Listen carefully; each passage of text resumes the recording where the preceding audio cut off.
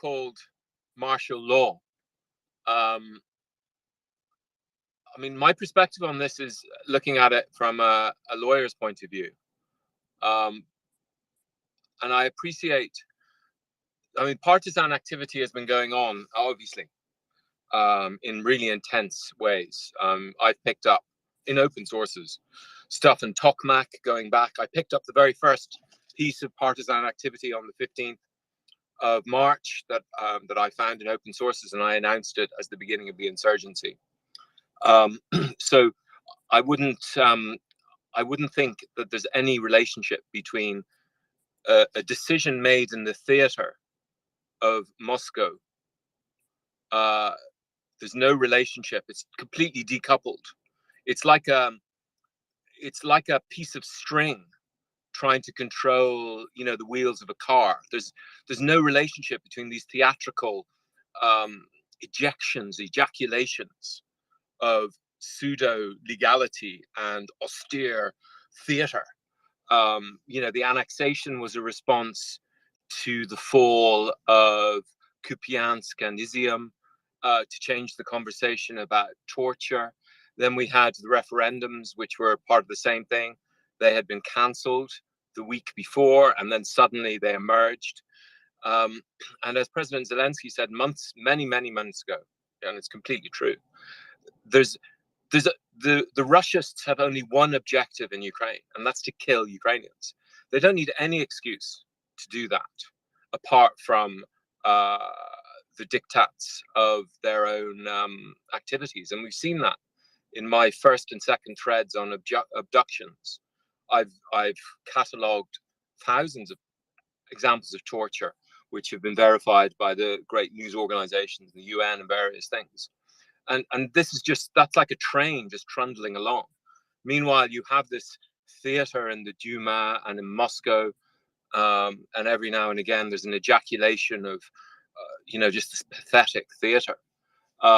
So the danger, I think, which all of us can fall into, is to fall for the troll. And the troll is, we're going to annex, or we're going to martial law. I mean, anyone who's been following on the ground what's been going on there, there's no the substance of the horrors going on in Mariupol and Berdyansk and Mariupol and Melitopol and then all the villages in between, from the end of February to now. There's going to be no difference in the substance of it.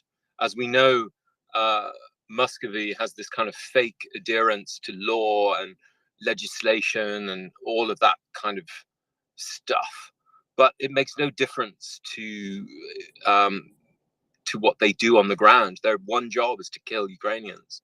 And so on the one hand, and I almost fell for this troll the other day, on the one hand you think, well, you see, they blew up the city hall in Enerodar 2 days ago, the Russians, which is a pretty mysterious act considering they've occupied it since the 5th of March in a legal sense. And then the next day, using the martial law as an excuse, they looted all the hotels in Enerodar and were photographed driving away with all the loot. But as we know, this has been going on since they entered Ukraine. And so there's no, so do you see what I'm trying to get at? It's just that this is just theater in Moscow, and it has no relationship with what's going on the ground.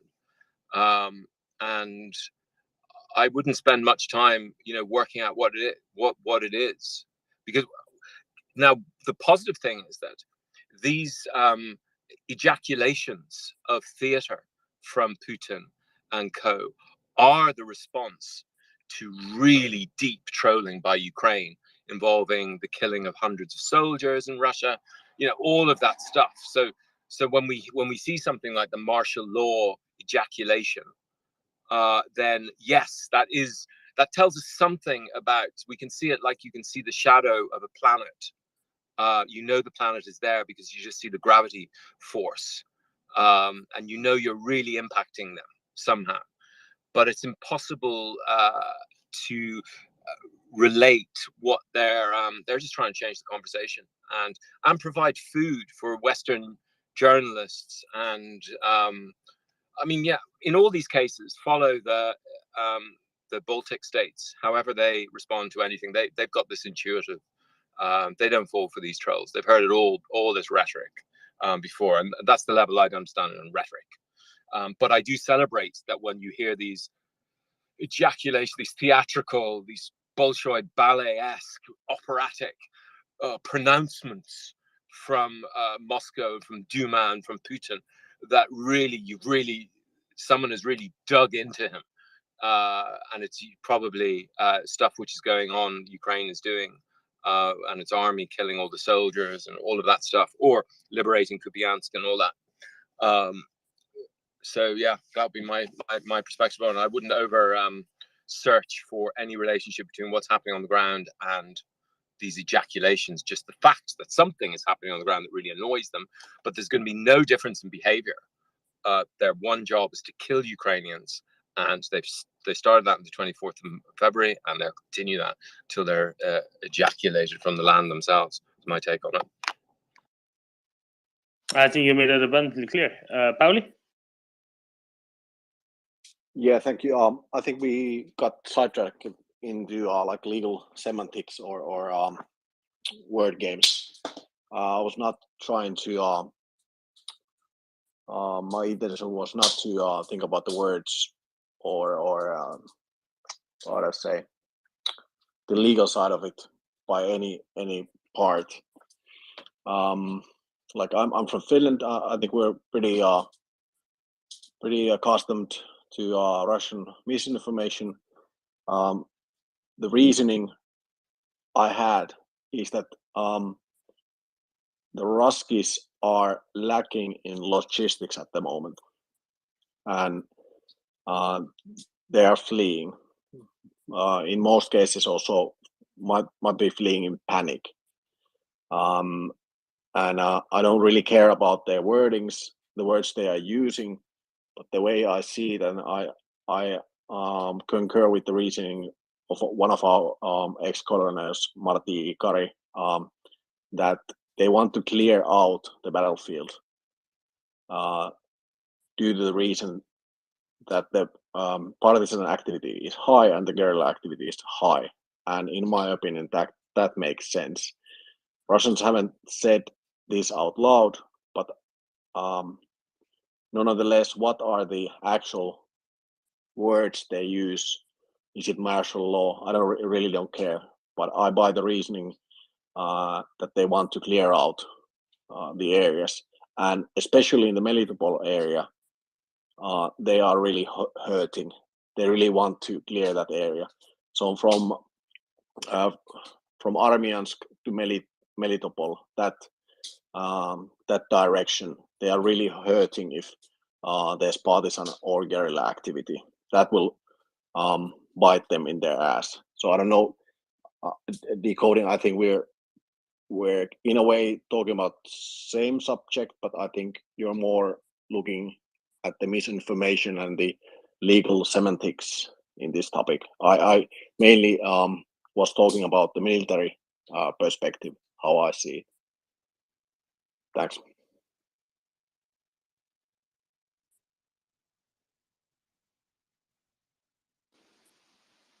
Excellent, thank you, Pauli. Now I have a little to add on this for obvious reasons. I think that's clear to all.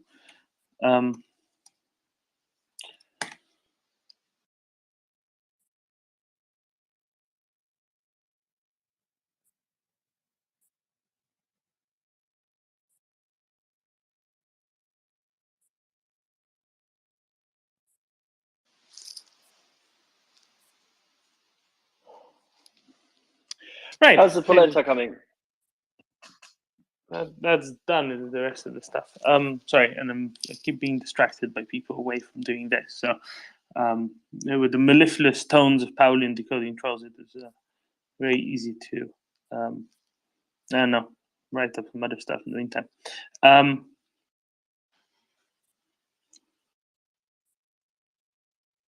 So when will we know something from Kherson? Because I keep getting questions. What's going on in Kherson? Has Yehuda done a military update here? Oh no, Yehuda just left. Has he done a military update? Why hasn't Yehuda done a military update in some time? Well, he has done various updates in between. And if you hear anything currently on the interweb about military data, unless It's it has all been, wrong. or at least Incomplete. yeah, highly interpretive, if not outright speculative. There's a couple of things which are flowing out from time to time. I just received yet another message which is consistent with what we've heard from others across the front face along Kherson, that the attrition of the Russian forces in these salients is massive. But they are unable to take care of their wounded, that they're losing thousands of soldiers, and that they can't even dispose of the bodies. That's the only thing which we can say so far. Well, good. I'm glad to hear that. Paramus?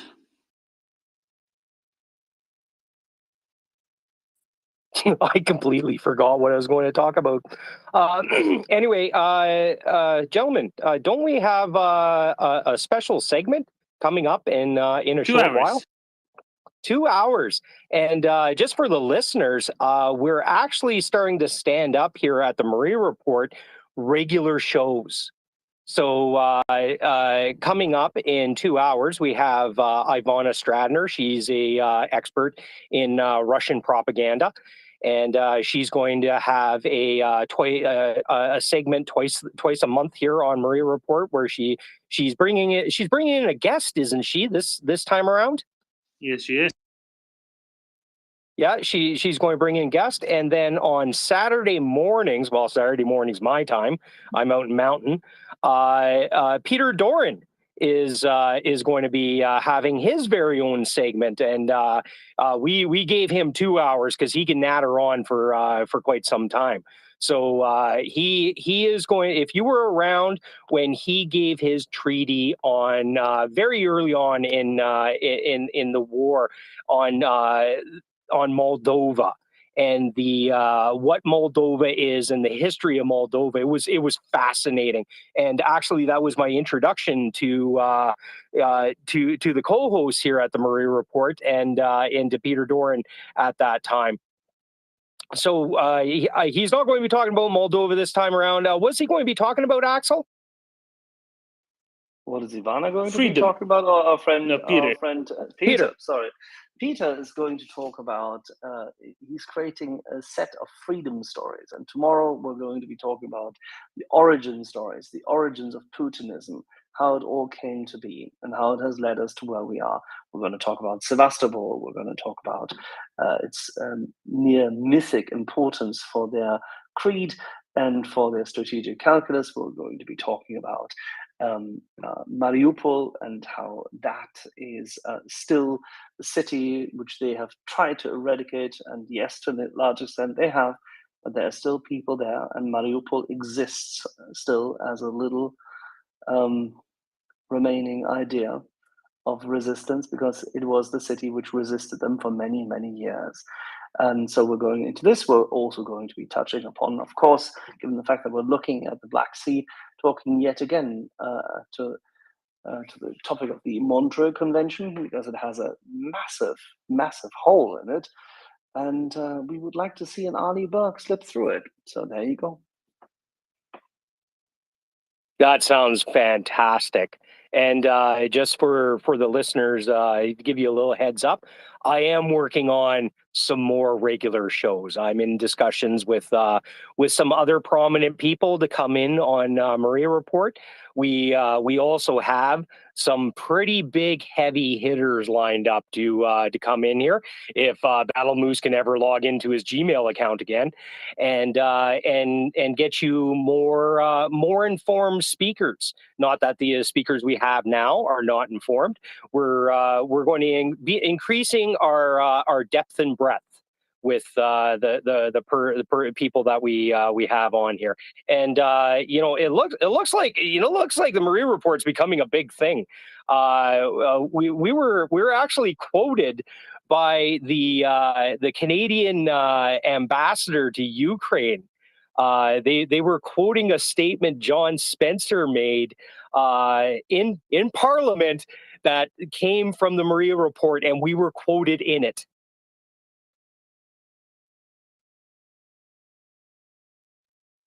First of many.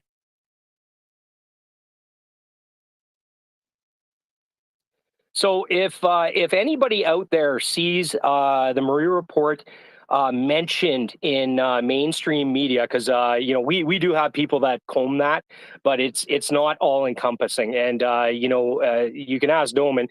We do allow Doman to sleep for about 2-3 hours a day. So we don't have ever present. Axel's a vampire. He never sleeps. We don't have ever presence on the net. So if you notice something, even minute in a local paper where we're quoted or whatnot, DM me or Doman, because we would love to hear that. What many people don't know is, yes, we did apply for our blue check mark verification, and it is in progress. And last night I was actually talking to the Twitter people, and they're actually birds. They're called birds. Come on, birds. Yeah, the Twitter people. And what I didn't know is they come into the space all the time. Because I invited them to space, and they go like, "We're in there every day."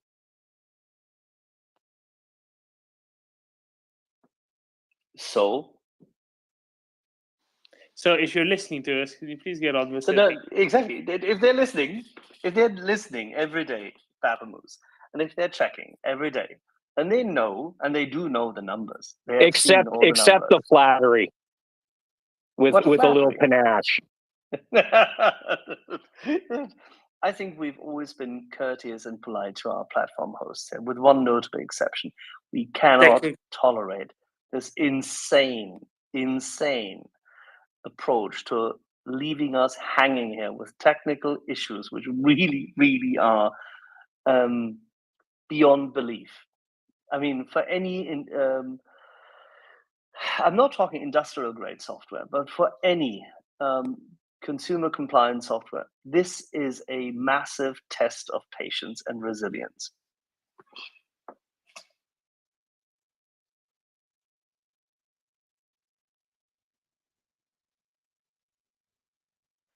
So what did the chaps tell you, Papamoose? That was in confidence. I'll tell you offline. However, I think we should go to hands. We had Scribe sitting there for patiently for some time. How are you doing this morning, Scribe? Oh, I'm doing good. All this talk about economics today has reminded me of something that I found a few days ago. Apparently, there's a company called UGears that makes awesome wooden mechanical model sets that you can build, and they actually have a couple sets dedicated to Ukraine because they are a Ukrainian company. And I just wanted to bring that up because I know holiday season's just around the corner right now. Even though it's Halloween in the United States, I know in other countries and other parts of the world, it's already Christmas time.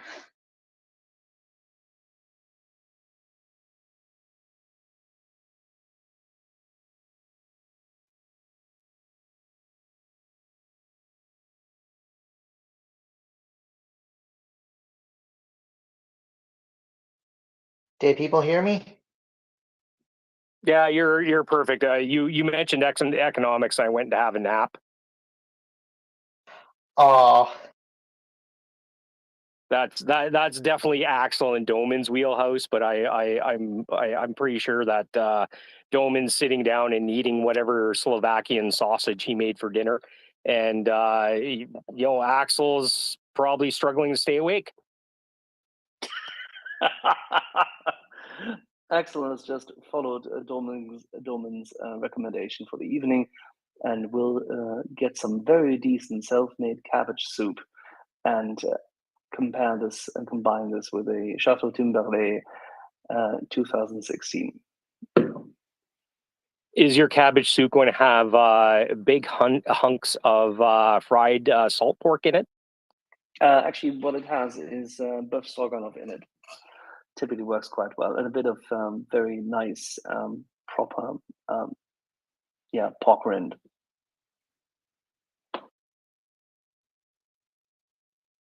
I have a real quick question for everyone in the panel right now.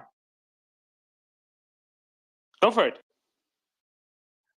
So, once this war is all said and done, how many of us are booking the first plane ticket to Ukraine? Well, we'll be there before, so.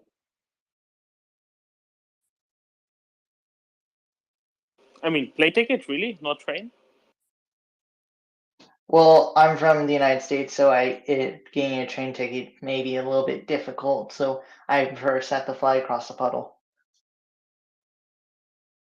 I'm actually hyper introverted, so I don't want to meet any of you. When this is over, I will go back and crawl under my rock in my basement, never to be seen again.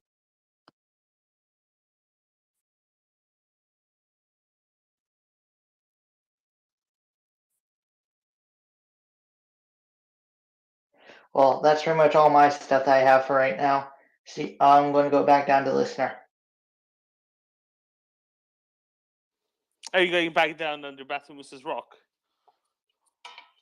Hope not. Jörn!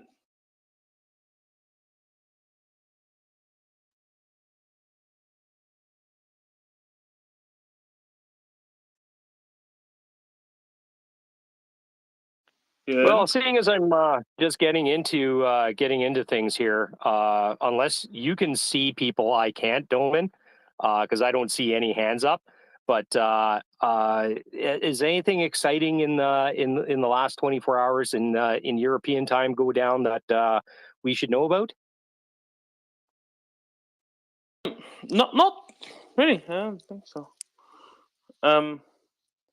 It's been it's not been full of publicly known developments. Put it that way. There are a few little ones, but nothing huge, because that whole information blackout situation. Roger that. Jörn, does your mic button work now? Maybe. Still can't hear you. Good. Nope. Armadillo fella. That's an excellent pun. Go ahead. Thank you. Quick question. I was trying to get the origin on Maria Aid, and what was there any relationship to the world's largest airplane that was destroyed early in the war? Because didn't it have the same? Wasn't it named Maria? Or something? Yes. So Maria means the Antonov dream. 224. So Maria means dream in Ukrainian, and the Maria Aid was founded in very much soon after that was destroyed in the first days of the Russian invasion of Ukraine. So that was very much front on people's minds, and also it means dream, right? So it's very appropriate. Is there anything more deep, Axel? Don't think so, right? That's it. Obviously, everybody thought it's a fantastic idea, excellent branding that everyone can spell and pronounce with ease. Well, thank you for that. And like you guys were saying earlier, free the leopards, right? I'll go ahead and drop back down. Thank you, Armadillo fella.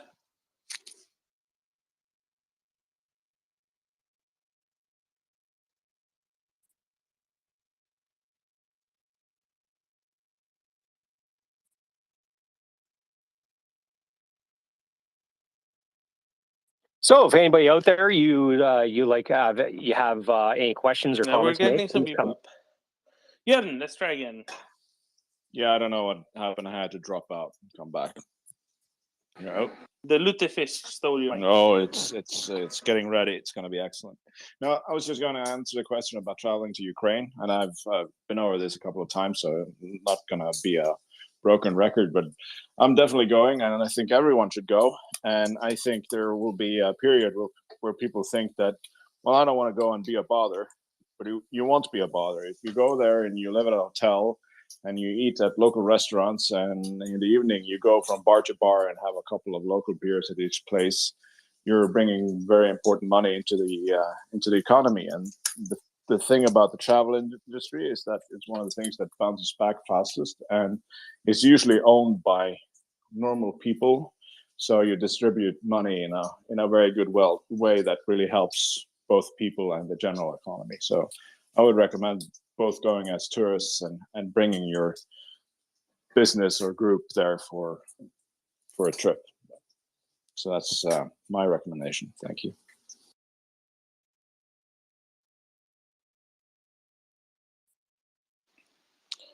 Thank you, Jan. I think many people will follow exactly that.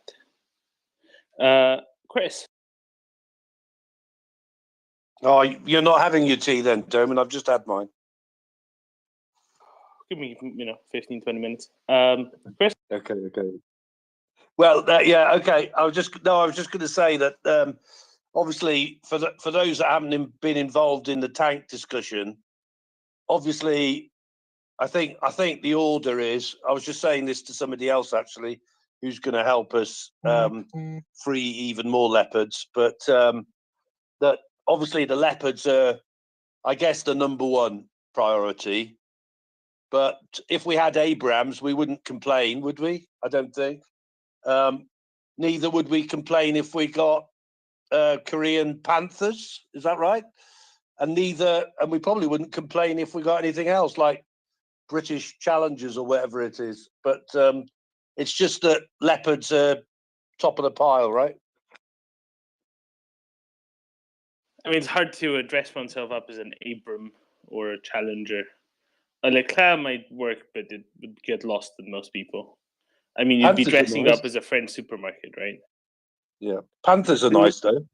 The leopards would be optimal because everything is already metric. So if they bring in they bring in Abrams, whatnot, now you're not even dealing with an internal combustion engine, you're dealing with a gas turbine. And it's all in Imperial because for some reason the steadfast Americans will not change to the rest of the world.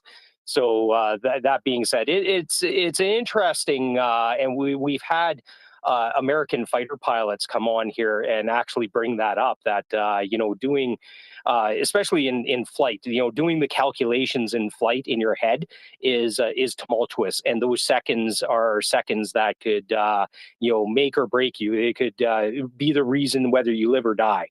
Not saying that you're doing most of that in a tank. Most of the calculations are done by the onboard computer for you. So it's good to go.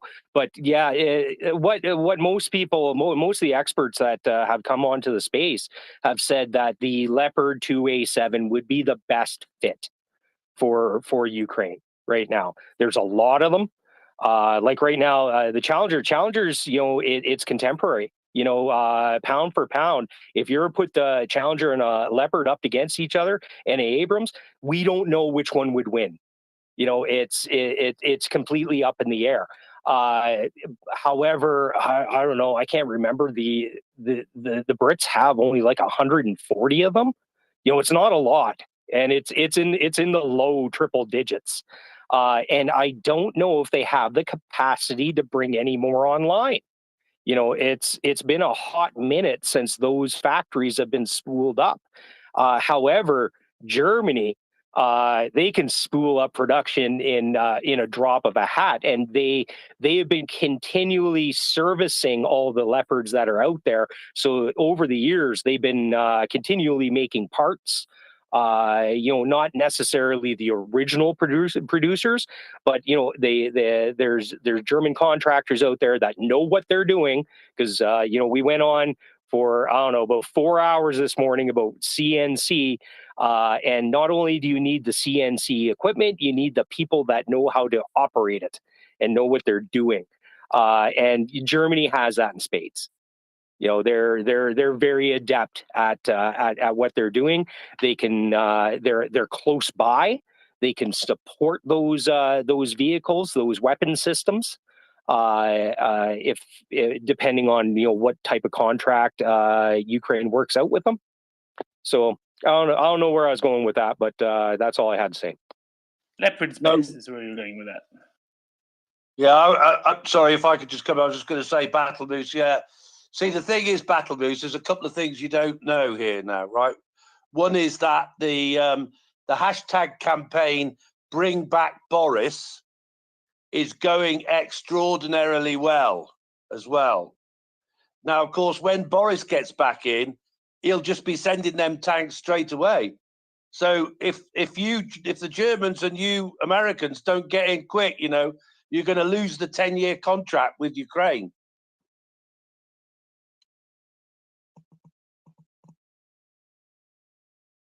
Well, I can't speak for I can't speak for the Americans because I'm Canadian, and we have a handful of Leopard 1s that are currently rusting in a field somewhere. I believe they've been taken out to Canadian Forces Base Cold Lake for target practice, and them being the targets. And we have 2 or 3 squadrons of Leopard 2 A7s. And from what I hear when we're talking to the maintainers, most of them are down for maintenance because they don't have parts. Yeah, forgive me on that, Battle Moose. I don't know why I said that. But anyway, do you have Abrams as well then? No, we don't. No, we don't. And like the Leopard, we actually had the Leopard 1s, and we didn't get a full. We upgraded them. We upgraded them to the A2 or the Leo 2 A7s. So they're. We didn't go with the Abrams. The Abrams was like when they came out, they were disgustingly expensive. And therein lies the problem. The Leopards comparatively are cheap. They're as cheap as a major mainline battle tank would go. I think the Leclerc is still the most expensive in the world, and that's why it's named after a supermarket, Battle Moose. How was that unexpected? Yeah, it's I remember watching a documentary that only the French operate them because only the French government can afford to operate them. They say, oh, it's not for export. It's not for export. It's nobody will buy them because they're so ludicrously expensive.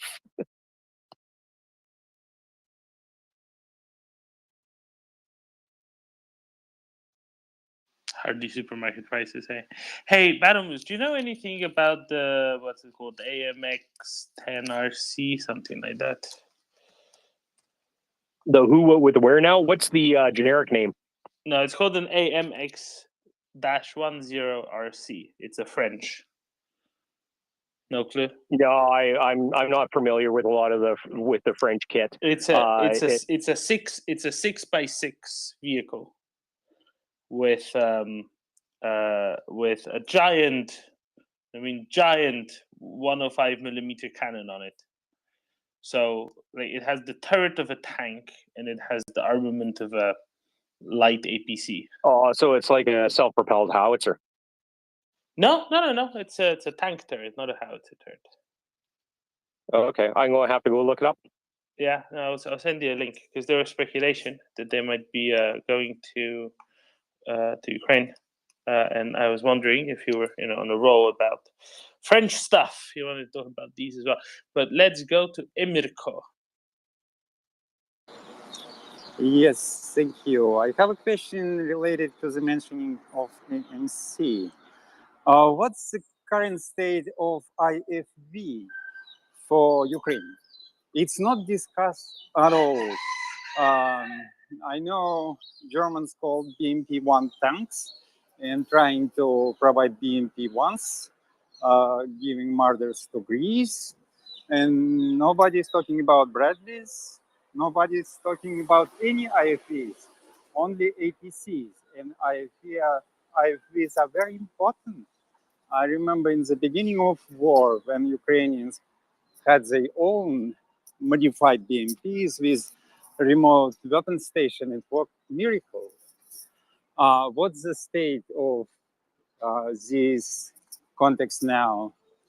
Yeah, Would you please basically, update me? the state is none have been sent of Western manufacture. A number have been sent to various, Soviet, Warsaw Pact, etc. manufacture. And that's it. That's kind of the extent of it. It would be great if Bradleys, Armadas, or maybe CV90s, or I'm sure there's other options that Badamus can tell us all about, would have been sent. This is That kind of what I would was be a asking. lie. Canada sent 39 Super Bisons. Do they which, count as could- IFVs? Yeah. You know what? Do I the wouldn't want to get German in. think? Do the I Germans think I they would count as not want to get in IFVs? front. Yeah, I would not want to get in front of one. Like Yeah, but I wouldn't want to get in front of a Badamus. So they're meant Badamus is to. right. Yeah, they're meant to roll up onto positions. I didn't know them before. We talked about this. When was it? Badamus 3 months ago or something when this came up as a topic. It was a while ago, and I was sending you like the manufacturer drawings on it. Yeah. And they are pretty damn impressive from what I've seen. why never has seen no one. one told Scholz that then? I think he has been told many times over. I think maybe you should have, he should go to Ukraine, you should stand next to one, and people should shout this at him, Das ist ein Schützenpanzer, or something. Well, our defense minister made the contract for the first 39. That was actually supposed to go to the Canadian forces. So Ukraine's getting them before the Canadian forces, and an option on a further 200.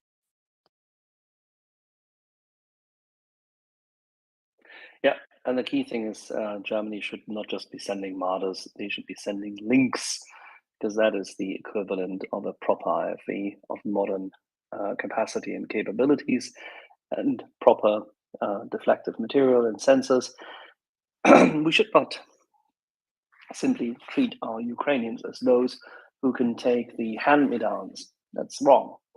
They should be given that piece of kit, which we know will cut through the Russian lines like butter in order for this to end more quickly and more severely for the Russians. That's what we should be giving. We should be handing them Lynxes, Boxers, Fennecs, RC-1H, 55s.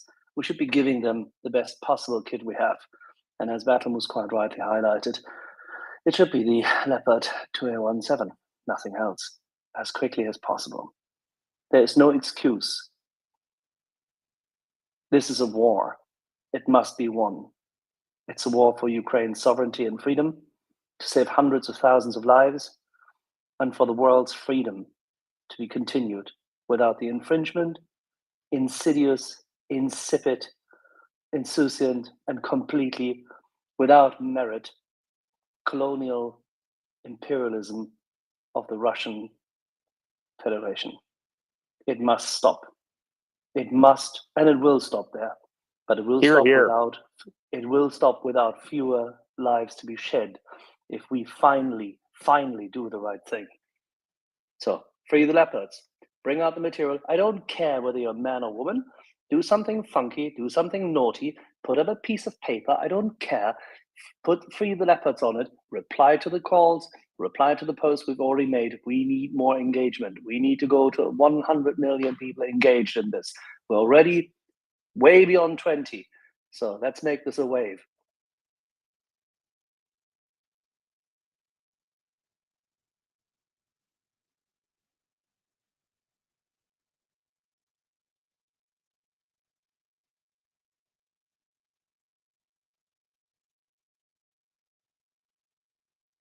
And further to before we get to you there, Abdullah, further to the Bradleys, like keep in mind, Lend-Lease is only 2 weeks old.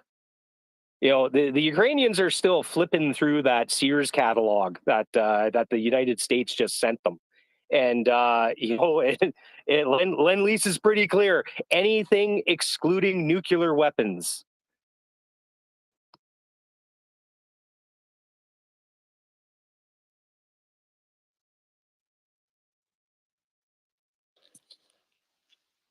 Abdallah.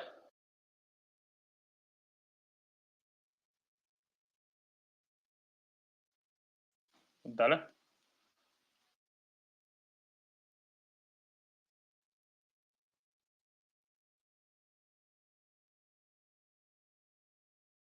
Hey, everybody. Can you hear me? Yeah, we got you. Go ahead. Now we can, yeah. Perfect. Thank you. Thanks, guys. Thanks again. I was just wondering, just a couple of points. First, speaking of tanks, one of my friends today told me that the Omanis have in possession, in their military, the Challenger, the British tank, and I'm hoping that when Boris becomes prime minister, he will be able to convince the Omanis to give up the Challenger tank. I don't see any need for them to keep it now. I know the British, the Omanis rely on the UK for their military and training, so he might be able to persuade them to just give up, to at least this, to give up this old Challenger tanks, and maybe in the future they will be able to get something in return. And the other thing, I saw a weird video today that's making the rounds of the Chechen tyrant Kadyrov bragging that his teenage sons were able to subdue 5 Ukrainian soldiers on the battlefield and brought them back to Chechnya as a trophy for their dad. It's just weird. It's something I just couldn't believe what I was watching. Highly likely that all of this was staged, and these are not real Ukrainian POWs, which do exist.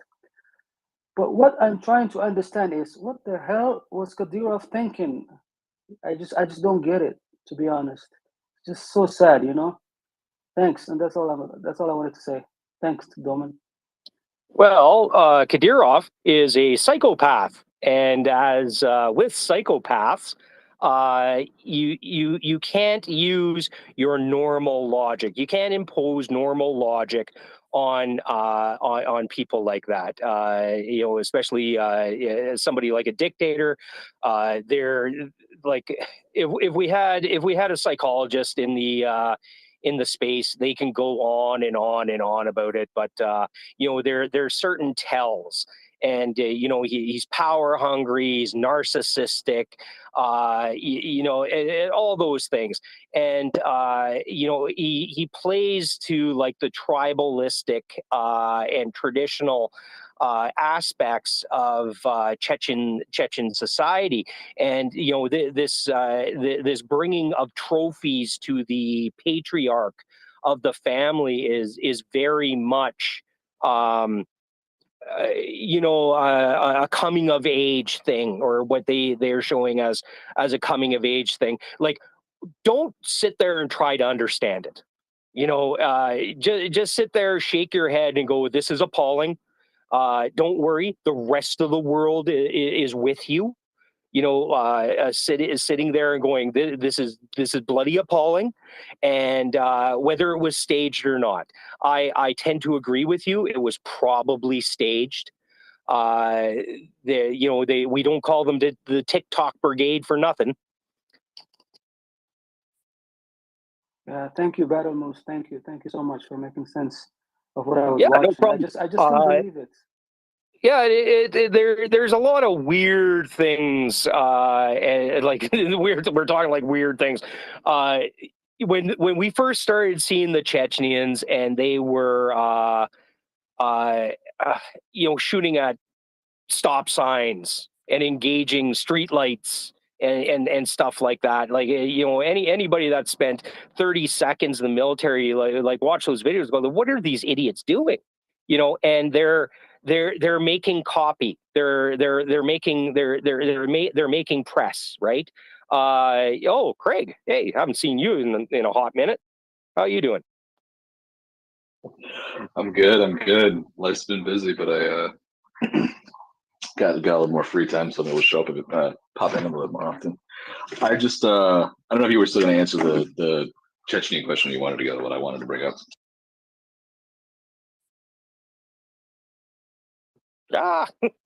Sorry, my Twitter dropped into the background there. No, you go ahead. Yeah, it just going to be that guy again where I come in and I'm like, actually, just want to clarify something you said, Balmoose. So Lend-Lease has been in effect since the moment of signing. It was for, unless nothing has changed, it was for fiscal year 2022 and 2023. The United States is really weird when it comes to what fiscal years are. They don't make any sense. They probably made sense, years ago, but it doesn't make any sense anymore, which is the United States government's fiscal year starts in October. So it's been in effect last year and this year. Alexei Reznikov, the Ukrainian defense minister, released a statement like 3 weeks ago, I think, explaining that the Lend-Lease mechanisms haven't been completely set up yet because Lend-Lease requires some form of payment or reimbursement to the United States. So all of the stuff that's been sent so far has been drawdown authority or grants. So it's no cost to the Ukrainians, but the Lend-Lease stuff would require some sort of payment system. So his statement about, I can find it. I'm making a little bit of lunch, but in a few minutes I can find it and send it over to you. Basically what he was saying is that the exact funding mechanisms for Lend-Lease and then what monies would be used to pay for the items haven't been sorted out yet because both the Ukrainian government and the United States government don't really want to put more financial pressure on the Ukrainians right now. And if you think about Lend-Lease in the past, it took the UK something like 90 years. That they only just recently paid off their debts to the United States for World War II Lend-Lease and loans. The Soviet Union never paid us back because the Cold War. But it's been in effect since it was signed. It's just that because it requires financial compensation to the United States, even a small amount. The president can waive some of it, but there's mechanisms of requiring some sort of payment to the United States for items delivered. It has not been used yet.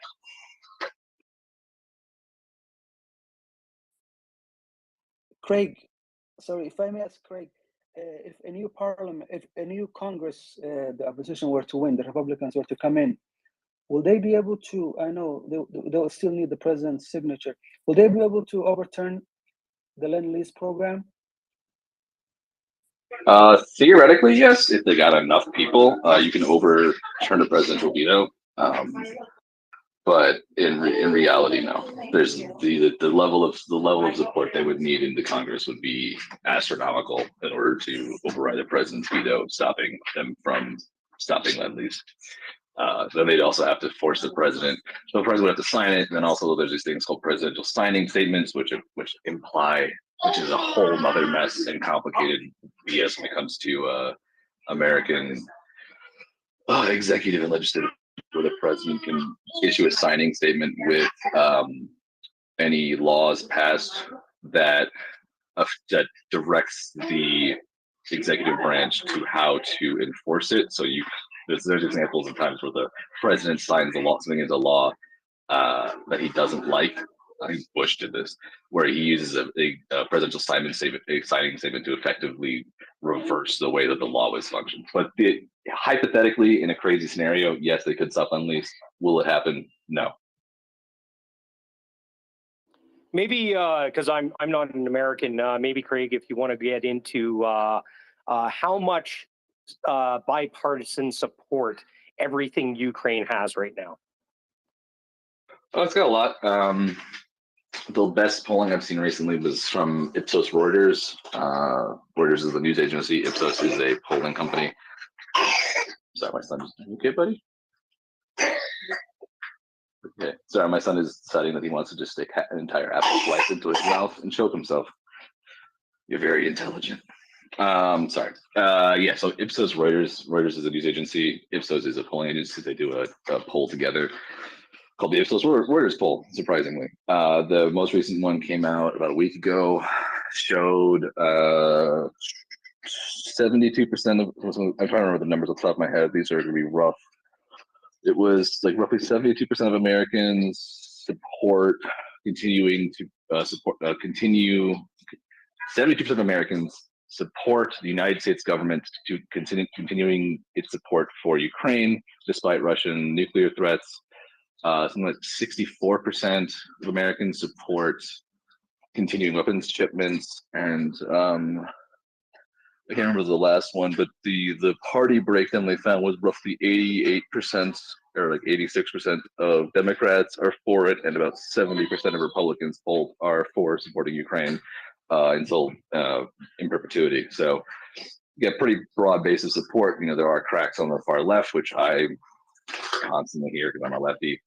It drives me crazy. And then there are some cracks of support on the more populist right, but even if those two groups came together, they're not strong enough to overturn the kind of the center left, the center, and the center right in the United States. So it's very broad. There is pushback, but it's not very significant.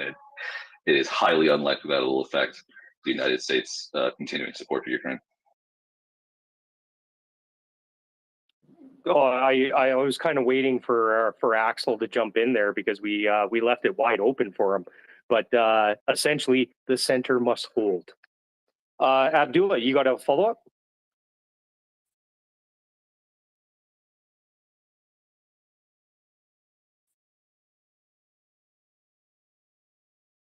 Hey, buddy, you still there? Oh, can you hear me now? Yes. Yes, thank you. I was on mute. I have not seen. I just wanted to ask you about the U.S. media. You know, I've not been in the States for a while now, but I know Americans, they love winners. So regarding the U.S. media, are they still covering the Ukrainian, the war in Ukraine? Are their correspondents still there on the evening news? Are they covering the successes that are coming out? Just wanted to just to check what the media is doing in the States. If that was from me, yes and no. I mean, well, yes. The answer is yes. The no is the fact that I don't watch a ton of, as we call it, mainstream news in America. Most of the engagement I see with it is like on YouTube and through clips. But what from my understanding and from talking to people and kind of seeing what was going on, there was a decrease in the amount of coverage a few months ago, kind of over the summer, when the battlefront slowed down, when there was less changes of control of territory, when it looked like the Russians had kind of stalled out. But then once the Ukrainians went back on the offensive, went on the offensive and scored those smashing victories in the north and the south, the interest jumped back up in the United States. And then also now that there's the election coming up in about 2.5 weeks, there's a lot of coverage. And of course, once Russia started bombing Ukrainian cities again and power grids, that is another reason why. So yeah, there's a ton of coverage, and it's like pretty much, I would imagine daily, there are multiple news segments on all major news platforms about it, and then of course tons of opinion stuff going on too, because it is like basically the most important foreign policy thing going on with the United States right now. So yeah, it's getting a lot of coverage.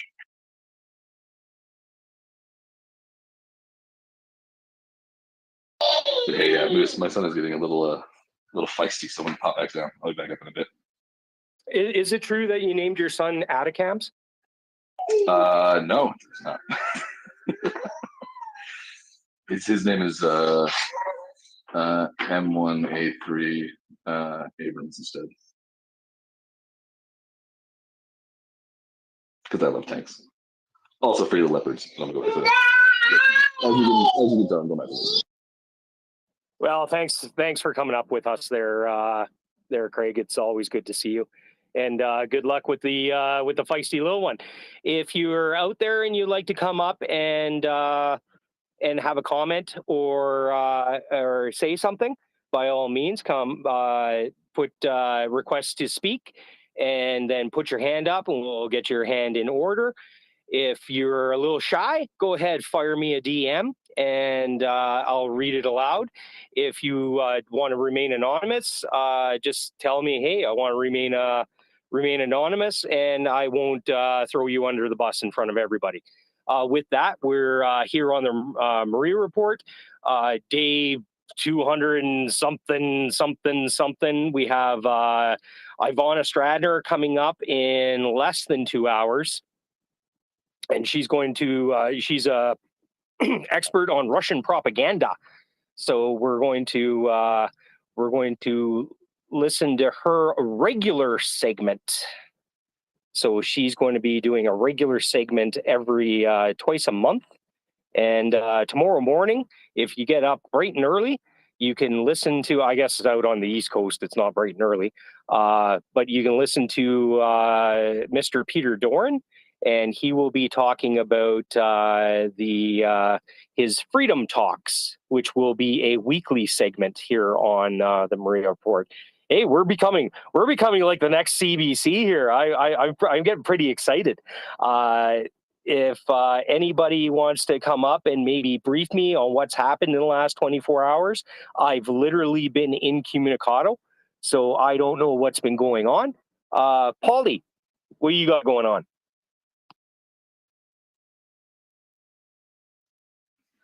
Hi, man. Yeah, just finished dinner and following the general news, trying to catch up what's going on. Nothing special at the moment. Drinking something sparkling. Yeah, that's what's going on. Awesome. Yes, I guess it's dinner time in Europe. Axel's inundating me with pictures of his cabbage soup, and I have to admit, it looks delicious. Chris, you're always good for a long talk. What you got going on?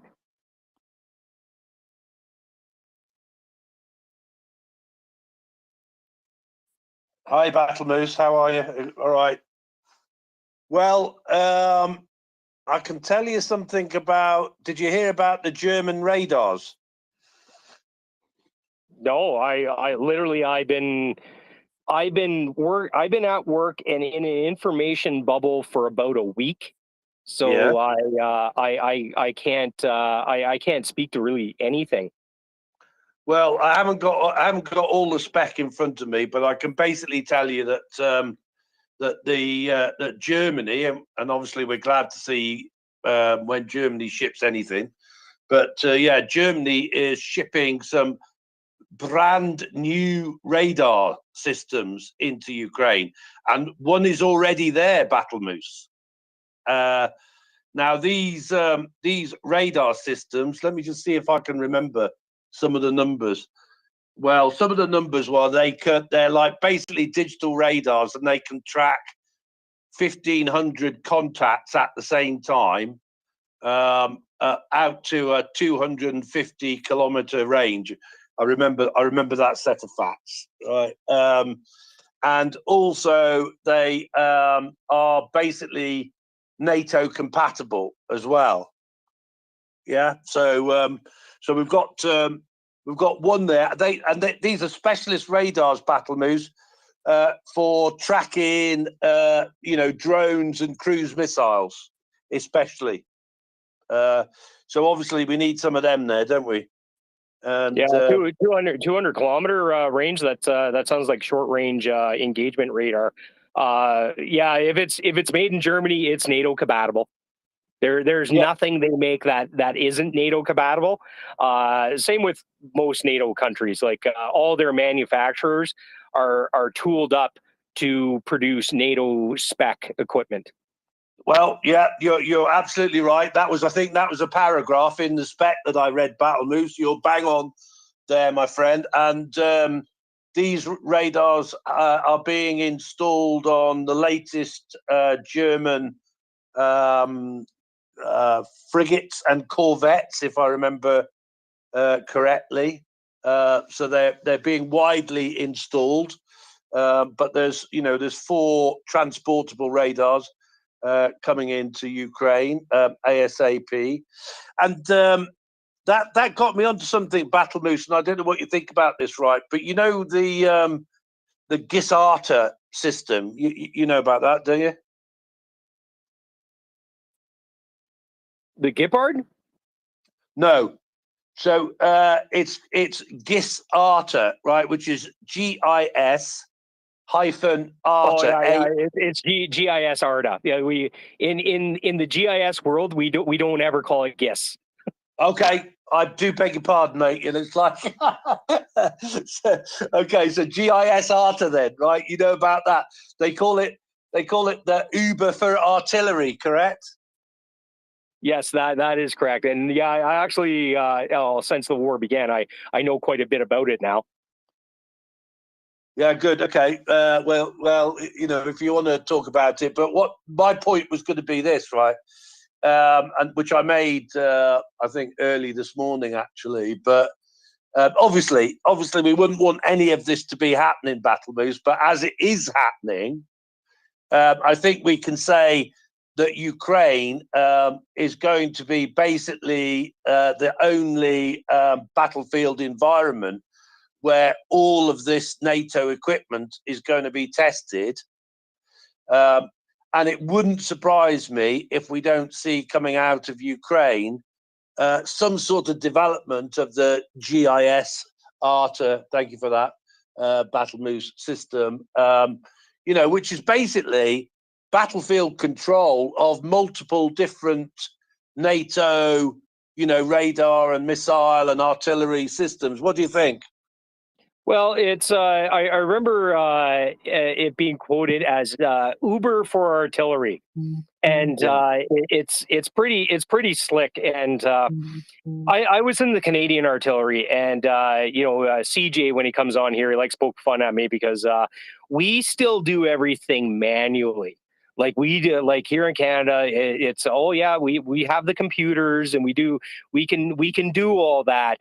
But when you go through battle school, you read a compass, do a back bearing, you know, operate the theodolite and do the calculations by hand.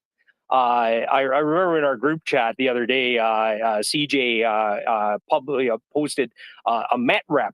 And for the signaler in the CP, the MetRep is the bane of his existence because they're usually like 87 lines, and it's, you know, it's sent over the radio. And as the CP tech or the CP signaler, you got to write all that down verbatim because then they plug that data into what we used to call the millipack. To calculate what elevation and bearing the guns should be firing on. The GIS ARTA does all that for you. You know, it's literally some dude at the other end, you know, popping in coordinates, maybe from his drone, saying, yeah, they're here. And then GIS ARTA, you know, goes out to the interwebverse and says, okay, what guns do I have available? Okay, we need 3 155 howitzers to kill this thing. That one, and that one. Go. You know, it'll send the data directly to the guns. You know, which it's making the hairs on my arm stand up. You know, it's so cool. There's no doubt in my mind, like every weapons manufacturer in the world are tripping over themselves to get their kit into Ukraine right now. There's some hurdles, you know, so some national their respective governments are stopping them. But I'll tell you what, if you want to sit back and think that you know, these weapons manufacturers are not operating in Ukraine, a HARM missile doesn't get mounted to a MiG-29 without Raytheon getting its dirty meat hooks in there. You know, that just doesn't happen. And when I saw that mounting bracket that made it like, and it's a professionally made mounting bracket, I was going, that came right out of Raytheon. I dare say, and I'm not saying that they did this, you know, they probably went down to Groom Lake, where they have several MiG-29s there, and you know, did some test mounts for the HARM missile. Probably test fired a couple, and then sent this mounting bracket for their pylons over to Ukraine and say, yeah, use this. You know, this is the way you need to wire it. If not, there may have been even Raytheon people on the ground in Ukraine. Who knows? Or, you know, we can go as far as say, and I'm just playing the speculation game because I'm trying to kill time here. You know, they could have flew their MiG-29s to Poland, and the Raytheon guys and girls could have met them in Poland, and mounted the adapter kits to the pylons. You know, that like. That there, like having been 20 years plus in the military, that blows my mind. That stuff there blows my mind. It's oh, you know, we gotta have this piece kit, that piece kit. GIS ARDA blows my mind. The adapter kit for the harm and the fact that they got harms, that blows my mind. You know, that stuff that people say, oh, this is a game changer, that's a game changer. No, it's not. Harms. You know, if the Americans are willing to give Ukrainians harms, that's a game changer. Yeah, do you know? I was reading about GIS ARTA and that, and I understand actually that it's a joint, like a collaboration between the UK and Ukraine. Did you hear that? Does that sound right to you? No, I didn't hear any of that. I didn't really go into the minutia of how it was produced. You know, I just read up on how it's used in operation, and a lot of the nitty gritty stuff I won't get into. Although I think the near to well players definitely know what's what's going on with that system, and are currently probably trying to hack it, but they're being as successful as trying to hack Starlink. You know, how much success have they had there? Yeah, which I don't know whether I should say, but which it may use actually Starlink as part of the comm system, I would think. But there's another, just as we're chewing the fat here a little bit, another conversation that was going on actually early this morning, Battle Moose, was you know, there's certain things that the governments don't want to send, isn't there, by the looks of it, or there's a reluctance to send. So, like, you know, main battle tanks, you know, have they sent attack arms or have they not? You know, a couple of things like this. And now, and obviously, I think if it were you and me and other people and that, we'd just send them, right? We'd just send them everything, you know, to get this done and get the Russians out as fast as possible, right?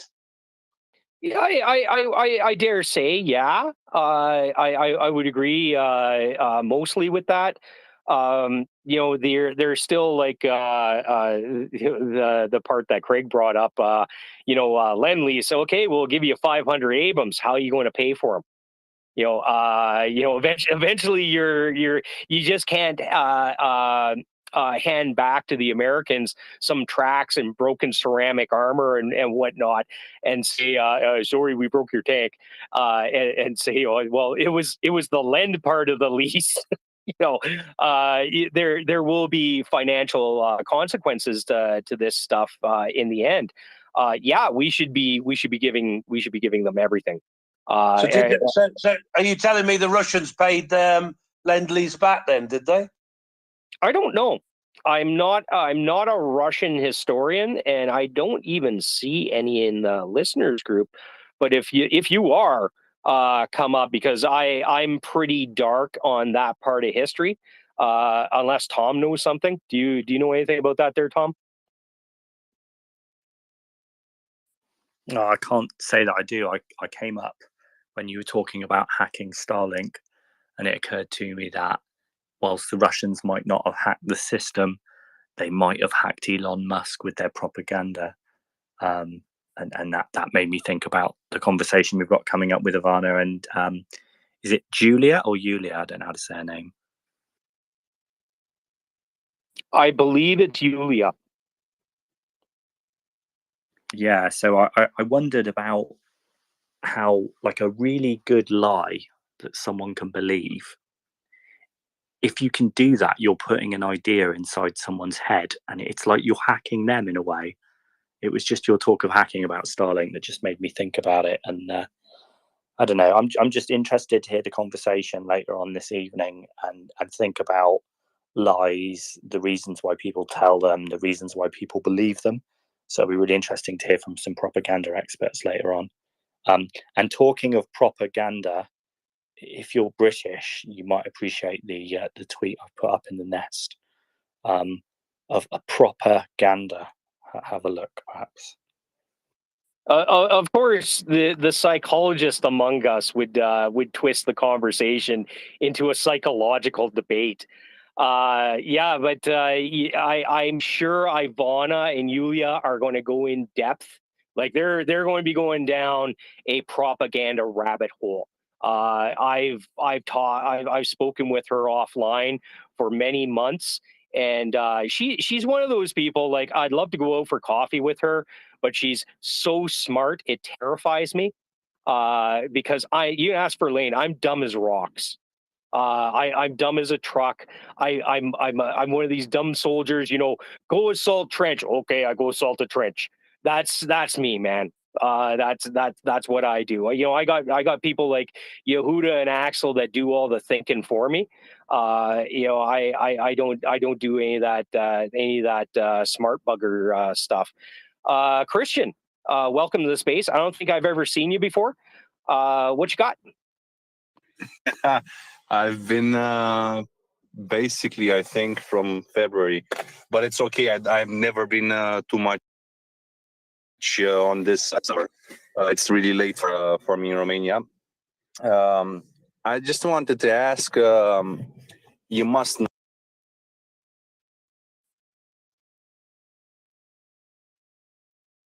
Oh, you're breaking up there, buddy. I assume you might know. Yeah, Christian, we didn't. You hear me? Yeah.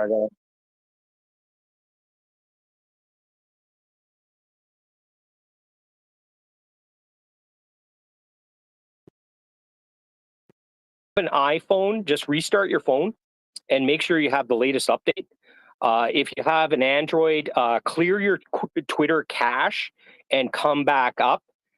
Restart your phone, come back up. Make sure you got the latest update, right? And usually it will clear that stuff up pretty good. That goes for all the listeners here. When you start getting that Darlac Cylon voice going on, that's the buffering on Twitter Spaces is horrible. You hear that, Twitter? I know they're listening. It's pretty awful. So it runs. You could run in here for about 4 to 6 hours, and then you're going to have to get off and restart your phone. Heather, welcome. No, I'm not going to wear Speedos. I'm just throwing that out there.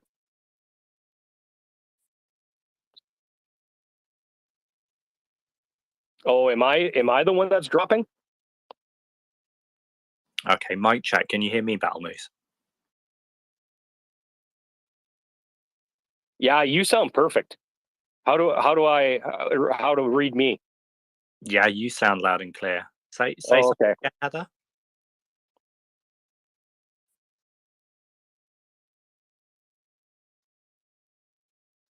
Well, we know that the cable between Canada and the UK has not been cut, so let's try and get someone else to come up.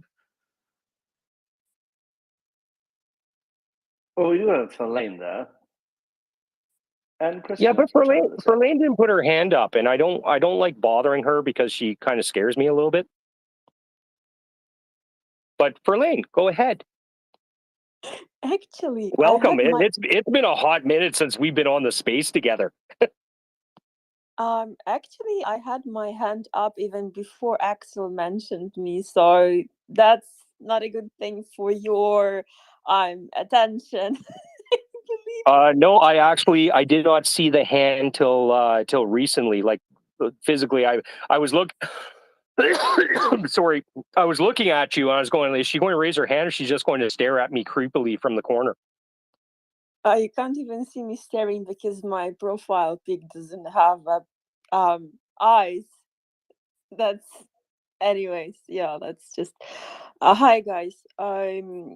It's like I only came up as a speaker because I felt that Battle Moose was desperately in need of support. But then he started joking around with Chris, so I was like, yeah, let me just chill out a bit in speaker slot. But then the conversation was going absolutely different direction. So firstly, you were wondering what was happening throughout the day, I suppose. I would say that for the most part, Ukrainians had blackout in different reasons, in different regions. So I also didn't have time to see what was going on throughout the whole day like I'm used to. But I can give like a brief sit rep if you want to. That would be fantastic. You know, I sit here and I pine daily to hear your voice.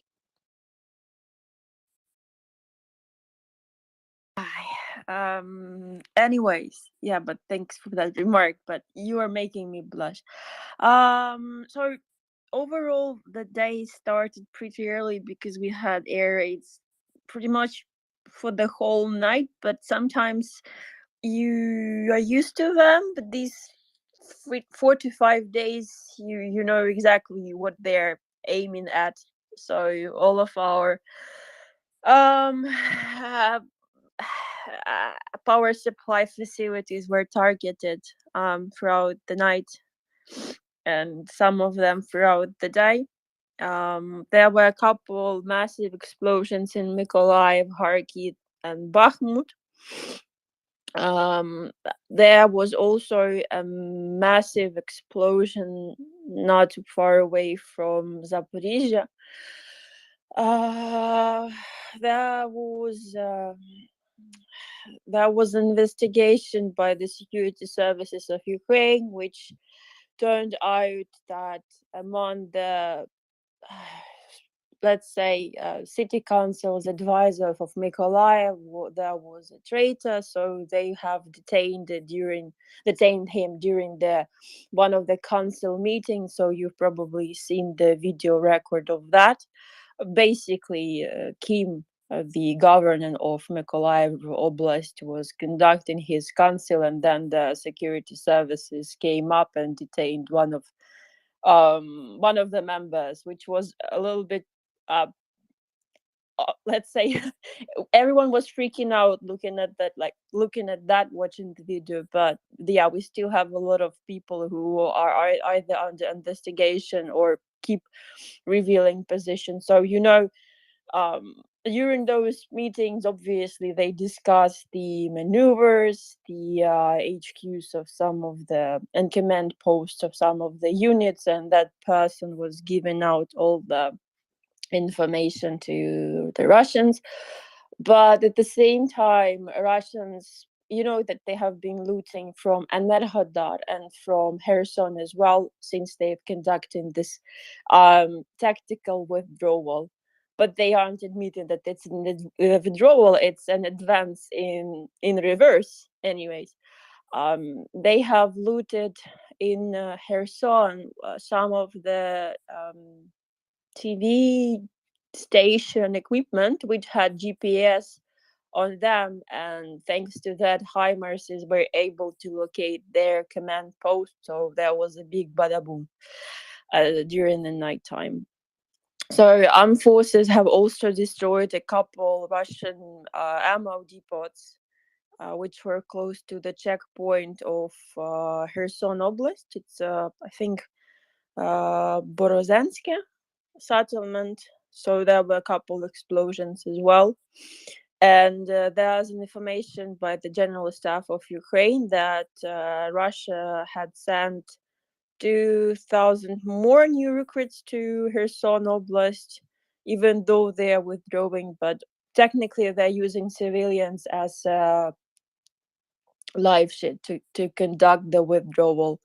They have been sending messages to people who are under occupation that they need to evacuate to the Russian territory, and under the pretense of evacuating people, they're also evacuating some of the equipment that they have left, and it's able to cross the pontoon bridge, because for as dumb as they are, they do learn from some of the lessons, and they don't want to repeat the disaster and disgrace that they faced in Kharkiv Oblast. So they are still evacuation some of that. We also expect a couple of loitering munition flying all over Ukraine this night as well. We've been warned that they might send some Iranian drones later on, so everyone is kind of like on high alert. But good news is that, like, even though we know that Iran denies having sent those munitions, we know that they sent those munitions. The world knows they sent it, and the world also knows that Iranian instructors have been training Russians in Crimea. It's been reported by the security services of Ukraine that at least 10 instructors from Iran were shot dead because of the explosions at some of the facilities in Ukraine. So hopefully less drone operators will be able to operate those drones. And there's also some statements by the local authorities of eastern regions of Ukraine that Russians have been torturing civilians that had been detained, which isn't news for you probably. And there are a lot of other pieces of information. It just depends what you want to hear. The day was really long, because sometimes it feels like the days kind of last for ages, but then the months just pass by.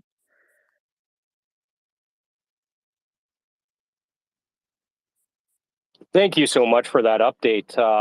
For those that you don't know, Verlaine is on ground somewhere in Ukraine.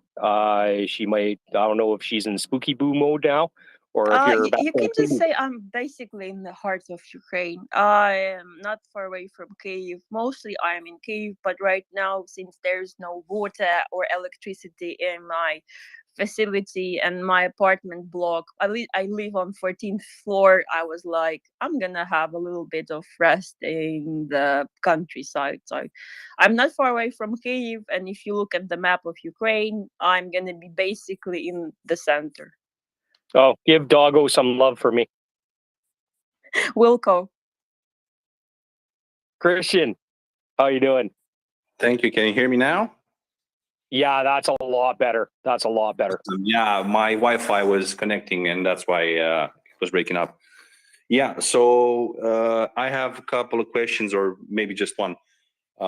You should or might, or I think you know, and if it's okay to ask it, if it's not toxic.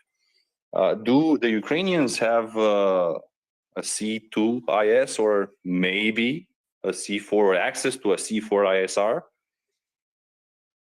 Maybe. Possibly. I don't feel comfortable answering that. Okay. Especially like I know with 100% certainty that what's going on. Yeah, you know what? Keep the enemy guessing. There's no doubt in my mind that the Russians know exactly what they have. But you know what? We're not going to make it easy for them because, well, in uncertain terms, hey, Russian warship, go fuck yourself. Okay, thank you. I thought so.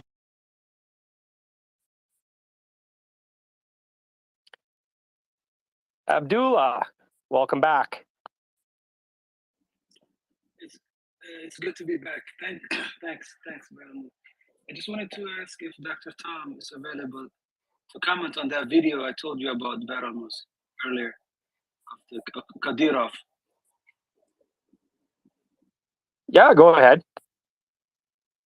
Yeah, Dr. Tom, I don't know if you've seen that video that I brought up earlier. It's the Chechen dictator's teenage sons bringing their father, 5 supposedly Ukrainian POWs, handcuffed and blindfolded, and you have Kadyrov there laughing with his.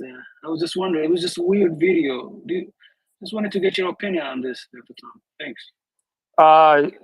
Basically, anything that Kadyrov does is farcical. It's 99% of it is staged.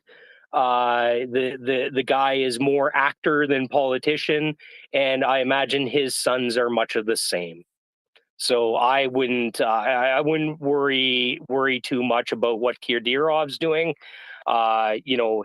His fighters are inconsequential in the war. We've seen leaked footage of them getting trounced by the Ukrainians several times, and you guys go ahead and keep on making TikToks, because apparently that's what you're good at. So, I see my brother from another mother, Daryl, is here, and hopefully he can come up for a bit, because my phone is about to die and I'm nowhere near a charger, and I need to start charging before Ivana comes on, because if she comes on, I've made promises that I would be here for her inaugural segment. And look at it, everybody's volunteering to come up. For Lane and then Tom. It's not a volunteering. Once again, I feel the desperation in your voice, so I would like to support you. That's point 1. Point 2, sharing the knowledge and sharing the wisdom of Ukrainian folk. You do need to have 2 power banks and a generator in every house. Such a need, like, we do have one, but still you need to have it. Just trust me. Just I hope that you will never use it, but you need it still. I seen 2 power banks per person. Yeah, I seen a meme, and I don't know if it was very much a meme, but it was very telling. And it was the picture of the girl taking a selfie inside the elevator. And what the Ukrainians have started doing is they started putting supplies in the elevator in case the power goes out and you're stuck in the elevator. So there's some water, there's some snacks in there. There's a pee bucket and whatnot. And from reading the comments, there's instructions. If you're stuck in here and you have to use the pee bucket, please do us a solid and empty it out. Stuff like that. And that's so telling of a civilized society that cares about their fellow person. And it gives me once again, the little hairs are standing up on my head, on my arms. I'd say on my head, but there's nothing going on up there. But Verlaine makes a good point. Our governments turn around all the time and say, you should be probably prepared to be self-sustainable for at least 72 hours. I deployed on the ice storms in Ontario and Quebec, in Canada here, and I'll tell you right now, 72 hours, the government's not coming to save you. Okay, you better have supplies on hand for at least 2-3 weeks, and be self-sustainable for that amount of time, because and especially if you're out in rural. Hopefully rural people, they're a little bit more switched on, and they got a little bit more of a prepper attitude. So I remember my baba, like her pantry was stocked for like 3 years. You can literally live off preserve for 3 years. But I'm going down a prepper rabbit hole there. I believe Tom and then Daryl. Yeah, I just wanted to briefly speak to Abdullah's question. I think the way to understand Kadyrov is look at what other people do on things like Instagram. So Think about the guys that will take a photograph of themselves in a Ferrari, but what they don't tell you is that the Ferrari is in the showroom and they're just pretending to be a millionaire, right? They think somehow that if they put it on Instagram, it's going to impress a bunch of people and like somehow make it true, or at least trick people into thinking that it's true. And I think Kadyrov is basically doing the same thing, but with war. Like, him and his TikTok soldiers think that if they look all smart and fancy in some little video that's on Telegram or TikTok or Instagram or Twitter, that means that they have a strong army, and it doesn't. Really good soldiers, you don't even see them, and then they kill you. And it's as simple as that. It's all about ego, just all about, look at me, I'm amazing. And it's not how real armies work. I don't think I can say much more than that. No, that's perfect. And your points are very well taken. Daryl. What's up, Animals? Hey, one of the things I just wanted to ask for Lane, and just want to say good afternoon, good evening, good morning to everybody, of course, is that the sites that they're hitting that are damaging the power grid, are these like transformer type units, or are they just transmission stations where they just they have step down transformers and the like? If you understand what I'm saying, they just take the power down from the high power down to the residential power. I do understand you. Hi, Daryl. It's actually both. Some of the facilities they are hitting are both, because they technically are close, or they have the both functions. Sometimes they just target those that transmit. I believe they have maps where it's not actually marked which one is which. So they're technically just targeting whatever they have on the, like, whatever grids they have on the maps. And obviously they're not, since their weapon isn't high precision, they mostly miss. But the worst part about that is those facilities are really close to the residential areas. So yeah. Yeah, because one of the things that like here in the States, we have quite a few of these coal-fired power plants that are going down. And I'm not sure what Europe has in that respect, but it would be interesting to know if these countries that have down power plants could unbolt, lift, get on a train, get on a car or whatever, and get these transformers to Ukraine to help rebuild it.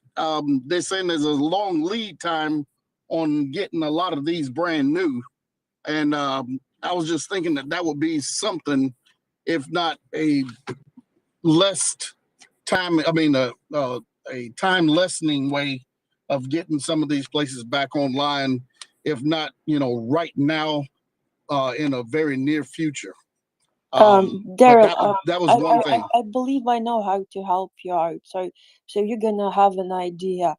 The power stations that we have, or the energy supply stations that we have in Ukraine, you probably had those firstly launched in the USA like 150 years ago. They the functions, the primary function of that is to generate power through the means of like burning fuel like gas or coal, or like in special like quadrones.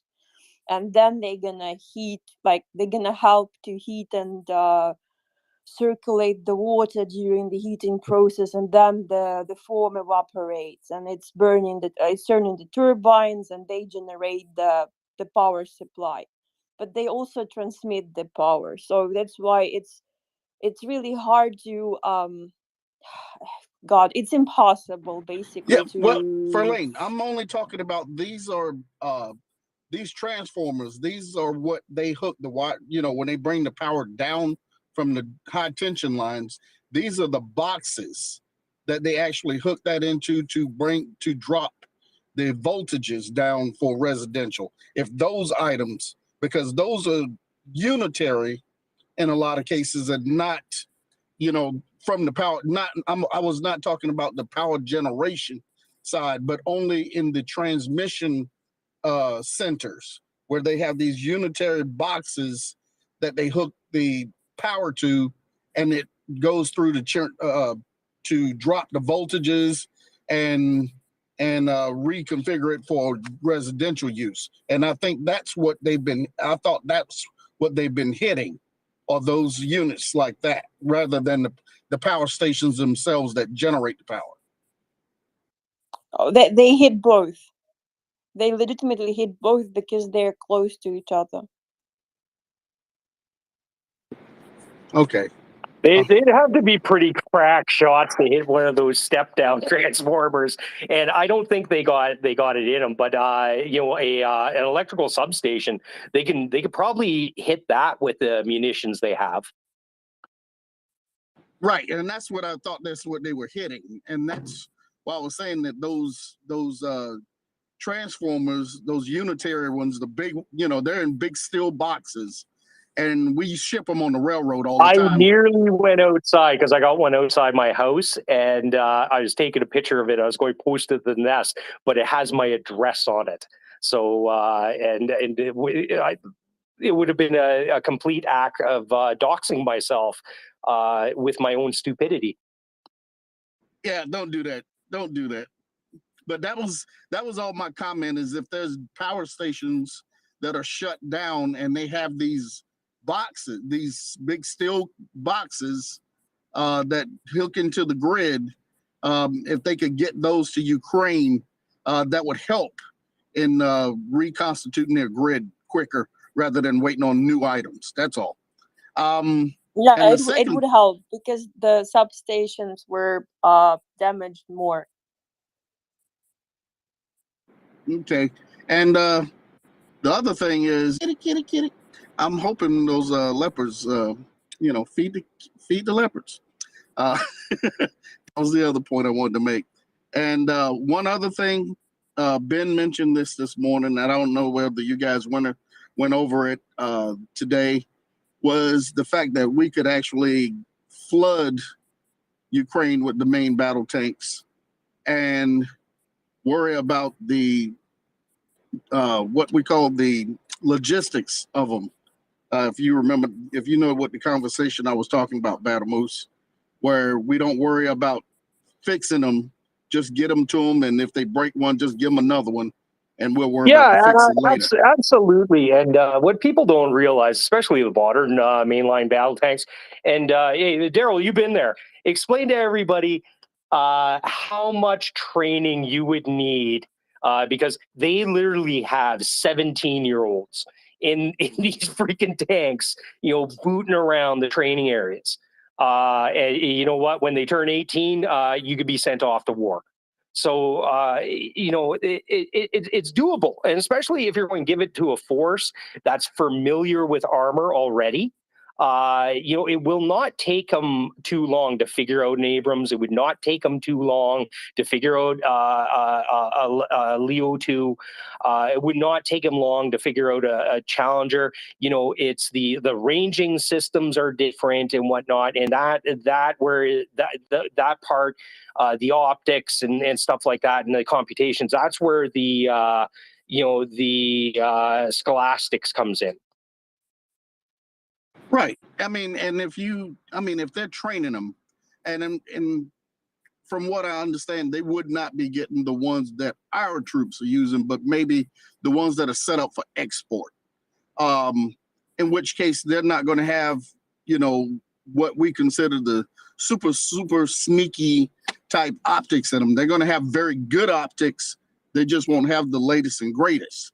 But to work on a tank, and this is the thing that would take the considerable upswing in knowledge, because it's not your everyday diesel engine, which every kid that's 16 years old that can work on a car can figure out.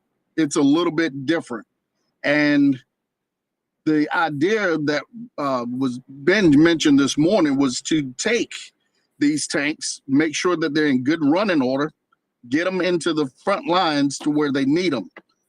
And rather than worry about doing the maintenance that would be needed if they break down, having a group of them enough to be able to get them to the front and continue to march with what they have. Working on tanks is not something that the M1 is not something you're going to learn in a week. It's not something you're going to learn in 2 weeks, because you have to understand there's a lot of electronics involved. And with the electronics, it's figuring out what went wrong before you can actually go in and decide to repair what's wrong. And that gets really deep in the weeds when you're talking about electronics. Now, when it comes to fixing it, it could be just as easy as replacing a component. You take one box out, put another box in, and go. In other cases, you may need to replace a card. And that's where the technical know-how is going to be needed, because you're going to also need to have the special equipment. Just about every piece of gear has a piece of special equipment that's attached to it for maintenance, diagnostics, and the like. That is something that we're not going to be able to teach them on the fly. It's going to be something that needs to be done in a rear echelon situation. And in the situation that they're in, we don't have time for that. Just get them the gear. Yes, we want them to get the Leopards because of the ease and technical maintenance, knowledge for the maintenance. But if all else fails, let's just flood the market, so to speak, with the M1, so we don't worry about if they break down. Get them moving and win the war, and then worry about that in the end. I mean, worry about that at the end. Can you imagine? And the listeners, let's do a little thought experiment here. Imagine you're on the Kherson front, and it's a foggy pre-winter morning, pre-dawn hours, and 150 Abram gas turbine engines are spooling up, and you can hear that whine across the battlefield because it sounds like 150 jet engines starting up. Hold on, Battlemoose, you don't hear them. That's the wonderful thing about them. You may not hear those. Oh, I don't know. I've been in the training area with Abrams, and you can hear them. And I'm partially deaf. By comparison. Yeah, I'm partially deaf at one ear. Speaking of which, you can hear the Leopard coming from the other side of the continent, because basically that's a train engine in there. And you know what? The Leopard doesn't care if you know it's coming or not. Because if you know the Leos are coming, you're in so much trouble. And same goes with the Abrams. They're battle tested. They're battle-tested main battle tanks. They took out almost the entire armored division of the Iraqis. And what do they lose? 2? Sorry, we'll go to Tom and Chris, unless Daryl's got to follow up on that. And one of them was with a round that got stuck in the turret they couldn't remove. Oh, I didn't know that. So they destroyed the gun. Yeah, I don't know if Chris was ahead of me, actually. Did you want to go first, Chris? You guys are so polite. Go ahead there, Tom. It doesn't sound like Chris heard you. I'll take that as a no. Yeah, it was just a quick question from someone that's a bit shy to ask the question. The question was, if the Russians were to explode this dam, which they've threatened to explode, would that reduce water supplies to the Zaporizhzhia nuclear power plant? And if so, what effect would that have? Is that a straight no, Axel? That's a straight no. the cooling water is being retrieved from a lower level below the normal high level or the normal average level of the lake. Cooling is not susceptible to the impact of lowering the level. Okay, it goes a fantastic. couple of 100 meters into deeper into the reach. So even if the overall water level were to recede or were to be lowered, and therefore water were to recede, cooling water would be transported. I imagine actually the planned this designers properly. I imagine the designers would have had to have factored that in when they built the plant. What if the dam went? You know, what's our emergency plan for the dam went? Okay, let's bury these pipes deeper into the lake. Yeah, that makes perfect sense as a contingency, not just for the dam failing, but just for like a really terrible drought one year. So that makes perfect sense. So probably there's some irresponsible journalists out there that are spreading fear unnecessarily. But yeah, thanks guys. We actually even had that question the first Irresponsible time. journalists spreading fear? No way, that never happens. No, that would not happen. We can't imagine any Canadian journalist who've been here on this program in the first 2 months who would have then spread irresponsible fears and lies and contraband and whatnot, right? Those don't exist. Do I need to go and go on the rut? No, you don't. No, but on a more, say, just to close this topic, Tom, the first time around when we had Mark here and then Olga Koshana, these questions came up as well, and they were addressed already in that regard. Because it is, of course, a pertinent question, but the redundancies built into Zaporizhzhia nuclear power plant, while it's not perfect, they are very damn close. That's a technical term. Yeah, and actually, literally, while I was waiting to come up, I sent the same question to Mark Nelson, and he's messaging me back saying that in addition to what you said, the cooling ponds are at a higher level, and that when the plant is offline, it doesn't need as much cooling, and it's the winter, so it's not as hot as in the summer. So yeah, and the cooling ponds are the pipes which I just referred to are the ones which go far further into the basin to fill the cooling ponds or replenish them. That's what he said when he was on the space, yes. And one of the things that's occurred to me is that obviously the media makes a living by getting attention, and obviously scare stories get attention. But I feel like during World War II and during the Cold War, the media would have the sense to not spread Russian propaganda in order to sell newspapers. But now, I don't think the media is really understanding that we are in another Cold War against Russia. The Ukrainians are in the middle of a hot war against Russia. But I just don't think the media has understood yet that every time the Russians tell a lie or make a threat, if the newspapers report it, they are doing the Russians' job for them. And I wonder how we get the media to understand that. That'll be a question for Ivana and Yulia when they join us, I think. Yeah, that'd be a really good question because you know, we had 50 years of Cold War, and we played it well. You know, we understood. That's why when people come up and they start going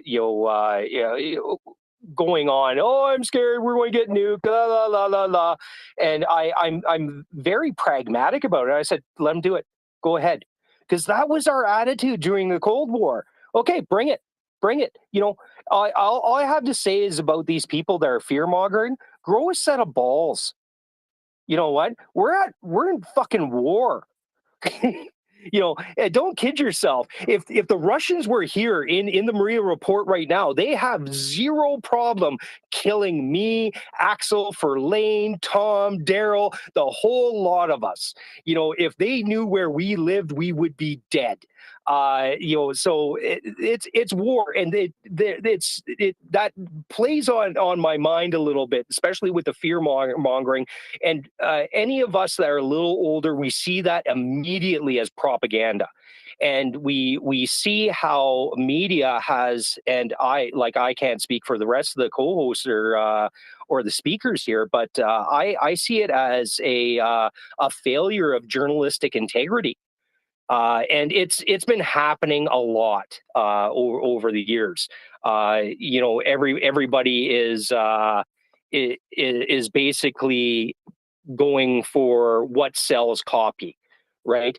And at any cost. Where during the Cold War, there were a lot of BBC correspondents, even in World War II. BBC correspondents, CBC correspondents, American correspondents that were active in the CIA, that were active with MI5 and MI6, that were active with CSIS. And continue to do so because they were on the right side of history. They report on all the ne'er-do-wells and the bad things going on in the world, but they were grounded in what was right. And what was right was the West must win. We are in it for, like, the chips are on the table. And don't kid yourself. Like the Cold War was a existential threat to democracy, and democracy won, but we're not out of the woods yet. We're still, like, democracy is still the minority in the world. There's still a lot more countries out there that are not democratic than there are that are. That was a grammatical disaster. I apologize. I was about to leave it right there, but it's okay. We'll go with maybe it's all this Ukrainian training I'm doing here, and it's throwing my brain through a loop. But I am trying to learn to read Cyrillics. Christian, then Angry, and dear John came up. Go ahead, Christian. Thank you, Battle Moves. Since we're talking about fear mongering. And the Zaporizhia power plant. Actually, last night on a really popular news channel from Romania, there was this subject. Oh my God, the water is going to drop. The Nova Kakhovka dam will be blown up. 100,000 people will die. And we've been having these discussions, and I've signaled this before. On the space, and people have firmly explained or put down all these things. It actually shocks me that people are still susceptible to this. And another point I wanted to say is, since you brought up the Cold War and security services and the media, we have to understand, like, Ceausescu had a massive, absolutely massive network of agents all around Europe, and not only. And it was only discovered when I think a general was that crossed over, fled Romania, and he just spilled over all the information. And only then all this network in France, in Germany, wherever, it was discovered. So we have to understand that if Ceausescu... I remember that. I remember that because they caught two dudes in Canada. And like I remember it being reported on CBC, and we're like, really? Romania? Yeah, really? Of course. Well, the Romanians had, and Ceausescu had, one of the most oppressive security service in the whole Eastern Bloc. The Securitate and the Stasi were the most lethal and the most efficient. And Ceausescu actually took advantage of the West since he was offered the most favored nation clause, and he basically did just that. He expanded his network. So if we can imagine that in the 70s and 80s this happened, can we actually imagine how much of a network does Russia have right now? And how much does it affect social media and news and reporting and news channels? Can we actually imagine the depths? I don't think, and that'd be a very good question to ask Ivana when she gets here. I don't think Russia has the robust network that the Soviets had. They have a pretty extensive network, but especially nowadays, I think they're finding trouble paying people or, getting properly trained people. Like the Soviets had a 50-year apparatus, and when it collapsed, a lot of that went away. Can I disagree a bit? I mean, not necessarily. For example, if we can make a short comparison, not really a good one, but a short comparison to give you an perspective on this. So, for example, in Romania, in '89, the revolution came, everything collapsed, yada yada. That's not actually true. It's basically what happened in Russia after '89. Exactly 91, respectively. The ex-security service guys, the second echelon, the third echelon, the guys that were there, basically took power. So they didn't necessarily disappear or collapse. They just took other positions. So this happened in Romania, and I'm pretty damn sure that this happened in Russia. Ergo Putin, or Putain in French.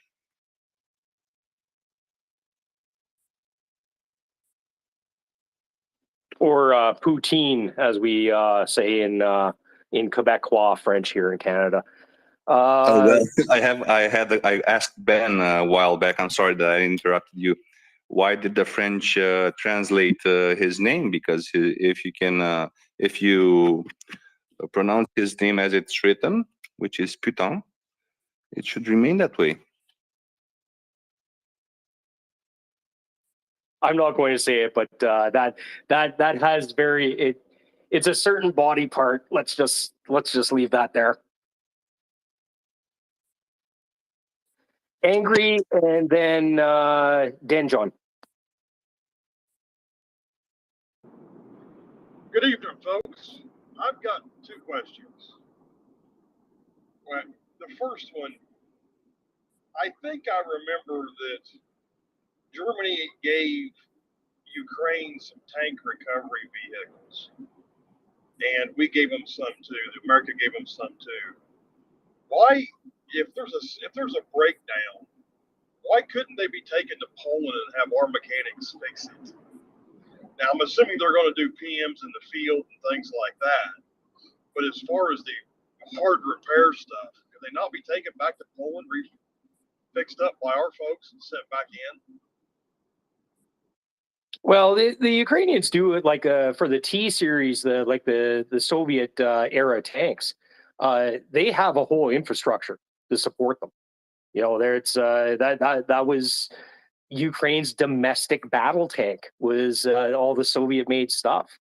So they do have mechanics that work on it. I guess anybody that can turn a wrench can basically work on any T60 or T series tank. I guess I was going more toward the Abrams than the T series. I know they can fix those, but I was thinking about the Abrams tanks if we send those over. I think Daryl kind of touched on that, and we're basically going to be speculating here. We know with 100% certainties there's no Abrams on ground yet. If they are, that is a possibility. We don't know what the back end's going to look like, right? And anybody that comes up here and says this is the way they're going to do it, they're going to ship and pull it. I would say that they're a liar. And they don't know what they're talking about, because all that's going to be worked out behind closed doors. And again, we're not going to know the minutia of it till after the fact. And I just leave it up to the powers that be that they work it out. You know, it works good. And that's one thing with the Americans is they literally can just replace the tanks one for one. Yeah, agreed. It's a total speculation, but it would get you around the maintenance training side of it. The other thing's more of a comment than a question. And people need to calm down a little bit about the nuclear stuff. I'm old enough to remember a good chunk of the Cold War. MAD works. There's a few people in Russia, most likely, that are still rational and don't want to die. What worries me more than Russia ever shooting off an ICBM is one of the smaller countries, the North Koreas, the Irans. But we lived through it for 50 years where it's going to go through again. There was wars during the Cold War and nobody ever touched off nukes over those either. So I don't understand what the big stress is about it. But thank you for your time, folks, and have a great day. I'll do a quick quib here. That's if any of their ICBMs actually work. Go ahead, Dane John. Yeah, thanks, Valmus. About that dam, the cooling pond outside the power plant. It's actually 3.5 times 3 kilometers big. So that's almost 11 square kilometers. So I think there's plenty of water there. I don't know how much is needed to cool that plant, but I guess it's enough. Even if the big dam is gone. Yeah, so Denjon Axel was saying that the pipes that get the water to the Zaporizhzhia nuclear power plant get it from a lower level. So even if the lake was low, for example, if there was a drought, say, they'd be able to get it. And then Mark Nelson messaged me back and said that the cooling ponds for the spent fuel are at a higher level. So it's not like if the lake went down, that the cooling ponds would suddenly have less water. And also, all of the reactors there are currently shut down. So although they need a little bit of water to keep them cool, they don't need as much water to keep them cool as if they were fully running.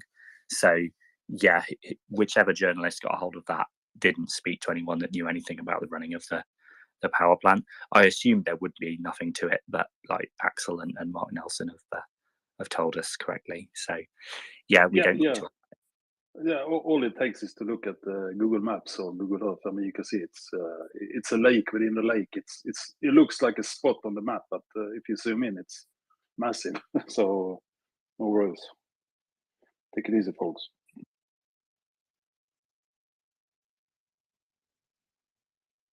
Yeah, it might be something again to ask Ivana, like, what happened during the Cold War? Did governments speak to newspapers and say, you've got a responsibility to not spread enemy propaganda here? It'd be an interesting question. Again, I hope we park those questions for Ivana when she comes on, because she can talk around that stuff for days. Once again, she's so smart, she scares me. And she's bringing one of her friends on, so they're going to tag team the subject.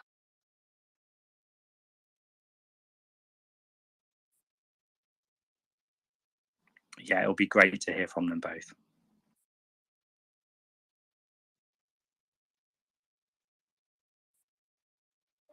Okay, I am going to have to drop off, and hopefully Axel's still awake, and we want to get some new co-hosts here. You done your cabbage soup there, buddy? I'm completely cabbaged out. Fantastic. I don't want to be sleeping in the same room as you there tonight. The answer is cumin seeds, my friend.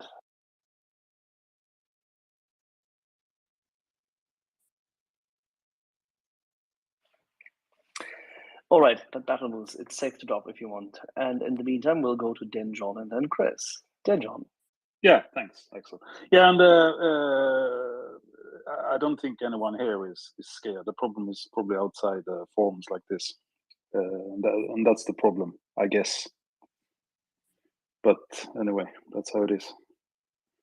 Yeah, because we've already dissected this in quite some detail with numerous, I'd say, subject matter experts, engineers, nuclear engineers, people who've been in and around Zaporizhzhia nuclear power plant.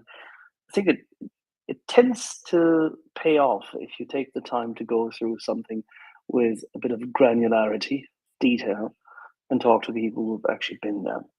So there you go. That was, I think, always the purpose here, right? So Sure. Let's go to Chris. So Axel, you just gave me a lead in there, because I was just going to say, have you ever been to the Malyshev tank factory? Because I know you've been to Motor Sich. I know where it is, but I haven't been there. Okay. Initially formed in 1895, but actually they talk about being founded in 1945. Employed 60,000 of Kharkiv's 1.5 million inhabitants at the height of the Soviet era. And as of 2015, 5,000 people were still working at the factory, mainly supplying refurbished and new tanks. And my only point, Axel, is that I'd just like to remind people of the skills of the Ukrainians, and they have deep skills in building tanks and in repairing tanks. And I could go on from there, but I think you know what I mean, right? So when it comes to tanks, they know what they're doing. Absolutely. Very, very long-standing tradition in creating tank armor, excellent welding. Also, the valves, the engines required have been manufactured in Ukraine for a long time. So pretty much all the intelligent piece of kit, as well as the tracks, by the way, were made there. So yeah, very good people. Absolutely, no question.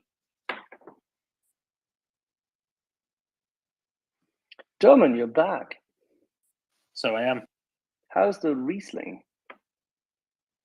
Wasn't. I was told to get a red instead. So there's a. I'll send you a picture. How about that?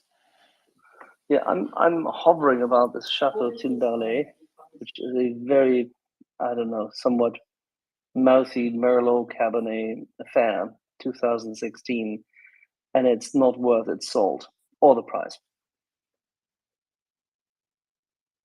Well, there you go. This one's really nice. Wait a second. Where's it, Axel? All right, you sent me that. In the meantime, we'll go to Christian. Let's. Thank you, Axel.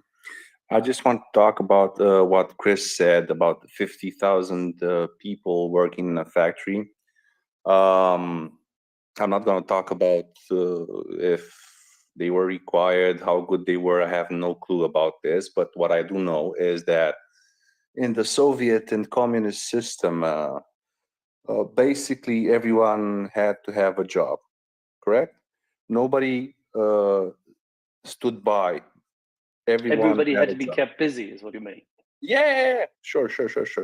No, everybody had to work for the glory of the people and the working class, blah, blah, blah. So this is one of the reasons why communism was never really competitive with capitalism, or at least not capitalism, democracies. It's not fair to compare. One's an economic system. It doesn't matter anyway. So the point is, these factories had so many tens of thousands of workers, even though it wasn't required. And if you would have compared these factories to the ones from the Western countries, they had 1,000, 3,000, 5,000, depending on how big they were and how automated they were. So basically, this is one of the reasons why communism, the economic model of that communism proposed, is because it wasn't efficient, and it wasn't high tech, and it wasn't competitive. Not really.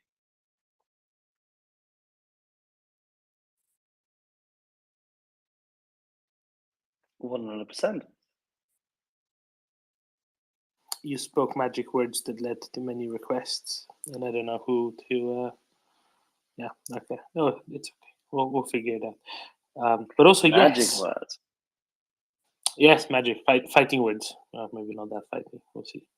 Do you want me to step down? I can just chill and listen as if you need more slots. Are you bored? No. She's always bored when no. I'm around. Doman, for God's sake, Don't run no. away. I'm just saying that I Don't can run be here away. in any moment. Guys, I'm Yes. still here. So Good. Just remain there, please. okay. We need a voice of reason. Yeah, I'm a voice of reason that's holding the phone in one hand and patting the dog in another and just sitting in the darkness. I don't know how reasonable is it. I think that's why. I think that helps. You know, sensory Are there no deprivation. candles left?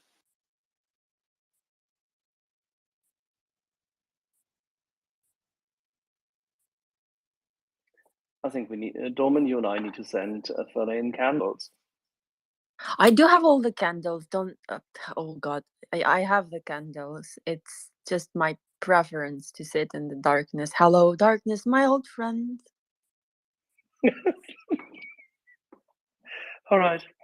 In this never-ending story of side issues which we can be bogged down with, we'll go to Prince first, because I gave Prince what she wanted. And afterwards we go to Bayonado. Oh my God. There was another one that came up in a comment after that or something that was just hilarious too.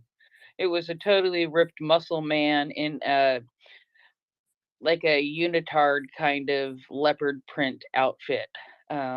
So anyway. I'm glad not to have seen that for more than a split second.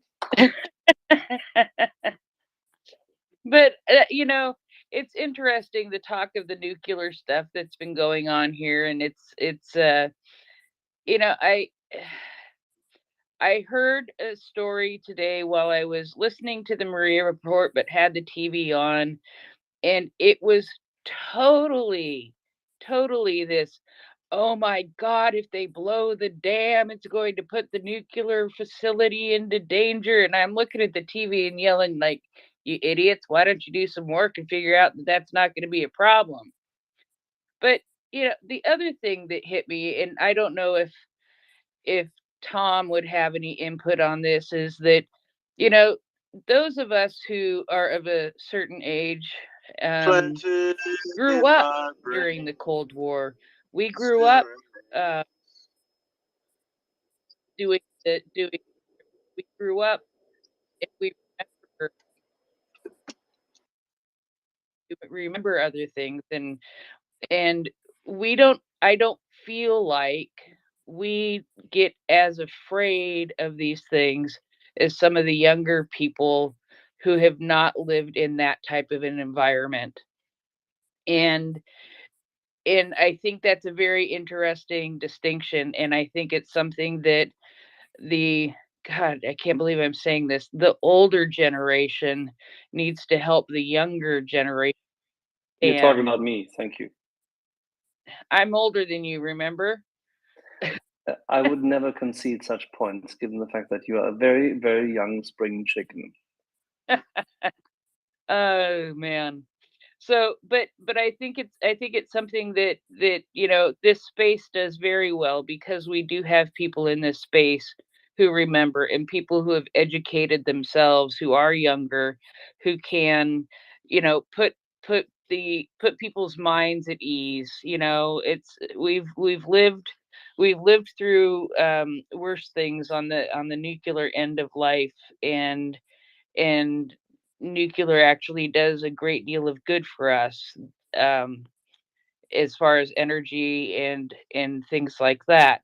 So it's just an interesting point, I think, that you know, having lived through the Cold War and grown up in that time versus having grown up after that, I think makes a difference in how people respond. And I know you're needing some space, so I'll hang out for a couple of minutes and then drop down. Thanks.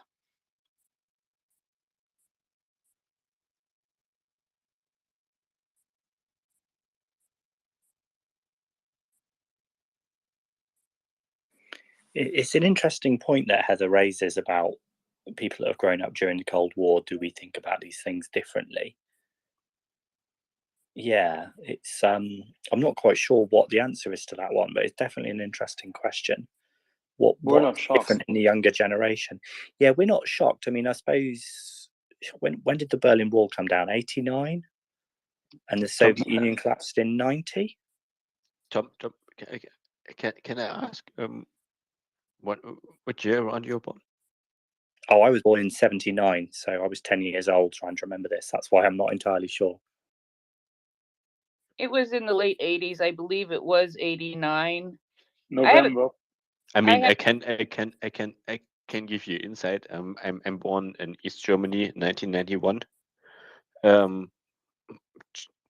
About 1 year after the fall of the Soviet Union for East Germany, and really, if I think about the Cold War and about nuclear deterrence and everything, I really don't give a fuck.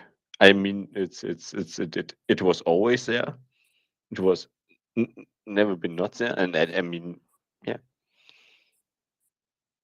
So what's interesting, Bernardo, is that for you and the generations your age and younger, is that it's just history, whereas for me, even though I was a child for the 80s, and wasn't alive for the rest of it, it's part of our lives. And I remember being old enough to know that there was this possibility of nuclear war that could just end everything. But I didn't really get scared of it. But this, sorry, I don't want to interrupt you. That's okay. The point is, you really lived this shit.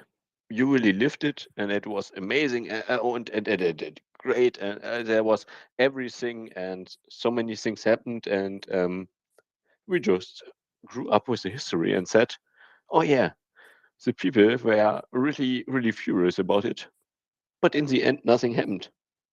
And we are like, I mean, if it happens, we are all fucked anyways. If we are dead, we can say, "Oh, we should have made anything different and everything." And I mean, everyone who should, in my opinion, everyone who grew up born after the 90s knows it's a 1 and 0 decision. So you live or you die, and I think the human instinct says you will live, and no, nuclear war is it not worse. And the history has evidence for this. I mean, that's the setup I grew up with, and the data sample, everything, everyone adds it. But I mean, absolutely not everything everyone adds is, yeah, has a possibility to interpret it like this easy. Yeah, I guess what I'd be interested in is if people who are like 30 years old or younger, who hadn't grown up during the Cold War, whether they're more or less scared or just as scared as people who are older, who lived through a period where, I mean, the thing is, the Cold War didn't really go away. I think the threat receded. I think there was a point, especially during the 1990s, that the possibility of nuclear war seemed much, much less. But I think certainly since Putin's got into power, I think he's basically continued it. And I think it's taken us a decade and a half. And I think some people still haven't realized that it's still happening. I mean, certainly since 2014, just literally the sort of hybrid warfare and disinformation against the West has continued. And we've just been playing as if everyone's not doing it. I can see Christian's impressed. Yeah. But just really the point is, I mean, if you would draw a graph, how many nuclear threats we had in the last 30 years, and how many nuclear threats we had in the last 8 months. It's clear. We have like There 20, was 30. no real nuclear threat at all this year. Not really. What? Absolutely, Rex. Not really. But in the media, it was shown as like there is a threat, and that's the point. What's for the most people is really yeah, is the important point. And I mean, nobody went crazy. I mean, I saw people went crazy on COVID. I see people went crazy on really other things. Yeah, thinking, oh no, we'll destroy my existence. Oh no, this vaccine will die out the whole world. And there's a fucking war, and all the media's headlines are it's harder than the Cuba Missile Crisis, and everything and everyone is going wild. And I feel the people like, yeah, okay, but what will happen?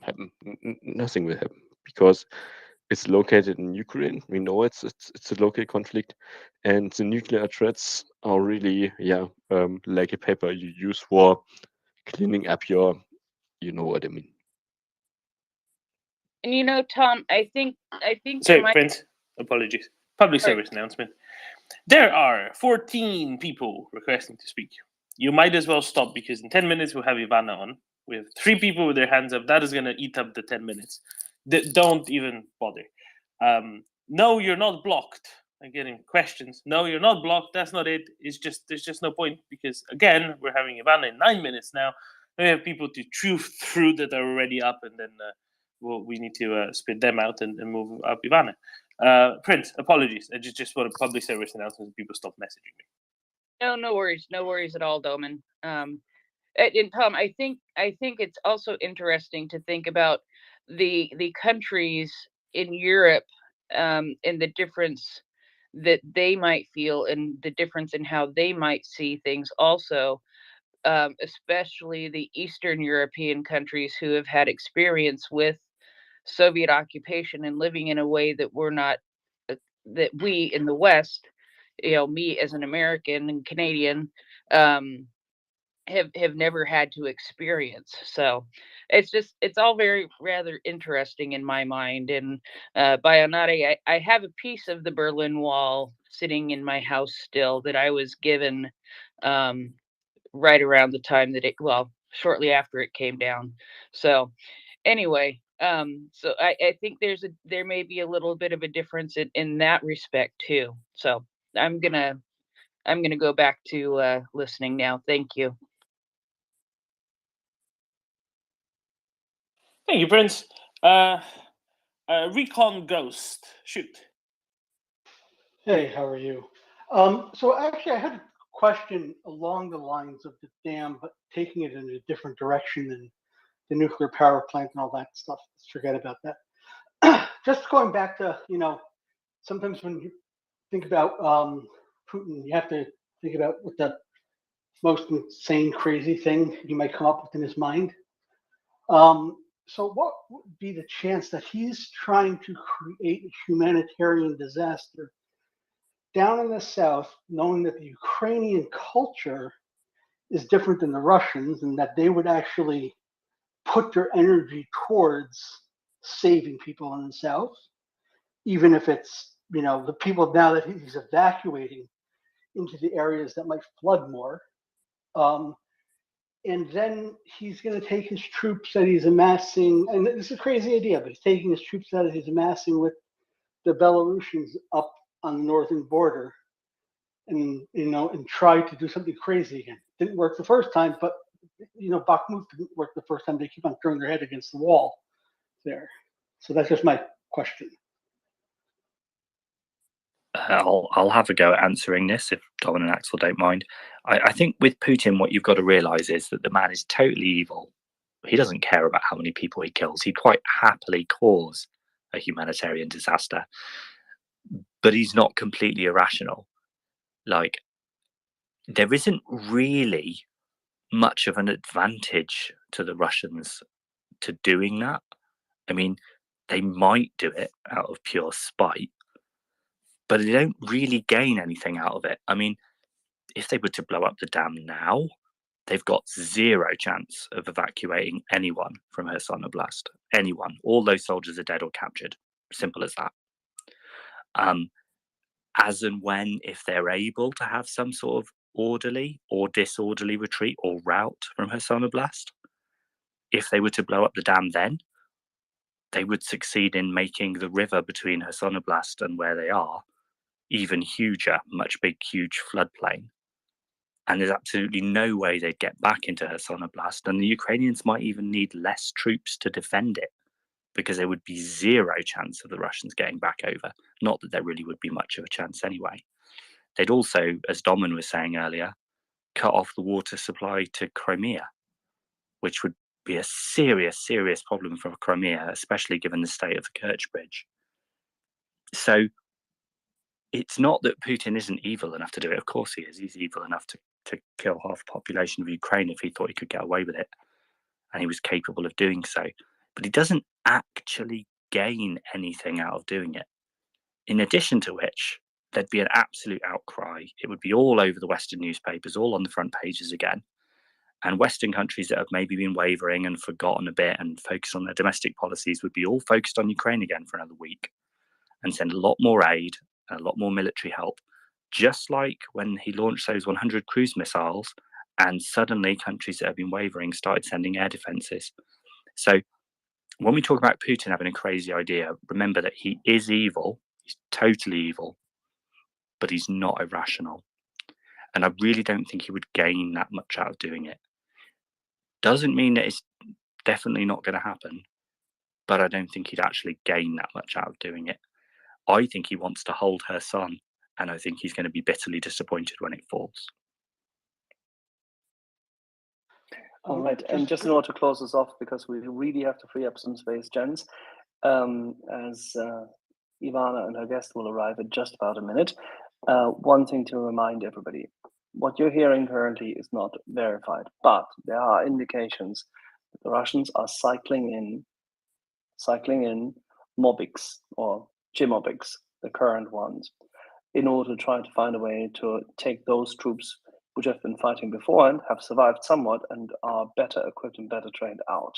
So in order to sacrifice their Chimobics, who are completely under-equipped, absolutely useless, untrained and whatnot, in the upcoming battle. So that should be taken into account. And in the meantime, we will be cycling up our guests, and then let's see what Ivana Stratton has to tell us. All righty? So if you don't have your hand up, we will have to cycle you down to clear the deck.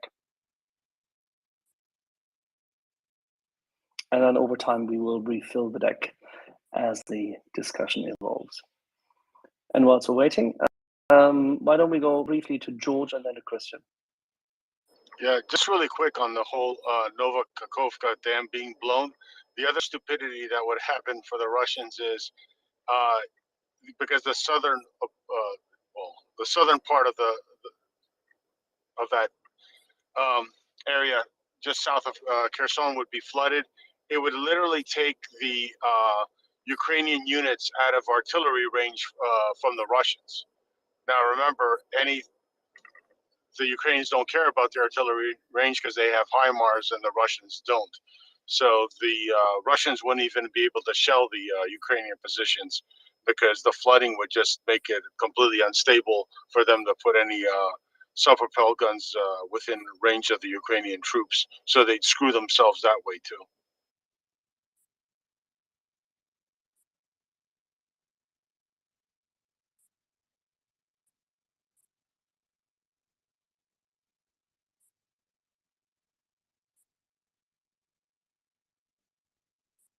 Christian, last call. Thank you, Domin. I'm going to be really quick. I just want to say that Prince had a great comment. In the Cold War, Romanians were more scared of Russians invading than Americans, because Romanians were actually waiting for the Americans to invade for us to gain freedom. So this is your Cold War for us. Remember Prague 68.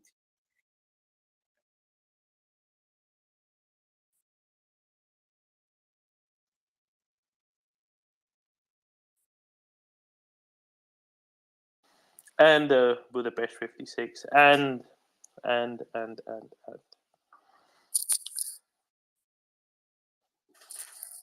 Ivana. Hello, everyone. Hi there. Welcome back. Thank you so How are you much. doing? Thank you so much for inviting me. Is my friend Julia here? Not not quite as yet. yet. Actually, she is, but as a listener, you need to just. Ilya, if you could be so kind as to click the request button in the bottom left corner of your screen. There we go. Perfect. Or Julia, even. Got it. Alrighty. Now that is a very, very good setup. With a bit of luck, we'll have both Battle Moose as well as Joe joining us in just about a second, because today is quite unique because we are starting our bi-monthly series today with, our lead speaker, Ivana Stratner. Ivana, who's your guest today? So thank you again so much for inviting me to to join your spaces, and we are going to see each other, actually to hear each other every other week, where I will bring one of my guests and probably friend who is going to join me and unpack what's actually happening related to the latest Russian aggression in Ukraine. I plan to talk about numerous topics, whether it's related to a pure military security or information warfare or economy or international institutions, whether we are going to talk about specific regions such as China, how this war can actually impact Africa. And today I am going to speak with Julia about mostly about Europe and how this war in particular affects Europe and what the European Union can do, how the United States can actually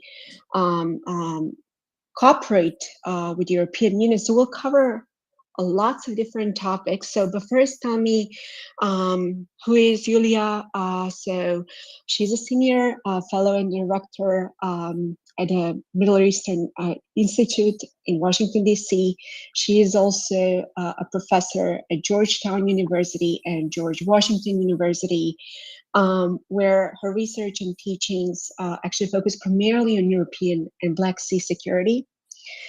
Before coming to Washington, D.C., she was an advisor to the Romanian president, and she served as a deputy project manager at NATO, Allied Command Transformation in Virginia.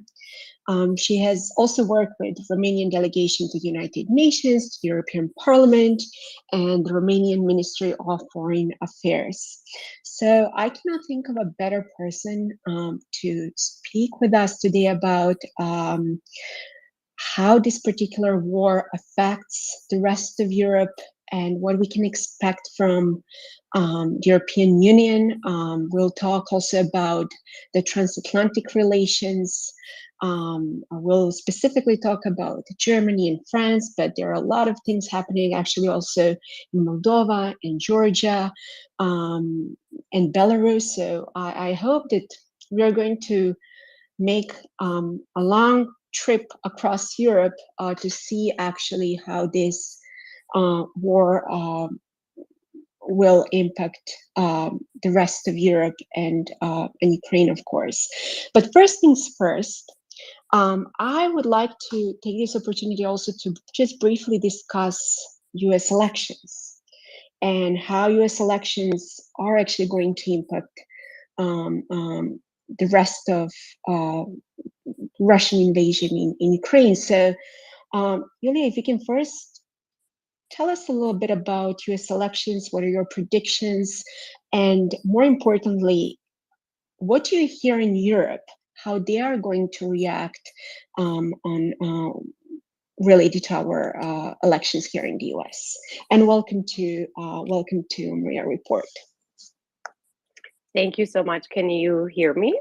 Perfect. Fantastic. Thanks for having me, Ivana, for the kind introduction. And it's great to be here at MriyaReport. It's the first time for me as a speaker on Twitter Spaces, and I gather I'm your first guest in your new series, Ivana. So I really appreciate it. Thank you for having me.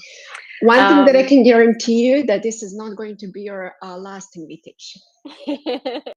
I'd be thrilled. You know, everything that is Ukraine or Ukraine related and where we can support more, I'm always game, as you know. And it's really nice to have this space because Ivana and I have been talking about these things now often and always for a long time.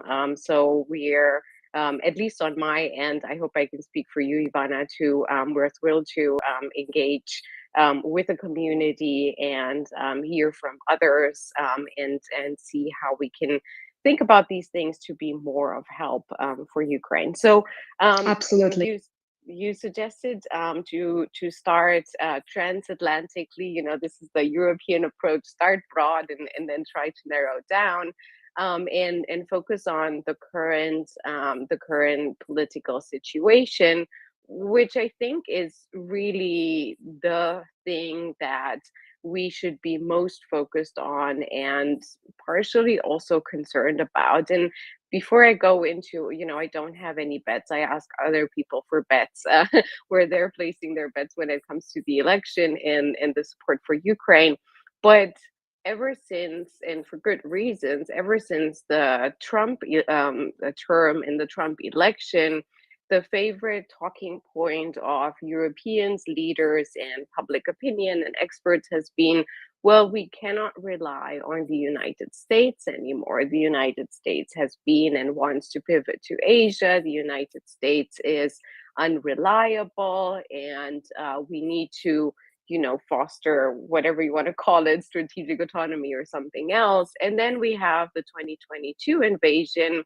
And I guess also thanks to the Biden administration, though I'm an avid critic where critic is due, I guess also thanks to them, we are now in sort of repeat history where one more time, after so many times in the Balkan Wars, in World War II, in the Cold War, in World War I, etc., European security is one more time entirely dependent on the United States. And as we're looking at the numbers in terms of aid for Ukraine, whether that's financial or humanitarian or of course military aid, it's the United States not just in the lead, but it's the United States and then a long pause and then everything that the Europeans have been able to pull together. So with that in mind, obviously the pressure grows and the talking points from the Europeans grow even more in terms of, you know, pointing to democracy deficits and polarization and whether that is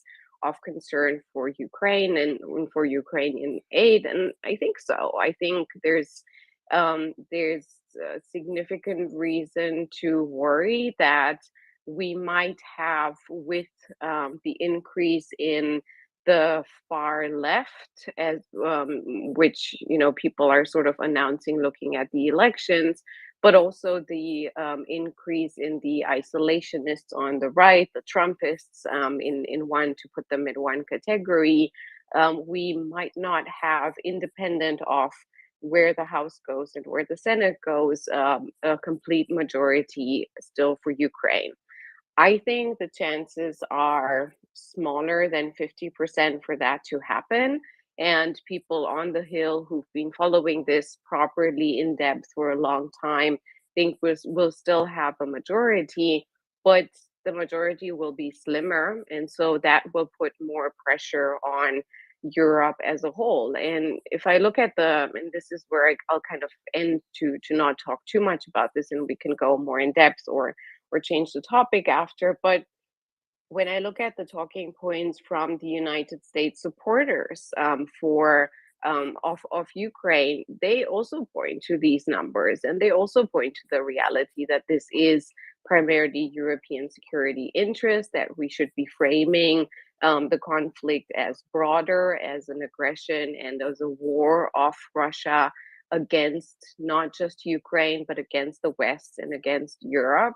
And they say, well, you know, the only argument that will have, the strongest argument that will have to continue to support Ukraine and lead on Ukraine is if the Europeans come up with much more help, not just in the military sphere, we can talk about that too, but particularly when it comes to the financing of Ukraine.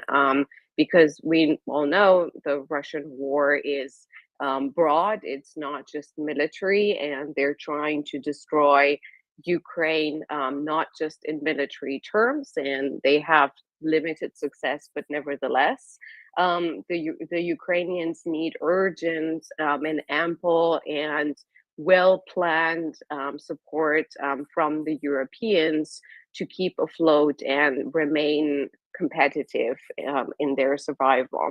And so, that sort of brings us to the big gaps in European support that we're still seeing when it comes to Ukraine. I absolutely agree with you that we need to start actually putting it this way, like continue framing this war, that this is not only war between Russia and Ukraine, this is really the war that will impact the West. This is also an ideological war between autocracy and democracy. And we need to start really framing it in a way.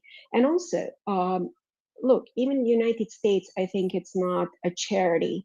And we do understand that this is also going to benefit the United States in the sense that this is really the war that might have a huge also national security impact on our national security. So that's one thing that I would like to add. The second thing is, I could not agree more with you that this is one more war where Europe is absolutely counting on the help of the United States, especially when I say Europe. Okay, maybe that's also something that we can also discuss, because I think Poland and the Baltic states and certain countries in Central Europe, they do understand what's going on. But in particular, I think, when it comes to France and Germany, we are going to talk also about that. That's also something that I think we need to figure out how to frame this war, because they do also understand that the United States and the United Kingdom are always going to step in. And what's going on right now these days with Germany, I mean, we're going to talk about that. Even the German chancellor, he is traveling to China. There are numerous delays with weapons delivery. We're going to talk also about that. But that's, I think, also a huge challenge for the transatlantic relations, because look, I remember the European Union declaring numerous times during the Trump administration about the Trump isolationist approach. They blamed the United States, but let's put it this way: the United States is back, where France and Germany. The third thing is, I just want to say a few things about UK elections, because I think it's also relevant to what you just mentioned related to the US elections. So apparently, Liz Truss, she just resigned, and many people are actually concerned what's going to happen after. We still don't know, because apparently there are numerous rumors that it might be Rishi Sunak, there might be Boris Johnson might be back. There are numerous rumors. But one thing that makes me very peaceful is the fact that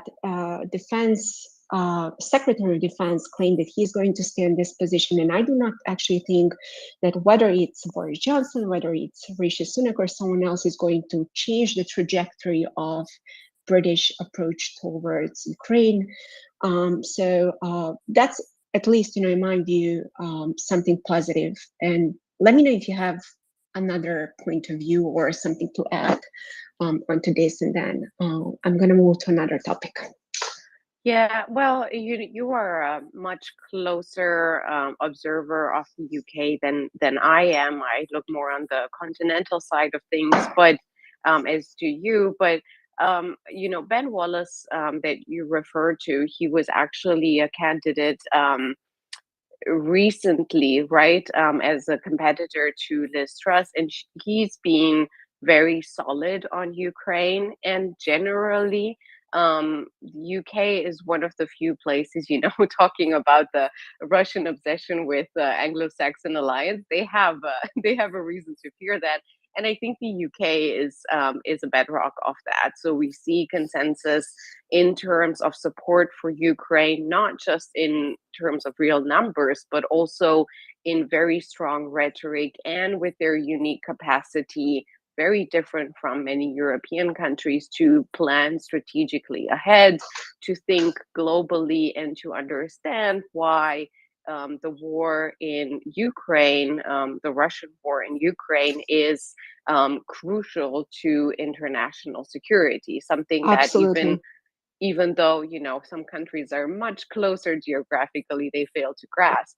And so with that consensus that Wallace reflects well, whether, of course, it's now still the Tories for a long time, but whether it's the Tories or the Labour, there is bipartisan consensus in the UK. Sorry, my dog approves.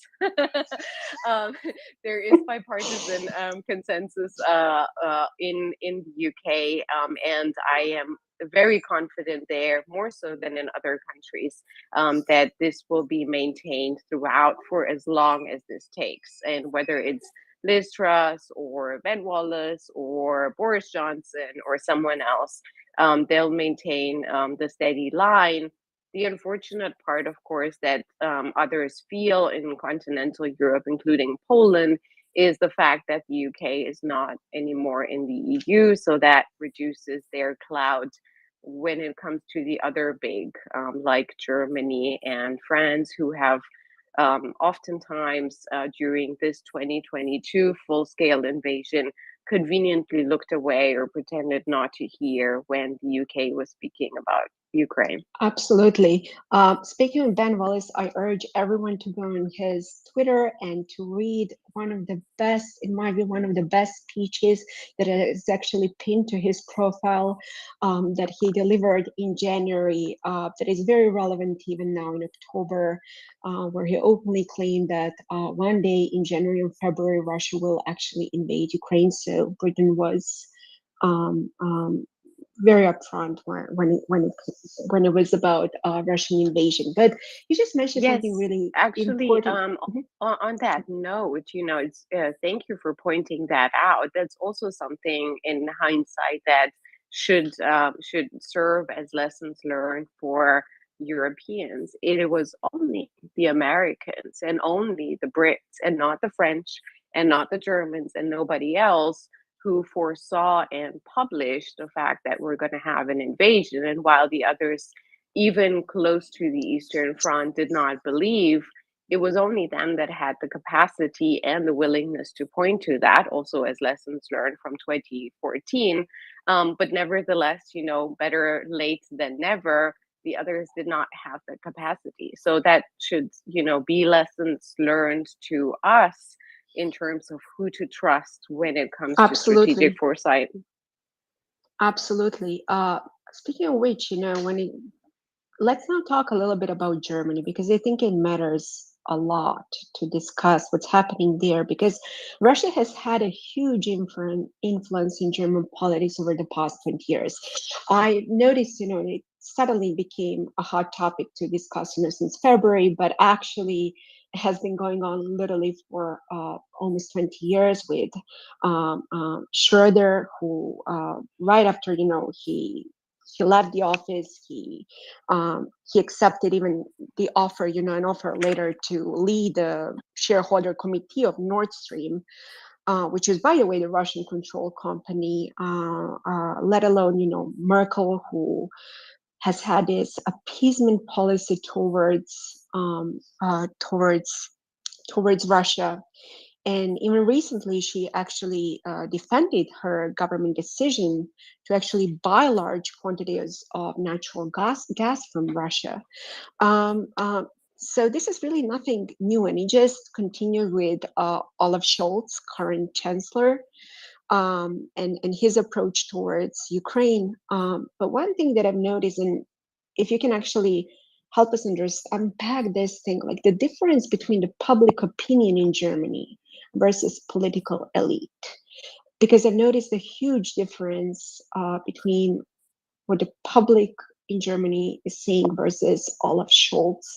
And then if we can also a little bit discuss, weapons delivery. Remember, they always claim, they refer to their historical reasons related to World War II, but then you see, data, and Germany was indeed, delivering weapons in numerous other countries. So, and if you can tell us a little bit about that and maybe what's happening with the latest weapons delivery and what's going on with their economic support for Ukraine. Yeah, that's Germany has been the focus of the Twitter mob in support of Ukraine for a long, long time, and for many reasons. And something that I always think about now when we talk about Germany and the war is the amazing, invention among so many others of Ukrainians that invented the term Scholzing, which means making a promise all over again and never keeping it.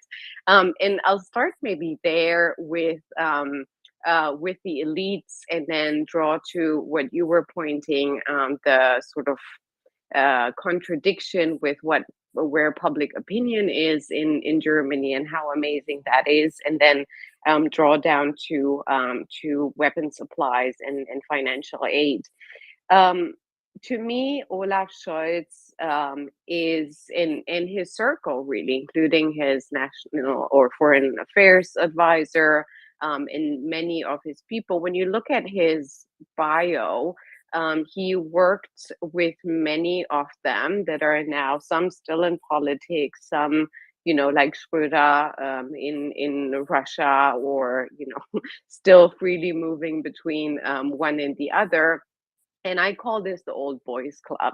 It is spectacular to me how they all worked with each other. They all promoted the same things. And I know that Merkel is not a boy, but she's the exception that sort of confirms the rule, because obviously she's continuing to be unapologetic when so many others had the wisdom to change their opinions, including Kissinger, at least slightly. But they've all insisted on this is, him and Sigmar Gabriel and so many others insisted for such a long time that this is purely about economy.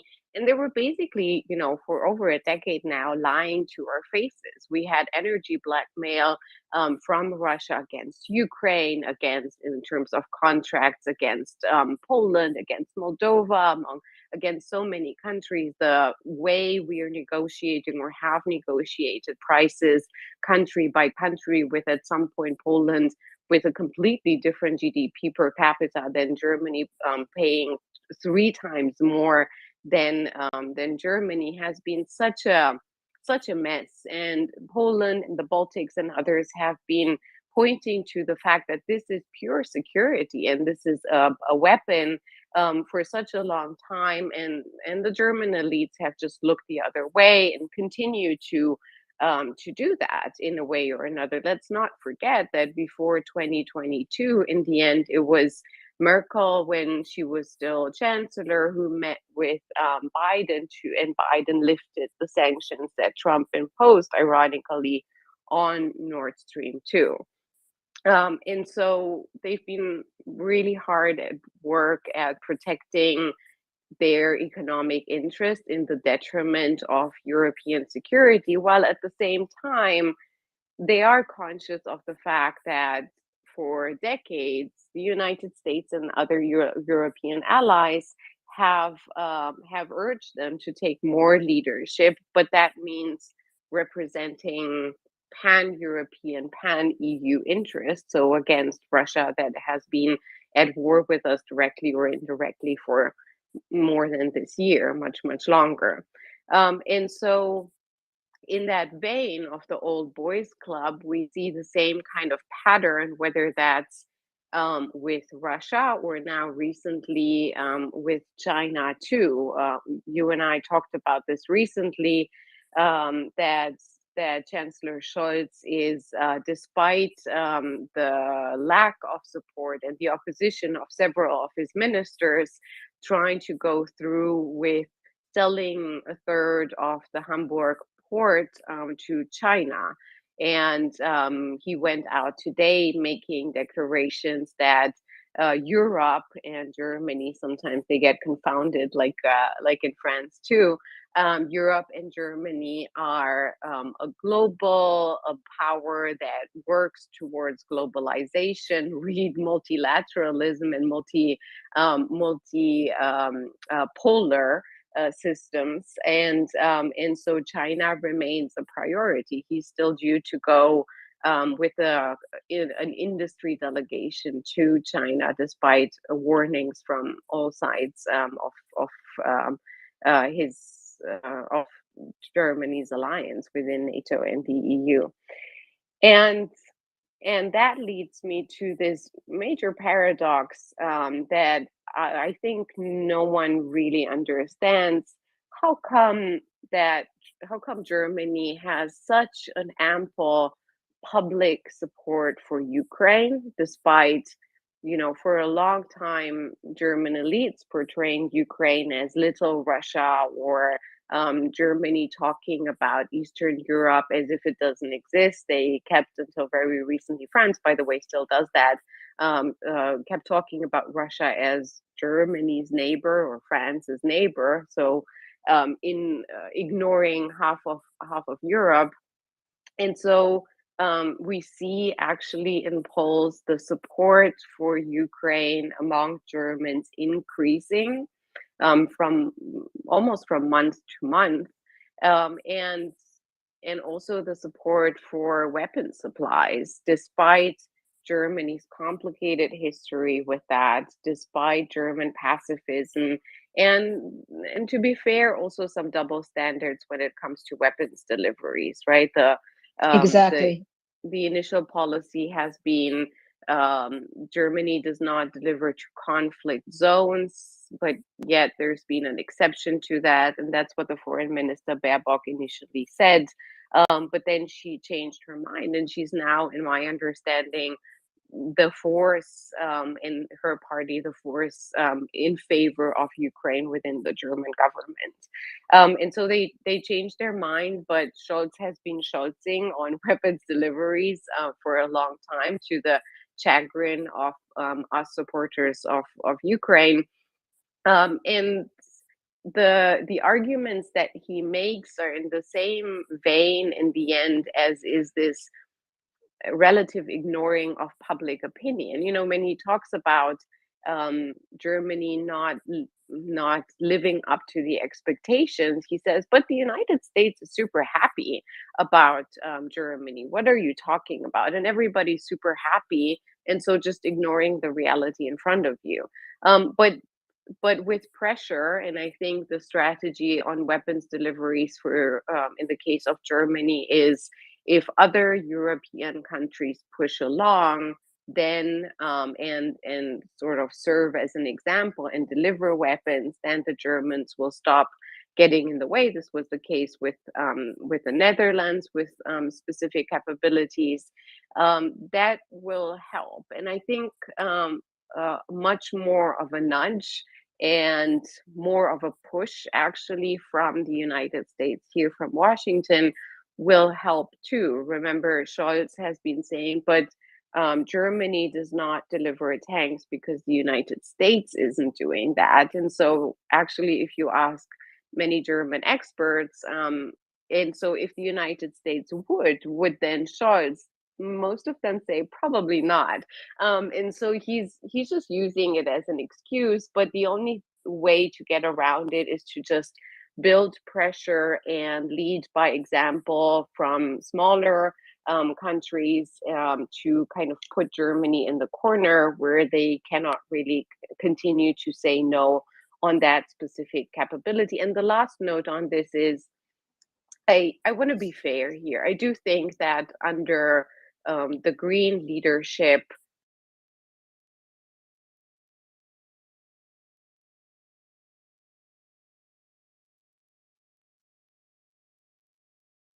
and despite Scholz's Scholzing, Germany is changing. And the most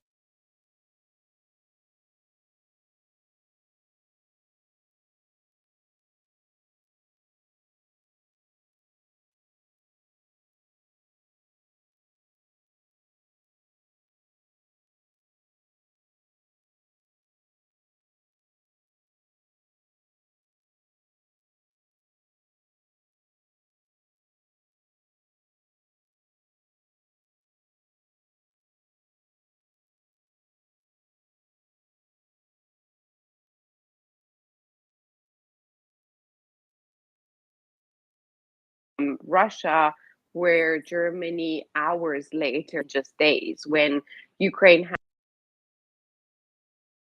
on, because that was exactly what I wanted to ask you about.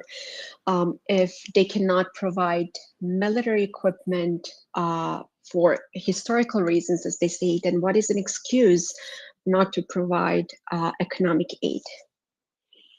I think there's no excuse to that, and I think the United States talking points are especially referring to that when they're referring to Germany and Europe. They're saying, okay, Yes. so with military aid, you can only do so much. Though here, important parenthesis, if it comes to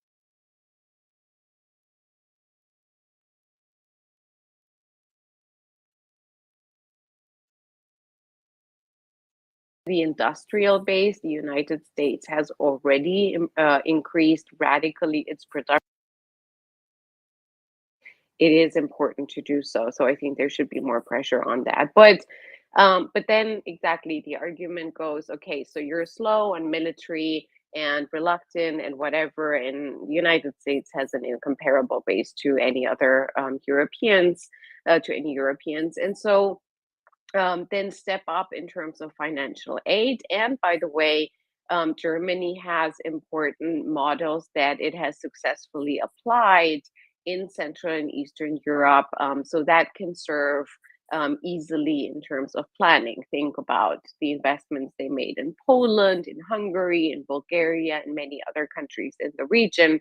So please move on that. Now, there's like a blackout of information on that, as if it were very classified. Tuesday, October 25th, is the crucial date when the German government, led by Olaf Scholz himself, has announced on that date a conference on Ukrainian reconstruction. And a few days ago, I was joining virtually an expert discussion in Berlin exactly about these things and about European security in the context of Ukraine more broadly. And my German colleagues were lamenting the fact that there is a complete blackout. We don't know anything about what they actually have in mind, how they intend to go about this. This is a humongous task. We haven't had such a task since the Marshall Plan for Germany itself, and so in that sense, it's very strange and very annoying, especially to German experts, that we don't know anything about what they want to do. We also don't know about how they want to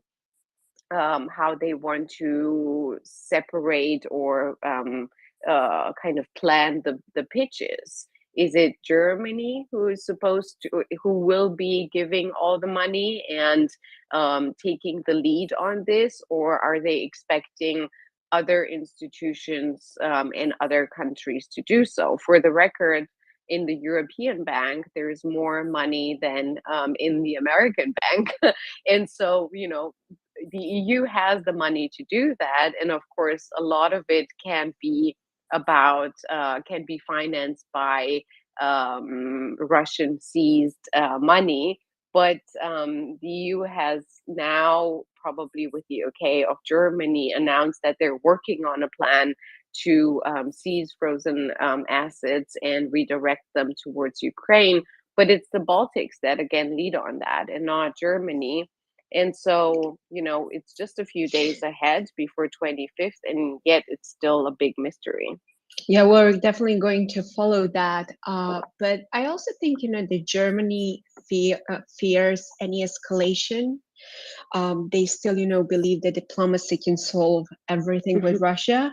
But there is another person in Europe who also has a very similar approach, and that is Macron. I mean, he claimed, he didn't want to humiliate Russia. He didn't want to humiliate specifically Putin. He recently stated, that France would not actually respond with nuclear weapons if Russia resort to deploying them tactically against Ukraine.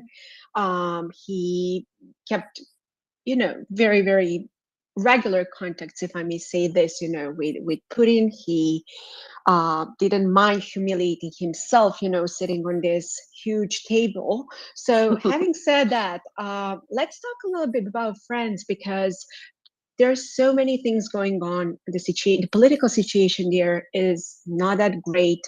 There are protests over there, let alone, Russia has also been influencing politics there for many years. So let's unpack a little bit, France, what's going on there and what we can expect. Yeah, And if you can, and sorry, one more thing Go that ahead. I'm very interested in, like if we can also maybe somehow link, now we are talking about France and Germany, let's also briefly talk about Italy, the latest elections, and what it means actually for the future of Ukraine. And we can also maybe briefly talk about the far right politics in Europe, because that's also something that I'm very concerned about this whole thing in 2023 rather than 2022. But okay, let's start with France. The difficulty with French politics on Ukraine, or French security policy on Europe generally, is that everything is kept very top secret, and sometimes you're afraid that there's nothing behind it. But That's exactly, my fear. Every single time, when I mention, France, there is always some conspiracy theory behind that without, any evidence. So I yeah, there very might much just look be forward to nothing. hearing. Exactly. I very much look forward to hearing your story about conspiracy theories. So I don't have I don't have any conspiracy theories. I think when it comes to France, a lot of fuss sometimes hides very little, much less so than people anticipate. And to me, there's two most telling things about French politics. First of all, and the thing that I have most of a problem with is the fact that they insist on keeping military aid for Ukraine, with a few exceptions, because to any French, it's like the French language, to any French rule, there must be at least 100 exceptions. They have kept military aid secret, and they're hiding it via the EU, right? There's a common fund, and they're saying they're funneling most of the money through that. And the reason why I have a problem with that is not just that this is the 21st century, and this is a 21st century war, a very public war, a very visual war. And I want to know if it's possible in the case of other countries, such as the United States or Germany, what they're delivering and why they are delivering this and why not that. I want to know that about France too. And the problem is that the French are creating a model that several other European countries, like Romania, are adopting. And so there's more danger to that. And I think because they have done that, they have shielded themselves from criticism. And if you actually look at the numbers, there's again very little behind. I know that the Ukrainians are very elegant about this. They don't want to alienate France, and so they're saying, thank you, we're very appreciative for 4 Caesar pieces and whatever. But in the end, I think that it has a lot of problems. And then the other one is, not to excuse Macron by any extent, I do think that he has very much of the 20th century thinking. Even though he's young, he thinks in the same terms as Kissinger used to do until recently, as Angela Merkel does, that a few men can shake hands over territories of millions and millions of people. And he doesn't grasp the fact that this is just not possible.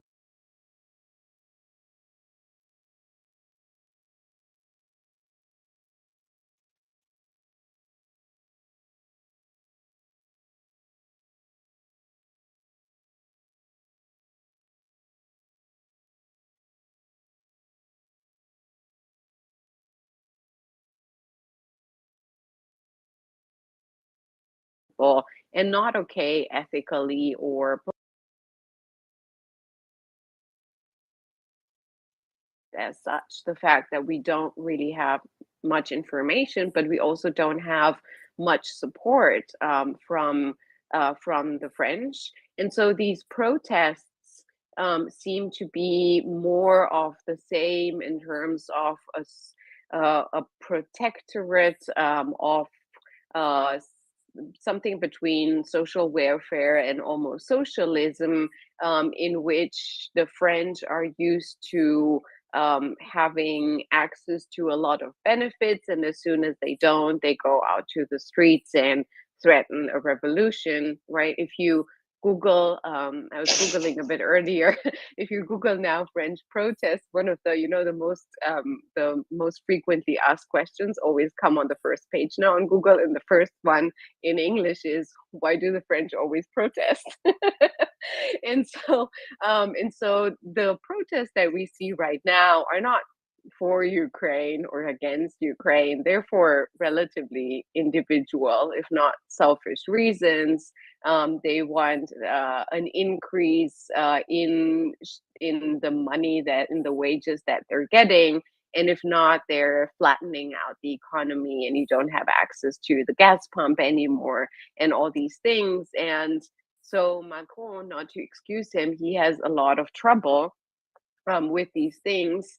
And he's kept, remember, energy prices, unlike in the EU where they hiked and it was so hard for economies. France has managed to keep them flat artificially. So this was inevitable, sort of a boomerang effect. They also don't talk much about the fact that their nuclear power plants have been non-functioning in the drought that we had in the summer, and that most of the energy was supplied by Germany. They also don't talk about the fact that, for instance, their nuclear power plants, most of them are long expired and need a very costly refurbishment.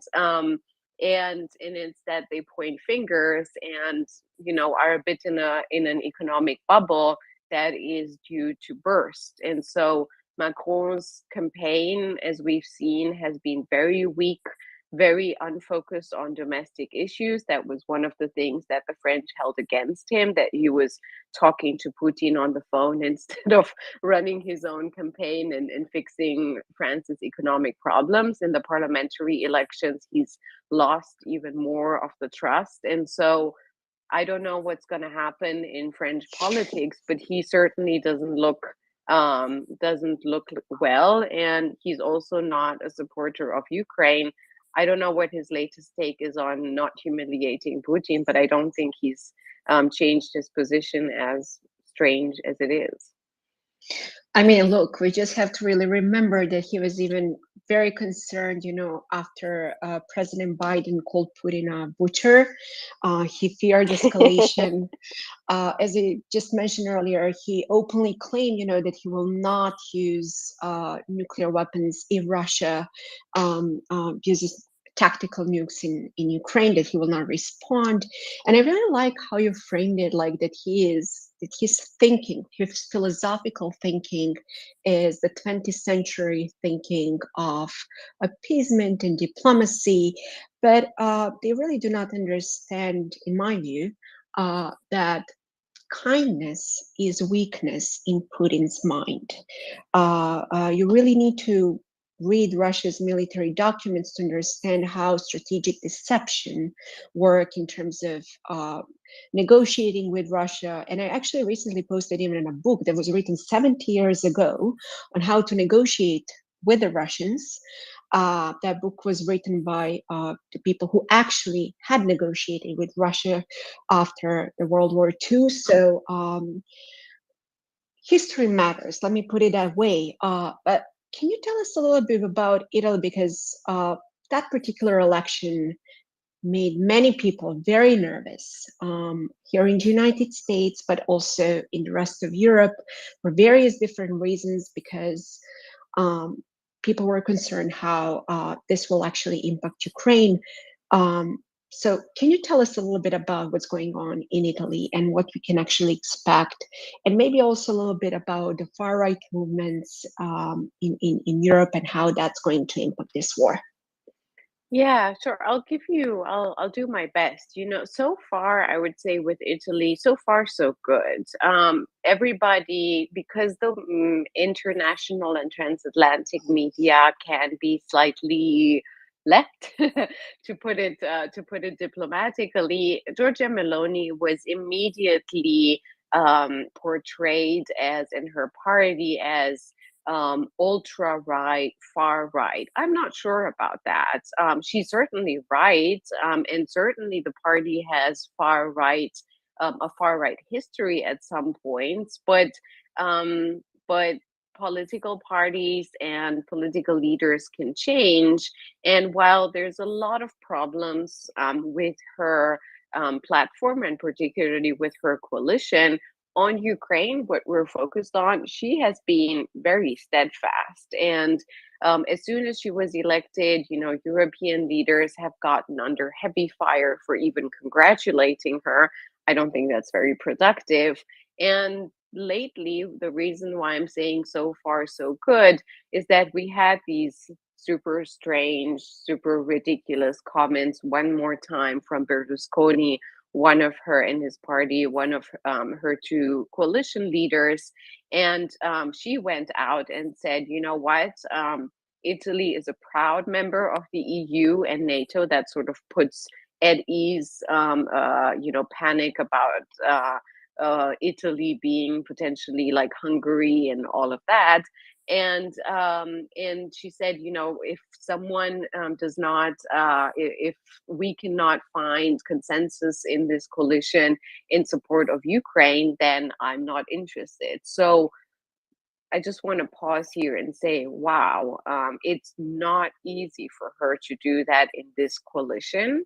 And I did not expect that. And of course, things can still change, but so far she's really overperforming. And so I want to keep watching and seeing what can happen. She's certainly under a lot of pressure.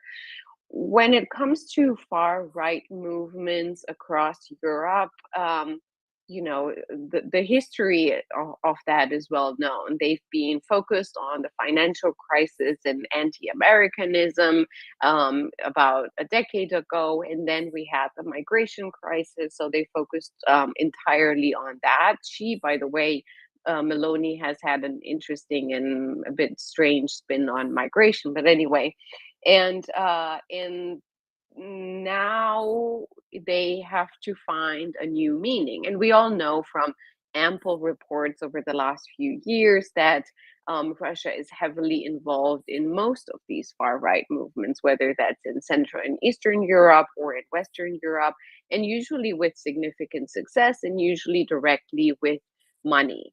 Now, the problem is that I see in these 8 months of war is that Russian propaganda has been really bad and with very little success over the last 8 months. And so they need like any populist movement, they need a very clear spin on things that can make them easily argue across Europe, and particularly in the European Parliament. That's always the best venue to watch these things.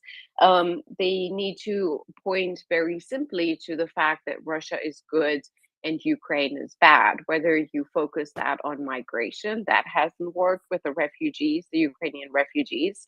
Whether you focus that on finance, their other most favorite topic. And so I think the latter one is the one that they're trying and saying, prices are increasing. The only way out of this is to be friends with Putin.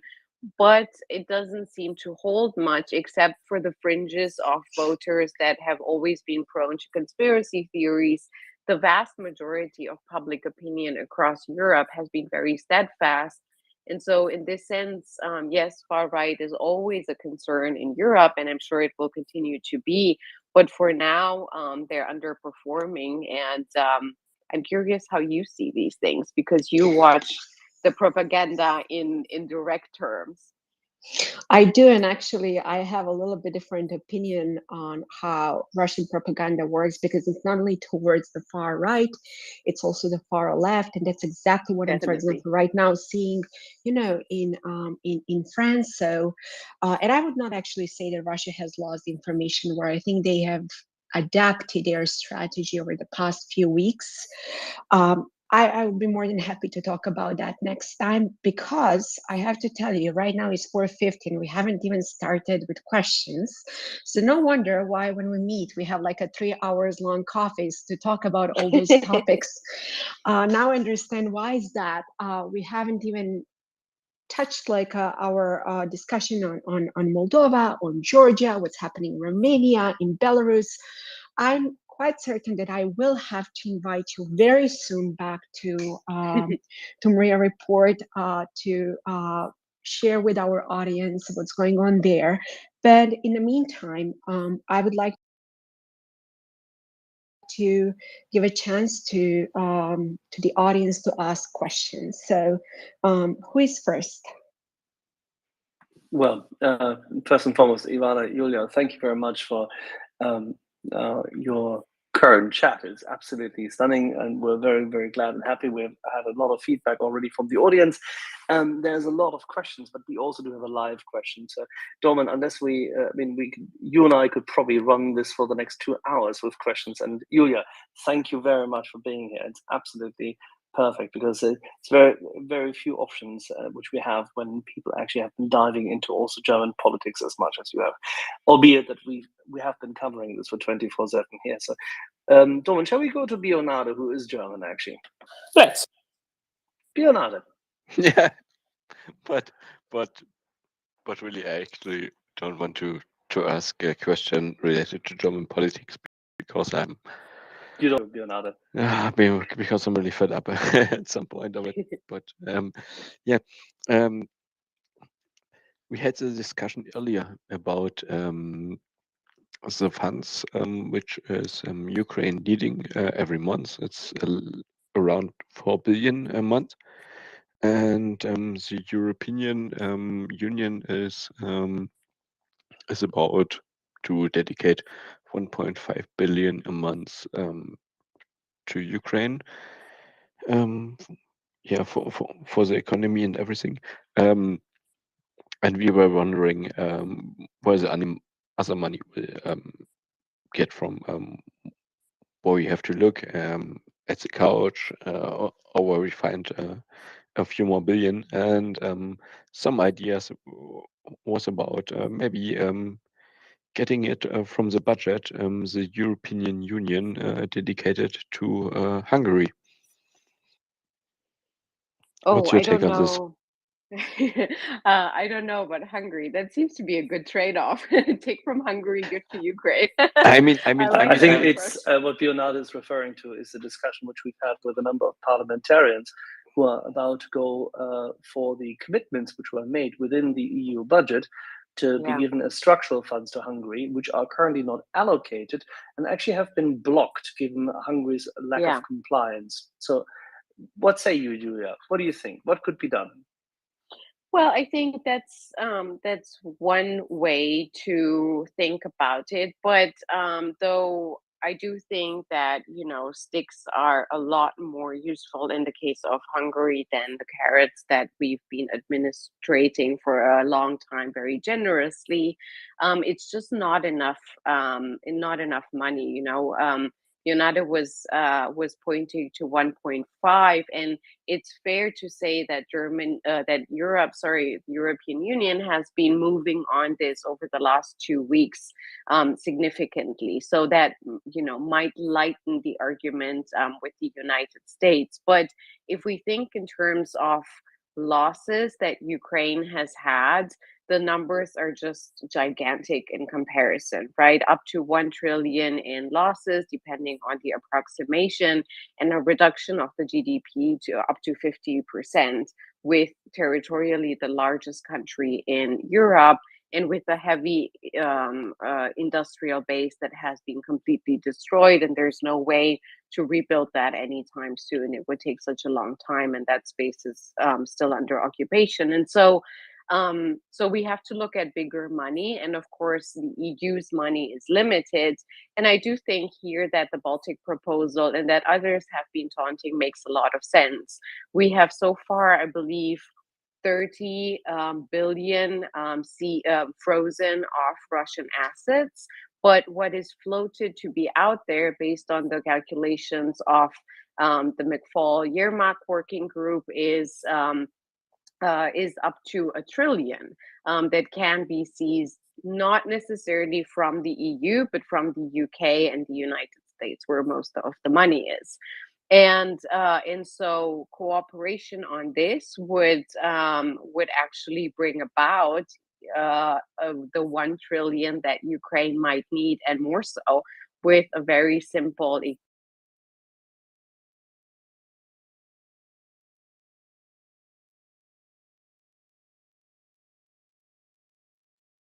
in which the European Union and its citizens wouldn't have already have high prices, wouldn't have a super increase in their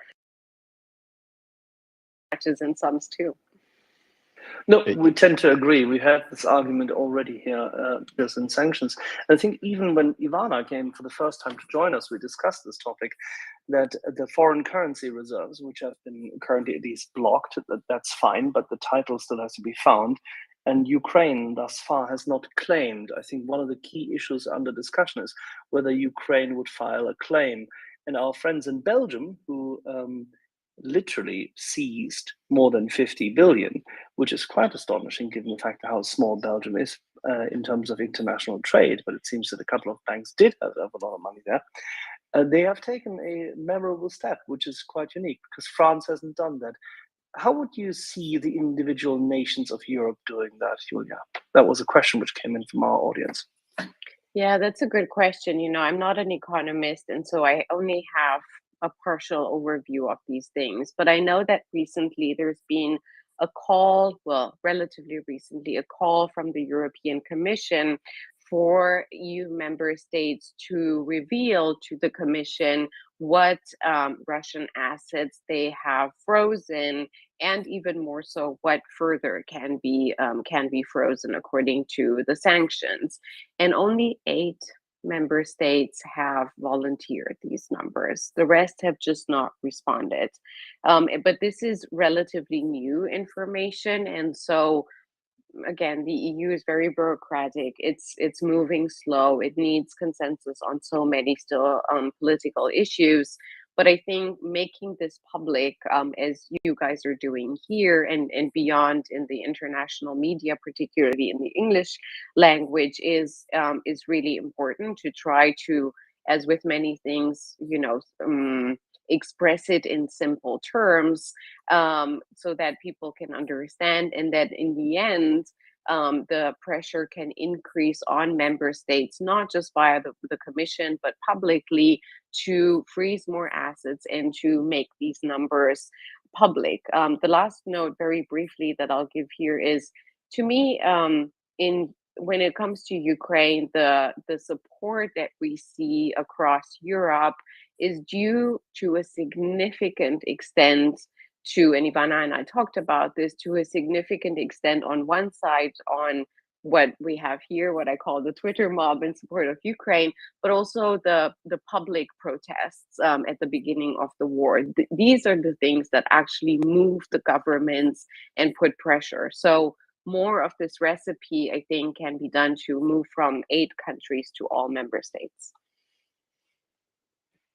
All right, thank you for that. Dorman, shall we cycle through our colleagues? We have a number of long-standing listeners and volunteers here with us. Absolutely, let's go right ahead. Should we go to Tom? Yeah, thank you, Julia and Ivana, for joining us this evening. A question to both of you, really. if we think about the reluctance of, say, Scholz and Macron, the sort of somewhat lukewarm support of Ukraine, let us say, do you think it's motivated out of fear of nuclear war or fear of economic fallout with Russia, or is it more political or something else?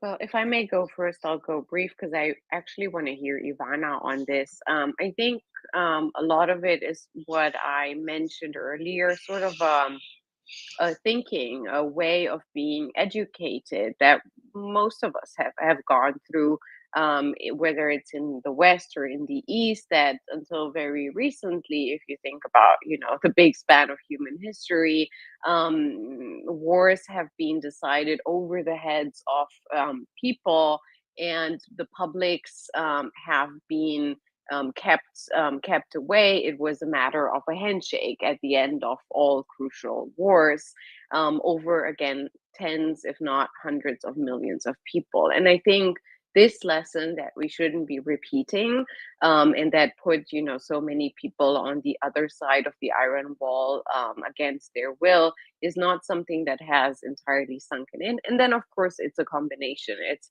economic interest, and there's many examples in that. And I'm not sure about nuclear war, because that is to me oftentimes used as an excuse. We were afraid to give javelins with 5 kilometers range because that might start nuclear war, and then we did, and then we moved to 70 something kilometers and nothing happened. We shouldn't give in to nuclear blackmail. The Baltics, especially Kaja Kallas, speaks very eloquently about that and explains it in simple terms. But long story short, Ivana, I would love to hear you on this. On this, I think we are going to disagree. And as everyone knows me, like on Twitter, diplomacy is really not my thing. So I'll put it very bluntly. I think both Macron and Scholz put it this way. The rest of German and French leadership, the majority, they do fear nuclear weapons.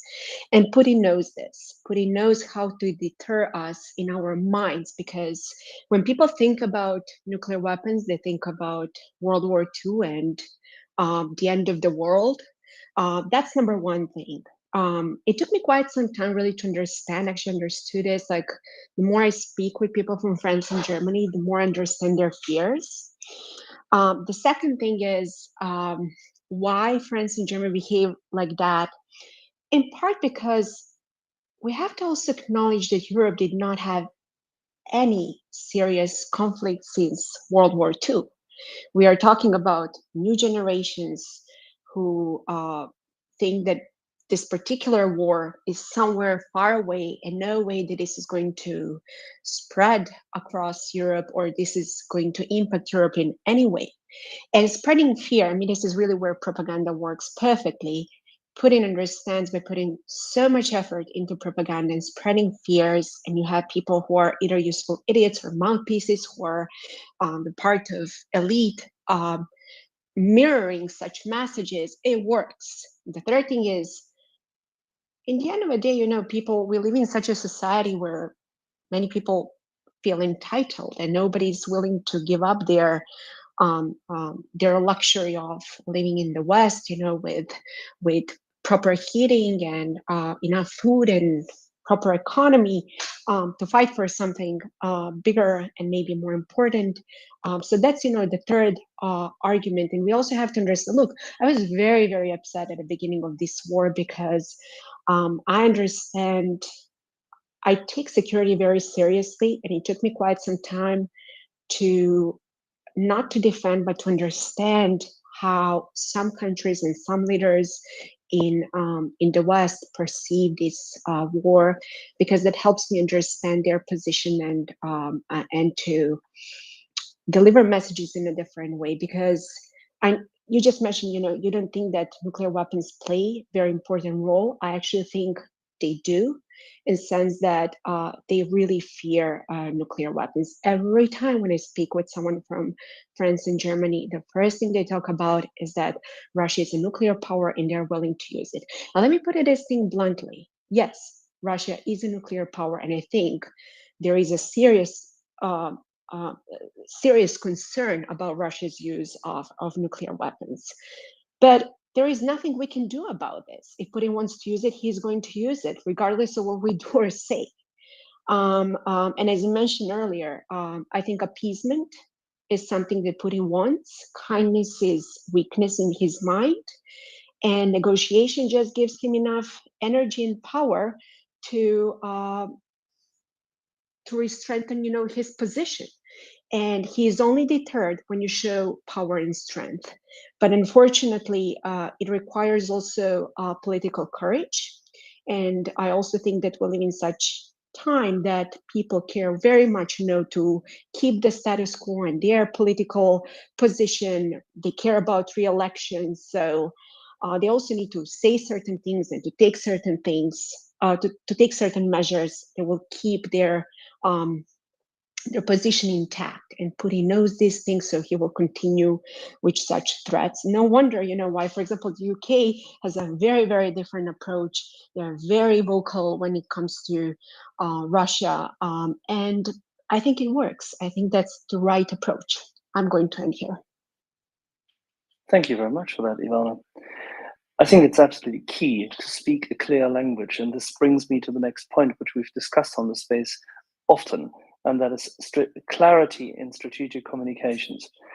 If both of you were to rate the clarity on a scale from 1 to 10 of communication of Monsieur Macron, Ben Wallace, Olaf Scholz, and the White House. If you want, you can differentiate between the White House and the DoD. But if you take those four, how would you rate the clarity of strategic communications of each of them? Ivana, do you want to go first? I can. France and Germany, so we say like a one being the worst and being the best, right? Let's say, look, France and Germany, they're both clear. They openly stated that they're willing to negotiate and they're willing to some extent to appease Russia. So their strategic communication is also, very clear. I don't think that's the issue in terms of sending messages that are what I like to say polluting the information space. But the problem is how the content of their messages. When it comes to the United Kingdom, I think they're very clear. They send very straightforward messages to Putin, and he hates those messages. If you read carefully the Kremlin statements and the latest Putin speech, he's really affected by, because words matter. That's also something I want to emphasize. I think in strategic culture of Russian military, I think words matter, and you really just need to read. I always emphasize this thing, Russia's national security strategy. Everything is stated there. Everything. They openly talk about their enemies. They openly talk about their goals and even some methods. So when they say it, believe them. When it comes to the United States, I would not put it between DoD and the White House, but rather maybe based on the specific issues. I think when it comes to nuclear weapons, we didn't say what we are going to do, but we send a very clear message that Russia will suffer serious costs. Basically, we did not hear such a message in public, but the White House, they openly stated that they stated in private to put in like what's going to entail. And I have really no doubt, I have to tell you this, I'm very critical often of the US government and how they approach things, but I have no doubt if Putin uses nukes that the United States will respond. So, Julia, So maybe you can... all of them get good marks from you on the clarity of the strategic They do when it comes communication. to, yes, when it comes to the content, that's another issue. We'll come to that. Exactly. Then, We'll come to this. I would totally become a very polarized. It would be like either 1 or 9. All right, UK, maybe we'll come 9 to and this. plus. We'll come to this in a second. Julia, how do you rate it? Well, I'm trying to think how to add to Ivana because she was pretty comprehensive. I would differentiate between Macron and Scholz, and I would say that while with Macron there's been clarity, including on nuclear strategy, with Scholz, of course, he doesn't have nuclear weapons, but I would give him a far lower grade, actually, ironically, than Macron because of the Scholzing, because he changes his mind constantly. He wants to appease, but he wants to support. He wants to find a solution for Ukraine, but on the other hand, he says, "But we're doing so well." He said, Nord Stream 2. I was always thinking this is a security problem. No, you weren't. Just a few years ago, you had a completely different opinion. So in terms of clarity, I'm really confused when it comes to Scholz. I think he must be himself too, to some extent. And so I would rate him lower than Macron. Though with Macron, yeah, it goes back to, I think, what Ivana says. It's also a matter of content. And, rule number one, and this will lead me to the United States. Rule number one, when you're threatened existentially, which, with every nuclear threat that Putin does, if we go back to 2014, he never says, oh, it's tactical, it's in Ukraine. He talks about the West. And so whenever you're threatened existentially, strategy lesson 101 is don't take anything off the table. And Macron has done that. So short clarity, but strategy really low. And this brings me to the United States. I'd say the White House, because the DOD in the end works for the White House. There's been a change, I see. At the beginning, Biden made this mistake, in my understanding, and he talked at the beginning of we want to avoid World War III. And to me, that was a mistake because it suggested strategic ambiguity in a bad sense, if you'd like, that the United States is ruling out stuff. Let's not forget that, and I think it was in June or July, the summer anyway, he went out of his way to write an op-ed to talk about why an increase in range of weapons from medium broadly to long range would lead to escalation. That to me is not very clear and problematic strategically. But now that we've been faced most recently with the newest assault of rhetoric in terms of nuclear war from Putin in the context of the so-called annexations, he or the White House has actually been more clear by not taking anything off the table. There's been a lot of rumors around in terms of what the White House would do in case of a tactical attack against Ukraine, but they've been wise enough to not rule anything out. And they've alluded to the fact, and this is kind of the big question here, they've alluded to the fact that there's direct communication and these things should also be discussed behind closed doors because that's the nature of nuclear strategy. And have I left anyone out? Ben Wallace. Excellent. Ben Wallace, exactly. Yes, excellent. He's been very clear. I don't see any major faults with him. Julia, I just want to add one thing. I think the reason why we differ in Germany is because you have very probably high expectations. I have zero expectations, so I read their messages in a very straightforward manner. Sorry, this I is guess like so. It's my German bias. Exactly. That's okay. So maybe So next question. are you both saying that essentially the clarity we can rate, and that the clarity is an expression of national interest or the interest of those elites currently in charge of those nations? And if you just highlighted this, it's very interesting what you said, Julia, that Olaf Scholz is so happy or was so happy with the status quo, which many people here in the space have commented upon this, there is a certain sense of complacency in that Germany has actually taken on the role of the small merchant around the corner, something which the French always thought the English were. But it's not perfidious Albion, on the contrary, it is actually Germany, which would really rather not have that problem. So that's actually quite deplorable. You're opening up a bunch of questions, so I'll try to be brief, and I'm sure I'll be completely incomplete. You know, in my understanding, I lived in Germany for a long time. I studied there. I looked professionally at Germany's strategic culture for a long time, and in my understanding, Germany has been struggling with leadership.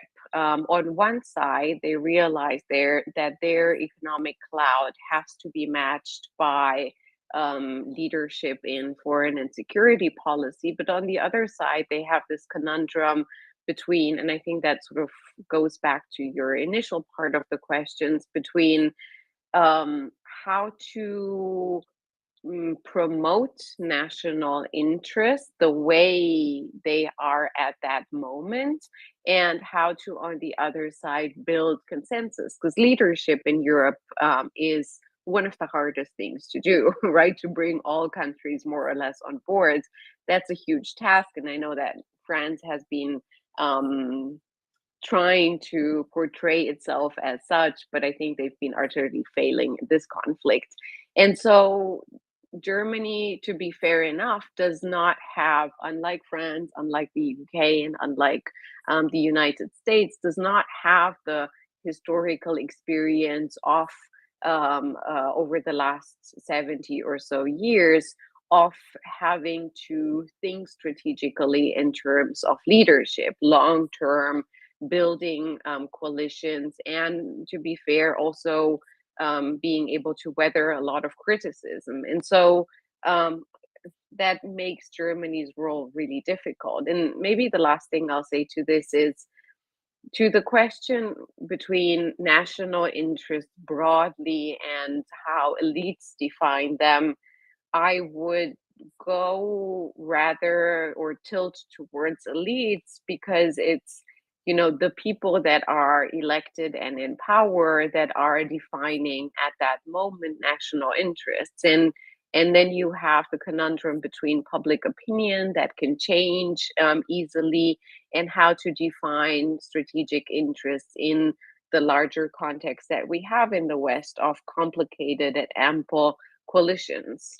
And so, unfortunately, it is very much in the hands of elites at a moment in time in that specific security environment to decide. Think about where we would be today in this conflict if we didn't have Biden in the White House, but Trump. And I'll close here. It's food for thought. Ivana, mindful of your time, do we have a moment still for one question from Romania? Absolutely. All right. Regular listener of ours and regular speaker, Christian. Thank you, Axel. Bună seara, Iulia. I have a couple of questions. I don't want to take your time. Do you think Macron was tasked by the allies to have a talk to Putin before and after the war, or was it a self-righteous political move? And why is he so afraid of Versailles type peace treaty, into as much not humiliating Putin, for example? And the third one, and I'm just gonna close with this, is what do you think, or how important is Romania to Ukraine right now, or has been in the past, and what more can it do since it's all cloudy? Can we go back briefly, because I'm not sure I understood to your first question. Whether what was your question? Whether Macron has been actually talking to Putin before and after the start of the invasion, or what was it? Yeah, I was thinking that maybe he was tasked by the allies to speaking to Putin to give him some sense into all this. Yeah. If I can Oh, just quickly jump in. So I please. think I know what you're referring to. And that's exactly the story that I've been hearing over and over again when I was criticizing Macron. Basically, that his task was to be a close connection with Putin on behalf of all of us and to keep that contact in terms of diplomacy. I oftentimes heard, like, when I was criticizing him, like, don't do it because he's doing a dirty job for all of us. If that's something what you refer to, Christian. Yeah, basically that's what I was asking, and I actually think it was a self-righteous act. I don't look. I personally, I don't know. That's what I've heard as well, but I don't have any uh, any proof to show this thing. I think everything that he was saying in terms of appeasing Putin and not to humiliate him and being concerned even when Biden's called Putin a butcher. Sorry, Yulia, I don't want to jump in. I'll No, just please go ahead. let you talk. Oh, all right. Thank you, first of all, Christian, for your questions. When it comes to Macron talking to Putin, I also am reminded of Zelensky, who at some point early in these talks said, no, no, no, it's good for Macron to speak to Putin. I asked him to do that, I believe he said, because someone has to talk to him. Now, this was early in the war, so I don't exclude the fact that he was tasked, though, based on French strategic culture, they usually tend to task themselves. And of course, I have to ask the question of the legitimacy of this task. I'm not sure all EU countries, and particularly those that have been most under threat, think the Baltics, have been so thrilled that it is Macron who was tasked to speak on behalf of all of us. And if I look at the content of what he's saying, I'm certainly not happy with how he's representing me as an EU citizen.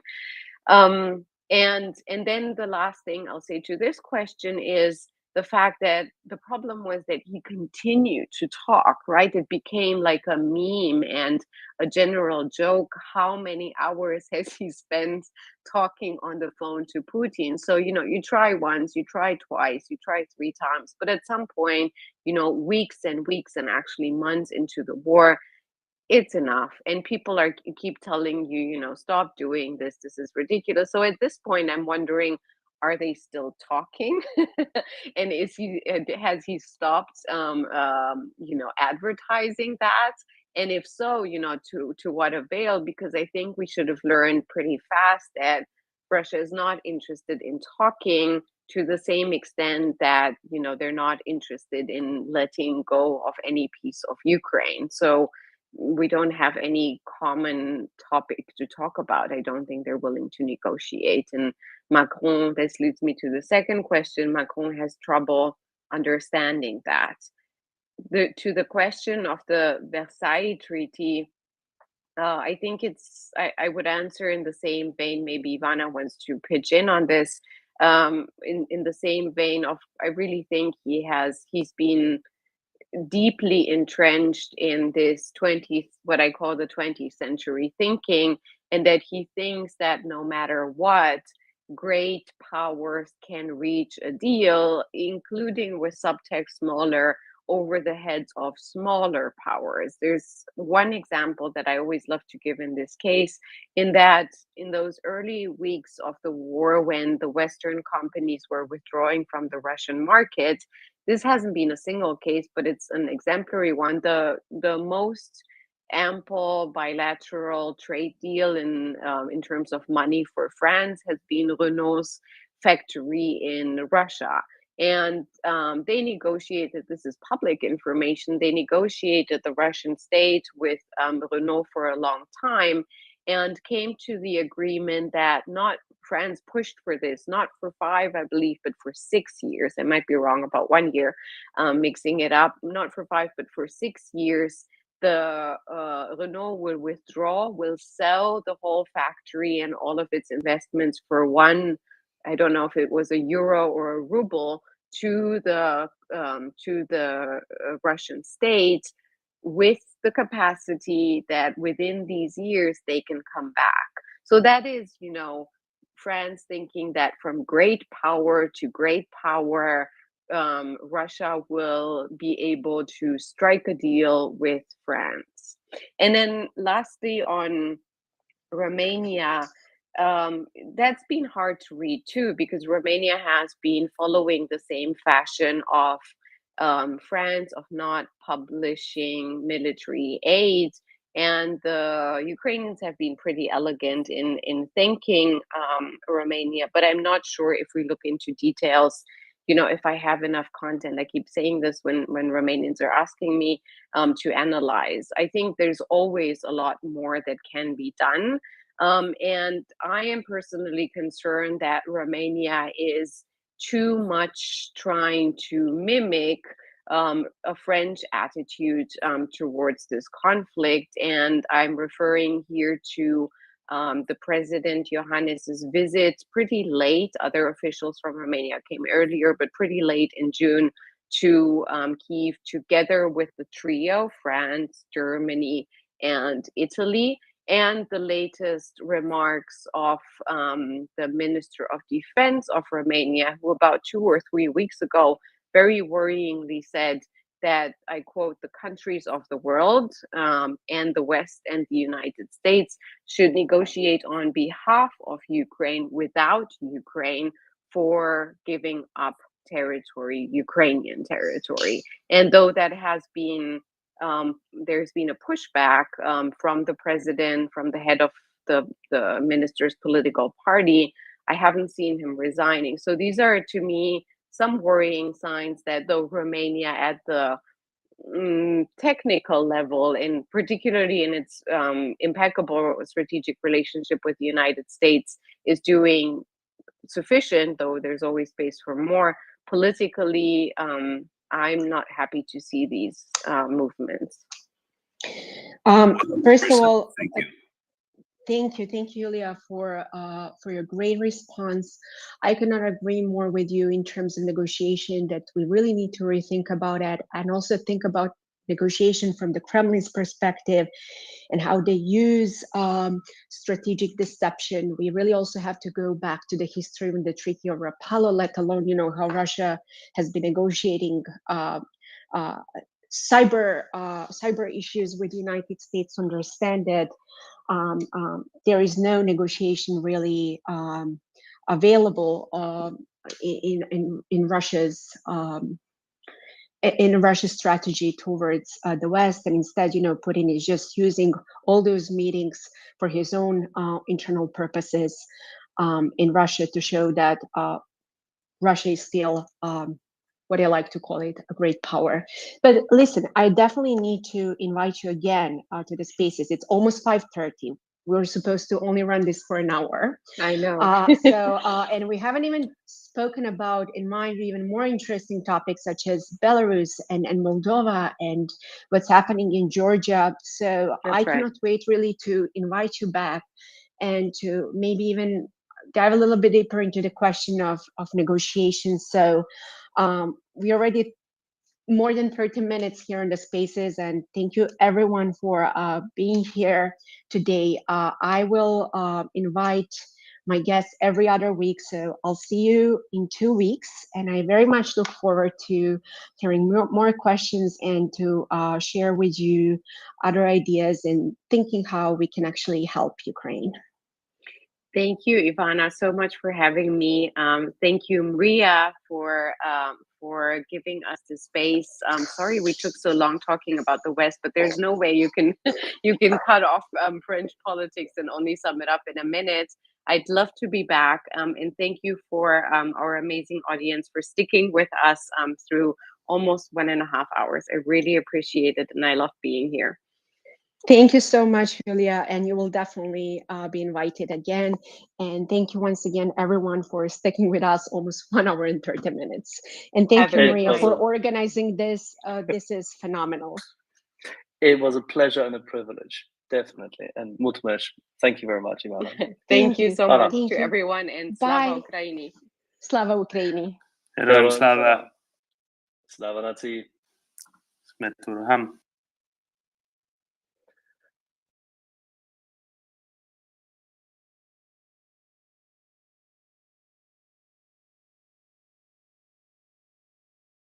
Yep. How did you like your countrywoman? Or on the Romanian news shows, and I think I just don't remember when. I did actually listen to her in some conference. Was it Bucharest? In Bucharest, but I don't remember. She's brilliant. She actually brought up a lot of really good points tonight. Yeah, I think you can hear that she has been researching, reviewing, and analyzing this deeply for many years, and has been discussing it in detail with a number of very qualified people. So, I like the way she and Ivana simply can drill down into any kind of depth if necessary. That's absolutely perfect. Domin, how was that? It was very good. I'm just a bit miffed, honestly. Yeah, that they left so early, right? Yes, because I wanted to get into Hungary, deep down into Hungary. And I've been flagging this, I've been tweeting at Ivana 2-3 times over the past week, and we ended up talking about Hungary for about 30 seconds. So next time, we're just going to do Hungary for an hour and a half, nothing but, and it's going to get served with a big pile of paprika on top. That's my executive decision. Tough luck. You heard it here first. 2 weeks from now, Hungary, hour and a half. I also can't wait for Georgia and Republic of Moldova. I can't wait to hear her speak about these two countries.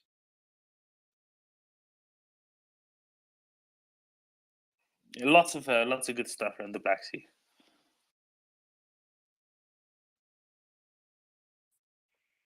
All righty. So we have Leonardo who had his hand up patiently before, and then Leonard. Yeah, just was really curious what they were thinking about rebuilding Ukraine after the war. I mean, that's a focus we should have, and what they think or what they expect, where the most funds will come from which countries, and which countries will most profit from this. But I mean, it's a nice topic we could maybe discuss next time with them.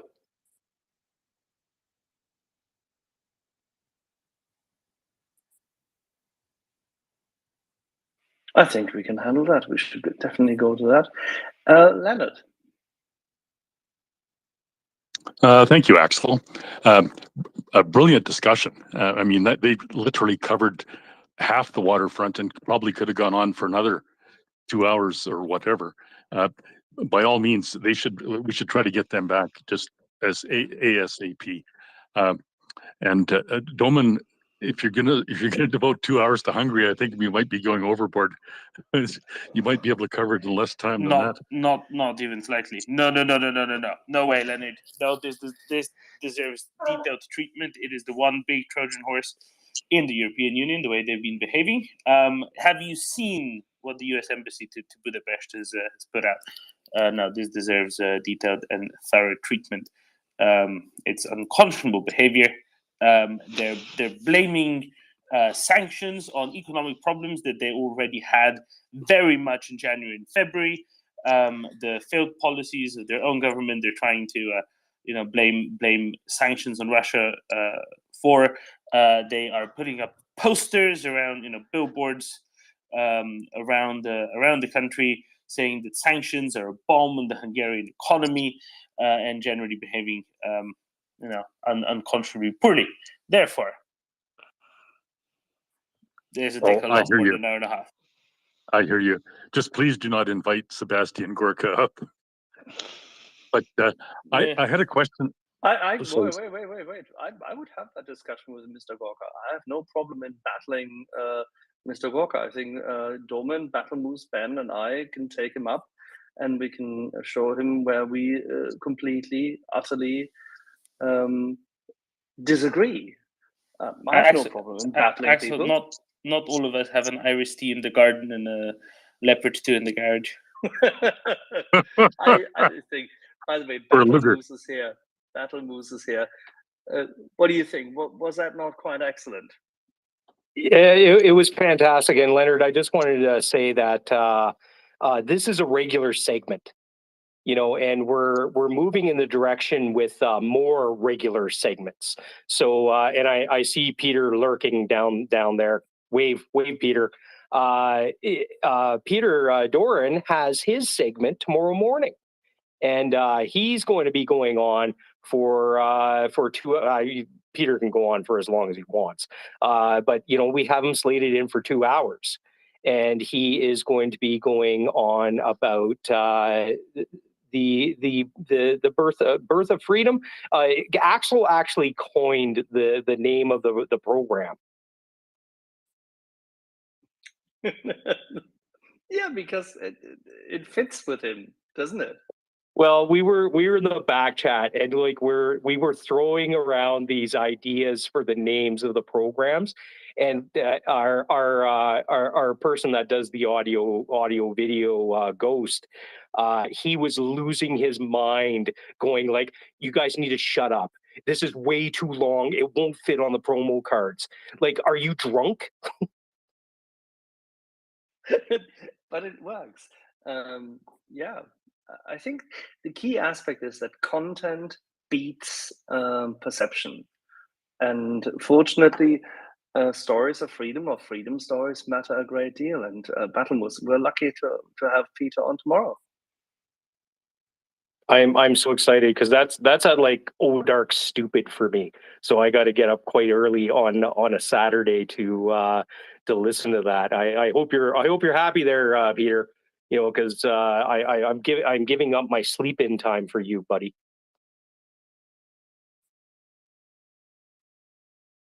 I am so much looking forward to this, and I thank you for your persistence, Battlemoose, and your keen and astute sense of sorting this out, because I think it makes a great deal of difference. I do remember the first time Peter Doran came up, and we had this wonderful section on Moldova and Transnistria. And this is, I think it's end of March. It may have been beginning of April. It was April. April, okay. It was astonishing because it was absolutely fucking. We did one on the Montreux Convention, which was really great. Loved it, and it went also far beyond the 1 hour envisaged time frame. But Transnistria highlighted an area which Peter, at the beginning of his career as an analyst, had to dive deeply into. But he will talk about the story, I'm sure, tomorrow yet again. But it was interesting because Transnistria is so important. It's such a vital piece of the whole puzzle. It is at the absolute core of everything which was left undone and we failed to address with the fall of the Soviet Union as it seemed. And it is the festering wound where everything which we see now is ingrained. And the fact that we're now finally tackling Moldova, integrating Moldova into the EU and helping them to ultimately get into NATO and supporting them is so late. It is more than 30 years, well, close to 30 years too late. But it's something which has to be talked about. And I'm very glad that Battlemoose, who now just dropped, has actually arranged for Peter to talk about this. So I'm very glad that we have the opportunity tomorrow, Doman, and we'll be there. Quite right.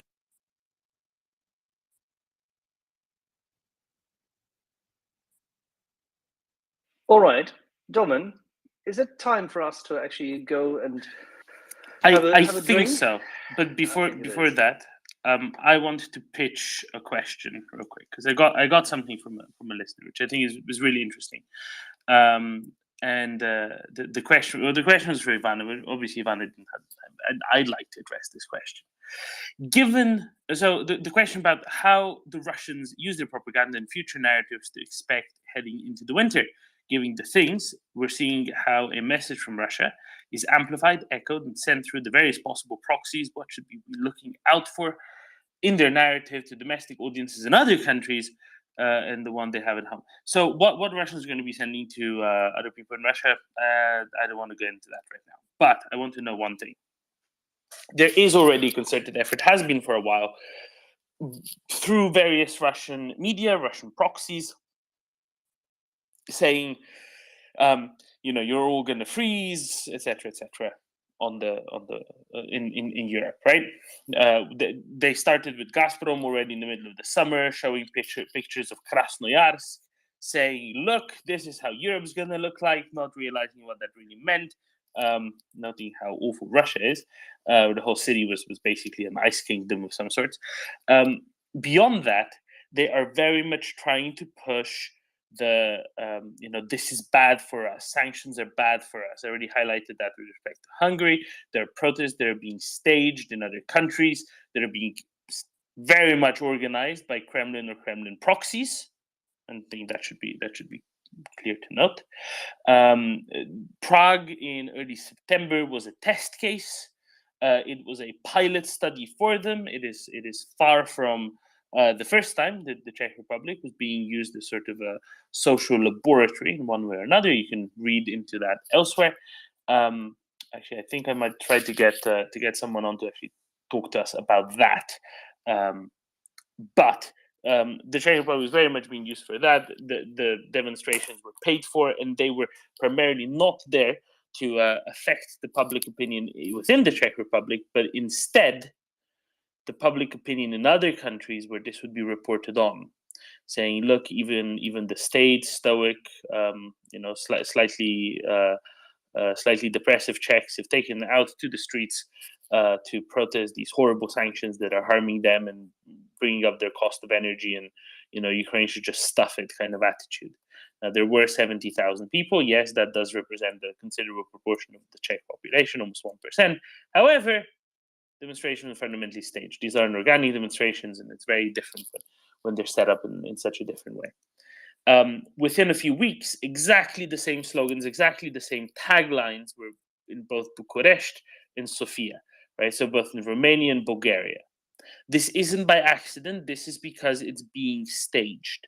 Whenever you see protests that don't have a clear organizer, that are being set up, that are incredibly harmonized, incredibly look-alike person to person, without any clear organization behind it, be very suspicious, especially when around that will be hanging around some sort of sketchy types from the far right or far left of politics, or people without a clear or a clarified past, as is the more of the case in the Czech Republic. Wherever protests are very general, end with this government, end with European sanctions on Russia, those things are generally going to be tied very heavily to the Kremlin. Russia uses information warfare as one of its approaches to warfare in war and peacetime. Russia does not consider it inappropriate to use all-out information warfare in times of absolute peace, let alone now when Russia is fighting in Ukraine. This is normal. This is typical of what they do. Using and galvanizing what they call the protest potential of populations in other countries is a part of their strategy. I think they've identified a little fragment that they can attack asymmetrically because their own population does not have much of a protest potential. Therefore, they're ever so more willing to use it because any sort of symmetric repercussions just cannot affect them. So there you go. That's my little bit of an answer. I'm sure, maybe we should just get Ivana back and her and I can talk about this. How about that, Axel? We can do this for an hour and a half. I think we can easily fill it. I can get Biljana back on. It'll be great. An hour and a half, screw it, 5.5 hours. Easily. Only she can find the time. Because we're here 24/7. There's other people have all of these other things going on. I don't understand. What is this, Axel? But really, I think this is a very important question. That's why I wanted to at least briefly address it. But we should be coming back to that, and will be coming back to that. And maybe I will make myself do a better job of highlighting wherever I think that this might be a connected factor. Sorry about that for a little bit of a rant. I shall be signing off and joining you all in about 9 hours.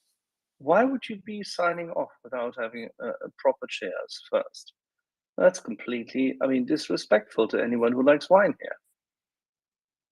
I've already put the wine away for the night. What? I know. It's not even midnight where you are. I know. This is I don't know, being responsible or something. Yeah, it's close to midnight.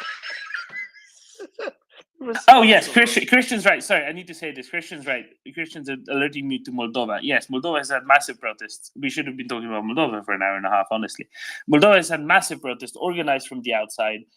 We will Organized. do that tomorrow, Domen. We should do because that. Fine, we'll do it tomorrow. Moldova Where's is Vic? for Vic. our friend. Is Oh, for our do that friend with Peter Peter. Doran. Ah, Yes, we very do good. this with all things Romania, Moldova, fired up areas there. We will discuss tomorrow. Did anyone tell Vic? I mean, your I'll tomorrow, tell my Vic today. now. Yeah, well, Tell Vic. I'm telling Vic. So, anyone in the audience, if you are from Moldova, Transnistria, Romania, or anywhere in the Zakarpathian Mountains, please feel free to join us tomorrow. And everybody else, please send messages as to your questions in regard to what happens between Serbia and Kosovo to our friend Domen. To finance. He's now an expert. He's been studying.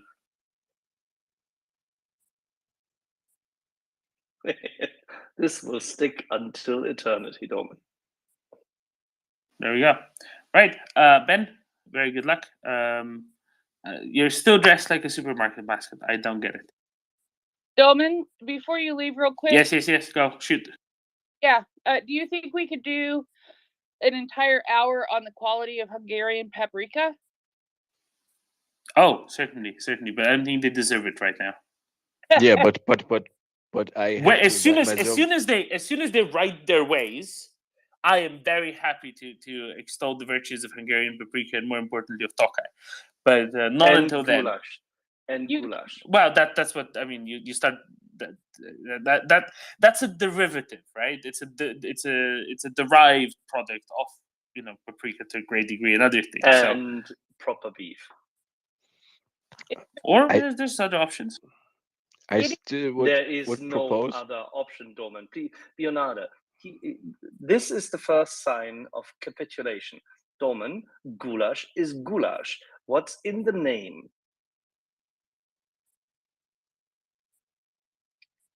Yeah, exactly. The way you cut the beef, that's in the name. So, goulash requires beef. Next. Leonardo, you wanted to say something friendly to Domen, who's running away from such arguments. Yeah, absolutely. Because we were talking about paprika, and I have a friend from Serbia, and I have a really different take on paprika. And we should not forget about the paprikas from the Baltics. So I think Hungary and the Baltics have to fight it out together. The Baltics? Actually, do you have paprika? I think it's too cold to grow properly. I think he means the Balkans. Yeah, we import. Leonardo, it's Friday night. It's before midnight. We understand. We appreciate. So, Balkans. Just try getting good Hungarian paprika in the United States. It is a struggle. Yes, No, it's not. That's why you get No, it's Croatian paprika. Paprika is not good anyway. In the United States, you can get Hungarian paprika in the United States. You just got to know where to look. It's just not as good as the stuff that actually comes from Hungary when relatives go to visit. Trust. It's. I've lived this struggle all my life. Prince, you will hear this now from Christian, who is from a decent country, Romania, and he will tell you where the best paprika in the world is grown. The worst paprika in the world? The best. Oh, the best. Romania. I do have a really good piece of information for everyone regarding to Hungary, if it's okay. Sure. So, we all know Hungary has minorities and representation in each and every country that it borders, right? So these MPs and senators, or whatever their equivalent is in other countries, actually meet each other once a year in Hungary to speak about what's happening in these countries. I don't want to tell you how many of these guys are actually into defense and security commissions. So you can get your suppositions from there, including Slovakia, Romania, Serbia, Czechia, wherever. So think about it for a second. I won't say much more about this because I don't really want to, but I can say it in private if anybody is really curious.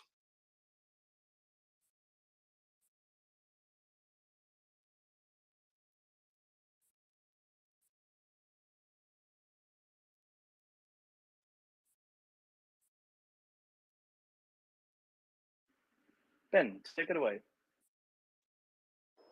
Axel, are you signing off? No, not yet. Well, I just wanted to take really quick before Ben gets on here.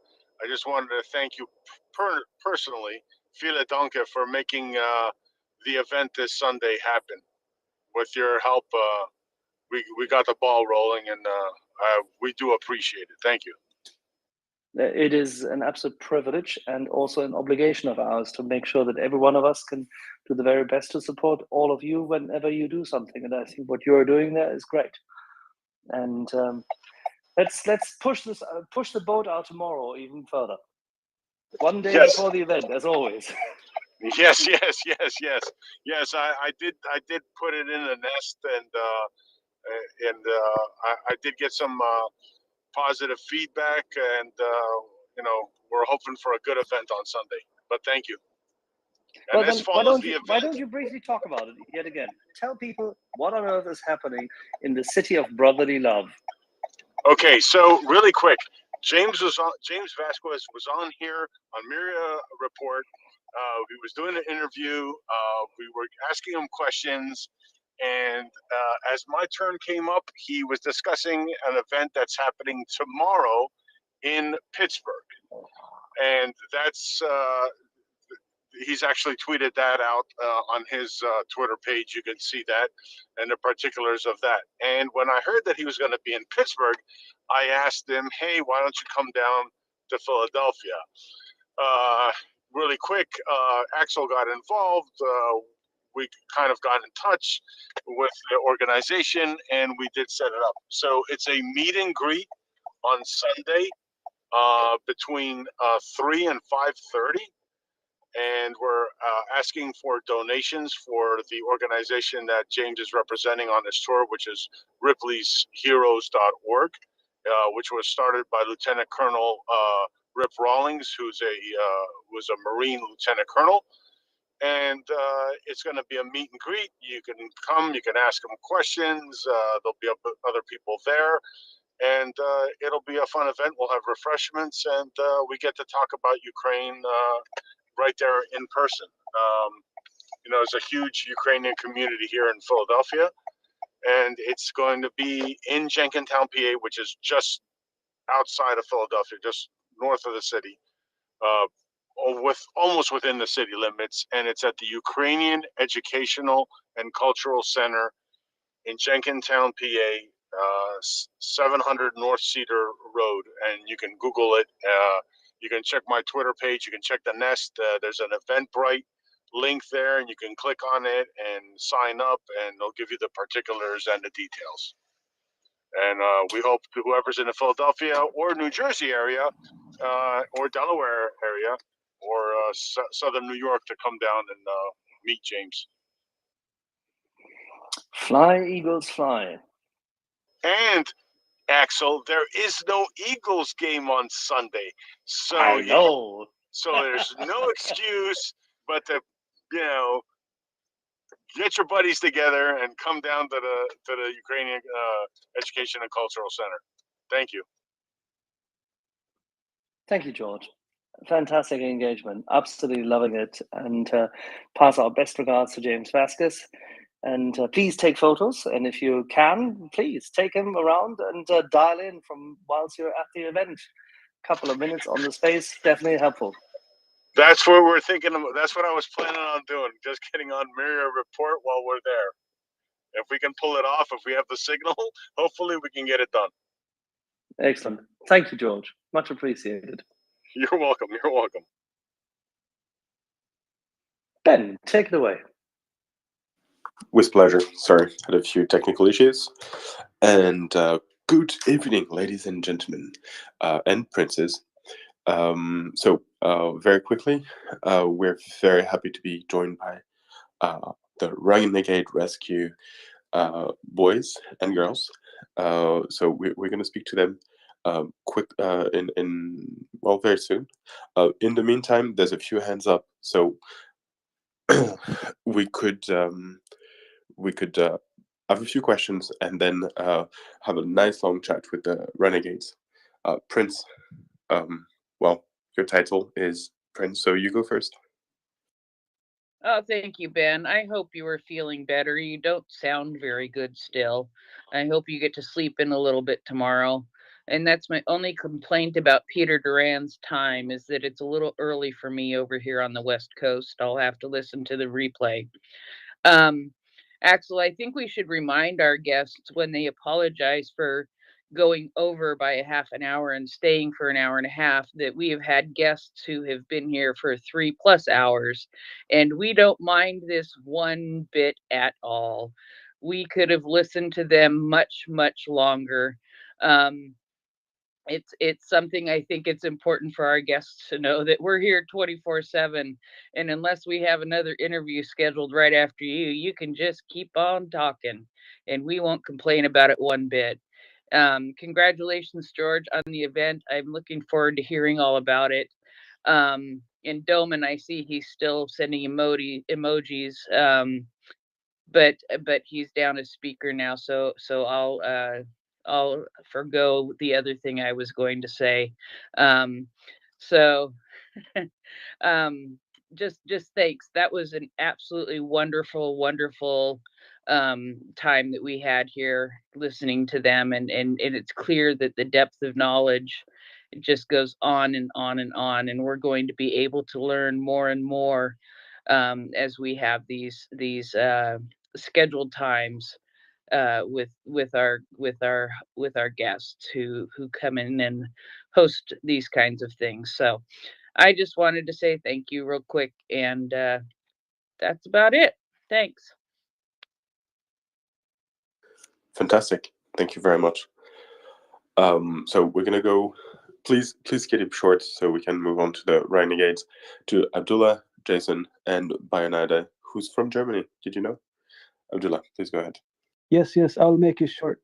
Hey, Prince, I'll get you some Emirati dates if you can get me some Hungarian paprika, okay?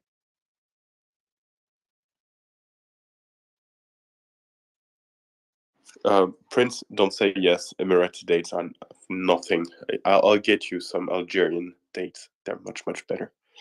They're the real thing. No, that's a scandal, Ben. No way. I'll fight you. We still have the Beni Elal waiting in the aisle. We can send them back straight to you. I'll send you some, Ben, as well. Don't feel bad. Okay, thank you. Jason, please go ahead.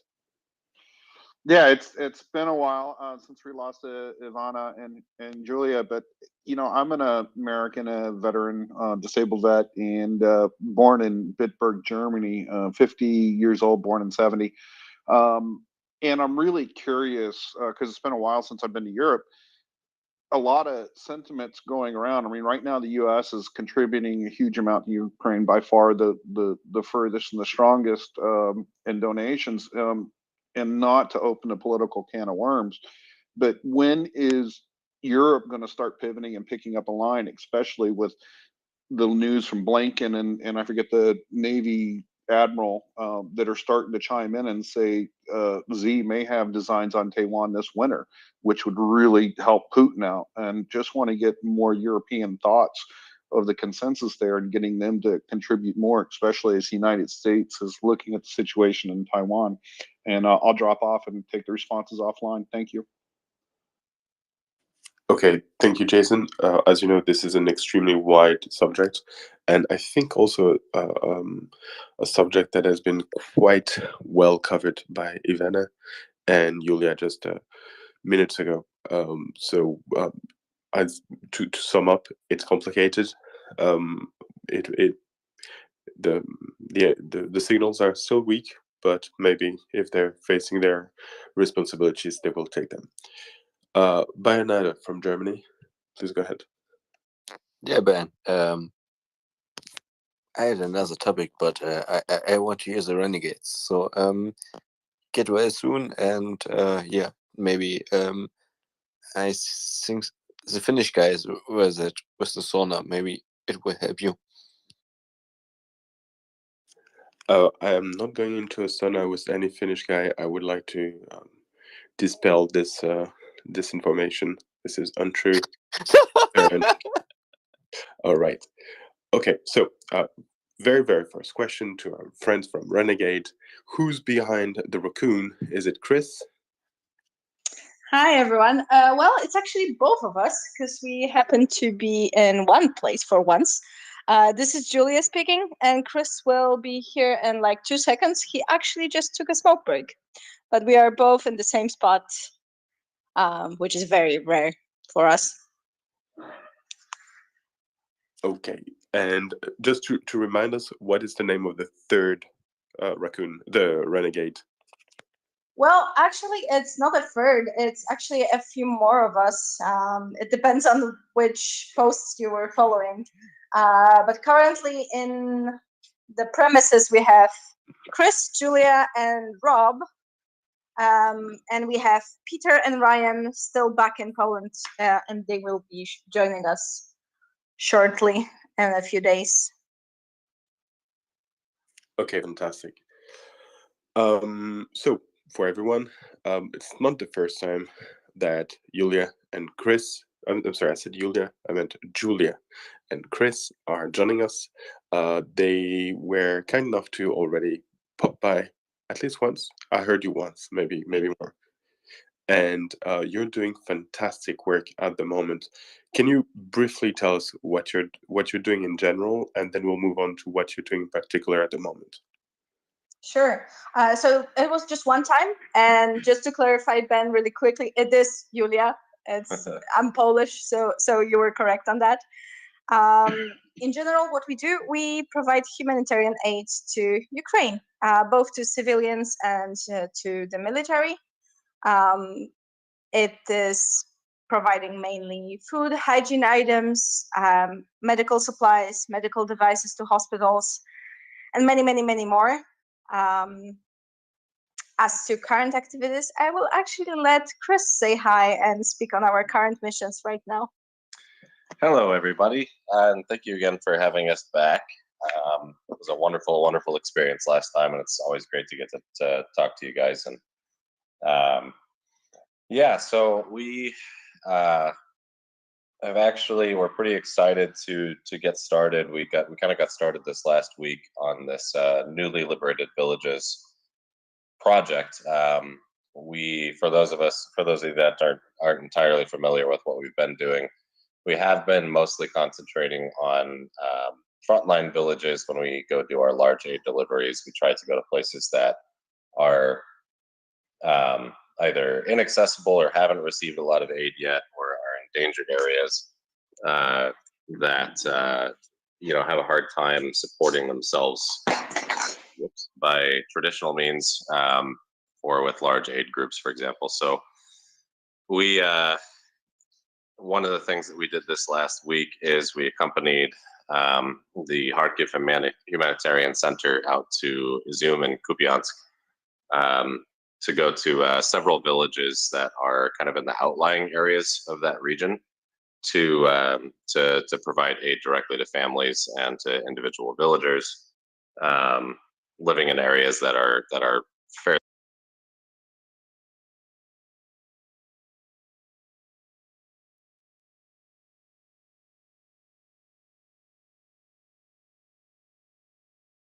inaccessible. We had to take 4x4 vehicles and stuff out there to reach a lot of these places because the roads are either destroyed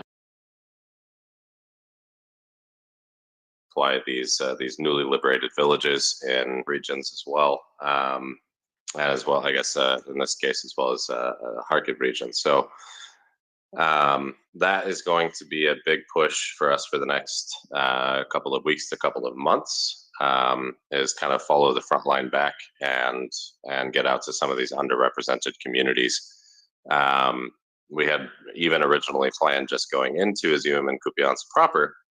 And after kind of speaking with some of the organizations that are working out in that area, they were telling us, yeah, it's, the need exists in the cities for sure, but a lot of aid is flooding into those areas.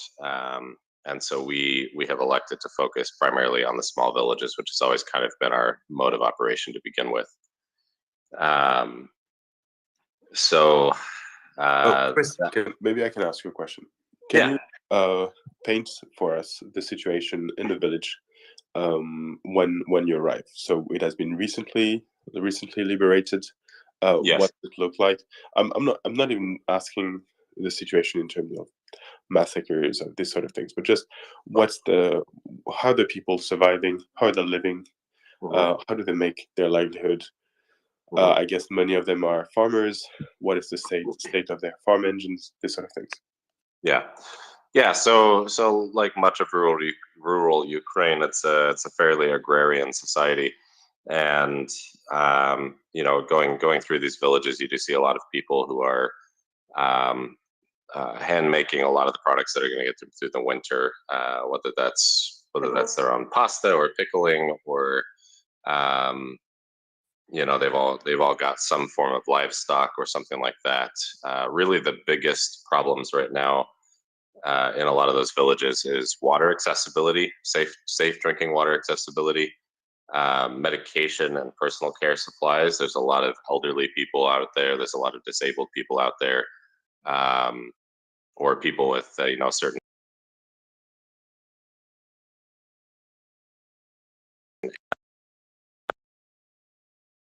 or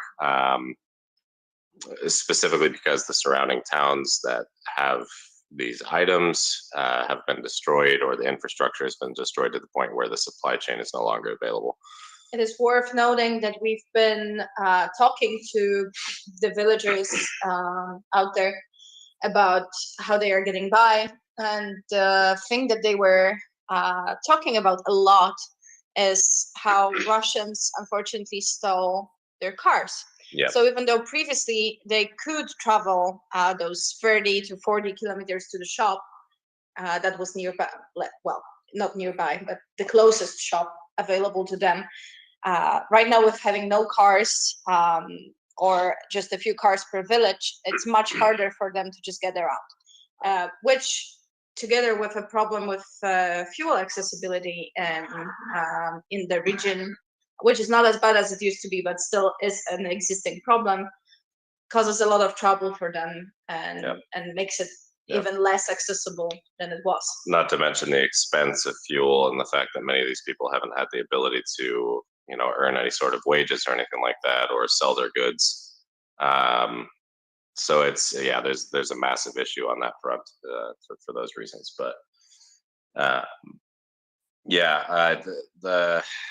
in terms of living conditions and accessibility, one of the biggest issues too is that the roads, which are primarily dirt or gravel roads, a lot of them have been absolutely destroyed or disintegrated to the point where they're not really even usable anymore. There was a point where we were virtually swimming through mud in the Jeep just to get into one of these villages.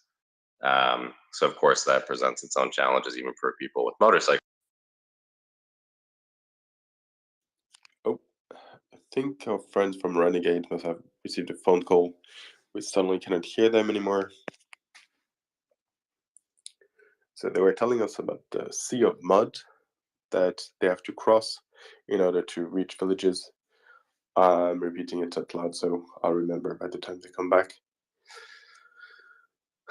Renegade, we cannot hear you guys.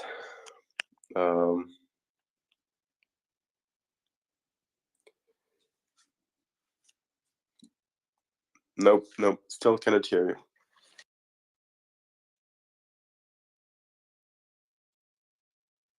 All right, give me a minute, and I'm going to drop them, bring them back, and we'll continue the conversation about the Sea of Mud.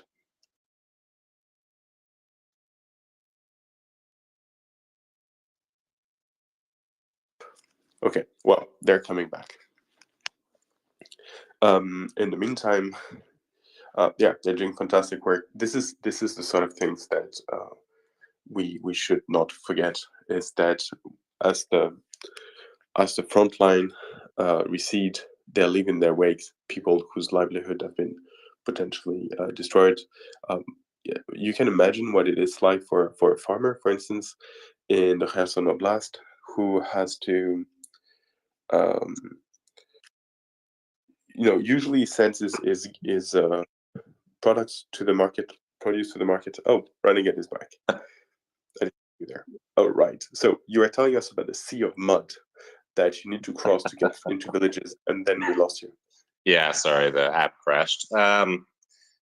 Yeah, so road accessibility is a huge issue for the locals out there, because a lot of these roads have been destroyed because they were already dirt to begin with and aren't in great shape. And now the roads have been virtually destroyed, by military equipment, to the point where at one point we were literally basically swimming through a bog of mud just in the Jeep just to get into one of these villages. So even for people with motorcycles, the accessibility is pretty bad. And then you add to the fact that you can't exactly cut across the field safely in these regions. They're still finding mines, they're still finding unexploded ordnance and all sorts of things. So venturing off any sort of cleared and beaten path is extremely dangerous.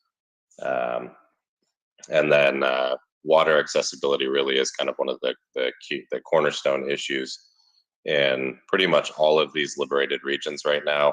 We've talked to several villagers who have told us that the retreating Russian soldiers had poisoned a lot of the wells with either literally dead bodies, human or otherwise, gasoline and diesel, had mined the areas around the wells to limit accessibility and cause death and destruction for people trying to access the wells or the water sites.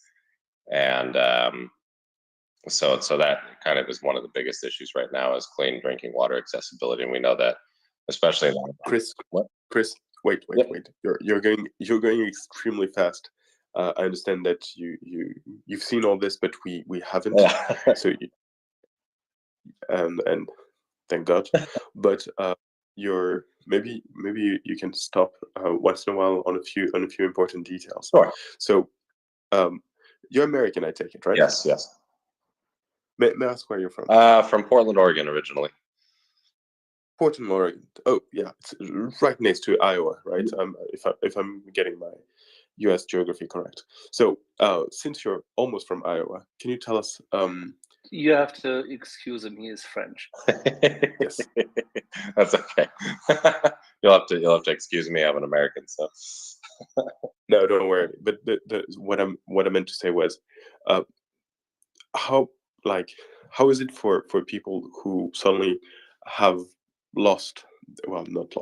have been stolen their vehicle and have to live without their vehicle, potentially without their usually mean to earn cash?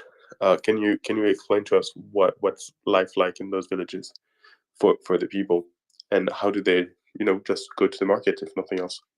I think I'm gonna steal this one from Chris, just for the sole reason of being Polish, which is almost Eastern European. It is very, very important to know that most of those villages right now are elderly people, mainly elderly people. Some we've seen literally maybe 10 kids between 5-6 villages that we visited,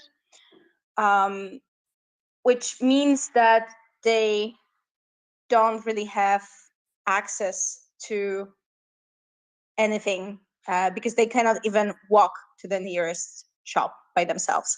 And what is very important to note, that right now those communities of neighbors are coming together and are trying to help each other, which is absolutely beautiful to see. And they are really coming together and sharing whatever they have with each other.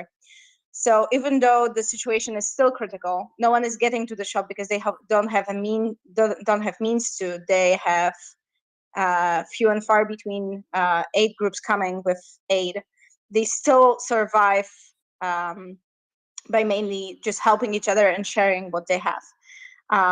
We are sort of predicting a more drastic situation when winter comes and there is not many vegetables to be shared among neighbors anymore. But this is why we are preparing right now with this campaign to supply more and more long shelf life goods that can be stored in houses for all of those people that are not going to have good access to any kind of shops.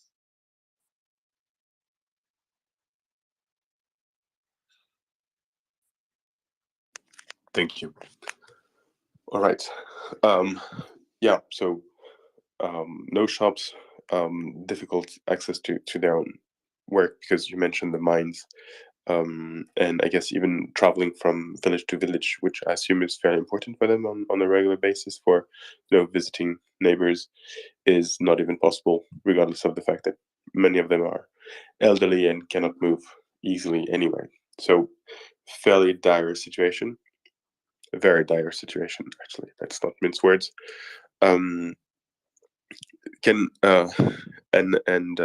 You mentioned something which is extremely concerning because this is the basis of whole life, not even only human life, but all life. You mentioned the fact that water supplies were being corrupted. Can you tell us more about this? Is it something very common? Is it something you've encountered only once? Please tell us more about it because as far as I know, I've not heard about this yet.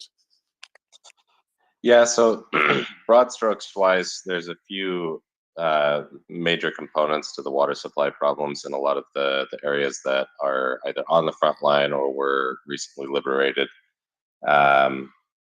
The bombardment, a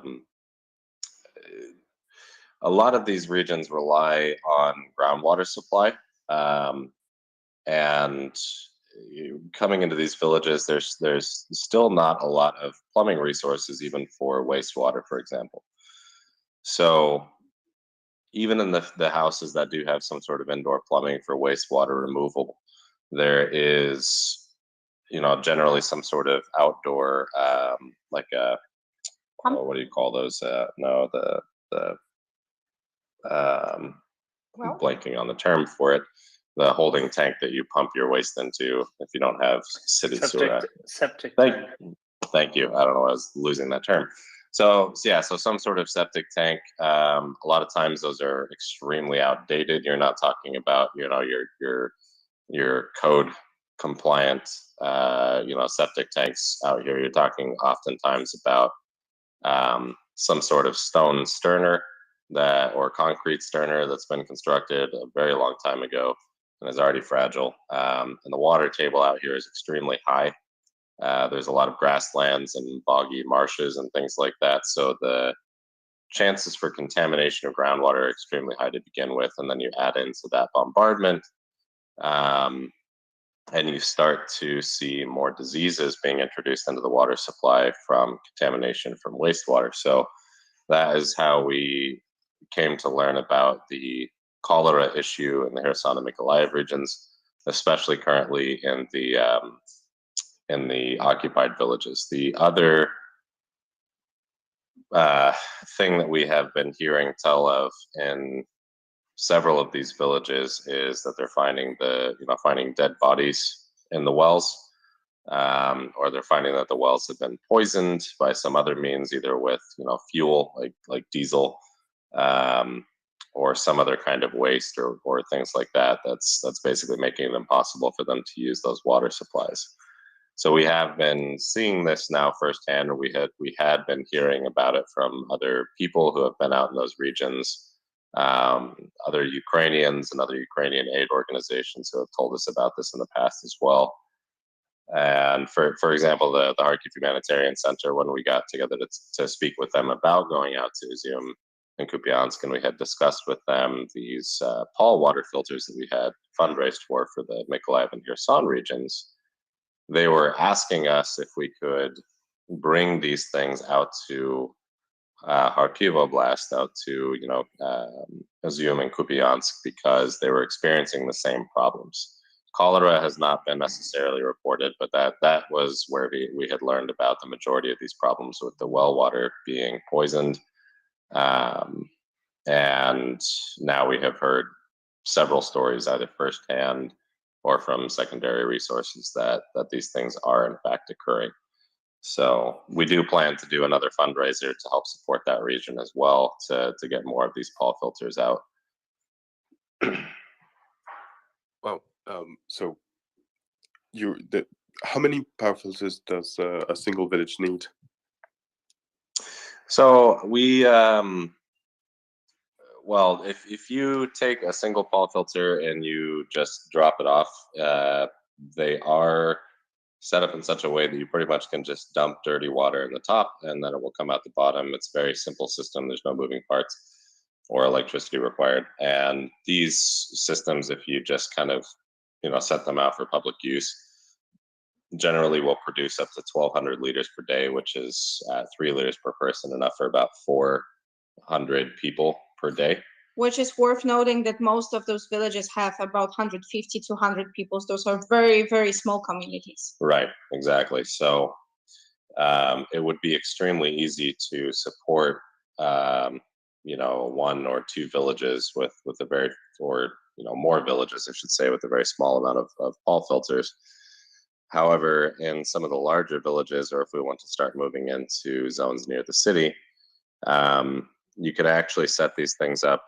We are in the process of purchasing all of the additional pumps and pressure switches and valves and hoses and things to produce the full system, which, if managed properly, can actually produce 4,000 to 5,000 liters per day. So we can, in that scope of things, we can supply many, many, many more people with a single station. So those setups, however, it's going to require us to work pretty closely with village administration and try to get them set up with some sort of continuous running water supply and help them figure out methodologies for storing water safely without using contaminated containers, for example. Those filters also don't need that much maintenance, but still have to be cleaned once a day. So it's very important that we sort of have someone responsible for maintaining those filters. Yes. This is why we were looking into partnering up with either firefighting stations, churches, or administrations in the villages and towns. Yep. And then to designate locals as well who can be responsible for actually running the system to make sure that it's being as efficient as possible. So yeah, the systems can be scaled up to produce quite a bit of water and to support quite a lot of people.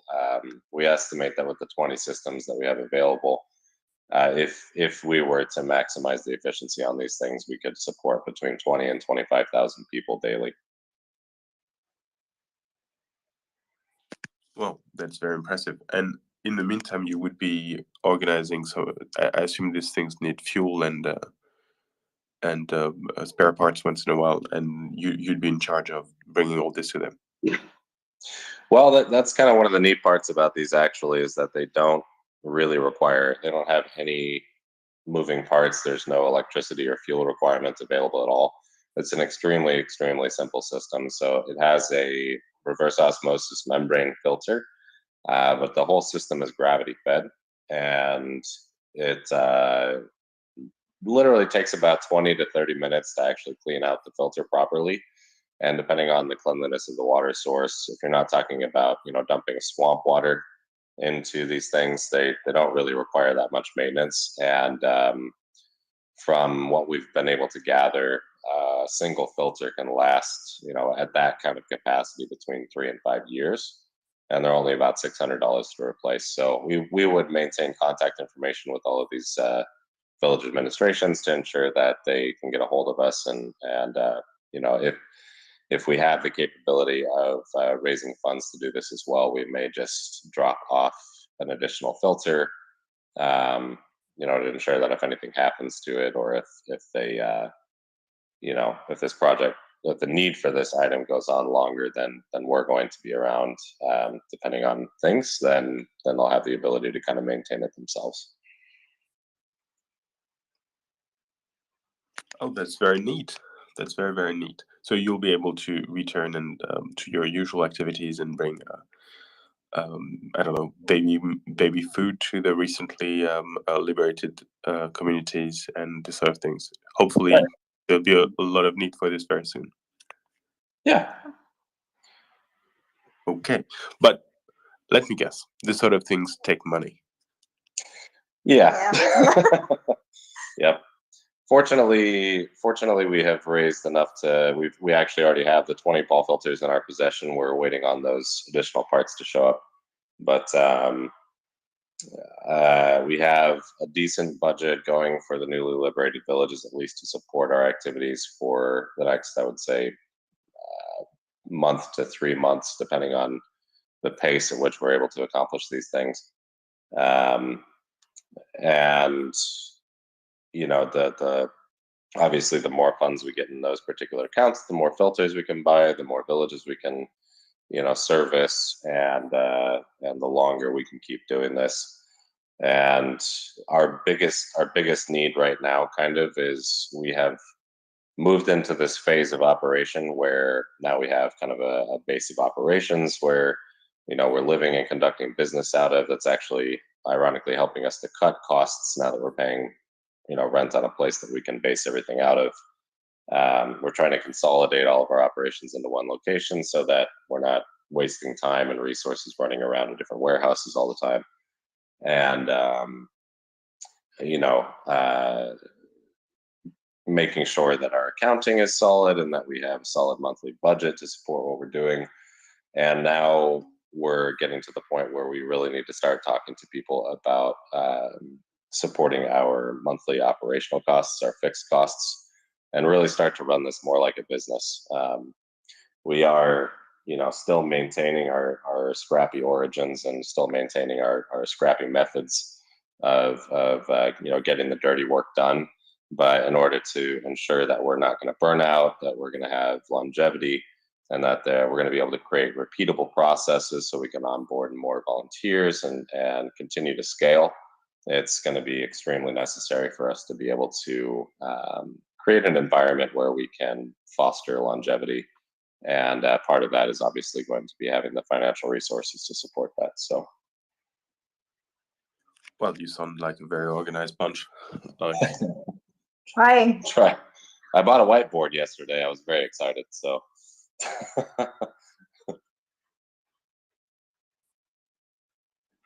Oh, right. I'd like to acknowledge my friend Joseph, who has come up. He's the co-hosting the space. I would have to say I am co-hosting the space with him.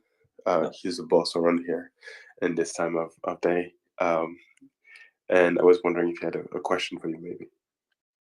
Well, first off, no, Ben, this is your time. You're the boss at this time, Ben. I'm just here to help you out. But no, I mean, what you said really resonated with me. I mean, this is something I think we're dealing with right now, right? We need to, this is going on for a while. In order to do everything more efficiently and to, get everything we need done, it requires more organization. So, yeah, definitely resonating with me what you're saying. But I guess I'm curious, just in your contact with people, in terms of the winter, right? I don't want to be like a doomsayer here, but obviously we've heard a lot about these drones hitting power infrastructure and heat generation, and there's a lot of concern. So I'm just wondering if you guys have any thoughts about that or any measures you're considering taking. Go ahead. Yeah, for ourselves specifically, we've ordered some firewood and stuff for the house here. Thankfully, it actually has a functioning fireplace, which is going to be nice. So we'll have means of making sure that we all stay safe and warm here.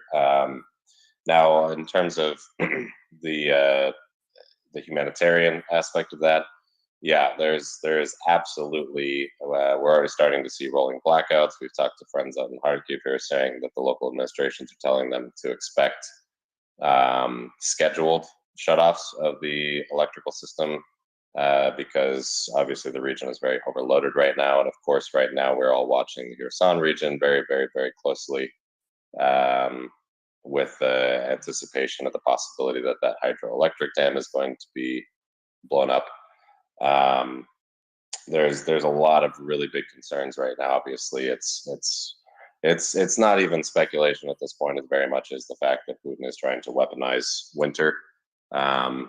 Not the first time around. Not the first time around. And, you know, it's gotten us thinking very much about the projects that we can do to help to solve that. Of course, there's many commercial products out there that we could go purchase and just plug into a wall. But if we're talking about fuel shortages or electrical shortages, things like that, that's really not going to be a viable solution. So we may, when I get a little bit of free time, I'm thinking about going out to scrap yards, trying to source, you know, whatever local steel resources I can find, or, you know, scrap metal resources I can find, and putting together some prototypes of some wood burning stoves that we can, wood or diesel burning stoves that we can put into like orphanages, hospitals, houses, things like that, to create a safe means for people to heat their homes, or to heat buildings that weren't necessarily designed, you know, to be heated by alternative means. And I mean, it's already getting extremely cold here. We have heat in our house, and we're all still wearing sweatshirts. Like it's going to be a very, very brutal winter. So we want to try to see if we can start to create some projects to support that. It is worth mentioning that most of those villages, in the houses, you're going to have fireplaces, right? Because they were built in the times there was no, some of them were no electricity, no central heating, and a lot of them still don't have access to central heating. And with expected power shortages, it's going to be difficult to have any kind of electric heaters or those oil heaters running, because all of those require power. So what we've been doing so far, and we've been fortunate enough to be able to acquire those, we've been stocking up on just simple wool blankets, very heavy wool blankets, sleeping bags, warm clothes, because those are going to be very, very, very needed. And we've been delivering them to villages and towns all over Ukraine. Otherwise, people are asking not even about flashlights, but about candles. And they are asking us to bring candles for the winter, because they are expecting those power outages. And they are just gonna they are just getting prepared to survive that. Even if there is no heating, they usually have some kind of firewood available to them. We've been talking about generators for those villages, but with fuel shortages, that's also not really an option right now. So there's no easy answer to how to deal with that, but so far we've been doing a few different smaller projects to help sustain that. It's also important to note too that people are afraid to go into wooded areas right now to try to collect any sort of firewood. And I mean, even walking around villages, walking around town, we went to this village where we were shown a school that had been attacked in the first days of the war. They literally told us day one of the war, as the first rounds were falling, they were literally evacuating school children out of this school. And as an interesting side note, every single fixture in that school, desks, chairs, the stalls that you go to the bathroom in, anything that was even nailed to the wall or the floor was completely looted. The entire place was empty, except for the books in the library. So anyway, but the schoolyard, even, they told us, do not walk off the path, and if you wander out into the grass, like follow in the footsteps of the guy that's leading you. And this is, we're talking about, you know, in the lawn off to the side of the main road in the village. So any of the forested areas or wooded areas, we obviously know that the Russians put up mines and tripwires and all sorts of things like that. So there's a large element of fear that kind of plays into that winter preparedness as well.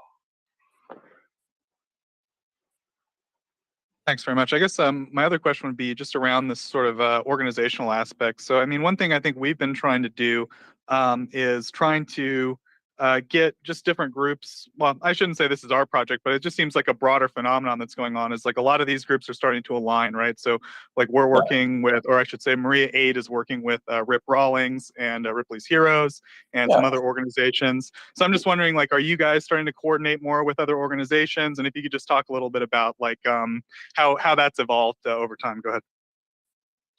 Yeah. So there has definitely been kind of a conglomerization, I guess you could say, of some of the remaining foreign aid groups out here. We have, I think, for quite a bit of time been cooperating with some existing Ukrainian NGOs and things like that to try to help them support their end goals. For example, organization down in Mykolaiv, which supports 2,500 foster families and 5 orphanages. We try to take them as much infant care and child care supplies as we can. And same thing with, and then they do the legwork, so we're not duplicating effort. And that's really, I think, the trigger term that we're all looking for here is how do we not duplicate efforts and how do we make the most out of these resources and not trip over each other's feet on the way to accomplishing these ends. So Kharkiv Humanitarian Center is another organization that we cooperate with quite frequently, as well as some local resources like military resources in certain areas as well to accomplish what we do. Now, as far as foreign aid groups are concerned, we have been linking up with quite a few foreign aid groups. We have you're all familiar with Ukraine Aid Ops, Harry and his crew. We have become quite close friends with him and his team and all the guys out here that are working with them, and even quite a few of their foreign volunteers. And so there's been quite a bit of sharing of resources, and this is kind of an interesting specific example because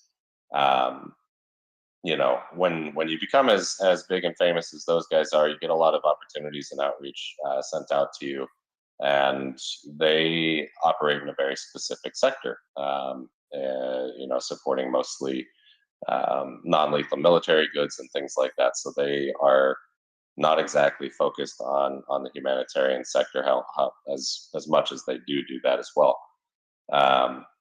So it has been nice to cooperate with them because they have been able to shift some of those contacts and resources our direction, which we've then been able to pick up and do our part to try to collect those resources and move those resources. And we've tried to provide Harry with at least logistical aid or helping them out however we can in the meantime as well. So there's been some nice cooperation that's happened there, as well as with Delaharoev and who else?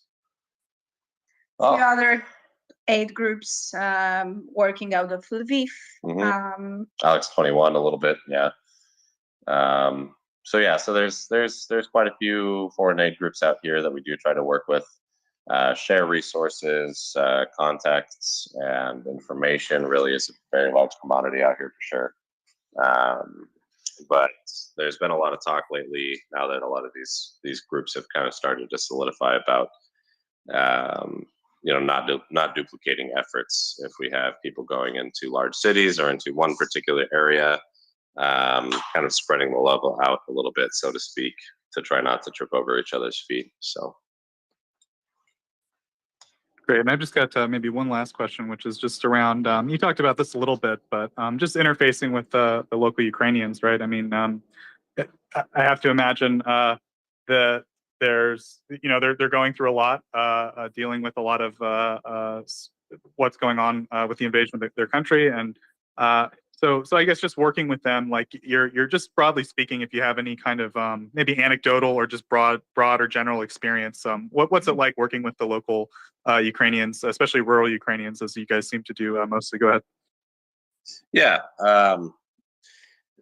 First, I have to say they're absolutely wonderful people, and I'm not just saying that because I'm supposed to say that because that's what we're doing, but I legitimately mean it. They are absolutely wonderful people to work with, from the aid workers all the way to the villagers themselves who are providing the aid to.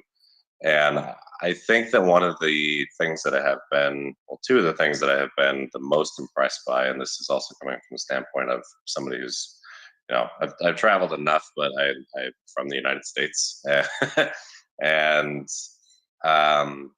the hospitality is second to none out here. We obviously expect nothing when we roll into these villages to supply aid, but these are the kind of people that even without a shirt on their back, they're willing to give you the shirt off their back, so the interactions are always extremely pleasant. They're always extremely grateful and extremely helpful, providing information. And one of the things that we've been kind of talking about is the war tourism aspect of going out to some of these areas that have been devastated, and kind of feeling torn between, we're not tourists, we're not out here to get Instagram famous and take pictures and videos of stuff, and but oops, sorry. There you go, folks. Every day in Ukraine, right? Well, Yeah. Yeah. Good There times. has been reports of drones deploying again. So Yeah, they're starting to launch them out of Belarus now, which is great. But Do you guys need to go to a shelter right now, or is? No, we're we are not hiding anymore, I guess. yeah. If we get some sort of credible news that there's anything headed in this particular direction, we might go downstairs. But we are in a fairly safe area that we don't expect to be bumped too much. right, knock on wood. Yeah. But the flight time for the Shahid drone from even the Belarusian border to where we're at is about 30 minutes, so we're all right for a little bit. Does that say a lot about our operation right now? Yeah. I think most people out here would pretty much agree with that sentiment. Yes. So, Okay, well, of course, I think it's a given, but if you guys need a little time to relocate, or you guys need to call it to relocate, then of course you can let us know. So we have Yehuda joining us, so welcome, Yehuda. Hello, welcome. And who are Hi, you? Yehuda. Hey, how's it going? Good, how are you? Good.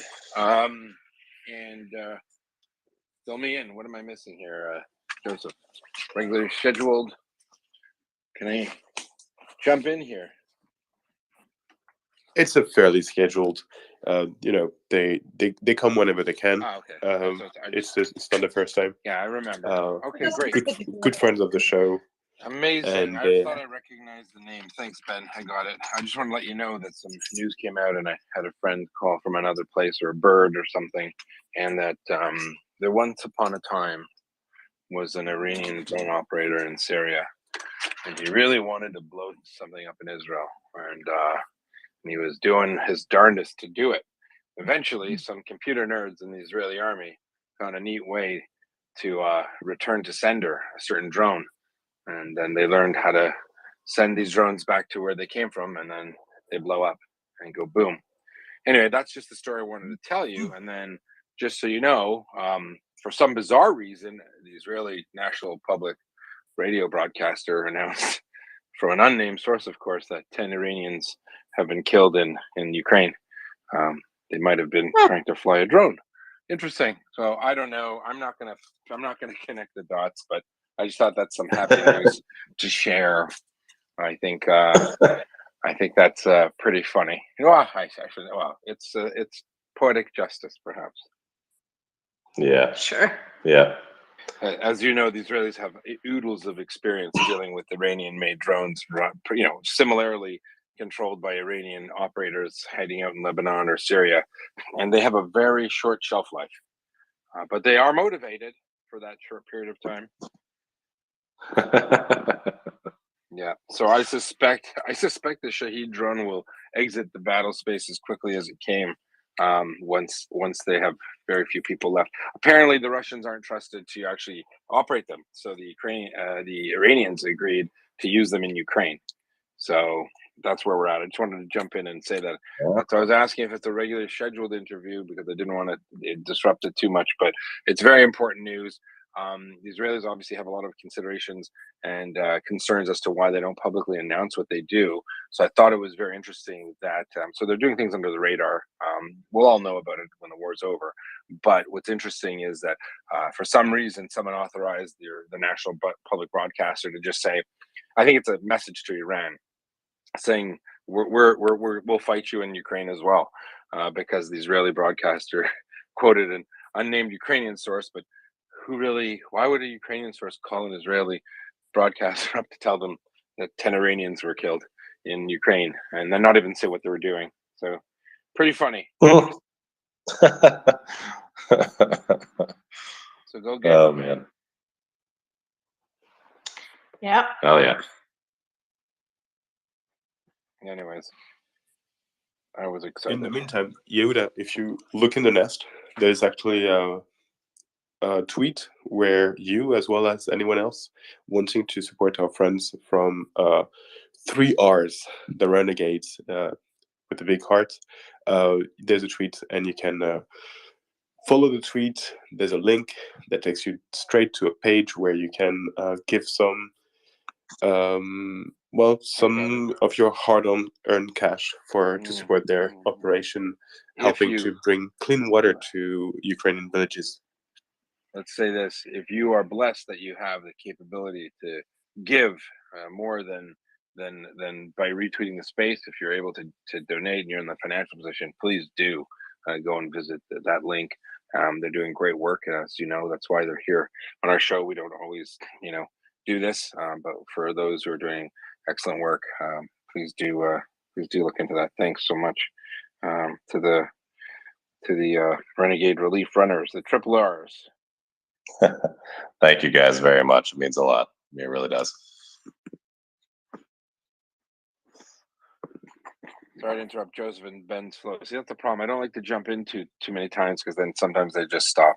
But I just wanted to do that update on those 10 former Iranian drone operators in Ukraine. Thanks.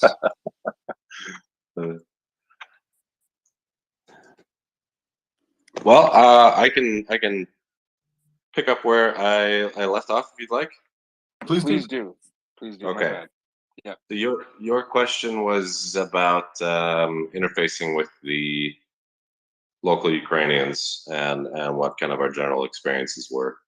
And I was recounting it, I think, to start just the hospitality and the genuine kindness and the reception in general is just extremely grateful and accommodating, and they share information with us and stories, which kind of led me into talking about sort of the icky feeling of war tourism that you get when you're in these places, that there's a lot of absolute destruction that has happened in these areas, and there's a lot of in some cases really extremely fascinating things to see. For example, in one of the villages we saw a cultural center that had been destroyed and was being used by Russian troops as a barracks in the basement.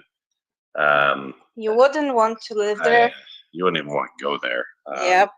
It was probably, I've worked a lot of really terrible jobs in my life, and it was probably the single worst space I have ever set foot in my life. But that aside, point being that one of the things that we've kind of been talking about is, we hate going out there and feeling like war tourists, and we don't want to do the whole Instagram famous thing. But there's two big reasons, to actually go view these things and to take pictures and to share them. And then the first reason is awareness. obviously, and they absolutely understand that, that, and they want us to take pictures. They want us to show the world what they've been through, which leads to the second point, which is,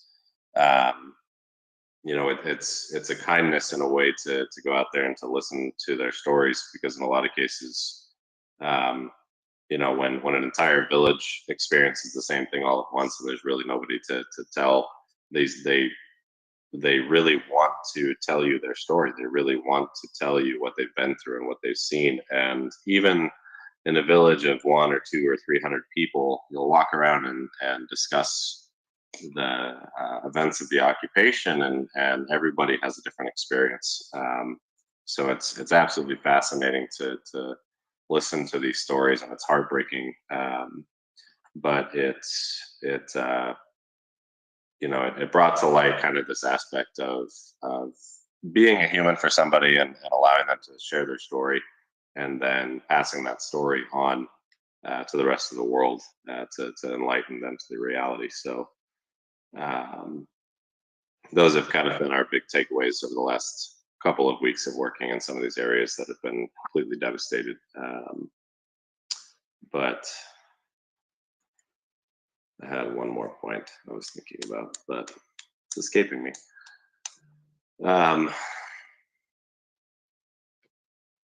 Yeah, generally speaking, though, it's an extremely positive experience.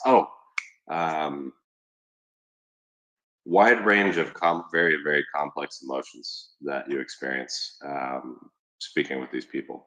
Yeah. And I think for each of us, a lot of these experiences have affected us at different times in different ways. Certain things, like seeing the blown up school, and hearing the stories about the school children, or even just things that we haven't necessarily been presented with yet up until recently, such as just the division and the animosity even amongst the locals, because we kind of actually got yelled at. We did get yelled at by one lady who we were giving out candy and fruit, dried fruit snacks and things like that to some of the children that were coming around in this one village. And she was yelling at us, don't give those kids candy, because their parents are Russian collaborators, and the kids were running around helping the Russians when they were in our village. And what do you do with that information? Because they're, and then for our end, the conclusion we came to is, they're kids. What are they going to do? Give the Russians candy? And you can't. It's one of those conundrums. Nobody's wrong in that situation. She's entitled to feel the way that she feels about watching these kids run around and in her eyes betray her and betray her family and betray her country and everybody that they know in that village. And then the human aspect of the fact that they're just children and they really literally have no idea what they're doing or why.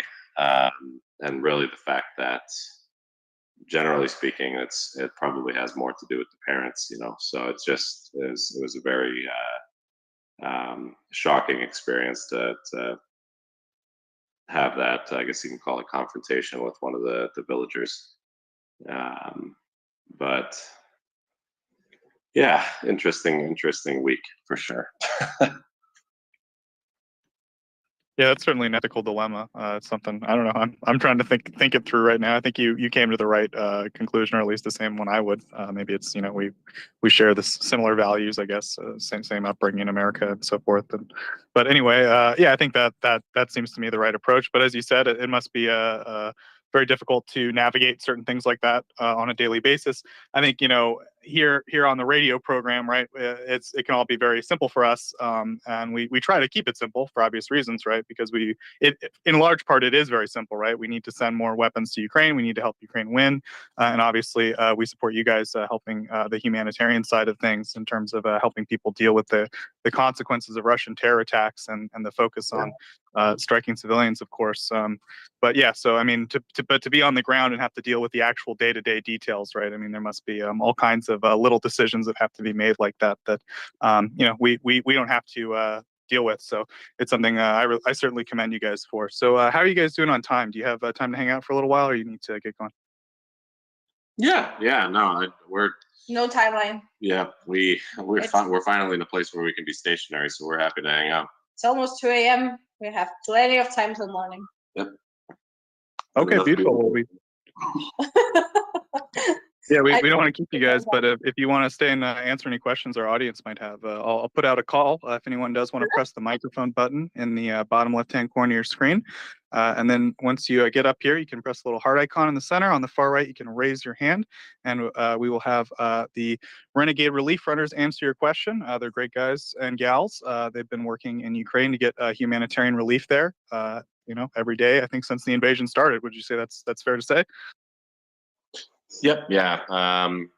I myself came out here in the first week of April, and Julia has pretty much been working in one sector or another since day one. I had decided to come out here 2 days after the war started and spent all of March kind of preparing and fundraising and stuff. So Yeah, and I was obviously in Poland by the time, and by basically 25th, I was getting out my friends from Ukraine, which one of them still lives with me in my apartment. And since then, I just shifted to more direct work with Ukraine. Gotcha. So yeah, I'll put out one more call. If anyone does want to come up, you can press the microphone button in the bottom left-hand corner of your screen. We got Ryan up. Welcome, Ryan. Do you have a question? I want to sound check first. Do I have a bunch of background noise? It's not ideal, Ryan, but it's audible. I will move to a different location and I'll be back in a minute. Okay, no worries. Ben, how you doing? You got? Oh, yep. Yeah, I've got a few questions from the DMs. First of all, I've got a few people from Portland saying, "Hello, Chris. Hello, we love you. Portland is with you." I don't Word. What's up? You know, people from Iowa. I heard they're very gentle. They're very nice. And there's also people who are like, "Yeah, that sounds like an interesting job for me." Or at least a place for them to volunteer. And they were wanting to know if you would consider taking more people on board if they don't speak Ukrainian. Yeah, for sure. Yeah, totally. I would say for anybody that's asking and still listening, it would be ideal if you could plan to be out here for at least a month. We do have accommodations and we do try to support our team members as much as we can. But we try to keep the aid money for the aid. So we try to make sure that anybody that comes out works with us is, somewhat financially independent, at least to the point where they, can relatively support themselves on the ground out here. And then got to know how to drive manual. We still do need hands. Honestly, if anybody, one of the biggest things we've been looking for right now is we need a Chad. We need somebody who can come out here and who maybe doesn't necessarily have too much of a vested interest in being directly out in the field, even if they want to, that's fine. But we need somebody who can help us manage the middle end to run the warehouse for us and the batching of the supplies and help us do order delivering and all this kind of stuff. So it's we have a little bit more bureaucracy to spread around. Yeah. So that would be really cool if we could find somebody to do that. And then, yeah, I mean, that's pretty much it. If you're cool and you want to be here for a while and, you can drive stick, especially, well, driving stick would be a preference, I guess, at this point. But yeah, timeline, financial stability, and general attitude are kind of our cornerstones. So. That being said, just all cool people can drive stick, right? So that's just a given. Sorry, go ahead. Yeah. I just said just shoot us a DM and we'll ask you some preliminary questions and go from there. Yeah. If you can't drive stick, shoot us a DM anyway, but we'll teach you.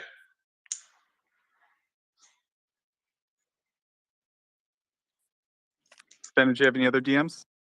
No, that's it for the moment. No, yeah. I was wondering something. You're painting a fairly dire picture of those communities. Are we talking about places that were already fairly underprivileged before the war? You say that they only have mud roads to reach them, or are we talking about extremely not extremely, but are we talking about wealthy areas that have been ravaged by the war, and which went from fairly rich to fairly poor?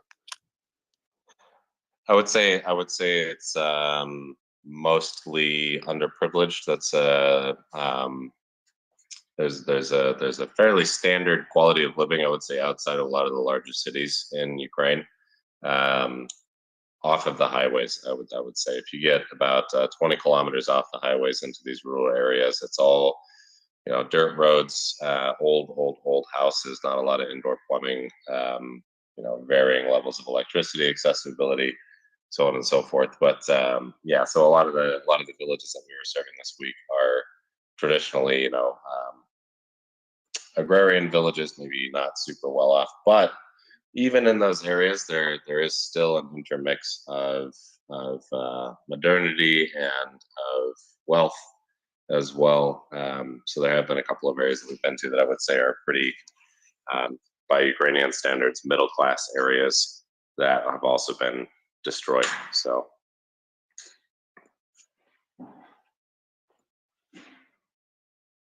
And we're kind of talking on the level of, if you think of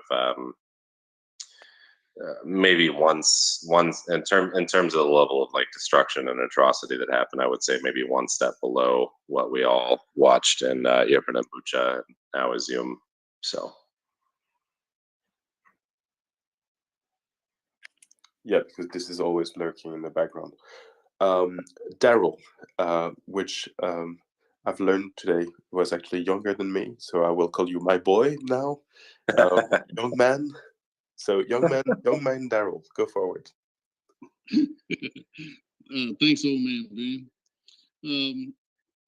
I wanted to ask you guys, have you seen any like windmill? I mean, do they still have windmills or things like that or do you know of a way that you guys can get like windmills to provide pumps for water, like for wells, things of that nature? Okay. Or do they still have any of the water towers? Okay, so you're talking about mechanical windmills, not the electrical generating ones, correct?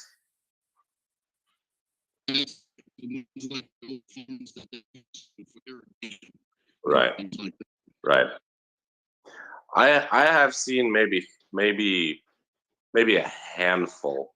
They're not really still widely used. I think with the accessibility of modern wells. I mean, a lot of the well infrastructure that I've actually seen has been mostly rope and bucket, very old school. And even for actual milling work and things like that, I don't think that they necessarily. Pretty much everything that they do out here is by hand. And I'm curious. I'd actually. The reason why I'm asking is for.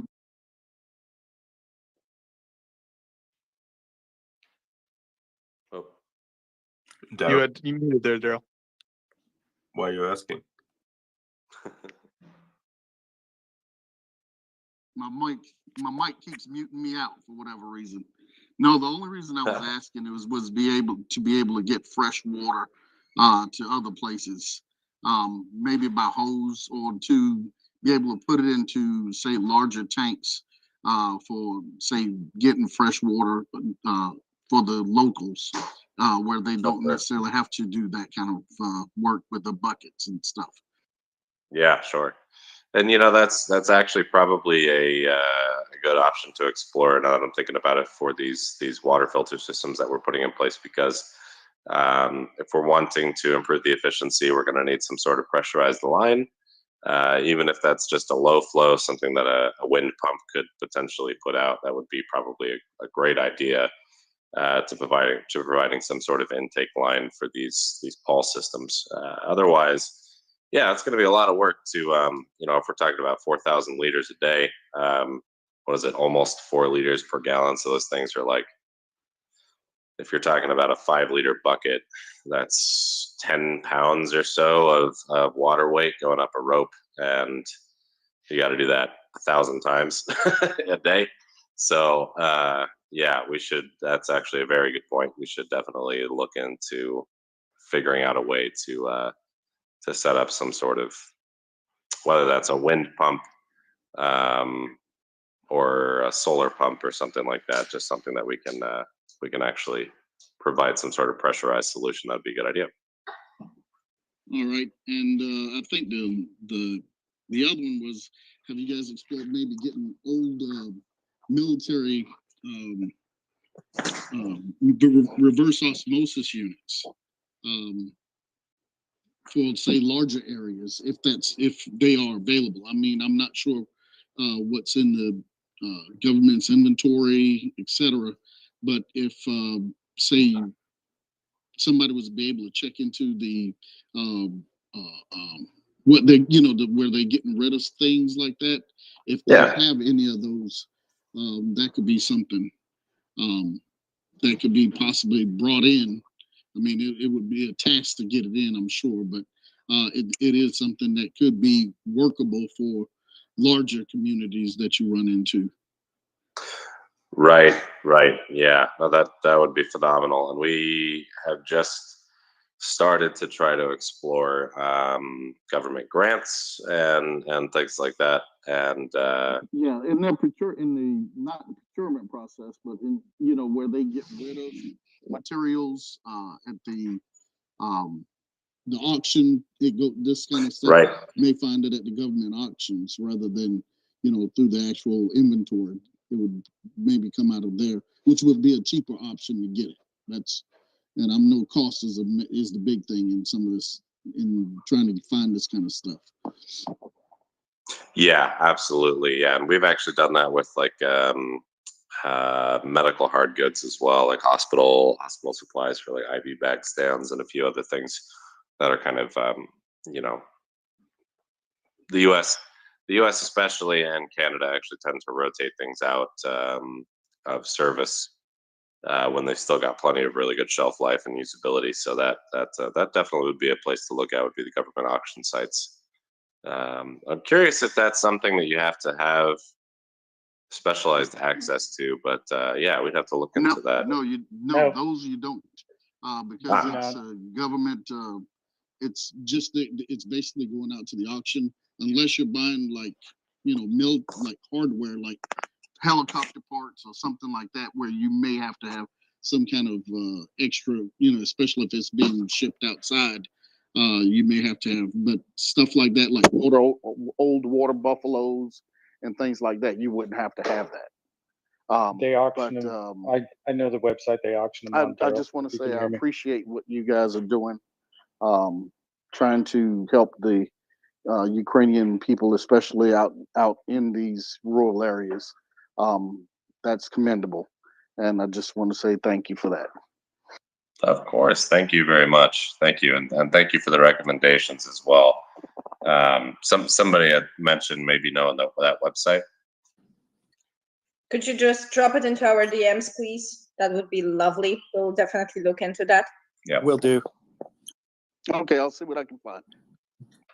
Awesome. Thank you, guys. Fantastic. And if someone else wants to find the 3R team commendable, they're welcome to check the first tweet in the nest and visit their donation page and prove them that they really like what they're doing. And am I mistaken, or even $1 is something that you would appreciate? Yeah. To that point, a quick perspective. When we buy produce, we buy it from a wholesaler market out here that is direct from the farmers, like literally straight out of the back of the truck kind of thing. So 5 hryvnias gets you a kilogram of potatoes. So we had somebody donate $100. I think I did the math on that. That's 1,600 pounds of potatoes. So $100, yeah, $100 is 1,600 pounds of potatoes. So it's every dollar really does count out here for sure. It's you can really stretch the dollar out here to get a lot of work done. Brilliant. That's fantastic information to have. Flying Goose, please go ahead. Thanks, Ben. I just really want to commend you as well for what you're doing. I think it is absolutely fantastic. It's got to be really hard to see the things that you're seeing and the absolute sheer vast scope of things that need to be done for so many people, and be able, to walk away every day kind of telling yourself, I've done what I could do for today, and go back at it again the next day, and not feel like it's overwhelming, which I'm sure you do feel. But I would love if you would do threads or anything like that on, like, maybe just like stories that you hear about what some of the village people say. I think those are really good things to pass along, to get people involved, to get people interested. You pull at people's heartstrings, it usually pulls at their wallet. Oh yeah. So that's that's an important thing, and that kind of thing you can kind of get out to like the masses. Another thing, you were talking about the winter stuff. Have you guys thought about doing like collaborate, like all the groups that are working, the smaller groups that are working together, collaborating together, and doing like something like, I don't know if you know who Constantine is, but what he does with Amazon, where he pretty much sets up on Amazon what they need, like what all the needs are and how many, and then people just go on there and buy, right? And then you have people like, it's really, that is an excellent way to do things. He has hit the nail on the head with that one, because people will scroll right late at night, all the rest of that stuff. They won't see this stuff, but they'll scroll late at night. They see something like that. They can go right on Amazon at that very moment and go buy whatever it is that they need. And once they get on Amazon and they see your needs and they see, that they can help, they usually buy a lot more than what they originally intended. So just as an aside, that might be a good thing because I have been extremely concerned about how these people are going to get through the winter with the energy, pretty much crisis that they're going to be going through, and getting them things that could help them stay warm, right? In these rural, I come from originally a farm out in the middle of nowhere, kind of in Ontario, Canada. And I know how cold it gets there. And I can't imagine being stuck in a house with no heat and snow piled up halfway up the house. And, it's just with shelling and all the rest of this going on. So anything that you can do, like as far as Amazon wise, people will buy. I mean, Constantine can tell you that he has amazing turnout for those for when he does that. So I'm not going to go on and on, but that's just an idea, and also people can also just they can buy what you've asked for, and they can also send you stuff that other stuff, clothing, mittens, scarves, hats, whatever, blankets, all this kind of stuff. It opens the door up for that as well. So it's just an idea. Again, I commend you. I can't imagine what you go through on a day-to-day basis, how much it must pull at your heartstrings. And I think you're fabulous people. And I wish you good luck, and thank God for you. Hey, thank you so much. And yeah, that Amazon wish list thing has actually been pretty successful for us in the past. We've done it with medical supplies and trauma care kits as well. And funny enough, there is actually a winter list, which I'm gonna drop in a minute to the nest. There is a list with items that are meant for winter. It's like those chemical heaters for your hands, and some blankets and some sleeping bags. So I'm gonna pop that into the messages, and we'll get it up in the nest if anyone wishes to buy those. But yes, we will definitely push more posts with that list. And I will try and get out. I will retweet it, and I will try and get it out as far as I can, as many times a day as I can when I see it. So it's whenever Thank you guys you. can get that out. Yeah, no problem. Right It's on. least I can do. Absolutely. Slava Ukraini. Heroam Slava. Hello, Slava. Oh, and actually, on the topic of lists, we've been talking about this idea, and I kind of want to get started on this sooner than later, of reaching out to toy producers, especially in Europe, just for ease of transportation. But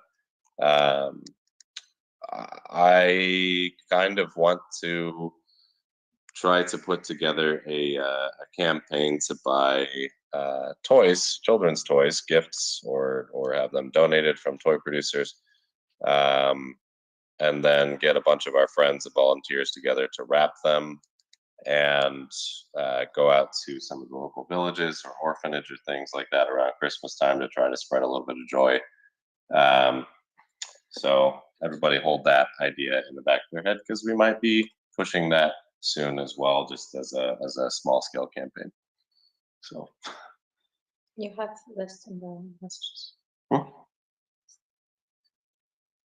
I saw a Christmas special, Ryan. Yeah. So we're getting Ryan up. Sometimes I have a problem seeing requests, so hopefully if there's anyone stuck in the pipes, we can have Ryan bring them up.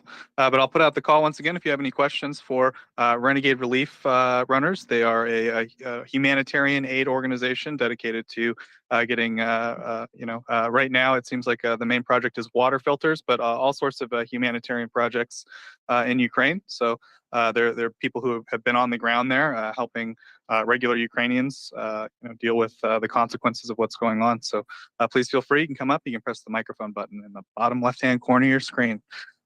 So with that, I think, Daryl, you maybe had a question. Go ahead, buddy. Yeah, I was just looking at the cost of these windmill pumps. They're about $2,300. So if you guys happen to put that in your wish list, people could put in money toward these windmills for you if you put that in a wish list on Amazon. They're, like I said, they're about $2,300 for the windmills. Awesome. Yeah, I'm gonna write that down right now and take a look at it when we get off. Thank you for that.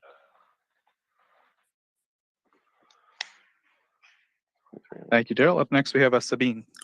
Hi there, everybody. I just rolled off work here in Seattle, and I've been listening as much as I can during the day. I actually keep you as a companion, so I wanted to tell you that. Something occurred to me.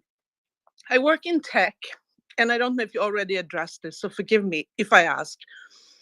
If these aid organizations that do not provide military aid, it's very important, they can actually get matching from the corporations. So if I'm, as an employee, donate $100, they will also give to the same amount. And of course, it cannot be anything that has to do with a war machine kind of stuff. It has to be humanitarian aid. So you have to be registered as a organization in the US. I don't know the details. You have to find out. And then I'm sure there are other tech workers who work in these big companies who can bring this up. And that might be a way to get even more. So it's just an idea I had. Yes, actually, thank you for reminding me because I totally forgot. But we, or forgot to mention, I should say, we are registered and verified with both Microsoft and Nike. So anybody who is or knows somebody who works for Nike or Microsoft, it's an employee matching program specifically through Benevity. If you've already donated to us and you work for Microsoft or Nike, you can submit your donation receipt and feel free to reach out to us if you can't find that. Sometimes it doesn't send out the immediate invoice for some reason, but and submit that to Benevity through your portal, which should be on the corporate website. We have links for those as well. And this is Renegade, right? Yes. If there are other organizations too, I'm sure they would love to do the same thing. I'm just not want to take away from you, but I want to make sure that everybody has a chance to help out, whatever they are helping out with. So that's really good. Thank you. I appreciate it. I wanted to say one more thing. Also remember, there are other holidays than Christmas around the same time for different religions. Yes. Saying Hanukkah also these days in the US includes a gift giving every day actually. But just think about like it's a diverse world and it's important to keep in mind. Absolutely. Yeah. Yep. And we would definitely be doing our best to observe that for sure. Thank you so much for the work you're doing. And thank you for Of letting me course. speak. Of course. Thank you. And and Julia just reminded me, I believe UAO is also registered with Microsoft as well under that Benevity account. So Thank you very much, Sabine. Yeah, that's Ukraine Aid Ops for our listeners. And yeah, just a quick housekeeping note. If anyone doesn't have an immediate question, we have a full panel. So if you could just cycle down, you can always cycle back up if you have another question. And if we have to bump anyone to make room for new people, no offense. So with that, I'm going to go to Bloke because I think he has something on this topic. Then we'll go to Suzanne and then Flying Goose. So go ahead, Bloke. Yeah, I do. Yes, this is a really great idea. If you work for a very large corporation, many of them make matching donations. If the paperwork is in order and it's a registered charity, this is a great initiative you can do on your own. So I would encourage everyone out there. And it doesn't necessarily matter, the size of the corporation. I mean, you can just suggest it. And Renegade, if you could please DM me. I'm working on something with the corporation I'm involved with, please.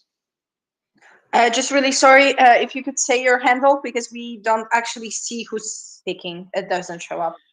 What I'll do is I'll message you if I can. Perfect. Where are you? It's just Twitter. scrapping right in here. I guess we can. Okay, 1 second.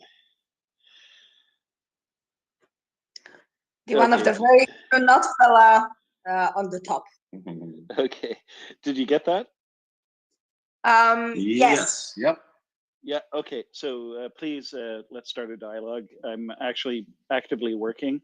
The corporation that I work with is already been helping Ukraine. So this is just one more way that employees can make a matching contribution. And I would encourage everyone.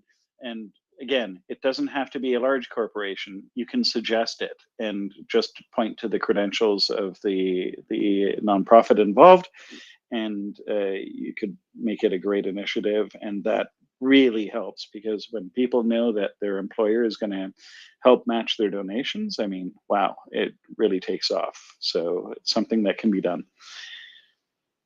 Thank you. Fantastic. That's really good. That's really good to know. That's really, really good to know. Thank you, Bloke. It's a great point. And yeah, hopefully something comes from that that little DM there. So I believe Suzanne's next and then Flying Goose. Suzanne, go ahead.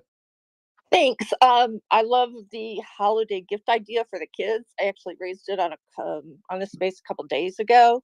It didn't come out real well because I was thinking more, that people have lost income and thinking of the soldiers, but it turns out they have not lost income by going off to fight. But I think it would be great to do something for the kids. And if you do something like that, I'll be sure to support it. Then as I was driving, I had another idea, because that's all I do is think when I drive, to do something around the holidays, again, being diverse, for the seniors. Because a lot of them are alone. So if you could do something, that we did something like blankets or warm socks or something as a holiday cheer type of thing, I think that would be really cool. That's a great idea. And there's You mean it? It's nice to hear that it's not a stupid idea. There's actually a ongoing project which could be used for that. I'm really sorry if I'm gonna say it wrong, but it is knitting or knitted for Ukraine. Amazing people are knitting all over the world, all over Europe, and they are actually sending whatever can be used for troops to Ukraine aid ops, and whatever is more suitable for civilians, especially items for babies. They are sending our way to our warehouse. If there are any people who are knitting in this community on this space today and don't know about this project yet, I highly encourage you to check it out. It's really cool. There are some free patterns available and discounts for some shops, I believe in US only. But it's really nice project, which we will definitely look into. And it may Sometimes around holidays. And an Amazon approach for this might work. For sure. Constantine, and that would be really easy for people that are old like me to do. So that's all I have to say, but thank you for letting me speak. Thank you. Thank you, Suzanne. Up next, we have Flying Goose and then Christopher. Flying Goose, go ahead. Yeah, I just wanted to say about the holiday drive, let's put it that way. What about if we, because we do this sometimes, we have like, hour, 2 hour collections where we get everybody basically in the room to try and ante up as much as we can. And we could do make posts prior to that, make them, flashy so that people see them, they notice them, and get a whole bunch of people to try, to come together to donate for a holiday drive. And then you said you wanted to, it's easier for you to buy stuff in Europe and have it shipped as far as toys and stuff like that. And that way you guys can do the ordering on your side. And, you have the kitty to pull from, right? You know what I mean? Right. Yeah. So I don't know, obviously, Yehuda and Axel are probably going to be the ones that would have to figure out how to put that together. But I know that they would totally be on, they would love that. I'm sure. And I think that's a fantastic idea. I literally started crying when you said that. Oh my God. Cause I just, those poor kids, Christ, I can't imagine what they've gone through. And to come into the village with something that's, that's just normal, right? Celebrating the holidays. Yeah. And for them to have something fun and unexpected and just, put a smile on their face. My God, that is absolute gold and priceless. And I will, anything you guys need stateside, obviously, to work towards this, let me know. Reach out, because I will help whatever I can. We will definitely reach out to you. And I will also actually DM you a picture from our recent trip to Hostomel, which warmed my heart, and I don't think I actually published it on Twitter, or maybe I will make a post of it because I know you will love it. So great idea. We will definitely look into that. As to the just tiny comment about ordering in Europe, that is something that is really, really important to us, that we source stuff whenever possible locally. which means that whatever we can buy in Ukraine, we buy in Ukraine, because that boosts economy, and that also gives tax money, which currently goes primarily to troops. So that's double the effort. With the exception of candy. Now, I have gotten 1.5 billion requests for Reese's peanut butter cups from people in Ukraine. Yes. So specifically, See, that's one of those things you could put on Amazon. I'm sorry, Yeah. Glenn, I hate to interrupt you. That's one of those things you can put on Amazon and get in bulk. yeah. Is that a Mars candy product? Like And this is- Snickers? It might be actually. That's a very good question. I'll have to look that up. But yeah, because that might actually be available in a region that we don't have to transport it across the ocean, which would be awesome. They are available in Poland, but the markup is insane. Oh, is it really? Yeah. Oh, I haven't even seen them. I have, and I pay a lot for I'm them, and but I'm those not are my just- favorites. I'm not just saying that because I'm addicted to Reese's peanut butter cups, but it's no, seriously, it's amazing the number of people that reach out to me when I go back to the States for a visit. They're like, "Hey, can you?" So They certainly are delicious. I think I've maybe taken them for granted over here, but I wasn't aware. You know, we learned something every day on the Maria Report that there's an addiction to Reese's peanut butter cups that's going unfulfilled. They're charging all kinds of markups in Eastern Europe for them. So, yeah, I think that's great if anyone can bring some Reese's peanut butter cups over there to help some people out, right? Yep, solid goal. Thank you very much. Did you want to add anything, Ryan, or we can go to Christopher? I think I might know a guy. That's what we like to hear.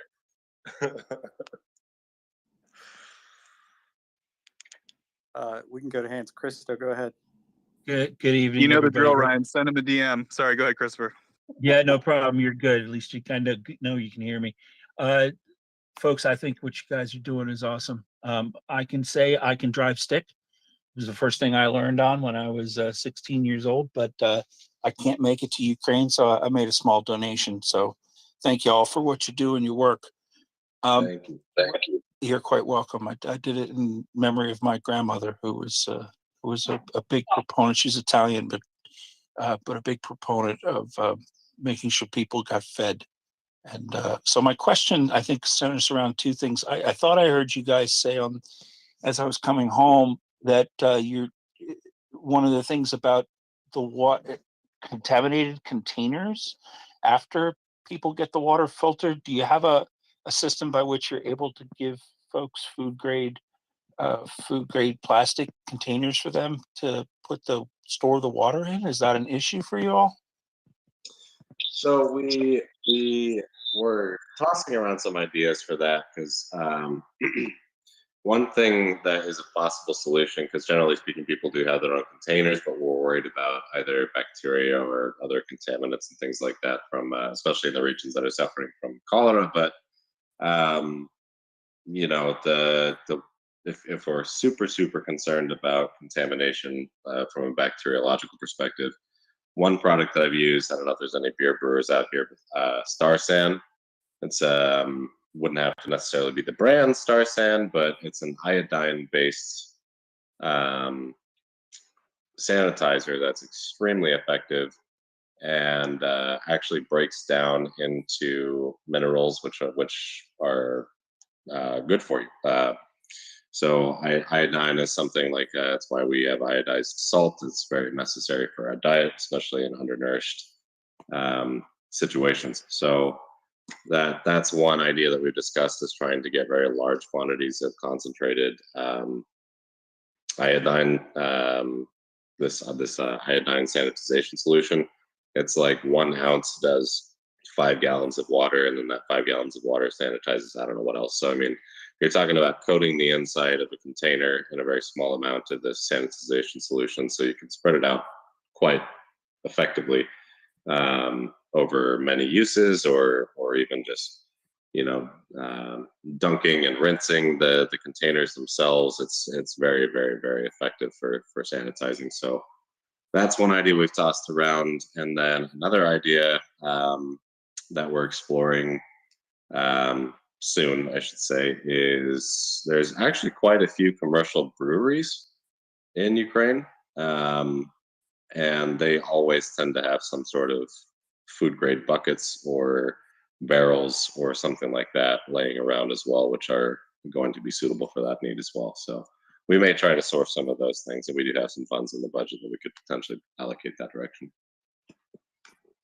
Oh, that's very cool. I just have one. I have another question, and I'm curious as to what you found in terms of meals that you were able to have with villagers or people that prepared food for you. Can you give us a little bit of color about what was being prepared? And I'm sure, like you said, no shirt on their back, they're still going to give you the shirt off their back. God bless them. I'm just curious because I'm a former chef, so always curious to see what people are doing. Thank you. When we've been not so long ago in Zolochiv, which was my first time in Zolochiv, not the guys' first time, I was extremely surprised because there was a table in the middle of a gym hall, let's say, which was completely full.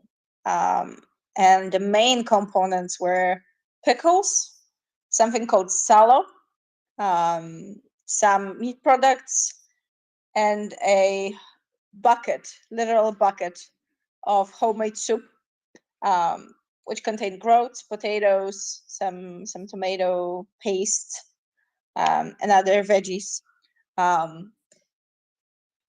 That would be the typical, and some bread, of course, and pig fat spread.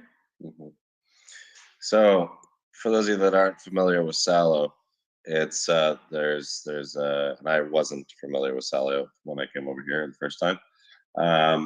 There's a couple of different styles of it, but it's basically pig fat in brick form. And one of the styles that I've had, it's very extremely salty, extremely salty.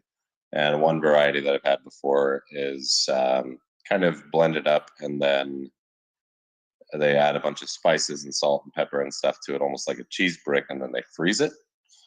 And it is extremely delightful. It is very, very good. I mean, you can probably kind of imagine what it tastes like and what the texture is, because it's basically frozen bacon grease with spices, and it's really, really, really damn good. But one of the things that I personally love out here is the quality and the variety of their bread products. Just their simple, even just their simple breads that they use every day, the rye breads and the dark breads that they have are just almost to a point of decadence. The quality of the bread is extremely, extremely good. And I have discovered a very renewed appreciation for dill being out here. It's in absolutely everything. I don't know what it is about Ukrainian dill. Might be tourist tongue, but at the very least, they use it to very, very good effect out here. So a lot of dill, a lot of cabbage, a lot of pickled flavors. Yeah, I mean, what most of the time when we're eating with these villagers, it's preserved products or things that they these giant 5-liter jars of borscht. Homemade borscht, and there are many variations on borscht recipes, so it's kind of a connoisseurship, if you will. Oh, I'm jealous, guys. It's been awesome. Thank you so much for what you do. And every time I get a chance to hear you guys or see what you're doing, I love to see it. So I'm keeping you in my prayers. Thank you so much. Thank you. Thank you guys very much.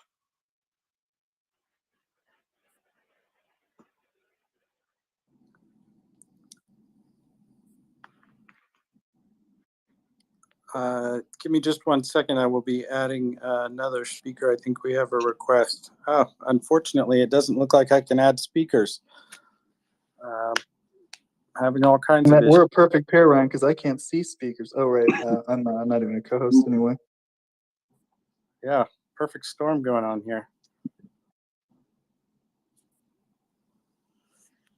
So I apologize, but I missed the first portion of when you appeared. You mentioned that there were some hospitals that had been hit, and maybe some orphanages or schools that were in need of some specific supplies that were hard to get in Ukraine. Did I hear that correctly earlier? Yes, that is a more complex issue. There's a lot of hospitals that have been hit, and there are a lot of clinics and hospitals that just came to life, basically, out of need. One of those examples, there's one hospital in Kharkiv that is in need of absolutely everything and anything we can get our hands on. We are working with Anna, who's helping us source some stuff from the US. But one of the very big requests, which we were not able to even think about purchasing anywhere in Europe, and we had to source from the States. And luckily enough, Anna was able to get it for us free of cost, are wound vac systems.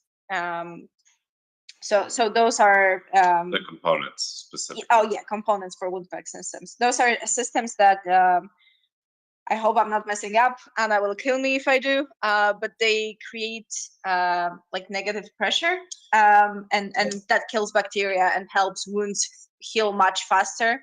And we have seen firsthand, thanks to Kathy, how much faster a wound healed on a soldier because they used those products.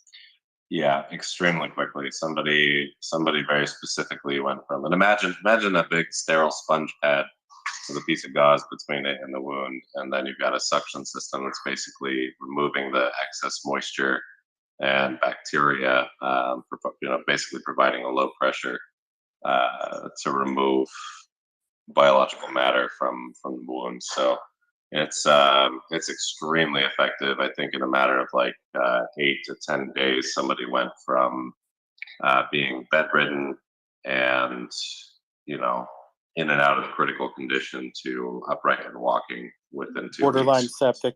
I used to work in Yeah. hospital procurement, so I know exactly what you're talking about. Yeah. It's I was shocked. I was extremely impressed. We had first news after 3 days that his wounds were finally healing, and it was a good couple of months from the injury till they were actually able to transport him to a safe enough zone that we got the news that they need those supplies, and we're able to help out and provide those. And this is somebody that basically had taken a direct hit from artillery. Like his leg, the upper portion of his legs, his buttocks, and his lower back were completely shredded. Yeah, and that's life-saving treatment for somebody in that condition. If he Yeah. goes with limited ability to treat septicemia, I mean, somebody can slip away and die in a matter of hours. So, right, having that equipment or not can literally mean life and death. It's not just a matter of improved recovery time. Right. Exactly. Right. Yep. Yeah, it's I've been shocked to see the effectiveness of that, and I don't know how expensive those consumables are. Quite expensive. Yeah, I'm sure they are, but that's something we're going to try to continue to bring into the country in bulk, because it's they are a very, very high request and very high value here. Well, and they're acutely needed in a war zone where there are countless shrapnel wounds and war wounds. So the demand has skyrocketed in Ukraine for that stuff. I don't know what kind of market there is for used or refurbished wound vac equipment. I've never procured that particular piece of medical device specifically, but I'll probably be Googling it later on here in the day. Sweet. Thanks. I'll see what I can track down. Thank you. Awesome. Thank you. And I would implore our audience, if anyone has any ideas, these guys seem pretty open. It seems like we've made a lot of progress helping them out today. So please do feel free to come on up. Yeah, you can press the microphone button in the bottom left-hand corner of your screen. And yeah, if you have any ideas or thoughts, and also, of course, I'm sure they're open to DMs. So give them a follow. And yeah, definitely, if you guys have any ideas, go ahead. We will just take 2 seconds to say thank you to everyone who donated so far. I love that this, and I also love that this has been as much of a Q&A as it has been a brainstorming session. It's really nice to get community involvement. You know, believe it or not, on any level of involvement, you know, you guys are volunteering. everybody in the space, everybody that's listening and following and participating regularly in this, you guys are volunteering in the effort. So it's extremely appreciated to have that kind of brain power behind what we're doing. Well, and just to let you guys and gals know, I've gotten a DM from a listener who has a direct connection to a member of the Hasbro family. If you know Hasbro Toys, who is interested in maybe floating this toy drive opportunity to somebody that might know where we can get more than a couple of toys. So wow. We'll see. It's never a surprise, or it's always a surprise. I don't know which to see who's listening here on the Maria Report. Yeah. We don't claim to have any stroke specifically, but I do think we're doing good things here, and that's why I personally volunteer my time. So. Yeah. Amazing. That's wow. Thank you. And just like Renegade Relief Runner said, I mean, it's all possible because of you guys. You guys listen, you guys participate, you contribute, you help out various causes that we have on here. And as they said, you have a reputation for being very generous, very helpful, very open to ideas or giving ideas and feedback. So everyone appreciates it. We really do. We thank you guys just like they do. So yeah, if anyone does want to come up, just press the microphone button in the bottom left-hand corner of your screen. We've got room for questions. I did have maybe some questions for you guys, just a little bit more like out there, I guess. So in terms of dealing with local people or talking to local people, have you heard anything about the situation in occupied territories, just from people who might have family there or have come from there? Yeah, go ahead. Yeah, we've heard very, very, very different things from different people. Not so long ago, like 2 weeks, we've been at a hostel seeing our friends. And I spoke to someone who has family in Kherson city. And they say there's absolutely, there's of course bombardment and there's explosions, but there's no problems with water, no problems with electricity, which is hard to believe when we have another 10 people saying that there's no electricity and the water is contaminated.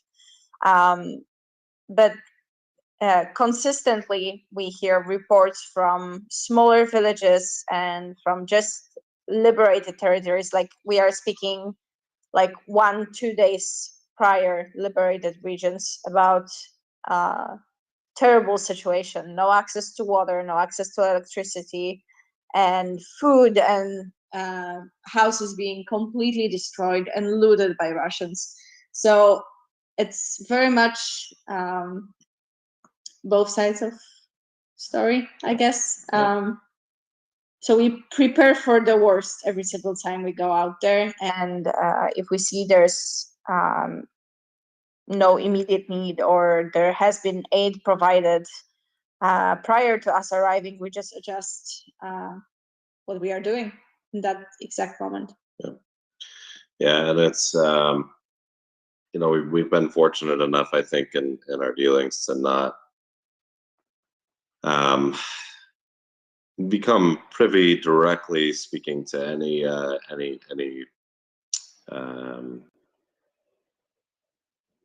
like any particularly gruesome or brutal atrocities. They definitely have occurred, but nobody has come up to us yet and said that oh, my husband was murdered by the Russians, or that so and so had such and such happened to them. That is not true, actually. Well, okay, I don't speak the language, so sometimes these people have different conversations than I do. Yeah, I'm sorry. No, we actually have heard those. Okay. Must have missed this. Yes, I'm sorry. Unfortunately, I'm one of the people in Renegades that somewhat understands Ukrainian. Polish and Ukrainian are very, very similar. And while we've been in the school, they've been talking about shot teacher. Oh, okay. Yeah, I missed that conversation. Yeah, they've been talking about the teacher that was This was- shot in the school. We This were was all, last week, so. yeah, we were all walking, and this was one of the. We spoke before about how those experiences affect us in different ways. This was one of those that I had the biggest trouble with so far, and it has definitely affected me. But that was one of the stories that they were telling, that the school was shelled. There was a cassette bomb dropped, which was actually still on the ground. And if anyone wishes to, there's a picture of it, I think both on Renegades and on my Twitter. Yeah. But they have been talking about the teacher that was shot on that school premises. Yeah, very tragic. And I just wanted to give you guys an opportunity, if you heard any, firsthand accounts that you wanted to elevate, or just any general impressions you had. So thank you for that. And I guess, sort of on that line, it's kind of interesting to me. We talk a lot about the military situation in Ukraine, of course, and I think we do it a lot from like a military perspective, right? We have veterans of various militaries on here, including the Ukrainian military, and so they kind of talk about it from a military perspective. But you guys are kind of dealing with them and from a very different perspective, right? You're there delivering humanitarian aid, so for you, they're probably a different.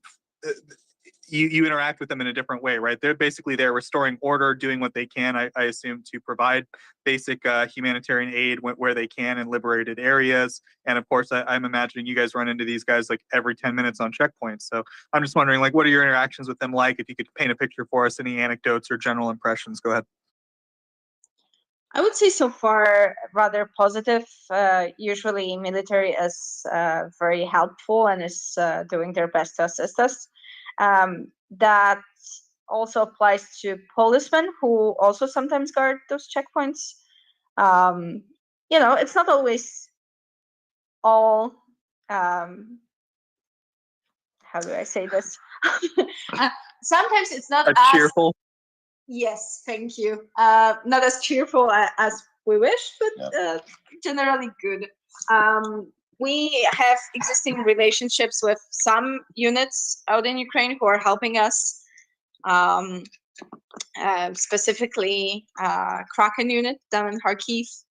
They work with humanitarian center, and they've been great help, great guys. Good friends to have in Ukraine, I have to say. Go ahead. Mm-hmm. Oh yeah, very, very, very much so. These guys are amazing too. Well, I've got one story on the opposite end of the spectrum, but it's kind of funny and also enlightening. Are you gonna say onion story? Yeah. Oh yeah. Okay. So this was I think this was the end of April or early May. So it's been a while ago now, and the scope of things has changed very much. It's on a slightly different subject. It's been really interesting being out here for this long, because there was sort of a, in the very beginning, especially the farther east you got, the attitude towards volunteers was very positive, and then towards the middle, we kind of, I guess, became a nuisance. Not us specifically, but volunteers. There was kind of this feeling of kind of like, these people are always in the way and they break all our rules, which we try not to. But then as the volunteer groups have kind of waned or conglomerated or become less, and some of the larger organizations have had to draw it down, that positive attitude is returning. So we've been having a lot more very, very pleasant and positive experiences lately. And you know, we try to support the checkpoints. We bring in Red Bulls or coffees or hot dogs. We started buying brand new Ukrainian flags and swapping them out at different checkpoints and stuff. And that's always a fun little interaction and opportunity to talk to them. And you know, but this one What do they particular usually talk to you guys about? Like, I mean, just when you're chewing the fat with them. you know, it's Where you pretty been? normal. It's pretty normal conversation. I mean, they mostly always want to know like where we're from and what we're doing out here and why do you come to Ukraine? You know, why do you want to help Ukraine? And Are you scared? yeah. That's the yeah, go-to question. Are you not scared? right. We have live proof in front of our audience that you are not scared. Oh yeah, out there.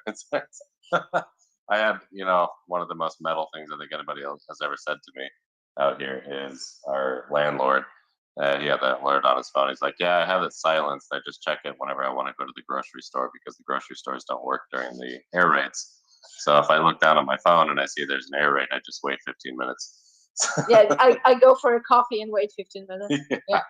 So that's yeah. That's how life in Ukraine but, is. you know, yeah. I mean, case in point, we were in Zolochiv a couple months ago, and there's artillery falling out of the sky and falling in the field next to us, and we go down into a wine cellar, and we come back up 5 minutes later, and there's somebody wearing a sundress and riding a bicycle by. Like it's as tragic as it is. There's the one saying that I think I've heard repeated 100 times out here is it's Ukraine, it's normal. C'est normal though. It's this is a culture of people that has been assaulted repeatedly over the centuries, and there's almost this generational desensitization to the subject, and they are extremely hardy, extremely resilient people, and at some point you just it's almost like this philosophy that you can really only account for the things that are right in front of you, and if you spend all your time worrying about what might fall out of the sky, then You don't get anything accomplished. yeah. So it is also really weird when we roll out to those places that are not exactly safe, like Nikolaev or past Kharkiv.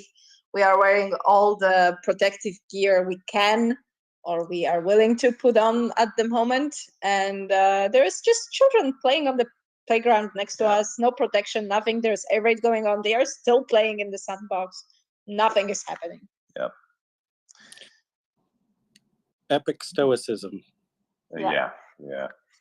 Do you want to finish the story about onions? The police officer story, yeah. Yeah. So our van broke down on the way to Kharkiv, and we had like 2,000 pounds of like onions and potatoes and carrots in the back of the van. It's the beginning of spring, and it's this 1998 Volkswagen T4. It doesn't have air conditioning. We hadn't showered in like 2 days, and we stayed in a refugee facility that didn't have water, so we didn't shower for another day. And we woke up the next morning, and we're just absolutely haggard, bloodshot eyes, smell like, I mean, the best thing we can smell like is onions at that point. And we roll through this primary checkpoint going into Kharkiv, and the police officer walks up to me, and he can't be older than like 18 or 19, and he looks at me and he goes, well, first of all, the look on his face was like, I'm afraid to be telling you this right now. Because he goes, you smell like alcohol. And I was like, I looked behind me and I was like, I'm pretty sure you're smelling the onions. I haven't been drinking. And so he goes, okay, one moment. And he goes over and he grabs another police officer, and the other police officer comes over and he tells me to get out of the car, and he makes me do the field sobriety test. And he didn't have the little breathalyzer thing on him. So he takes my license and he goes, he's like, if I wanted to, I could take your driver's license and I could rip it up, and I could take your van and give it to the army and give them all of your vegetables. And and and send you to jail. You can't drive after you've been drinking for 48 hours. And so I was like, okay, well, in the United States, I can fly an airplane after I've had a beer within 8 hours. So, so he pulls Andrei aside, and he has a small conversation with him. And Andrei is our Ukrainian volunteer, yeah. for clarification. And he has a small conversation with him, and Andrei comes up to me and he goes, Chris, this man says that if we give him some of our vegetables, that he'll let us go. And I just started laughing because I was like, is that really all he wanted? Like, That easy. Yeah, like, dude, this is what we're out here doing. All you had to do was ask. Like, you didn't have to do extortion to get some potatoes. So but it's, you gotta ask yourself, like, how bad does the situation have to be out there at that time that, they have to resort to extortion for onions. But no, we gave them literally as much as they wanted, and we even had a couple of cigars on me, and we gave them some coffee and some other stuff, and went on our way. But this is Ukraine. Все нормально. You have times like this where you'll get, virtually cavity searched for nothing, and it's usually not your fault. It's usually because some idiot's trying to transport a truck full of grenades somewhere else in the country. Which that is actually a real story from our trip. Yeah. We were stopped at checkpoints and harassed for all the paperwork we had, and our vans were looked at very carefully. And then we rolled to another 2 checkpoints in another town, and they're like, "Oh, we are all checking you because there was a truck marked as humanitarian aid full of grenades." Full of hand grenades, yeah. Yeah. It took us an hour and a half to get through one village. Yeah. It was every single checkpoint. Tore our Did a- vans did a apart. full search, Yeah. So Better safe than sorry. That was a fun day. yeah, it was just comical. By the third one, we're like, really? Do you guys not like tell each other? Yeah. Can you call ahead and let them know we're coming? Yeah. I have a fun story from the border about the military, which was very heartwarming. As humanitarian aid, we are somewhat allowed, and that sometimes works, sometimes doesn't, to pull into, let's say, left lane and skip the line for the border if we have proper documentation and markings on the car, etc., etc.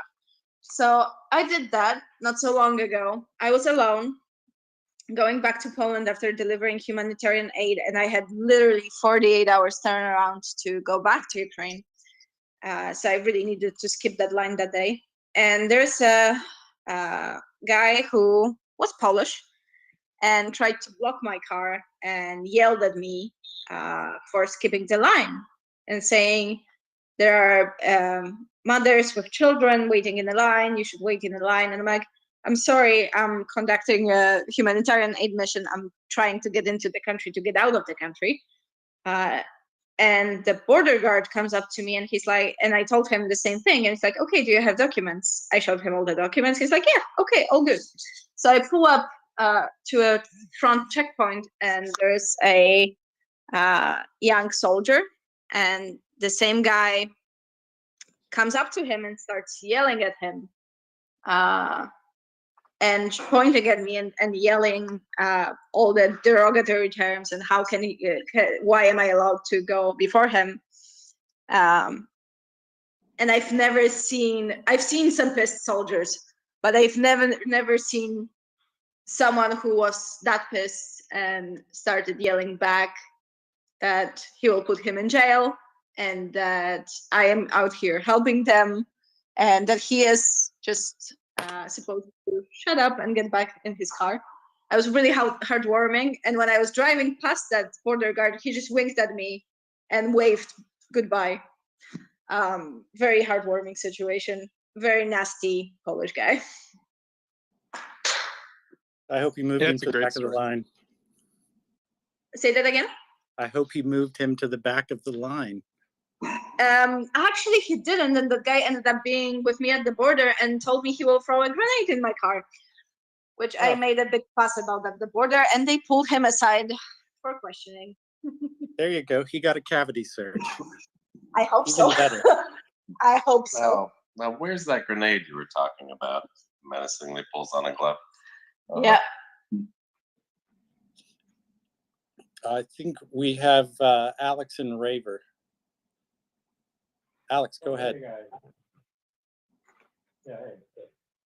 Your audio is unintelligible. Super quiet, buddy. Oh, okay. How's that? Is that better? Yeah, better. Okay.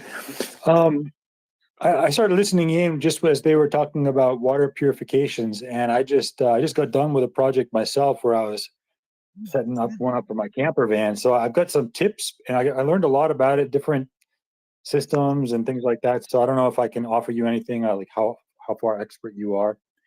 But I DM'd you, and if you want to DM me back, that's fine. I got the red star, the Moroccan star, because I'm going to Morocco. And the other thing is I'm flying to Hungary in 3 days from Maine, going through Boston. You know, if you need any. Anyway, I can recommend about a dozen better European countries, but oh no. Hey, the story is this: my camper van is there. My ex-girlfriend was from there, so I'm just picking up my camper van and getting out. So heading west. drive and don't look back. And I got a Ukraine sticker to stick next to my each plate, because it's an each plate on the thing, and I'm like, oh my god, people are gonna be throwing tomatoes at me. So I got like my Ukrainian flag that I'm gonna stick right next to that. Thinking about the American one, I don't know. Here's what I've learned: get as many Reese's peanut butter cups as you can, buddy, and when you go over there, you'll be treated like a king. Yes, currency. Yes. I've been Where are informed. you talking about, Morocco? Or? Unfortunately, Europe. That's a Hershey's product, not a Mars product. I may or may not know somebody that works for the Mars family, so we strike one on that. We will take some Mars. Yeah, we'll Mars. gladly take some Mars and distribute to soldiers and children. I Snickers, reached out Snickers when are I good. saw a video a week or two ago of them handing a full box of Snickers, like a retail box of Snickers, to a bunch of troops riding on a tank or a BMP. But I'm trying to see what I can do about palletized shipments of Snickers candy bars. I think Snickers should be the ambassador of freedom as far as candy bars are concerned. We've got some really cool friends out here. So if you manage to do that, we will get you some very, very interesting content. Yeah, there was a plan in place for one of the sponsorships we have currently, to shoot a pretty cool promo video, and we are still hoping to do it at some point. Yeah. I'm still working on that contact, but I will keep you posted. Let us know. We will gladly help taking those to Ukraine. My I think more DMs are coming their way. My favorite Frenchman, Absolutely. Ben, knows a little bit about my attempts to recruit the Mars family unto the cause of freedom. Unfortunately, since I started that, I've learned that they are still retailing products in the Russian Federation, but maybe they could. Is Mars part of this thing? I suspect it's probably a licensing issue, and it's made locally. I doubt they're shipping that stuff halfway around the world, but if they want to contribute to a good cause and donate some of their product in Ukraine, I think nobody's going to knock them for that. Awesome. Yeah. We have a brand working with us, which had like corporate office doesn't support Ukraine. So employees in Poland found a way around that and are still supporting us with the product, even though the company doesn't necessarily agree with it. So perfect. Is there a saying where there's a will, there's a way? Guerrilla fundraising. The other saying, Poland rules. Thank you. Yeah, corruption still exists there, but it's in really funny forms. So, well, and I hear that about Ukraine a lot, but I think it's Yeah. funny because they get cast with the black sheep. I don't even know what you would call that, a stereotype. And corruption exists all around the world. I've been shaken down by a cop in Panama for $20 for the coffee fund, and it took me 20 minutes to realize, between my broken Spanish and his broken English, that all he wanted was $20 for the coffee fund, and I could go on my way and save, a $200 speeding ticket. But corruption exists in the United States. It's a function of the human condition, and it kind of irks me, and I'm not complaining at you guys at all. You have a lot more firsthand experience than anybody here. But it rubs me the wrong way when I hear that from people who haven't been to Ukraine, that, it's corrupt, and all this military equipment and aid that's being sent is, not going to a good cause, because yes, it is. Oh yeah. Yeah. Let me say that we openly say in Poland, and I'm absolutely sure Ukraine has a similar saying, you're not gonna accomplish much for $10, which we translate to zloty, but you can accomplish almost anything for a bottle of vodka. And on the corruption conversation too, one thing that I'll say is about 20. Yeah, yeah.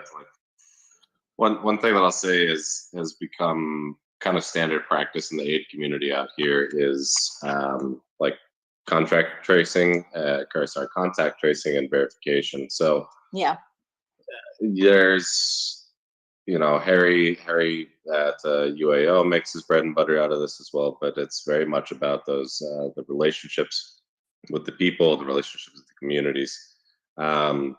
And there's a lot of good measuring sticks that you can use really to determine whether something is going to be sold off or whatever. And really it has a lot to do with attitude. Yes. Generally speaking, when we come into these villages, they don't take what they don't need, which I thought was really interesting and fascinating, because I not to necessarily knock Americans, but I definitely would not imagine, if somebody rolls up with a truckload of free pasta somewhere in the United States, that people in the US or other regions aren't necessarily going to have any sort of moral conundrum about walking up there and just filling their car. Out here, that's just not the case. It's we will straight up try to put things into people's hands, and we'll refuse them because they don't need them. First thing that we are going to hear, and go ahead.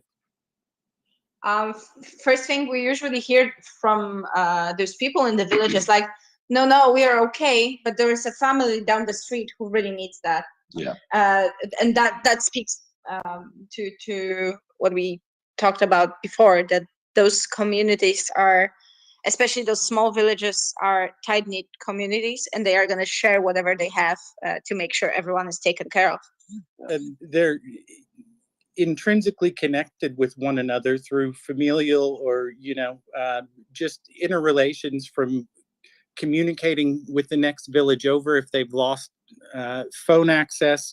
But they intrinsically know, unlike people here maybe in the US would understand, that the next village down the road might desperately need that aid. And if they take more than they need, then they might be letting someone else who might be their friend or their neighbor or their distant relative go hungry in the next week. So right. I totally agree with the sentiment that you're expressing. They have an acute understanding because they're living that same uncertainty themselves. Yeah, absolutely, and it's one of the biggest reasons we can garner trust, and we can forge these bonds and these relationships with these villages, is and to avoid also the corruption aspect, is that when you see this kind of attitude, when you see this kind of behavior, in a village and in individuals, it's really easy to trust that what you're handing off is actually going to get used. Mm-hmm. So We have a community down in Hostomel, which is not that affected anymore. Of course, there are still blown up buildings. People are not going to have heat. It's same story about like all over Ukraine. But there was a young girl who reached out to us through social media asking for help for her community. It's 65 families.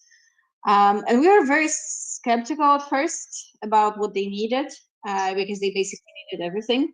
So the first thing we did, and this is sort of our approach to some of those aid deliveries, especially in the areas that are not newly liberated, because in those we know that people are going to need everything. But in those areas that are not necessarily just liberated, we just roll in with a smaller amount of goods. And that first time in Kosovo was just produce to make borscht. And we just observe how people behave and what they are doing with those supplies. If they are trying to take them away and hide them and do something with them, that tells you a lot. And that particular community actually just called their neighbors. I think she posted on the Facebook group, and everyone just showed up with a plastic bag to pack the produce to the bag and just shared among the community. So next time around, we just brought a lot more. We brought clothes, medication, whatever they were asking for. And we actually, I don't know if it was second or third time around we showed up there, but we couldn't stay. So they just sent us pictures. They took the aid in and sent us picture by picture what they gave to whom, and everyone received a portion of the humanitarian aid. So that's pretty amazing thing to see. Yeah. That's perfect. Raybert, get in there. Good to see you. Yeah, so good to see you. So a couple of things. Having worked a lot of disasters in the U.S., I think you guys might be doing Americans a bit of a disservice, at least in the immediate aftermath of a disaster. Neighbors who have lost everything can be incredibly generous with other neighbors who have lost everything, and be very, very stingy on what they'll take for themselves. But my question for you guys is, you guys have been driving all over Ukraine, and based on the photos you see on Twitter, if somebody joins the Ukrainian army, they're issued a helmet, a rifle, and either a puppy or a kitten. Is pet ownership really that common? I mean, go back to the lighthearted stuff that I was really enjoying when I tuned in. Yeah, well, it's not going to be lighthearted because Ukraine has a giant problem with strays. There's a lot of stray dogs, stray cats. Every gas station in Ukraine has their own dog just living at the gas station. Sometimes they have a shelter, sometimes they don't. But yes, there's a lot of displaced animals currently because their owners fled or some other things happened to them. So yes, everyone has a cat, a dog, and probably a raccoon as well. We've actually recently seen a picture of a guy from Ukrainian army, a soldier holding a raccoon. So, Baby raccoon, yeah. baby raccoon. Yep. They're domestic animals. You can have a raccoon. Well, we are feeding cats of our neighbors from our backyard. So yeah, I've seen one particular aid organization that built these stray animal feeders out of a piece of PVC pipe with a little P-trap on the bottom of it. So it's like a self-feeding bowl. And there was a pretty viral picture in the last 24 hours or so of a bunch of Ukrainian dogs that had all lined up at the street corner waiting for their turn to feed from the community feeder. That's awesome. Wow, I'll have to look that up. That is awesome. Please People send were that to me. remarking that the Ukrainian animals, stray animals, were more civilized than the Russian invaders. Yeah. Agreed. Yeah. Agreed. Yeah. Big time. I think we have Down with Putin next. Hi. Hello, everybody. Thank you for letting me talk. I appreciate that. The fact is, I want to share with you something that I know. There are different points. I have a friend who is Bosnian, and when she was a kid, their city was liberated Sarajevo by NATO, and NATO people were there and hand out chocolate and bonbon actually. And she said after that I never ate bonbon because it reminded bad memories. So I just want to point at this side of the handing of chocolate as well, because that's quite the norm of the yeah, to give to the kids chocolate. So I just want to tell that the story first of all. The second is I was in Hostomel as well, and it is so bad. I like to. I know a community in Bucha actually, and they lost their whole apartment building is gone, and they are living in the container houses. Time to time, they have a chat. They write who needs what. For example, there was a lady that got messed up with the leg and stuff. Something need operation. They needed money, so everybody put some money and take care of the lady. The point is, I can, if you are willing to help them or take care of them somehow, if they need something, I can connect you guys to the one of the men or ladies who speaks English to do that. For sure. And they are decent people. They are decent people. I was there. I helping them as much as I could. I'm individual. I cannot do much, but they are decent people. Yeah, and They're going to be able to help gladly. Sure. sure. I'm gonna introduce you guys together. Then, yeah, thank you so much for everything you're doing. I, I, I like you guys. I've been in Ukraine. I tried to do it on my own. I was not involved in any NGOs. I just drive myself to Ukraine and brought what I could with me. It is overwhelming experience, especially in the Gostomol school. There's a school, and there was a lady gave a tour that what happened and where the Russians slept and what they write on a door and paper on the wall and shit like that. And well,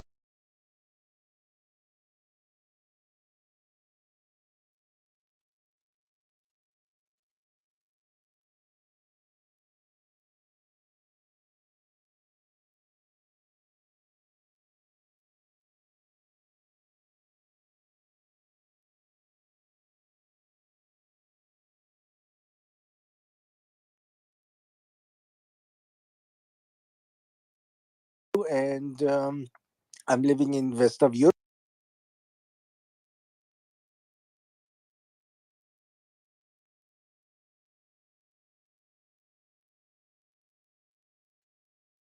I'm gonna follow you, and we're gonna keep in touch.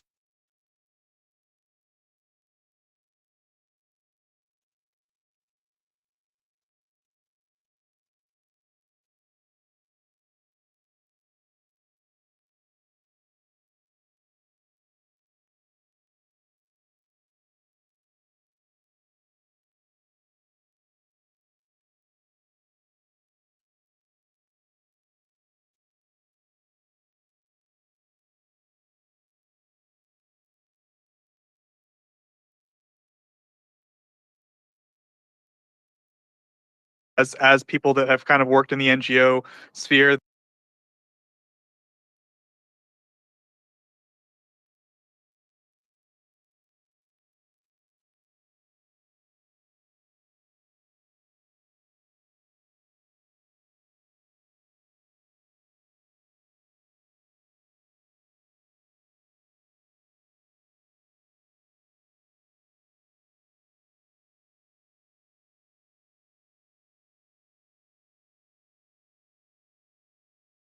Does something and can connect you with other people.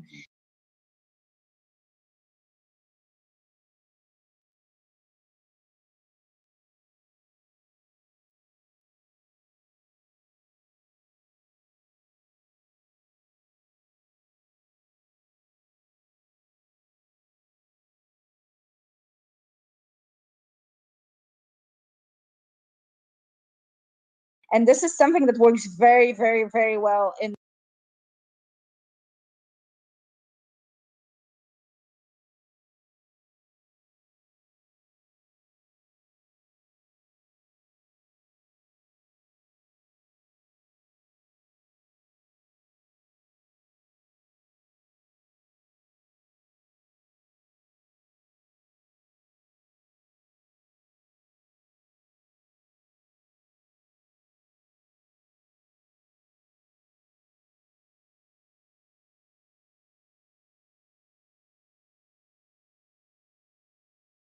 availability out here is very well developed, just because all of these people are reading and circulating the same material. So it's almost like, you know, walking through a freaking wartime encyclopedia.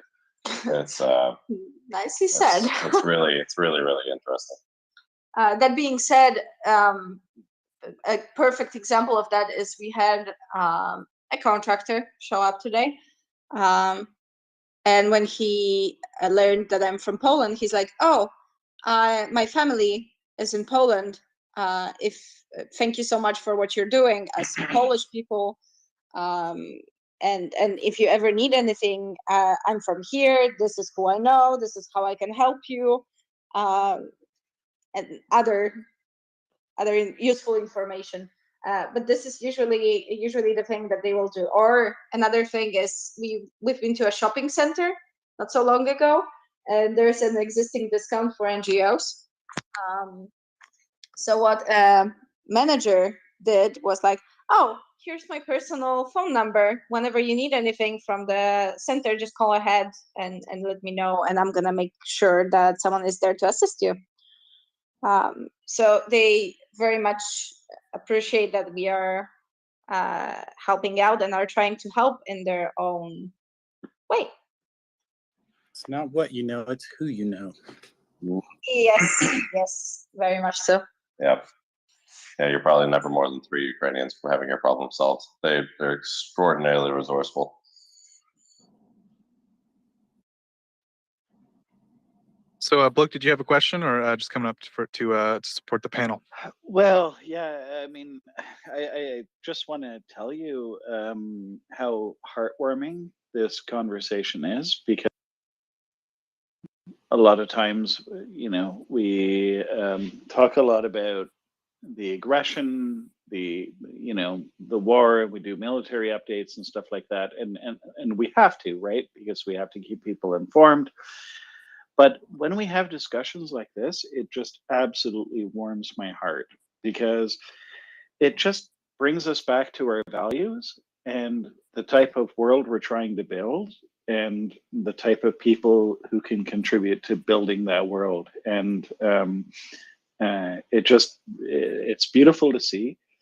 And it really reminds us what we're all here for, the type of world we want, the goodwill expressed here by every speaker who came up with suggestions, ideas of how we can help Ukraine. And it doesn't always have to be,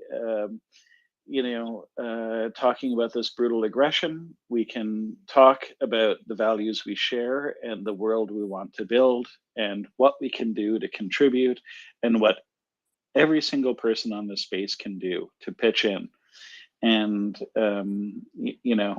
and how we can all make our contributions. So it just struck me that this is such a necessary and restorative conversation about what the Ukrainians are fighting for, why we are supporting them, and what we can all do to make things better. And so I didn't really have a point. It was just letting I think you had know. about half a dozen, and they were all good.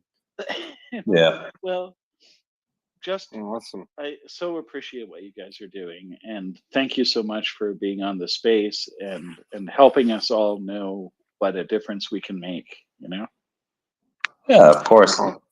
That's good for us too, because we're even being embedded in that kind of say heartwarming part of it. There's still a tendency to just get the nose to the grindstone and be constantly working, constantly doing things, and you forget to stop for a minute and tell the stories and talk about the experiences and remember why you're here. So it's extremely valuable for us.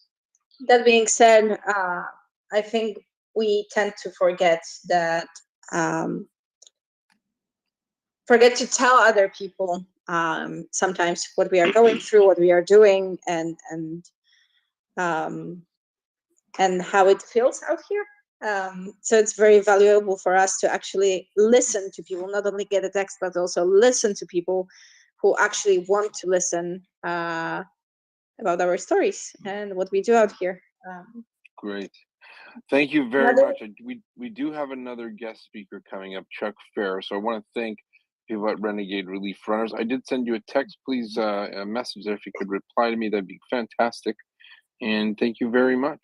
Appreciate it.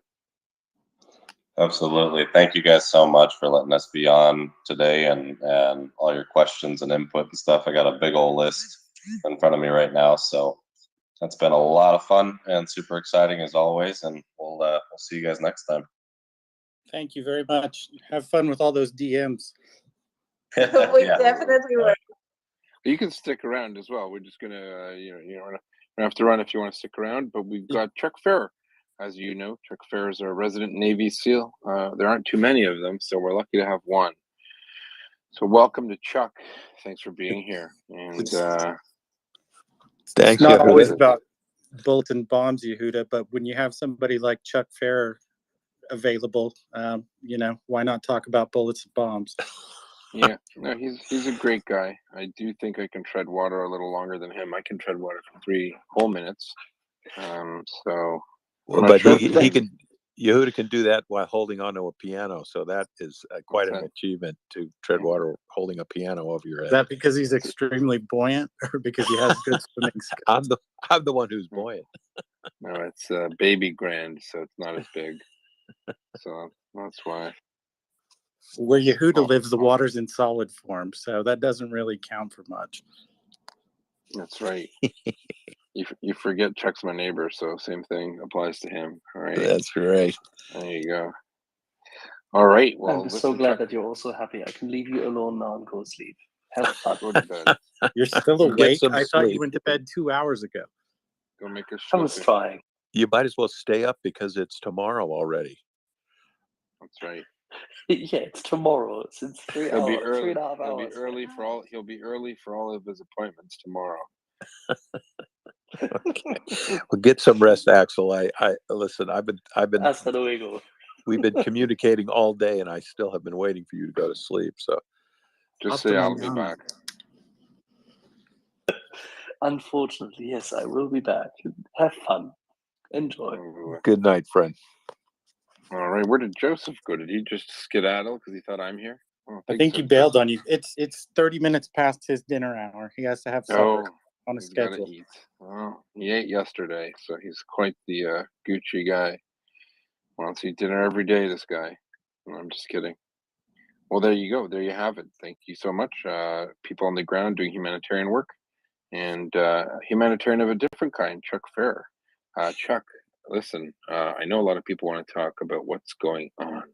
Enabling operations, what's going on in Ukraine. We're seeing a lot of movement going on. I have a story about a drone operator, a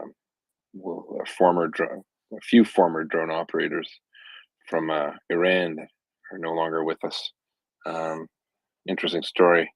Maybe you want to talk about some of those snazzy updates that you've got. One of the questions, go for it. Yeah. There was an evacuation effort last night out of Kherson. I think most of the listeners have caught that already. There was apparently a I don't know what you'd call a group of Russian journalists who are associated with the GRU, I guess, propagandists, were trying to get across the Dnipro last night. Again, we've talked about the ubiquitousness of Ukrainian partisans. Apparently, this van full of journalists, including Oleg Kolkov, who is again FSU facilitated propagandist, they loaded up their van. They were operating out of a Ukrainian media affiliate called Sustline Kherson. They loaded up their van with pretty much everything they could carry out of the building, literally looting it as they left. They were able to get themselves onto a pontoon ferry, but precision strike munition didn't hit the van. I'm looking at the photograph of it right now, but it blew out all the windows. So we're talking about approximate explosion. It killed Mr. Kolkov, 3 of his colleagues, and wounded everyone else in the van.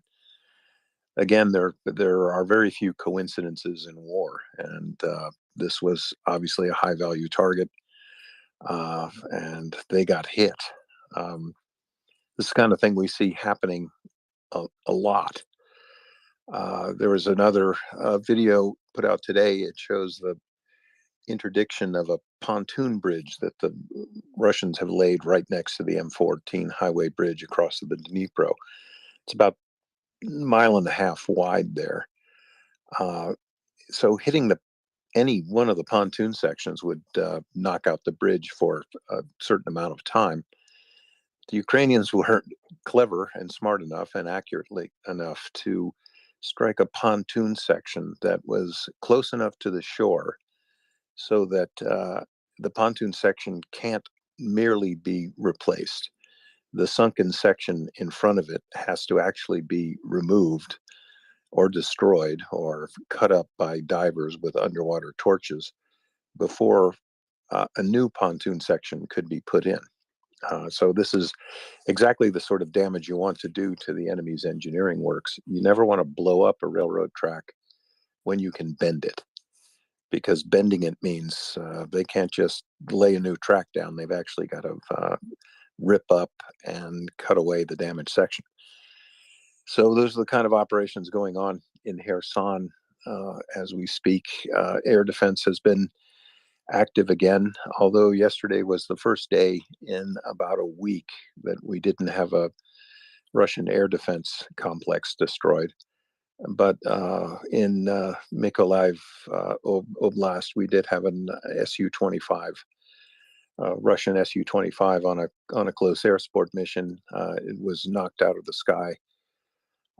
We also had a pretty good day against the Shahed 136 drones. Again, reaping the benefits of relatively intact captures that happened a couple of weeks ago. Having one of these things to disassemble and look at has given the Ukrainians a pretty good insight of how these things work, how they operated, and what their vulnerabilities are. And in terms of individual engagements, when you look at the daily numbers of Shahed drones that are shot down, if you divide that kill number by 5, you'll get a pretty good idea of what the individual engagements are. The Russians will fire these things. They come in a truck that has a tip-up bed. It holds 5 Shaheeds in a stack. They're normally fired all at once in an attempt to overwhelm the point defenses of the targets they're aimed at. So by examining the number down, you can see how many were shot down. So, for example, if you've got 10 shot down, you do have to look at the other battle damage reports of hits on target, but numbers divisible by 5 would indicate a total defeat of 1 rack of Shaheeds, a 5 drone swarm. So the lower end of the engagement kill cycle is about 60%. That's pretty good. The upper ends are about 80 to 90%, and there have been at least 3 occasions where Shahed 136 drones coming in have been totally interdicted. So a 100% defeat rate. That's good. That's really good. Even 60% is really good. The bad thing is these things are only fired, or 90% of them are fired at civilian targets.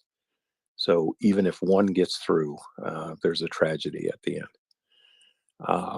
The other sort of maddening but not surprising thing today, Admiral John Kirby, who's the spokesperson for the United States National Security Council, confirmed that Iranian Revolutionary Guard Corps advisors are on the ground in Ukraine, advising the Russians on the use of these Shahed 136s and other precision strike munitions, which, to put it just a little more bluntly, you have Iranian combatants now involved in the war. It's a fine line in my mind to say that they're merely advisors when they're very likely pulling the trigger on these systems. And their targets, again, 90% of these deployments of these weapons are targeting civilian infrastructure, apartment buildings, playgrounds, you name it. The list of their targets is, it's right out of Atrocity 101.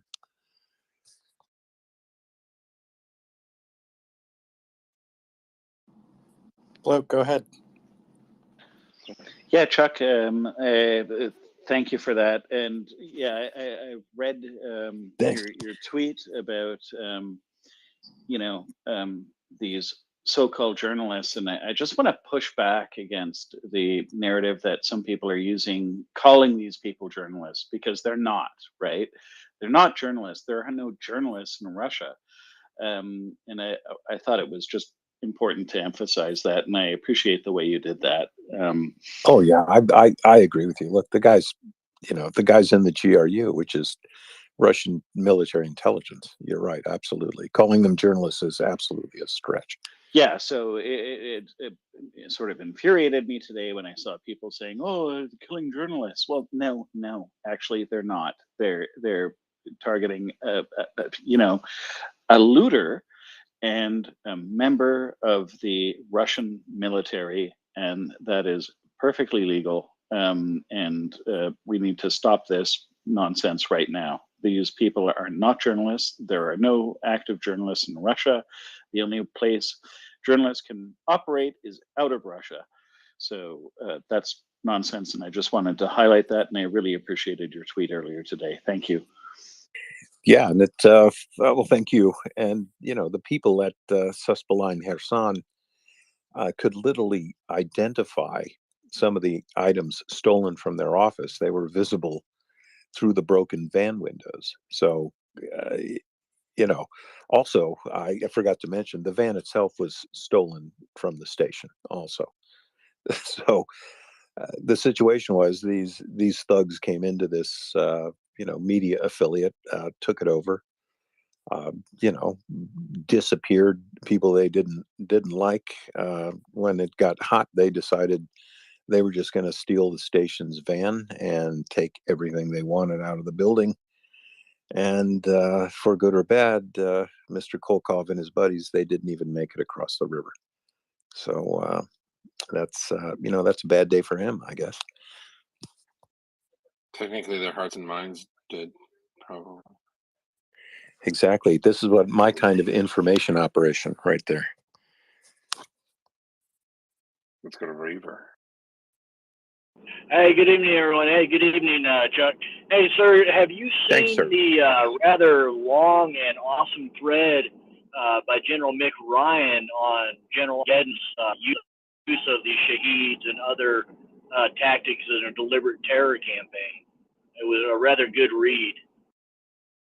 Yeah, I followed General Ryan. He's a very, very intelligent guy, besides being very personable and a nice guy, but absolutely a terrific thread that he has going on this. That was one of the things that I think that made what Admiral Kirby said today really significant. These weapons are not striking legitimate military targets.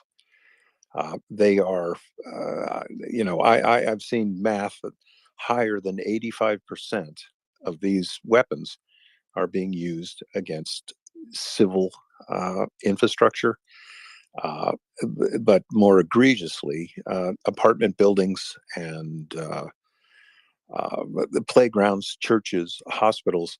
And again, these aren't things that go astray. Especially the Shaheed 136s.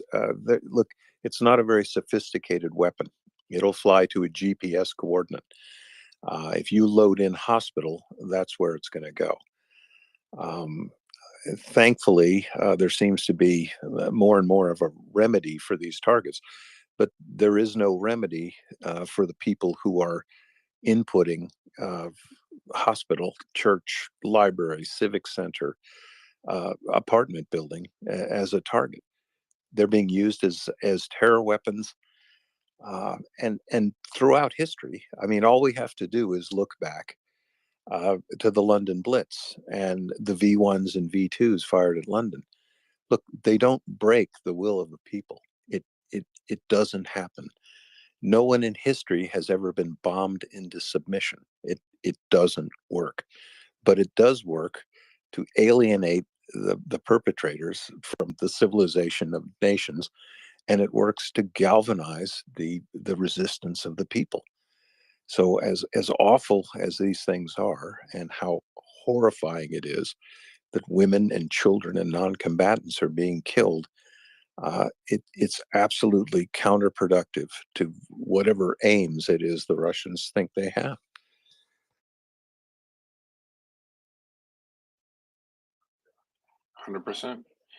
Right.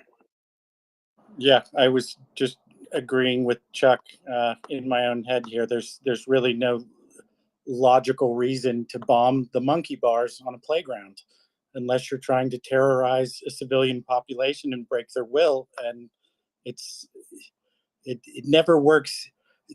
I think the disconnect is that subjugating a population when you're subjugating your own society does have some effect, like the Rosguardia. But when you attempt to do that through military means on a foreign country, it never works out. You're exactly right.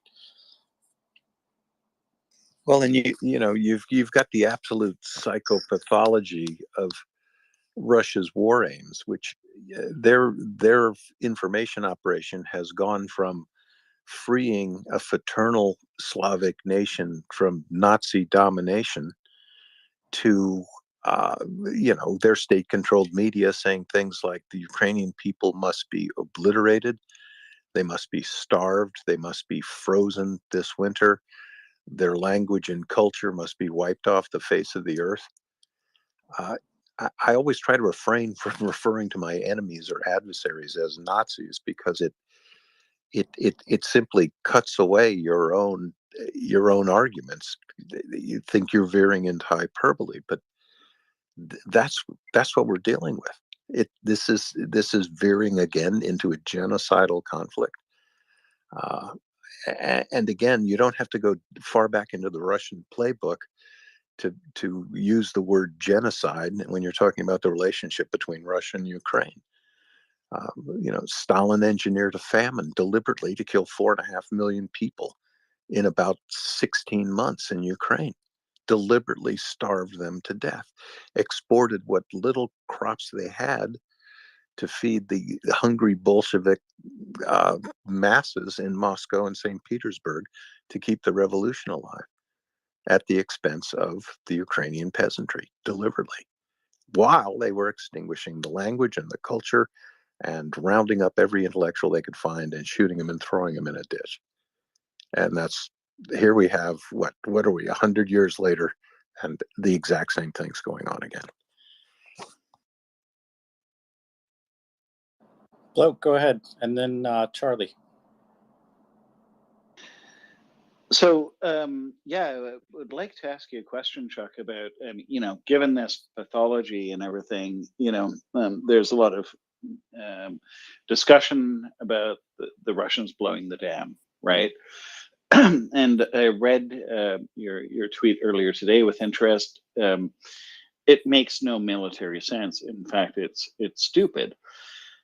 But I have some people in this discussion with me that are saying that's why they're going to do it, because the thinking is just so completely bonkers that they might actually blow the dam. What are your thoughts on that? I agree with both sides of the argument. I find that owning up to my mistakes is a good way not to get my mom to hit me with a salad spoon.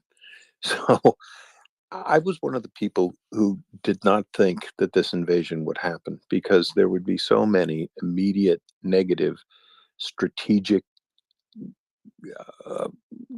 outfalls from this that it would have been stupid.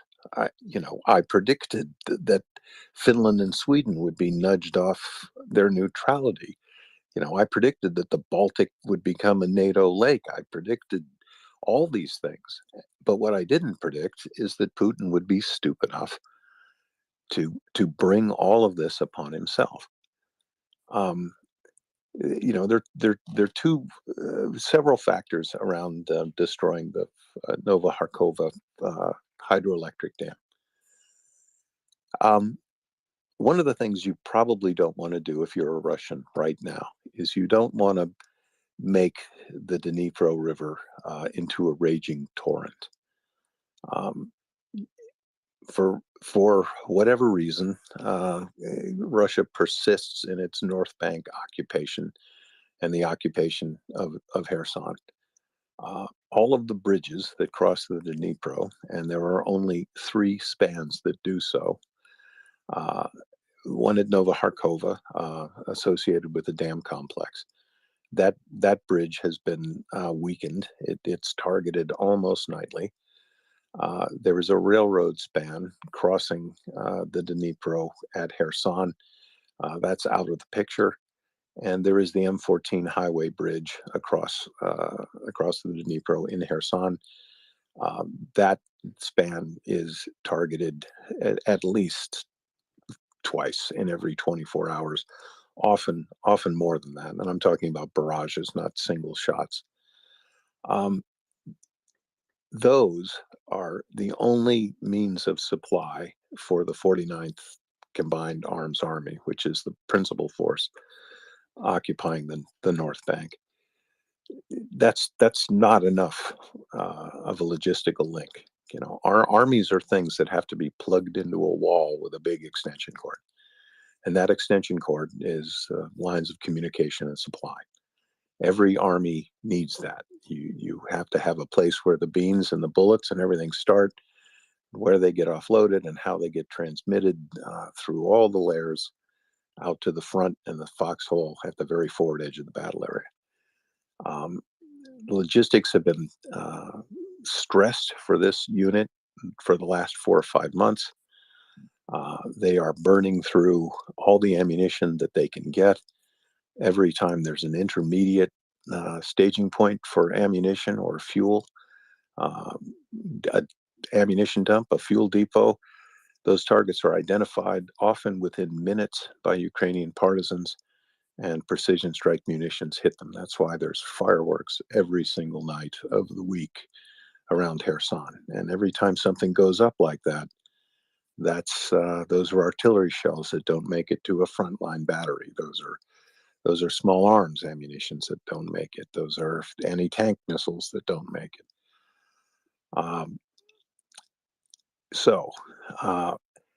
If they're going to blow the dam, and there is reason to believe absolutely that they are prepared to do so, that is also a process that takes a while. You don't just blow a dam, like guns in Navarone. You don't go in there with explosives on your back to do it. It takes tons and tons of explosives to blow a dam. Done correctly, though, tons and tons is all it takes. Not thousands of tons, but 100 tons would do it. Of course, the river is going to flow. It's going to go down. There's a certain point at which the Russians are going to need maneuver options, meaning they're going to want to get out, or they're going to want to reinforce, or they're going to want to move troops around. It's hard enough to do that right now when the Dnipro is just at normal water stages. If they blow the dam, at least for a while, the river is going to turn from the Mississippi into the wild Colorado. That will only isolate them further on the North Bank. Would it be a good idea if they were to suddenly try to evacuate as fast as possible, cross the Dnipro and withdraw completely from the North Bank? It's almost impossible for them to do that now. There are no working bridges. They can't move that quickly. The other thing that militates against them blowing the dam is that the dam contributes mightily to the water supply in Crimea. So blowing that dam is only going to limit the fresh water available to Crimea. There were other arrangements made during from 2014 on, but again, whatever they do to that dam is going to cost them in Crimea.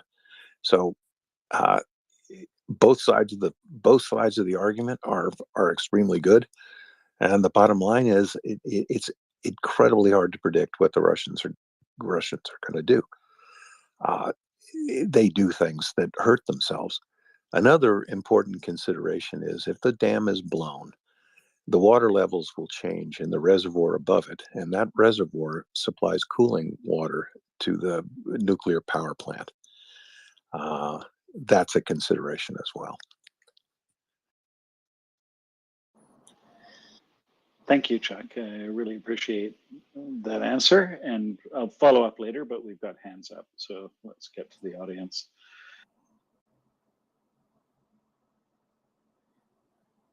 Charlie, go ahead.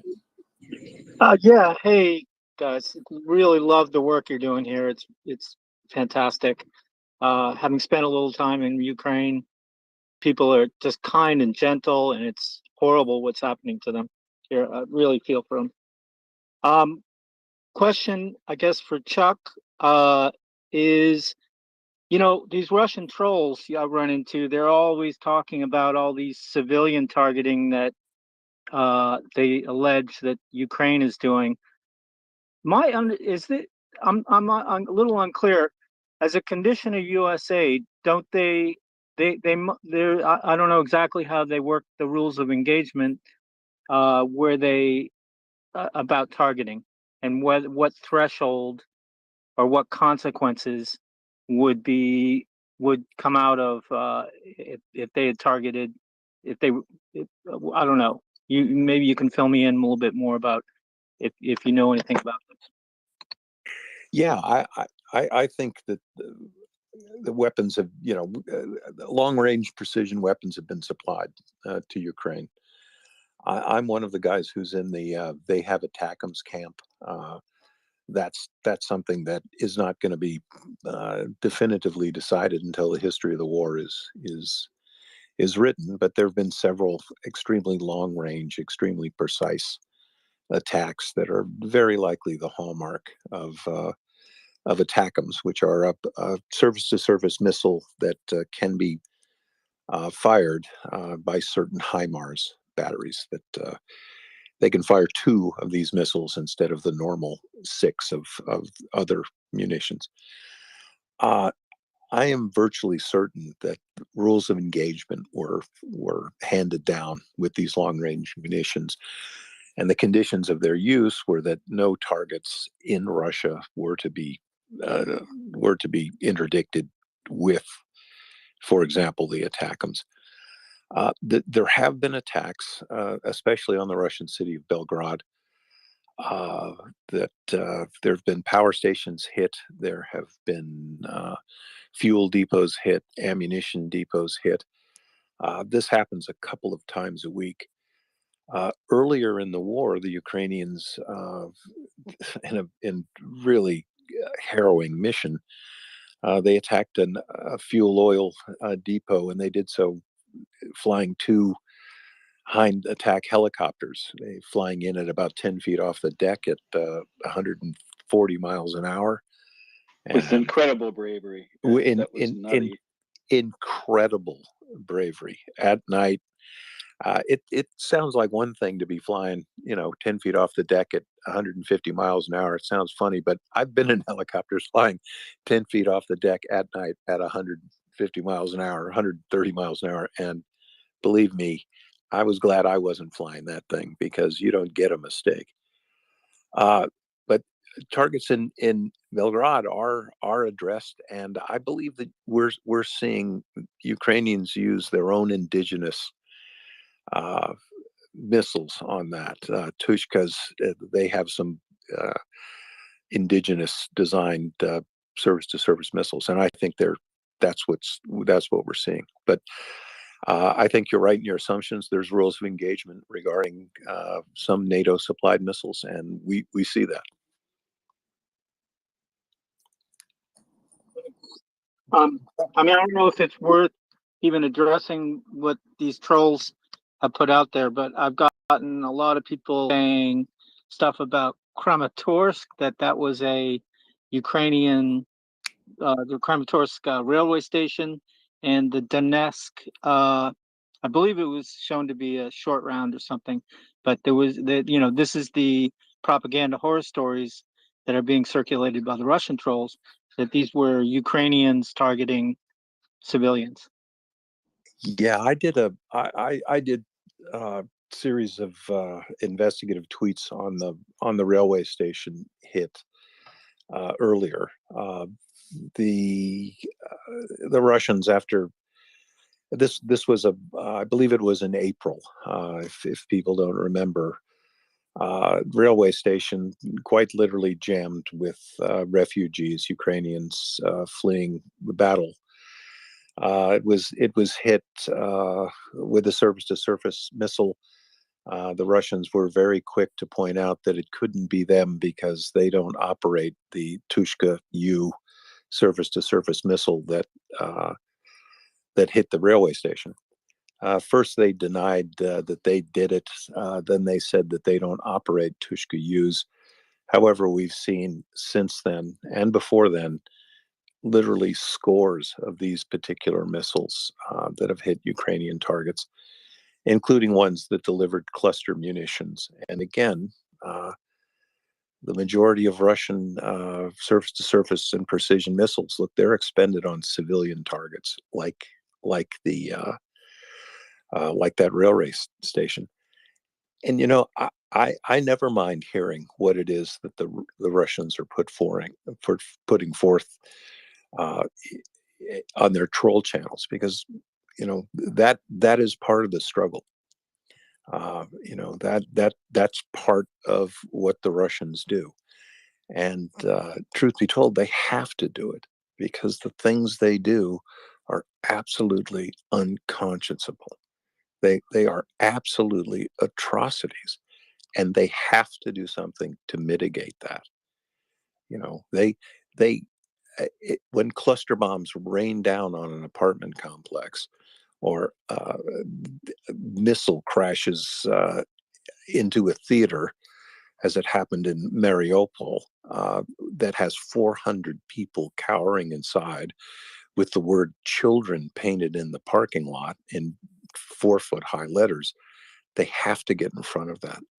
They have to blame it on somebody. But they're doing it.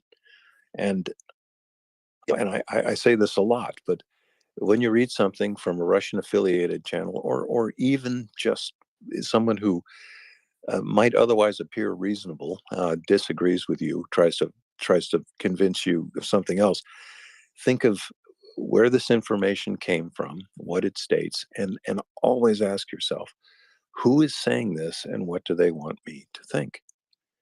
I just had an exchange with someone. It wasn't much of an exchange because I simply blocked them. But this guy had Irish flags all over his Twitter handle. And of course, he's probably not quite as Irish as I am, but those are flags of convenience for Twitter trolls. So, always look at that.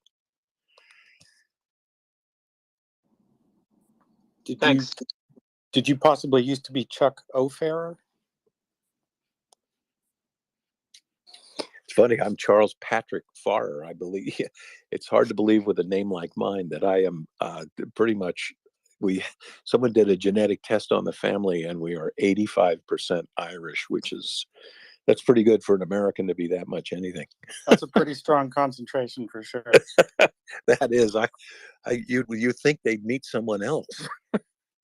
I did that 23andMe thing and found out that I have an unhealthy amount of Neanderthal blood running through my veins. Well, I'll have to admit that we actually had 5% Norwegian, and the entire family was going, we don't know any Norwegians. What is going on? So there could be some mysteries in the Grandma past. might. Grandma, somebody does, absolutely. We were like, Norwegian. I mean, listen, I love Norway. I used to live there. I mean, I love it. But Let's go to Donna. Good morning, everyone. Chuck, I just had a question about the drones, the Shahed drones that have been hitting, and I'm hoping you have the expertise to clarify some of my thinking on it. I know they're basically glorified lawnmowers with this two-stroke engine, but they're able to fairly accurately target locations using GPS. I'm not exactly sure how that works, but that means that they have to have some sort of electronic chip system in it. My understanding that the reason why Russia isn't using and cannot produce more of the larger missiles that they were using earlier in the war is their lack of these chips, their lack of that electronic technology. Is there secondary sanctions that can be put on some sort of supplier? Like, how are they producing these?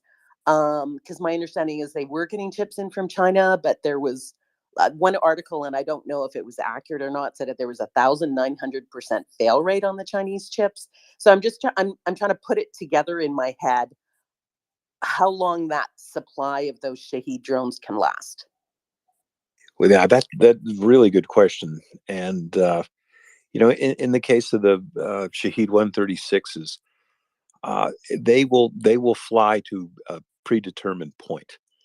I am virtually certain that the Shaheds can be programmed to a number of different waypoints, meaning that they don't have to fly directly at a target, that they can navigate from point to point, with a terminal point being the target.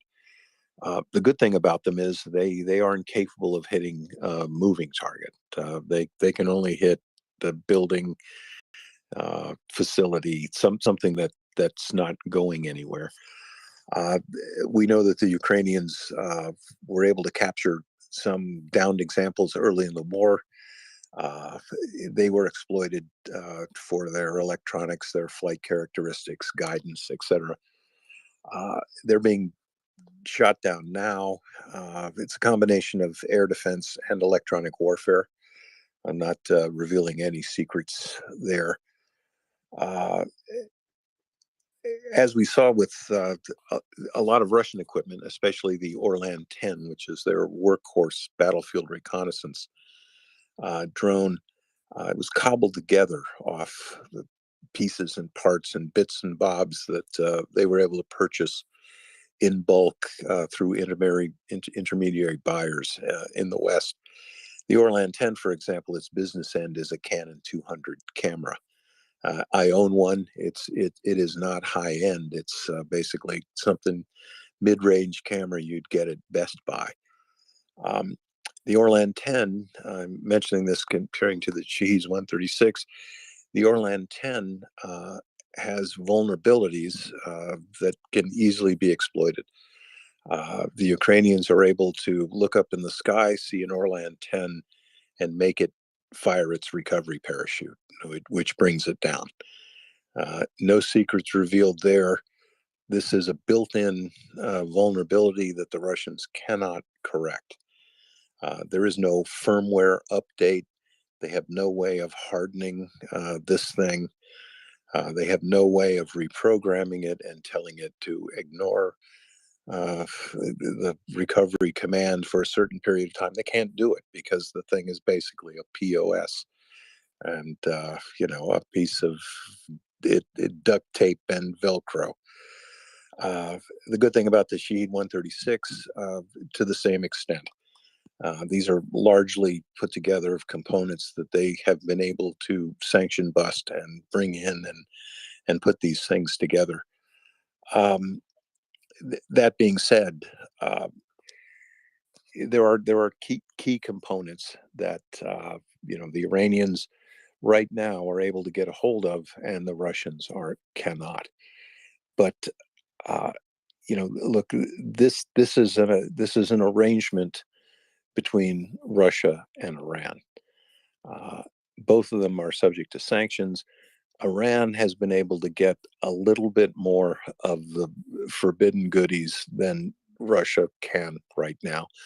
This is a quid pro quo operation. The Russians built a nuclear big quotes, research reactor in Iran. That reactor has never produced 1 volt of electricity for the nation of Iran. It's been up and running for maybe 25 years now. Look, there are definitely things that Russia has that Iran wants very badly. The coin of the realm in this case are Iranian precision munitions, and I, again, putting aside the horror and the mayhem and the murder these things cause, if you're asking Iran for precision munitions, you're pretty far down the food chain. These things are primitive, but they deliver, especially the Shaheed, it delivers a pretty big warhead if we're talking about apartment buildings and playgrounds. But you're right.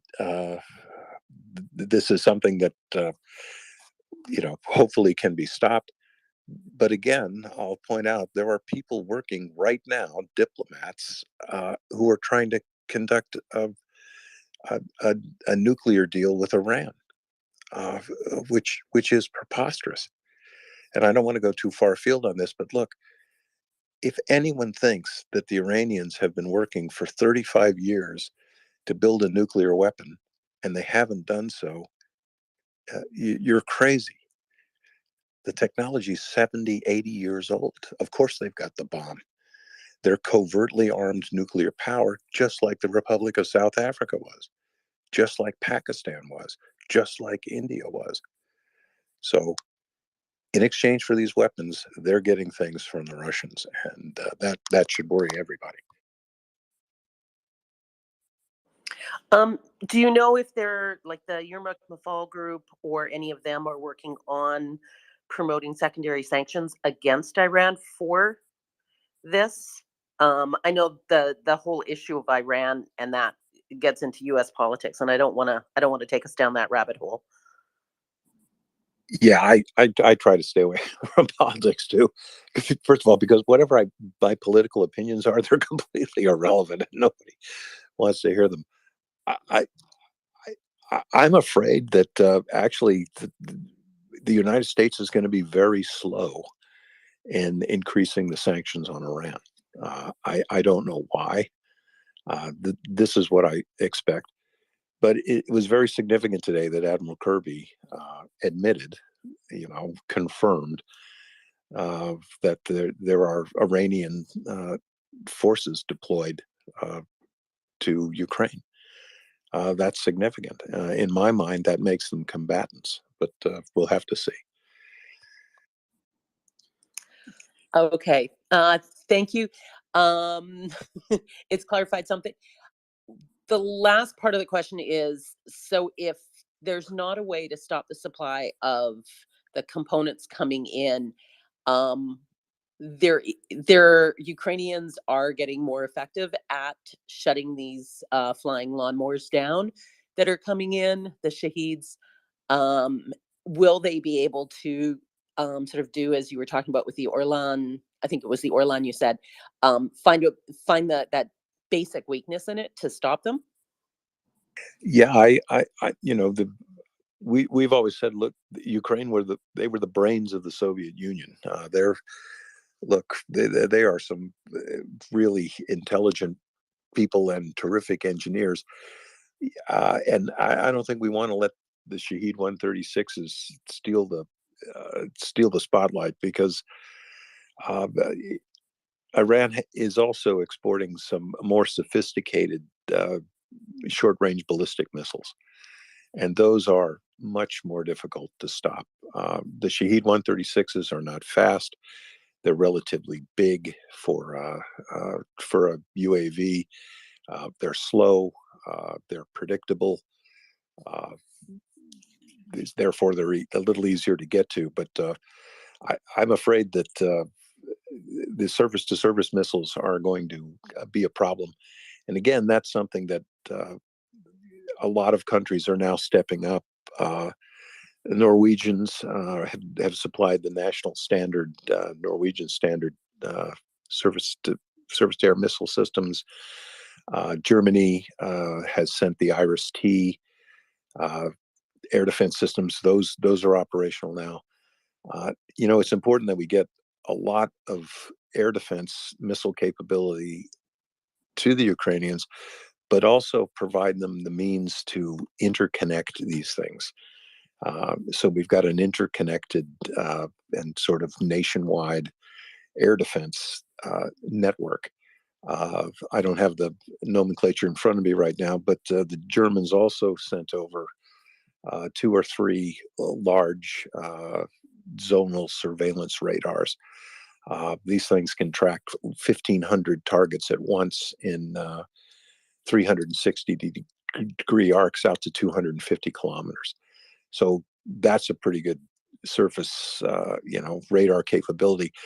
The more of those systems we have, and the more interconnected the air defense batteries are that you can communicate with and alert to the targets and have them pick up on their shorter range systems to do this, it'll be better. And I think this is something that'll get better week to week and month to month. So more of these things will come down, but the threat's continuing. Yeah, Thanks. and I'll think step that- down. Thanks, Donna. Thanks, good question. I think that's the objective of the Shaheed. Is it's the cost per unit is so low that they can achieve these saturation attacks and get a few through just by swarming all at once, and firing 10 of those, as opposed to the cost of one surface-to-surface missile. But I think Victor was next. Yeah, hi, good evening, everybody. I just want to make a couple of comments and a couple of questions. One of them is about Iran. You were talking about sanctions on Iran. I believe there's a need to pressure and to sanction Iran, but because you see this revolution happening now in the streets with women, and my idea is that this is a problem between male and female. I think male are just using religion, to stay out in the cafes and keep women in the house. So, but if you don't pressure, sanction enough a country like this one, you won't get anything. I remember South Africa. You needed to squeeze them, to get to them to get an answer. And I don't think there's enough sanctions at the moment with Iran. And now they have boots in the ground inside in occupied Ukraine. And I think the West should pressure them really hard. The second thing is about the support that the Russians gave to European far right. It's a bit on the politics side. It's funny, like in Italy, I just read this news today that the new Prime Minister Meloni, that is from a far right party, she just has a new defense minister, and the guy was sort of the head of the Italian military industry federation. So I think this pragmatic approach by the Italians, far right in the government, it's interesting because you see the German and the French who are a bit like Macron was talking with Putin on the phone, and the Germans, Scholz came in a bit trembling, and all depending on the Russian gas. So all these countries found out that they have to they need more weapon, and the Italians, they are far right. Maybe they were supported by the Russians, I don't know. But at the moment, they are just worried about producing weapons and, of course, giving some business to their friends. So they got this new defense minister who came from the private federation of the industry. The other two questions. One is about Belgrade. You've talking about bombing. They bombed Belgrade. Belgrade is in Russia, so Russia is more or less bombing. Russia has been a red line until now, but we've seen bombing in Belgrade, like ammunition depots and some other infrastructures. I don't know. why is it not Belgrade a red line for Ukrainian bombing? I don't know if anybody has an idea about this. The other thing is about the dam. I had this idea that the Russians wouldn't explode the dam, but I don't know, because I read somewhere that they don't need the water for Crimea because Ukrainians already cut the supply in 2014. So I'm not sure if this is true, but if they did it, and that's why they tried to occupy Kherson and get the water supply again for Crimea. But if they did it for years, I mean, Crimea lives without the water from Nova Kakhovka. So I don't know if anybody has an idea about this. Okay, thank you, guys. Thanks. No, Because great points, and I think we touched on it briefly. There were interruptions in the water flow to Crimea after 2014, but from what I can tell, they weren't total. And from what I can tell, after a certain amount of time, the water was pretty much restored in its flow to Crimea for various reasons. Not maybe to my understanding, but water was going to Crimea when perhaps it shouldn't.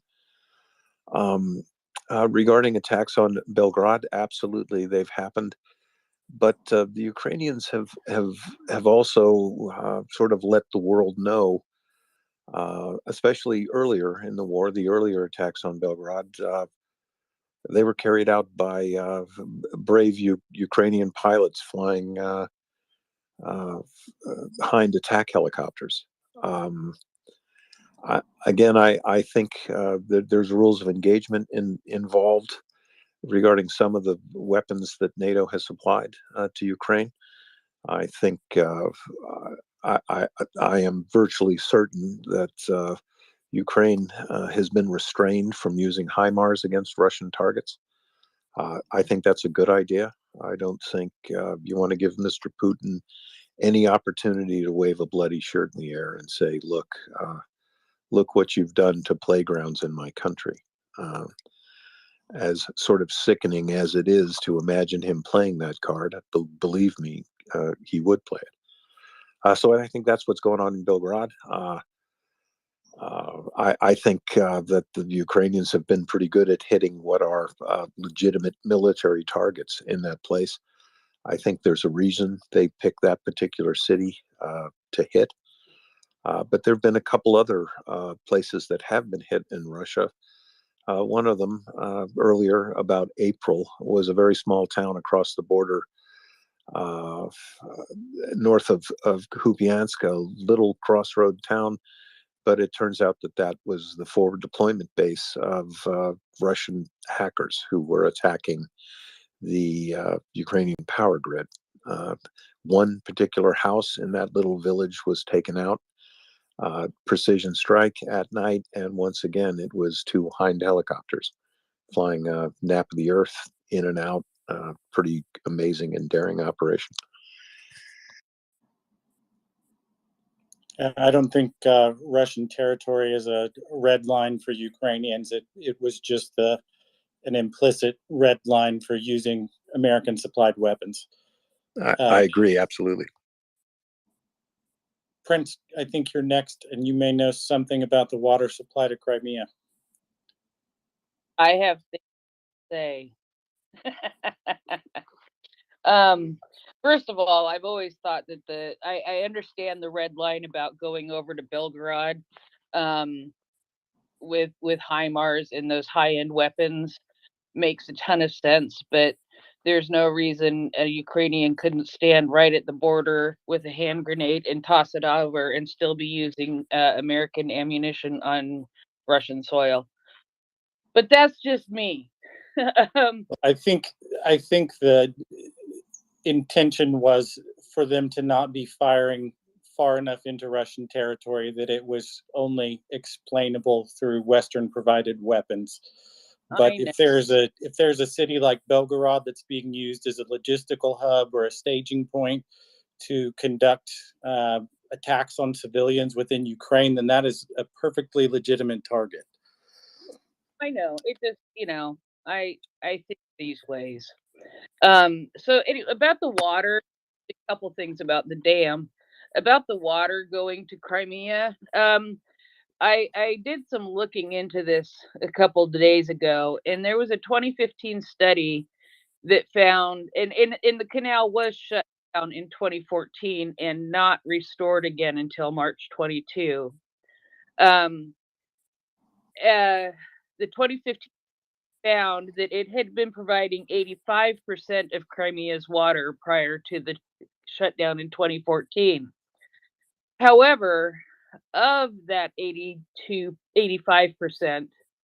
82% of it agricultural and industry, where only 18% was for drinking and other public uses. So it would severely cut down their supply, and it would make the most impact on agriculture and industry, not on humans getting something to drink.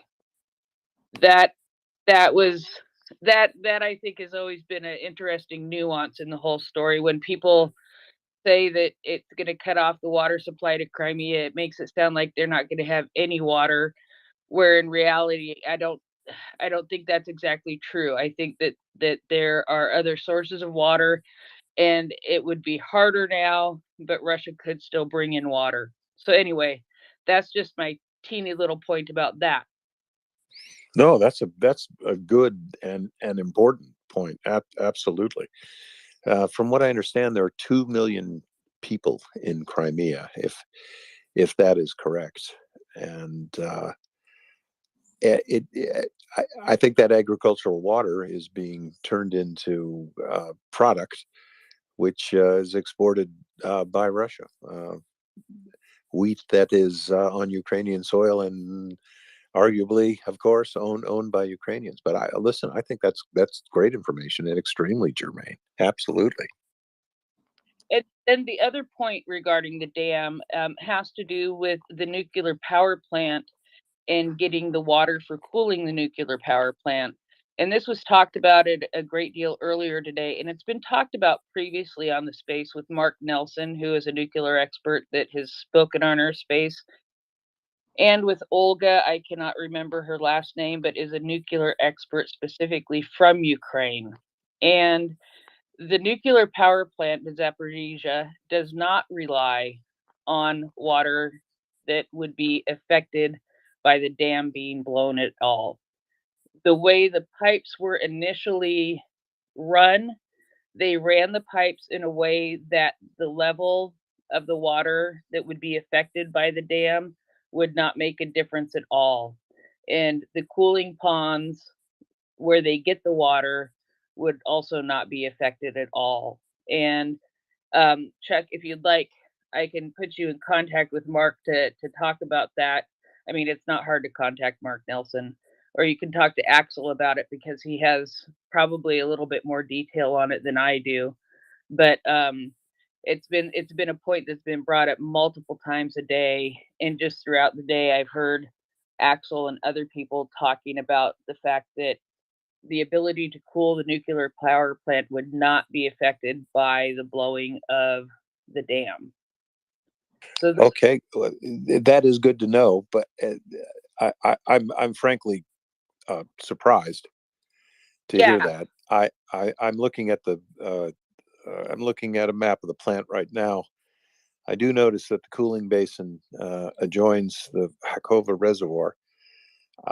And I would certainly and absolutely defer to a nuclear engineer.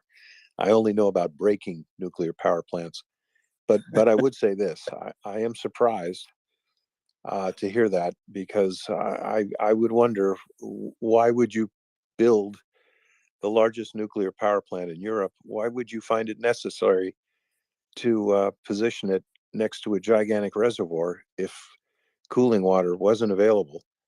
And as far as I know, I don't know of any power producing nuclear power plants in my mind. I don't know, and I could be wrong, but they're almost always situated on bodies of water. Yeah, Uh, is these are not producing power right now.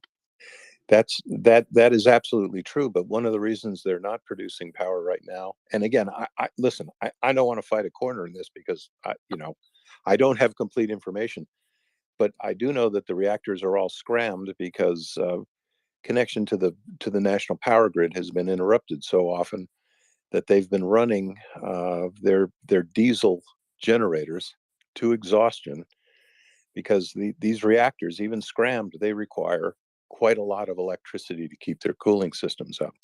And again, look, I know that there are liquid cooled reactors, there are liquid sodium cooled reactors. There were even at one time air cooled reactors. So I know that there's a score of different designs, but I'm quite surprised to hear that this plant doesn't need cooling water.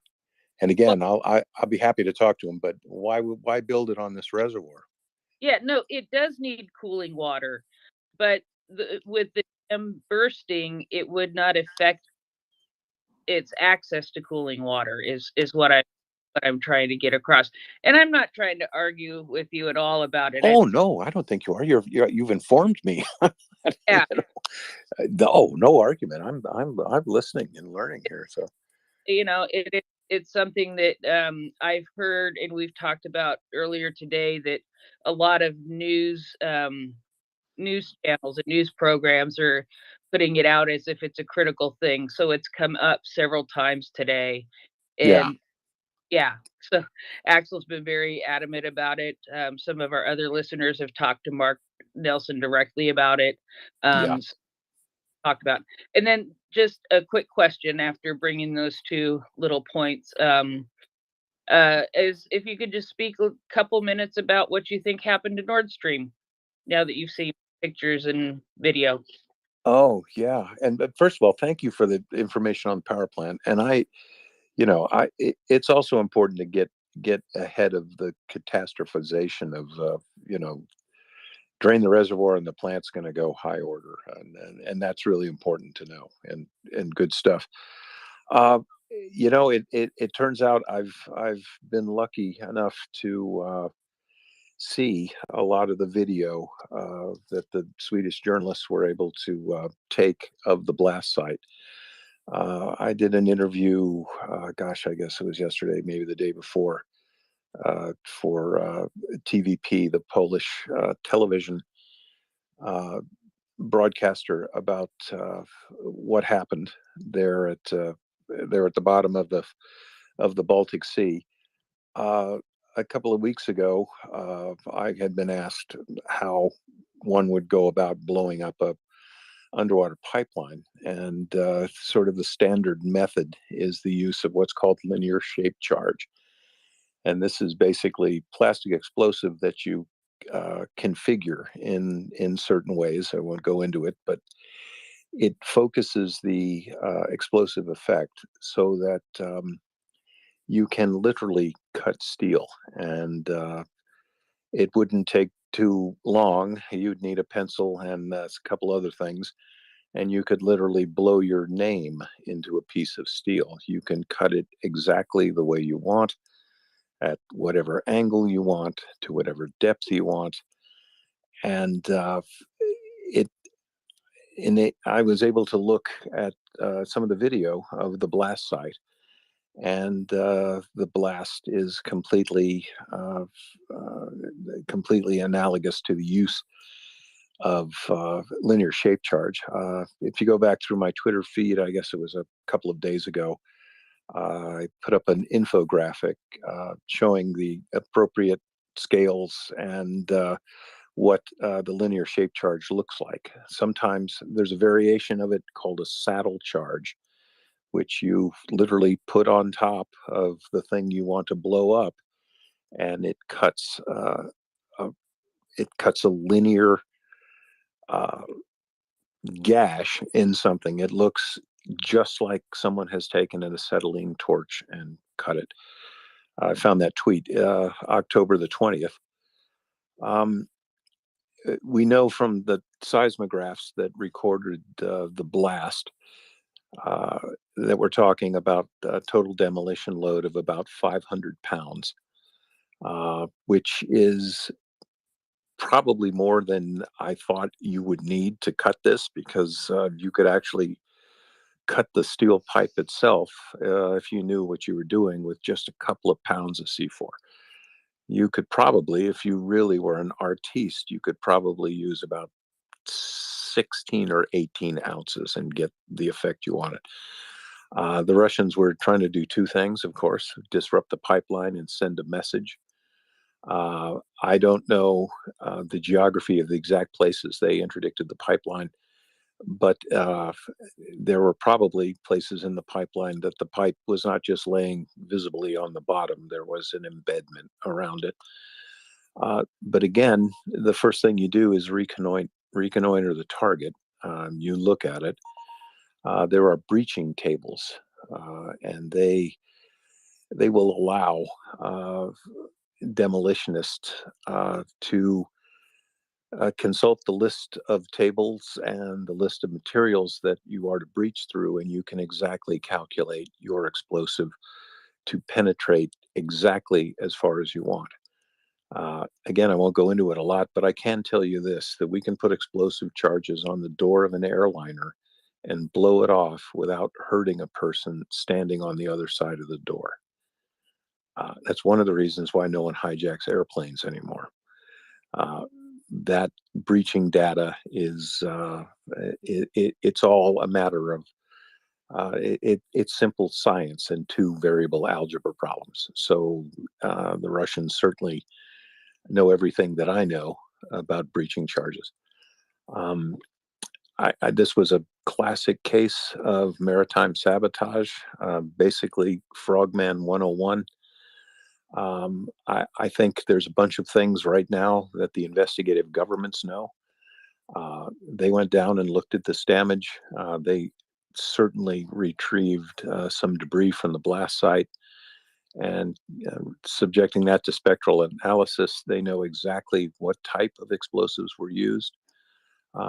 They furthermore can probably tell not only from what country the explosive came, but also, in my experience, they can tell what particular plant in what country made the explosives. Governments haven't released that yet. One of the things that, I was surprised that the Swedish government allowed these journalists to actually go down and film this. They did this on their own, literally by chartering a fishing boat and going out there and looking for it with a remotely operated vehicle. But there isn't any doubt at all what was done to this pipeline. It absolutely was an explosive event, and this was not an anchor getting caught on this pipeline. Failure of some talk earlier that the Russians may have inserted a device called a pig into the pipeline. This is a surveying device that travels down the pipeline. It basically has a diameter just slightly smaller than the pipeline and moves along on the pressure of the flow of whatever the pipeline's carrying, because these are used in petroleum pipelines as well as natural gas. That was a possibility, remote though. But looking at this damage, this was not a case of an explosion that occurred inside the pipeline, but rather one on the outside. And again, if you check the feed out October the 20th, there's a graphic up there, and I think it makes a pretty good case. Actually, I did see that tweet. I just wanted you to say it all to enlighten the audience who may not have seen the tweet, because I think it's important information for people to hear. And sometimes you get a little bit more detail than you get from the infographic. I really appreciate your time and patience with me tonight. Oh no! Listen, I am so glad to get new and better data. Absolutely. Listen, you school me anytime you want. And Well, it's hard to get the stuff on the infographic because there's just so much space. It's hard to do that.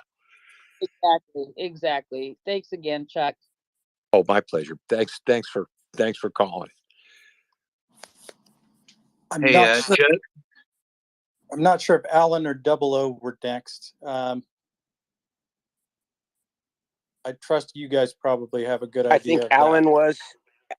Perfect. I think Alan was before me. Thanks, Double. Thanks, Double O, and thanks, Ryan. Chuck, love hearing your thoughts about what is going on. I want to focus again on the situation on the ground. And I know all eyes are on Kherson. And my feeling is that the Ukrainians have all the troops on the wrong bank of the Dnipro hemmed in, cut off from supplies, and time and weather will take care of them. I believe, and I think this is the case, these are the remaining best Russian troops in the theater. Is that correct? Second question, because I think that the Ukrainians and weather and time will take care of Kherson, and the Ukrainians are experts at practicing patience. I look east, and I look east at the crazy trench defenses that the Russians are constructing. They might be crazy, but they must be constructing them because they expect something. What do you expect the Ukrainians to do in Donetsk and Luhansk, around Kremina, Svatove, and of course in this terrible battle that's going on in Bakhmut? Great questions. Let's go to Kherson first. The 49th Combined Arms Army should have been pulled back months ago. But we've seen that Putin's standing operating procedure has been not an inch back, and we saw that in Liman, surrounded on three sides, and they finally pulled back when it was too late. In Kherson, that is the whole thing writ large. By any sane general would pull his forces back. He has very tenuous lines of supply. That's bad enough, but he has no maneuver options. This river's at his back. We saw last night the Ukrainians can hit evacuating forces, people, assets whenever they want. It's never a coincidence that one of these barges get hit. The Ukrainians know exactly when to strike. In terms of preparing the battle space, that's what we've talked about in Kherson. You're absolutely right. Things are only going to get worse for the Russians on the North Bank. They're going to get hungrier, they're going to get colder, and their ammunition and fuel are going to get more and more precious. I'm with any general who wants to spare the lives of his men. There isn't any reason to rush into Kherson right now. When waiting a couple of weeks, you're going to have a weaker enemy. Interestingly, over the last 36 hours, I've heard the Russians saying exactly the stupid thing that I'd want to hear them say, is that they're turning Kherson city into a fortress. I encourage you just to keep doing that. Pour as many guys in there as you'd like. The Russians also announced that 2,000 mobilized people had been moved into Kherson. Again, cause for celebration. I think it's wonderful. Those are 2,000 people you literally pulled off the subway in Moscow. You handed weapons to them, and now you've moved them into the front combat zone. And good luck to them, and good luck to you. As far as turning Kherson into a fortress, please do it. Put as many people in there as you like, because the Ukrainian armed forces are simply going to outmaneuver the city.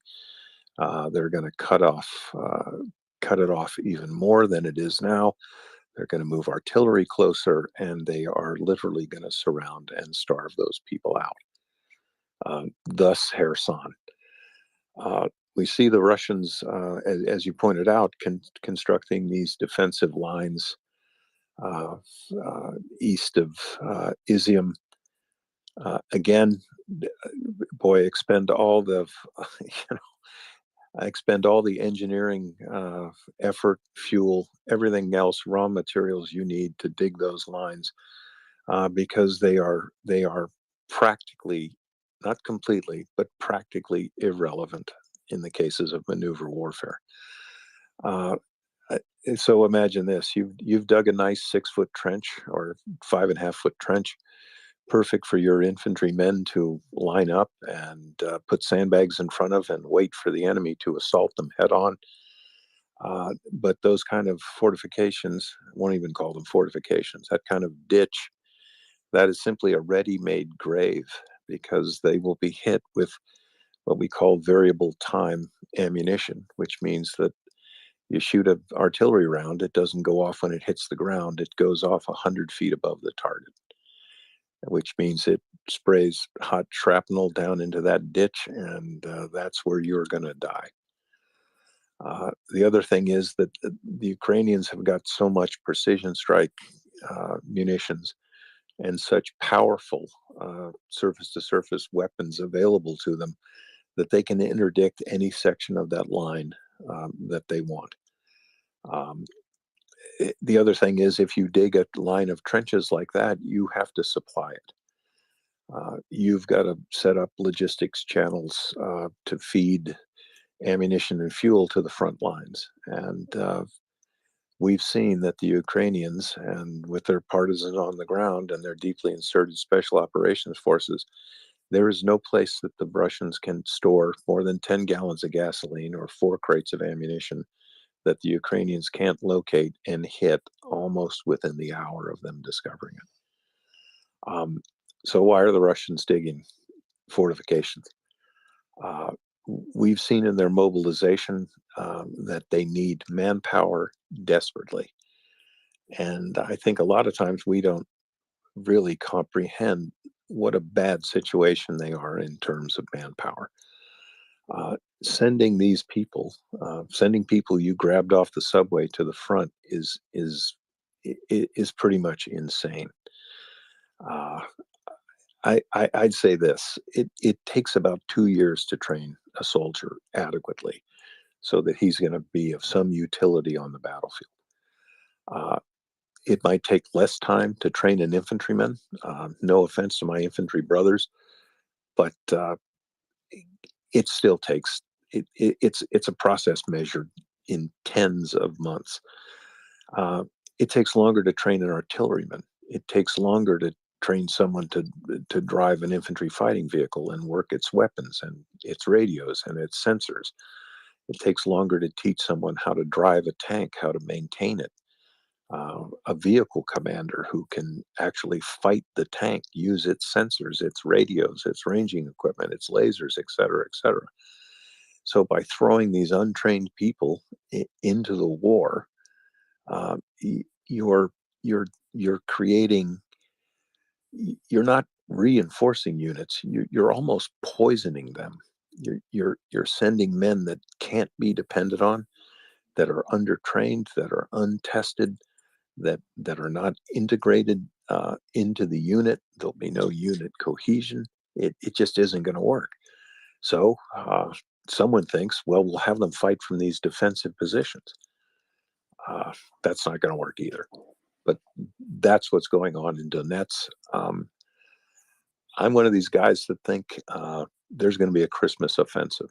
I think the Ukrainians are going to hit these guys come Christmas time, when their morale is at its lowest, when they're cold, when their socks are wet, when their cohesion is down, their supplies are down, logistics are down, and the morale is even worse than it is now. That's my take. Final question, Chuck. You talked about manpower, and I know they sent newly mobilized troops to Donetsk and Luhansk.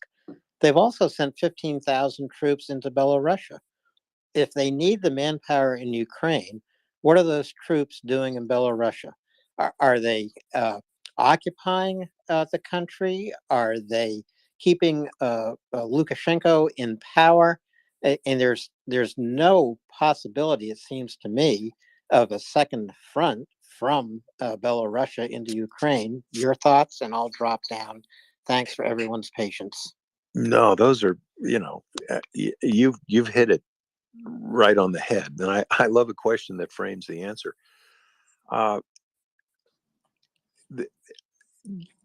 Lukashenko is walking an absolute tightrope. Remember, he almost got thrown out of office once. He is detested by the people he rules. The Belarusians do not want to intervene in this war. They don't want to fight it. Lukashenko, of course, is being pressured by Putin to enter the war. Lukashenko has wisely done everything he can to keep himself out of it. Were the Belarusian army ordered into this battle, there is no way that Lukashenko can depend on them. There's no way that Putin can depend on them.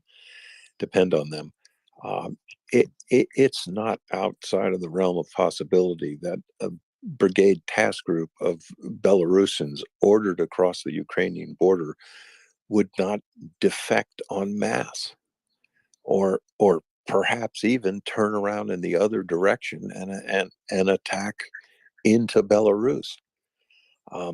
What are those 15,000 guys doing there? It's a really good question. They're needed elsewhere. I don't have the information on the orders of battle of the units that have been sent by Russia into Belarus. I think the answer would lie there. What sort of troops are sent in? What is the complexion of the units? And I think that the answer, and I don't have this information, but please dig into it. What were those units doing for the last year and a half? Are they newly constituted? Have they actually been through a 6, 8, 10-month deployment and training cycle? Have they been tested in an operational readiness examination? Were they previously on maneuvers to sort of show their mettle? That's the important thing. I do think that whether he does it willingly or unwillingly, if Lukashenko enters the war, his future will be measured in weeks. That's the interesting dilemma. And also for Mr. Putin, if Putin knows he can't count on this joker as an ally, and he knows it, and that's the $1 million question here. So great question. You keep squeezing him, but he knows Putin will keep squeezing Lukashenko for everything he can get, but Lukashenko himself knows he's walking a tightrope over a pond full of alligators, and he better not slip. Yeah, and the interesting thing is, Lukashenko's put all the money not into his army, but into his own Russian-trained and Russian-manned bodyguard element. And Lukashenko also knows that those people will turn on him the instant Putin tells them to. The interesting dilemma for Putin is, if you get rid of Lukashenko and you find some other monkey to put up there in a fancy suit and a big hat, the people aren't going to follow him either. Putin, in his search for allies or a distraction or an invasion from the north, is really messing with something that anybody can see could blow up in his face. And that being said, look, I was the guy who was wrong about him invading. So he does some truly self-defeating things on a regular basis. So who knows? Chuck, I hate to do this. I'm going to step off. I'm late for a dinner date, and I'm going to leave you in the good hands of our top 5 favorite Canadian battle moose. Thank you. And listen, by all means, get some dinner and battle moose. I'm glad you're here, sir. I think 00 is probably next, but you guys take it away. And thank you very much for joining us again, Chuck. I'm sure I will have the pleasure of listening and speaking with you again in the future. Thank you, sir. Eat dinner by all means. Yeah, you pulled a good shift there, buddy. I'll take her up to the top of the hour. Welcome everybody, and I have no idea what the hand situation is here, so I'm going to left justify everything. And Brad. I actually think Robert was before me, but don't care. Don't care. Oh, okay. Actually, let him go first because I'm just tied up for just a second. So let him go first. I'll be. All right, Robert. You're up there, buddy. Let's do this. Welcome, Battle Moose, and I'll put you in my top 3 Canadians. So I shouldn't be on anybody's list. I'm not a nice guy. Well, neither am I. So it was great having Heather up, and I'll follow up a little bit on her comments about the North Crimea Canal and Crimean water. So if you go in and you look at northern Crimea and zoom in on Google Maps, you can see all those irrigation canals coming off of the canal. After it was built decades ago, northern Crimea became a big rice growing region. And that, of course, was devastated when the canal was dammed up in 2014. It became a really big deal, and Putin claimed a humanitarian crisis and all of that because from 2017 to 2018, until 2021, Crimea was in the midst of a big drought. So water was a huge issue throughout Crimea. The droughts broke, and so they're getting more normal water now. So drinking water, at least, is not such a big deal. But of course, farming water and irrigation water is just not there anymore without that canal. Going back to the nuclear power plant, I listened to the same discussion that Heather listened to this morning. So I'll give a couple of other nuances. In shutdown mode, of course, it needs a lot less cooling water because it's not generating new heat, but it still needs a lot of cooling water. But the point that, oh my gosh, the guy made, and Axel could tell us again in the morning, is that the pipes that draw in the cooling water go down to the riverbed. So even if the reservoir completely drained out, the pipes would be in the river, and of course the river is still flowing. And then, okay, and so now my question is that I've been cogitating on, when the conscripts were first coming in after a few days of training, there was some discussion, I think, from CJ and maybe language learner. Well, what use would conscripts be with so little training? And I said, well, they could go into support roles, freeing up troops with more experience. But now we're seeing them deployed to the front lines as being even, I guess, worse cannon fodder than before. I'm trying to figure out, with only 300,000 troops mobilized, where is Russia going to build and create the new units that they need if they are playing for time in order to resume the offensive after after getting some time to reconstitute their forces? It's and that's what people are writing about in like American papers, is that, well, the troops will give them time and then they can reconstitute forces. You know what, Robert? Stop reading the papers. And we'll bring you have a question, just DM us. We'll bring in the expert for you. And I'm no expert. I can tell you, we need to stop putting Western values on the Russian Federation. Especially in terms of the military, and I'll let Chuck opine on that in a second. But even back in the days of the Soviet Union, their doctrine was drastically different than ours. Almost polarizingly different than ours.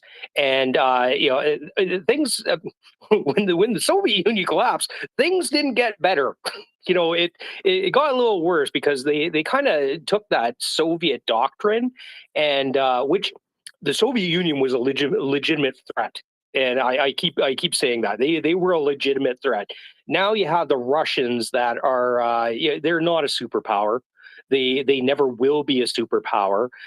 They're possibly a regional power, and they're waning quickly at that.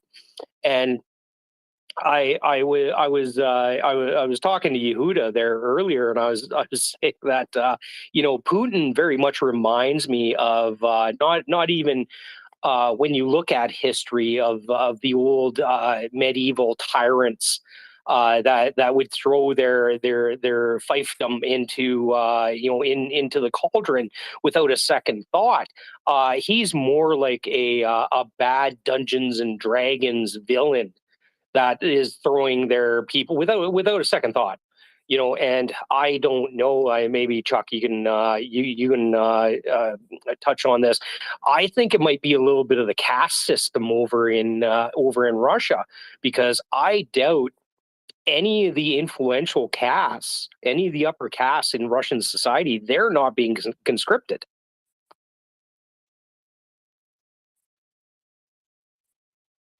Yeah, there is, there are also the issues here that I don't think the Russian military can reformat itself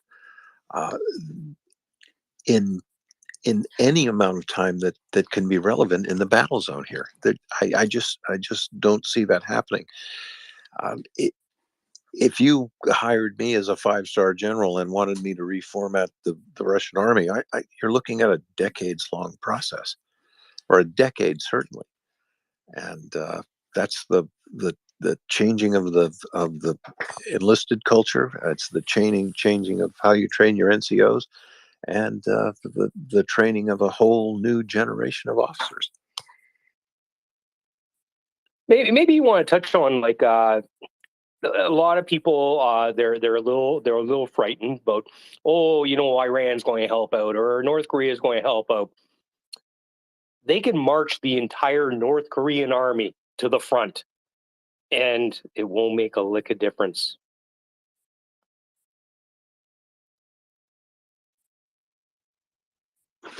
Yeah, well, my question was that how can they get the army in a condition to win? How can they get the army at least back to where it was on February 23rd? Is that even possible by any stretch of the imagination? Well, I dare say that Rubicon has been crossed. I would say this, that army that crossed the border in February was the army that came complete with its own self-destruction mechanism. There's something that we were talking about at the time when that invasion happened. I can remember writing an article saying, look, these are men who've been in the field since November. They've been in hurry up and wait mode. They were exhausting their fuel, their food, their supplies, but their morale. And that army that invaded in February, they came across the border with the best fighting plan they had from 1983, right? It was tanks to the front, mechanized infantry to the rear. Here we come, hey diddle diddle up the middle. The thrust on Kyiv, the most important probably aspect of what they thought was going to be a 72-hour war, it bogged down. And what we saw at the pointy end of that operation were some of the best units in the Russian military. Brigades of VDV, their airborne forces, and they got their butts kicked.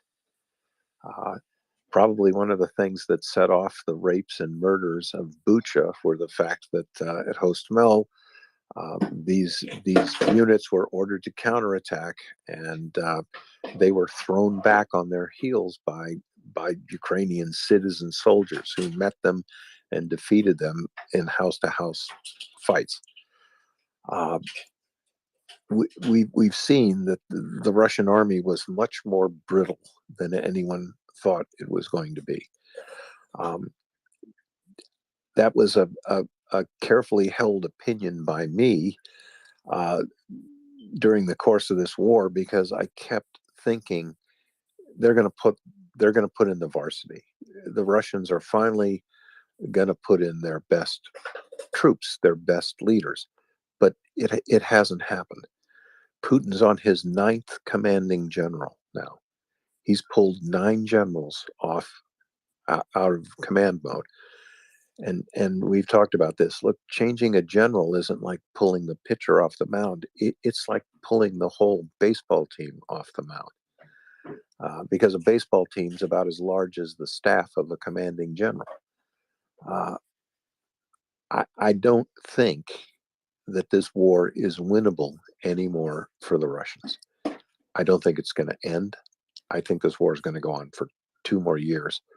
But the Russian army has shown it that it is not the instrument by which the Ukrainian people are going to be subjugated. Like every dictator in history, Putin has no military education, and he is involving himself minutely into the daily functions of the armed forces.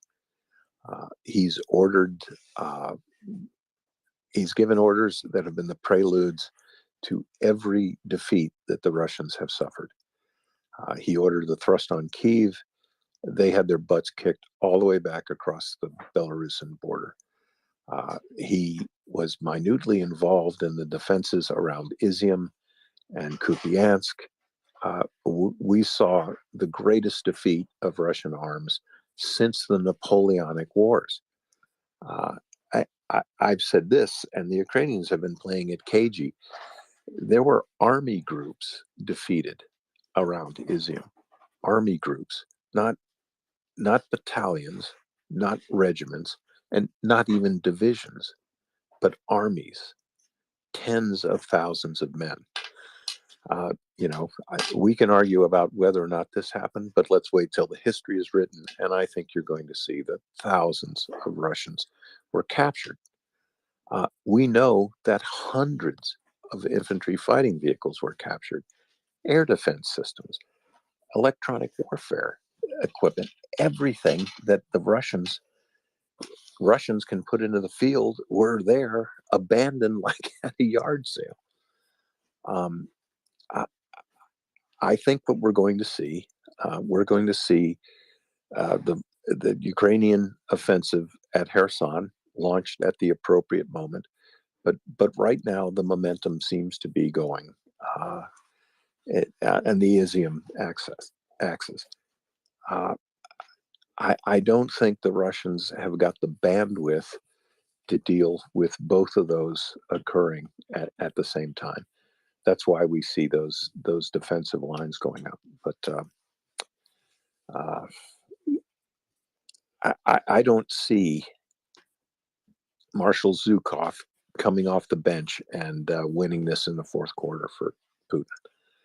I think we're looking at a war that is going to end here, and it's not going to be under any other conditions except the Russians retreating to where they were in 2014. Well, Marshal Zhukov needed tens or hundreds of thousands of men for each of his operations, so you're absolutely correct about that. So let me ask one last question that's probably been asked and answered a dozen times, but I've been missing a lot of my hours on MriyaReport. Well, what will it be like for these conscripts sitting in these trenches or whatever position they're pushed forward into as the weeks and months drag on in terms of their health? Yeah, just their health. Let's just talk about that.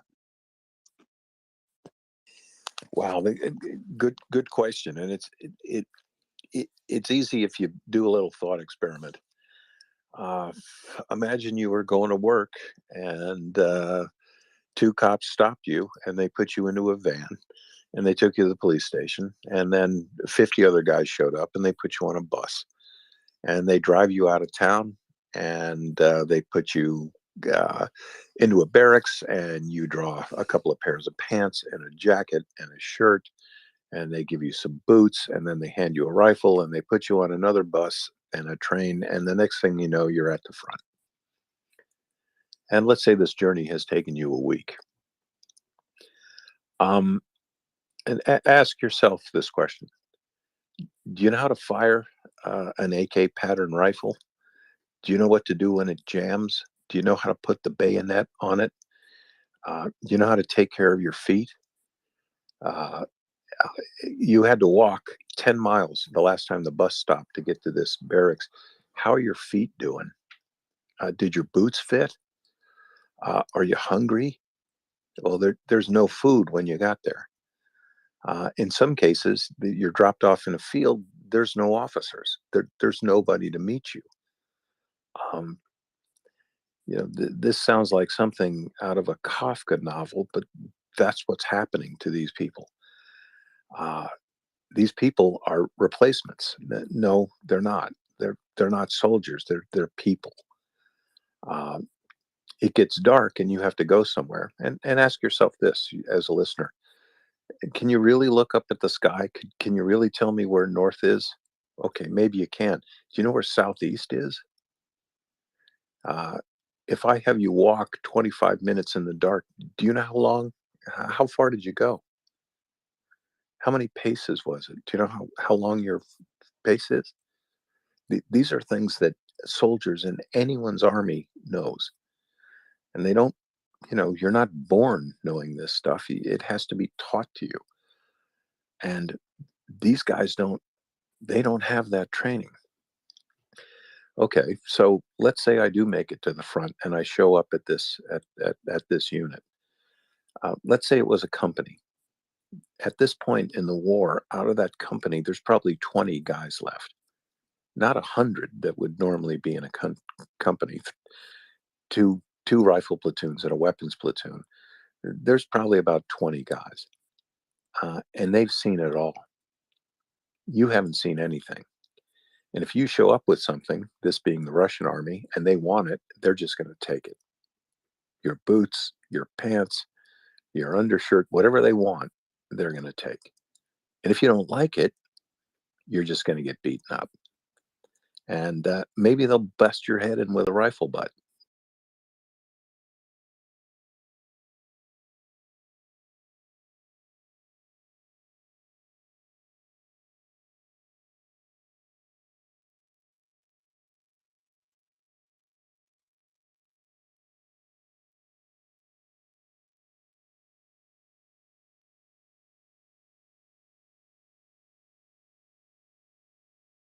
Be looking out for.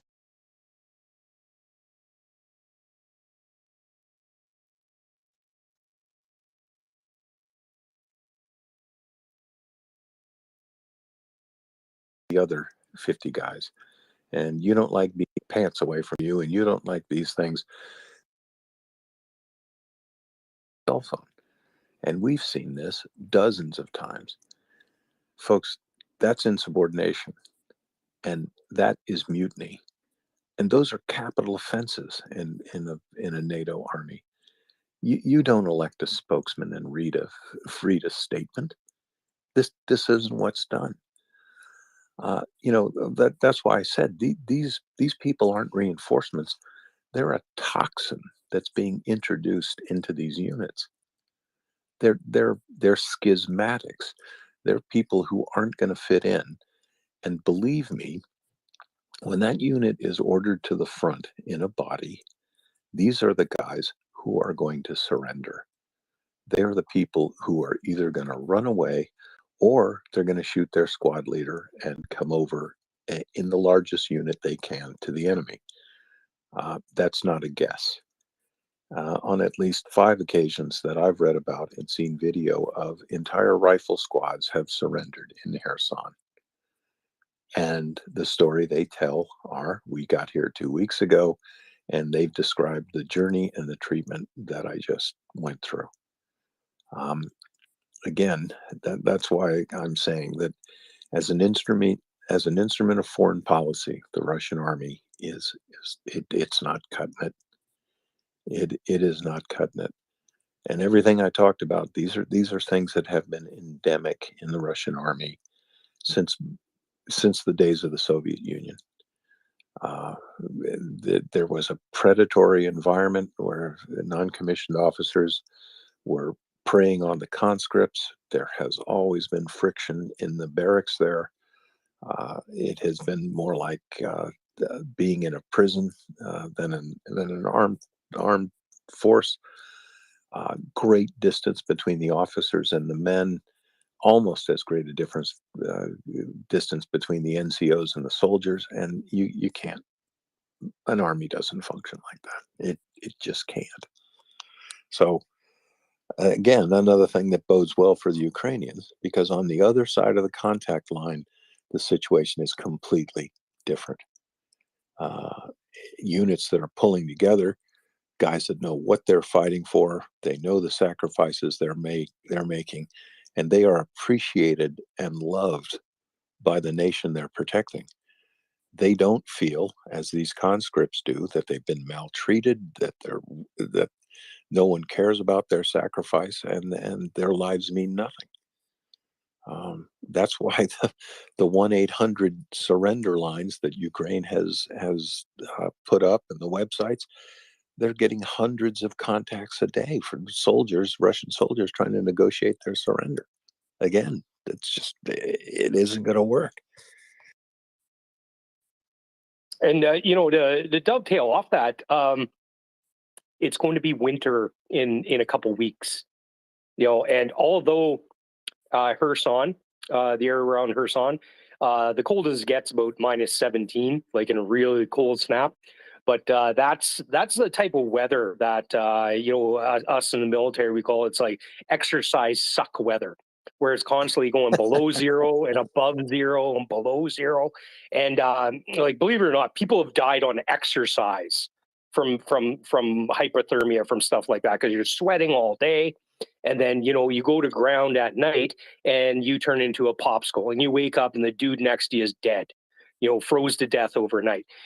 That's what's in store for the Russians, and especially when all you've been eating for the last couple of weeks is potatoes. Maybe they can flavor it with an onion. Yeah, you've hit it, and Balance, I know you agree with me on this. The worst times can be in the fall, where the sun might come out, then it rains, then it freezes, and then it sleets. Because you can dig a snow cave, but there's no such thing as a sleet cave. and even if you've got Gore-Tex, I think I worked it out. It's like 22 hours Gore-Tex. That's it. 22 hours in the rain with a set of Gore-Tex on, and you're doomed. You're just doomed. Well, I came into the forces long before Gore-Tex, and we would I don't know if you remember the old Canadian Forces ponchos. I do. Yeah. We used to joke that it's whether you wanted to be a warm wet or a cold wet. I was glad that in the Navy they have these black wool watch sweaters, and they are great because even when they're soaking wet, they'll keep you warm. But they weigh Are those a ton. the Submariner sweaters? Yeah, yeah. The black. They get issued to you, and they had this mothball smell on it that you literally had to. You couldn't take it in the field because you could smell it from a mile away. But it was till you broke it in. But good piece of gear. For the end of my days, it was the green woolly pulley. Excellent. Those things look stylish. I like woolly pulleys. I still have mine in my closet right now. But with that, we should go to a couple hands. Yep. And I believe Brad was next. Excuse me, then Great. Double, then Viking.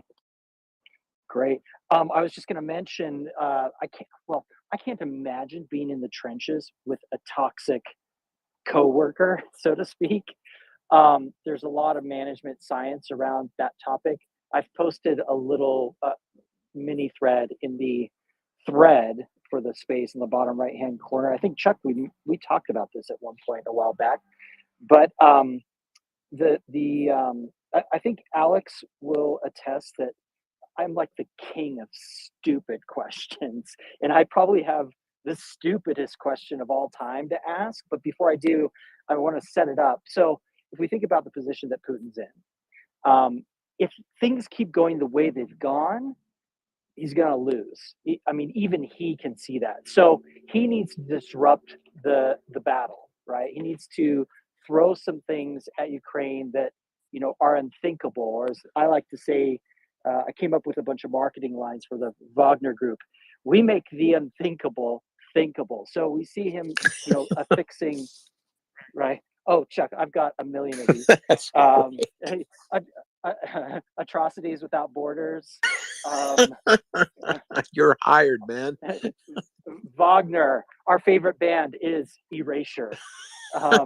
Wagner will make it go away. Oh, God. Wagner, because sometimes when you want to pull it out of the ground, you need to put someone in. Oh, God. And anyway, but so this idea that he's going to constantly do things that we would think are unthinkable, including rig the dam with explosives.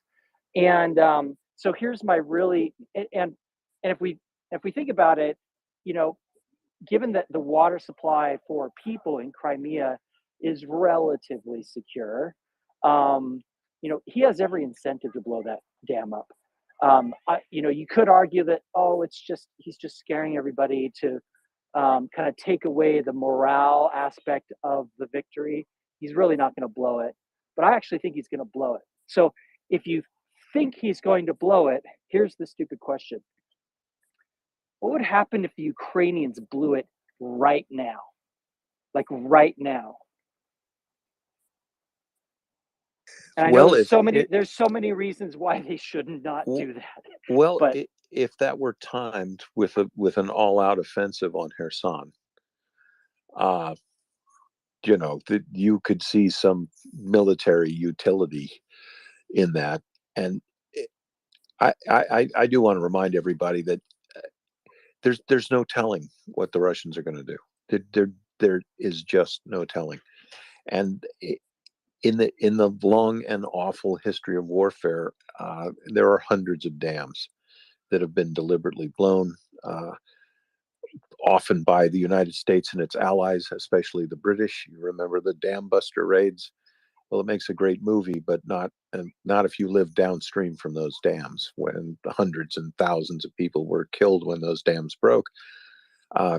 Could the Russians do it? Absolutely. Is it unthinkable? You got it. But you're right. It could happen.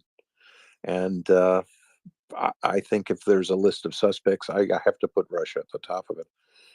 I don't think it's going to happen right now, but look, I could be completely wrong because I'm not factoring in the cray-cray. So. Sure. I guess my question was more just really a chessboard question of if the Ukrainians, actually, this would have been a better question maybe 2 weeks ago. If the Ukrainians blew the dam, which I know they won't, but if they did, all the water flows south of the river, right? So any Russian troops that are south of the river now thinking that they would have time to escape to Crimea are hosed. They can take their time dealing with the Russians to the north of the river. They can kind of take their time now. I'm just wondering, do they put the Russians in an interesting position that they wouldn't be in otherwise? You kind of see what I'm saying? It just kind of hems them, like the water itself creates a muddy situation that anybody who's directly south of the river, they won't be escaping anytime soon. I realize it's a stupid question. Well, it's not a stupid question at all, but so you could have the Dnipro moving at 2 knots like it's doing now, or moving at 15 knots if you blow the dam.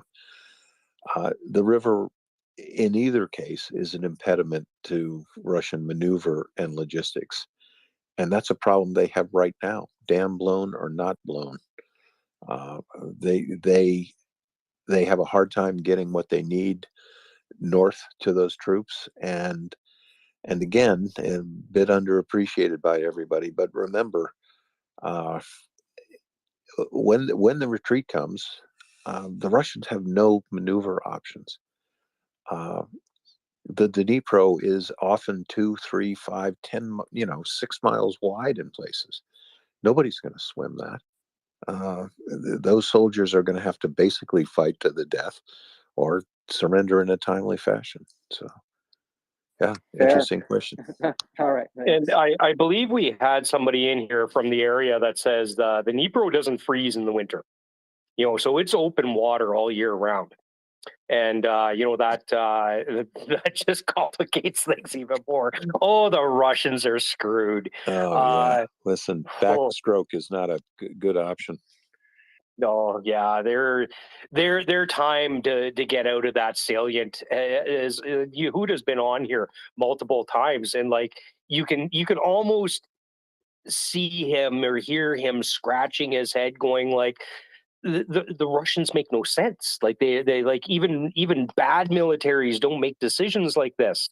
It has like no bearing. We can't even call them a military. Like Chuck was saying, they're not soldiers. And I believe we're getting to a point that they've probably eaten through their entire officer corps now, because they've either been sniped or disenfranchised. That it's just a gang. It's a gang with automatic weapons running around. Yeah, well said. Yeah, well, I wish somebody would show me that I'm wrong, because at least soldiers, no matter who they are, would abide by to some degree the laws of armed conflict and the Geneva Convention. And these guys, they not at all. Yeah, they're not constrained by anything. And Battlemoose, as you know, you're in a NATO army and you are told to fire a cruise missile at an apartment building. Look, that's an unlawful order, right? You follow that order, and you're as guilty as if you went in there with a hatchet and killed those people. But these are things that absolutely don't constrain the Russian army at all. Maybe I could take a few more quick ones, Battlemoose. I'm fighting a rearguard action of my own right here, so. Yeah, you bet. We have Viking here, and actually, How about double O? JT's. Oh yeah. We got some double. I didn't see your hand up. Your hand's been going up and down here, buddy. So I seen your hand up before. So you go ahead, double O, and then we'll Viking, and then we'll wrap her up. And I actually have to go too. I'm learning how to be a speaker. In the old radio format days, I would have said long time listener, first time speaker. So I apologize for that. I'm that Chuck, old too. thank you. All of yeah, we are. So just since it's my first opportunity, I just want to thank all of you from the bottom of my heart, how much you've impacted me.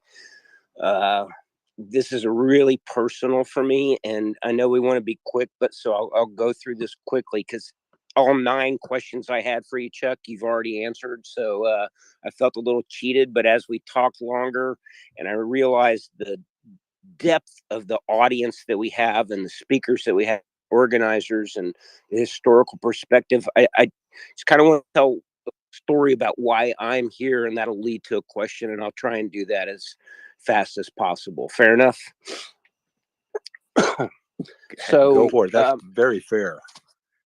Thank you, sir. I'm a son of a Sudetenland immigrant. My mother born in April of 44 in a little town called Grossmelichen, about 40 miles south of Prague. And my grandfather was the mayor of the town. His father was the mayor of the town. They were Austro-Hungarian. They were, under Archduke Ferdinand in Austria in the First World War, and then Czechoslovakia, Germany, Czechoslovakia again in the Second World War. And my mother was born, like I said, April of 44. She was the youngest of 7 children, and the closest in age to her was 11 years older than her. 3 girls, 3 boys. All of my uncles were drafted into the German army and sent to the Russian front. All of my aunts married American GIs and got the hell out of Germany. And eventually, when the Czechs and the Russians rather, came into the town, they were looking for my grandfather.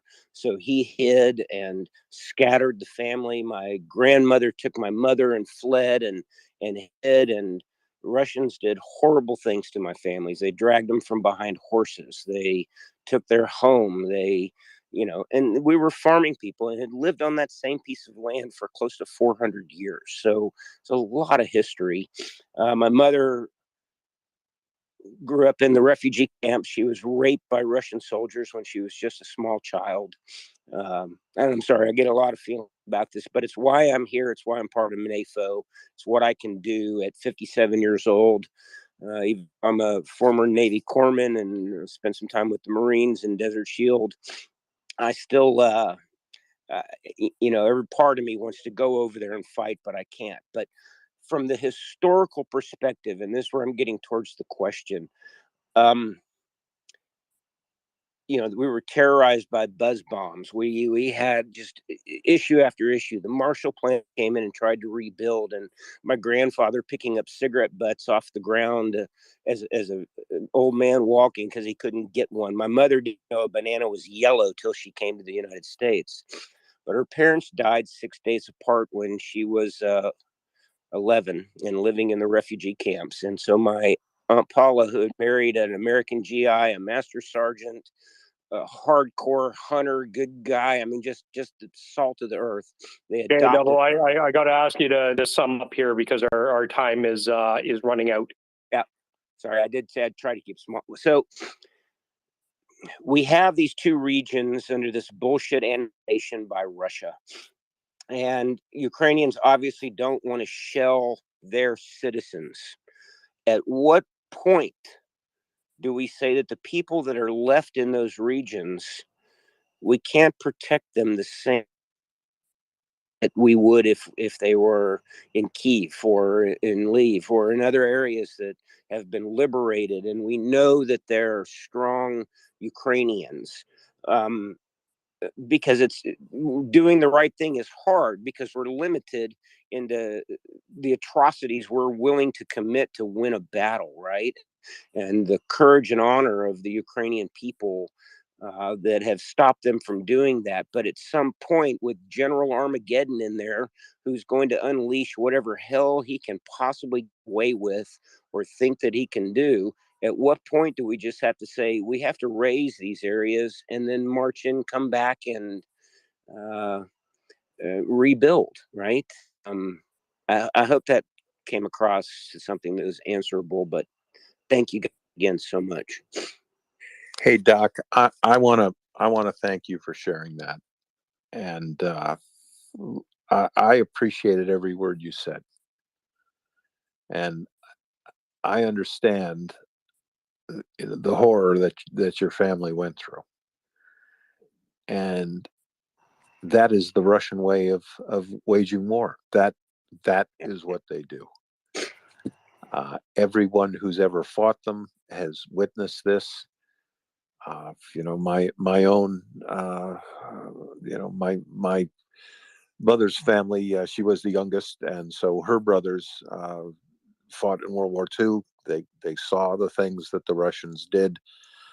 I want to thank you for sharing that, and it was emotional for me too.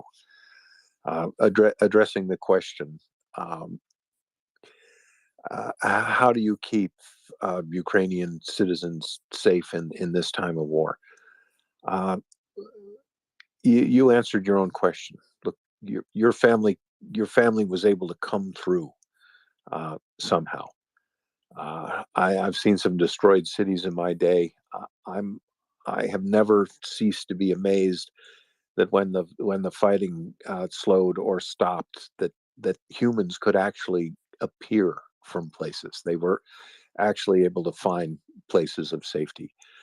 And I don't think the Ukrainians are willing or in a position to obliterate anything, knowing that their own people their people are there. The people that need to fear for their safety are those who are collaborating with the Russians, working in their security services, oppressing, raping, murdering, robbing Ukrainian citizens, and those facilitators and carpetbaggers, the Russian opportunists who followed in the wake of their army, and so they can do what they want to do.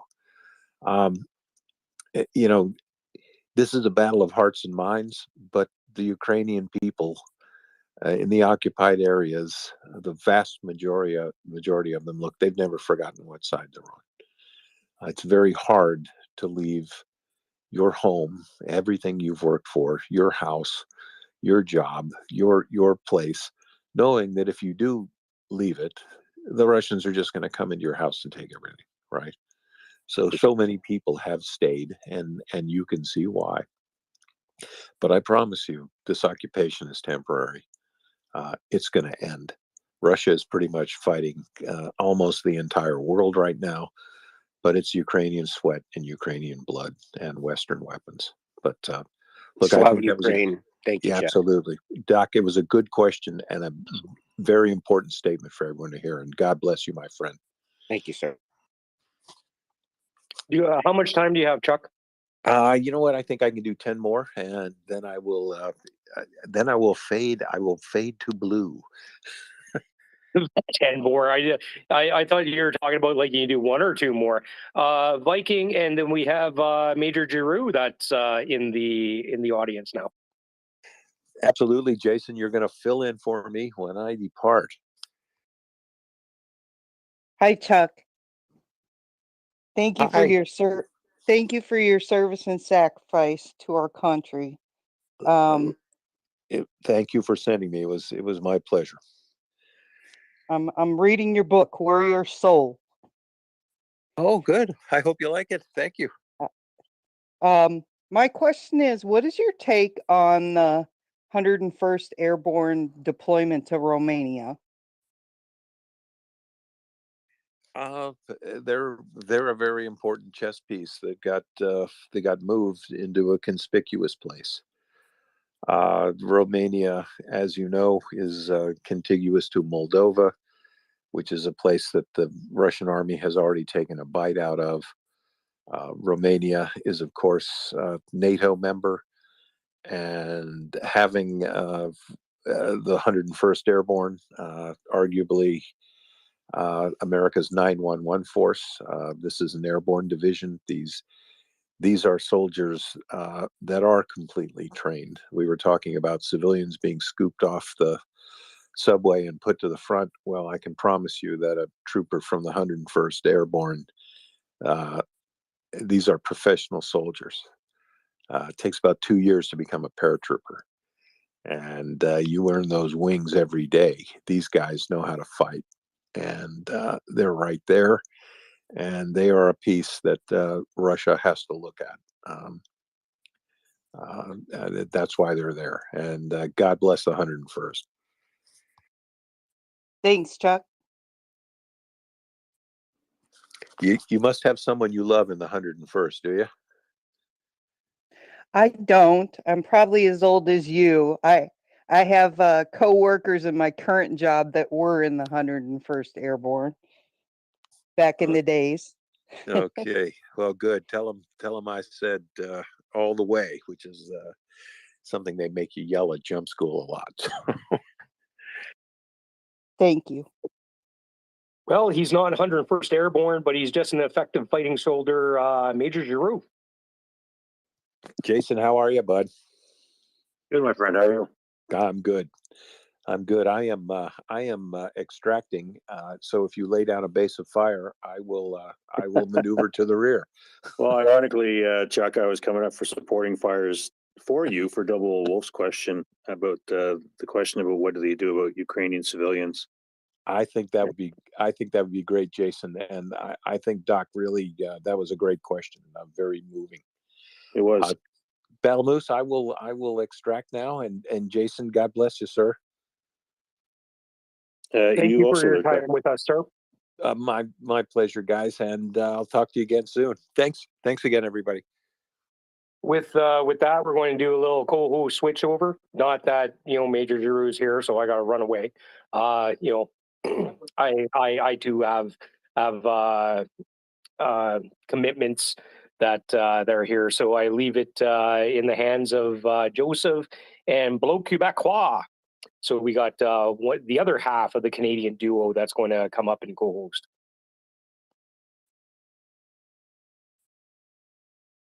Goodbye, Chuck. Welcome up, Major Giroux. It's good to see you again.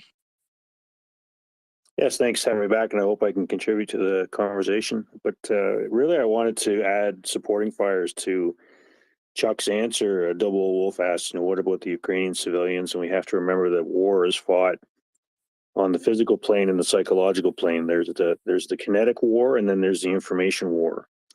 And it seems everybody and their dog now has a telephone or a wireless device or a computer of some kind, and even we hear stories of the Ukrainian babushkas and their grandmothers with the cell phones phoning the Ukrainian military and saying, "Oh, there's some Russian soldiers at my house," et cetera, et cetera. So we have to remember that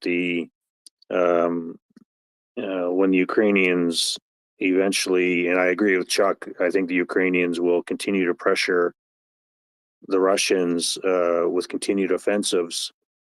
And I'm very confident the Ukrainians will be able to message to the Ukrainian people, "Hey, look, we are coming, and there's a violent storm that's going to be coming down on your head. So you need to get into your basements. You need to get into some sort of shelters, or you need to get out of the area and pass through the Ukrainian lines so that you don't become a victim of war." So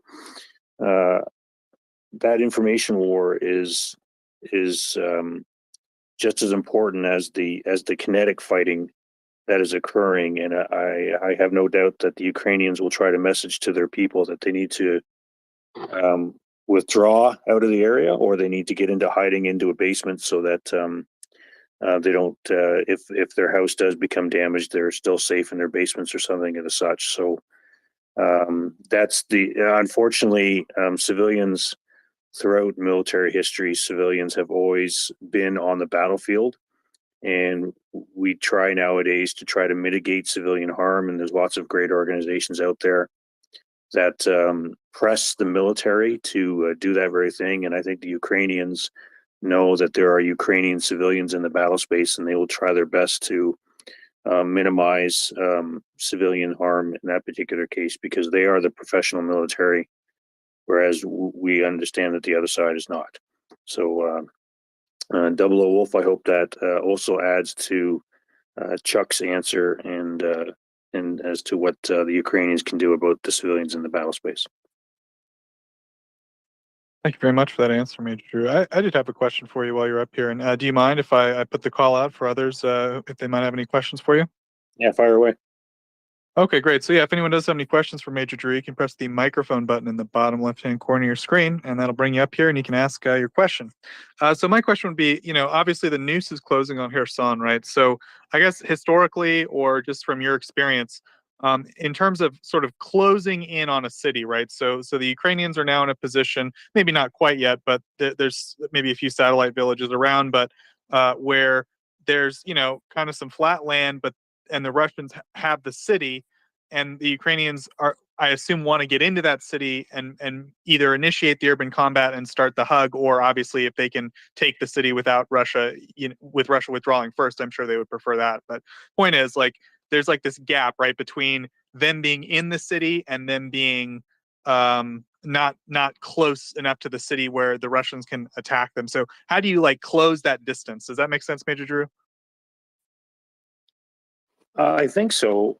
Right now, I think the Ukrainians are doing the right thing, because in an urban attack like this, there's 5 essential stages for a successful urban offensive attack, and the first one is the isolation of the city. And the Ukrainians, as we know, we're looking at the maps, they are closing in on the city ever so slowly, and isolating the city physically and or with firepower and ideally communications wise too. If you can shut off the ability for the enemy to communicate as well, that's also an essential isolation on the psychological plane.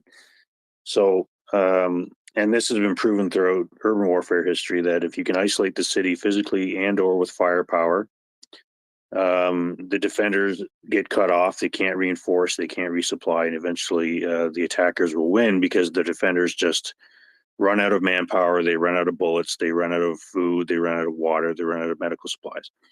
And so in this particular case, Kherson, as we know, has the Dnieper River right to its back. So that helps with the isolation. The Russians did the exact same thing at the Battle of MriyaReport because MriyaReport is on the Sea of Azov. That helped with the isolation of the Ukrainian defenders at Azov. Well, now the tables have been turned, and we see the Ukrainians now closing in on Kherson ever so slowly. And because of the Dnieper River, they've surrounded. They've effectively isolated the entire city on three sides on the northwestern bank of the Dnipro, and then the Dnipro allows that isolation on the southern and southeastern bank.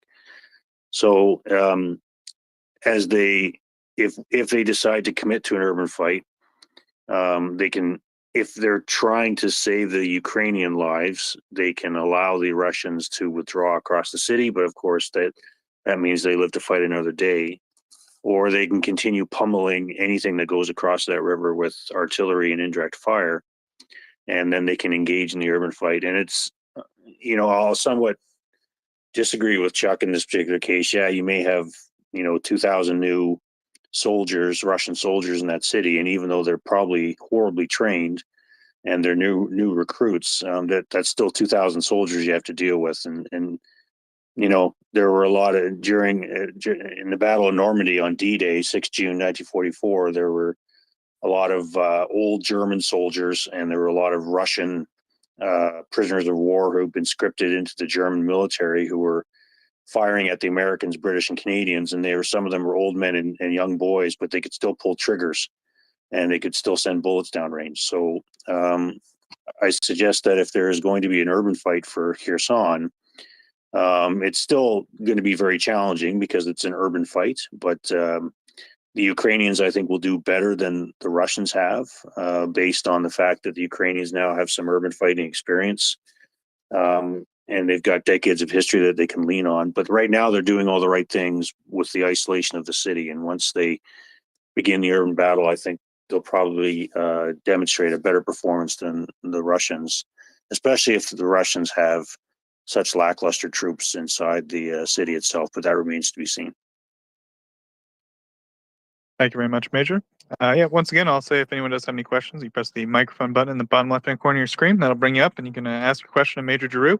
He's a staff officer in the Canadian military and a specialist in urban combat operations. It's always a pleasure to have him on. And with that, I will go to Robert. Robert, go ahead.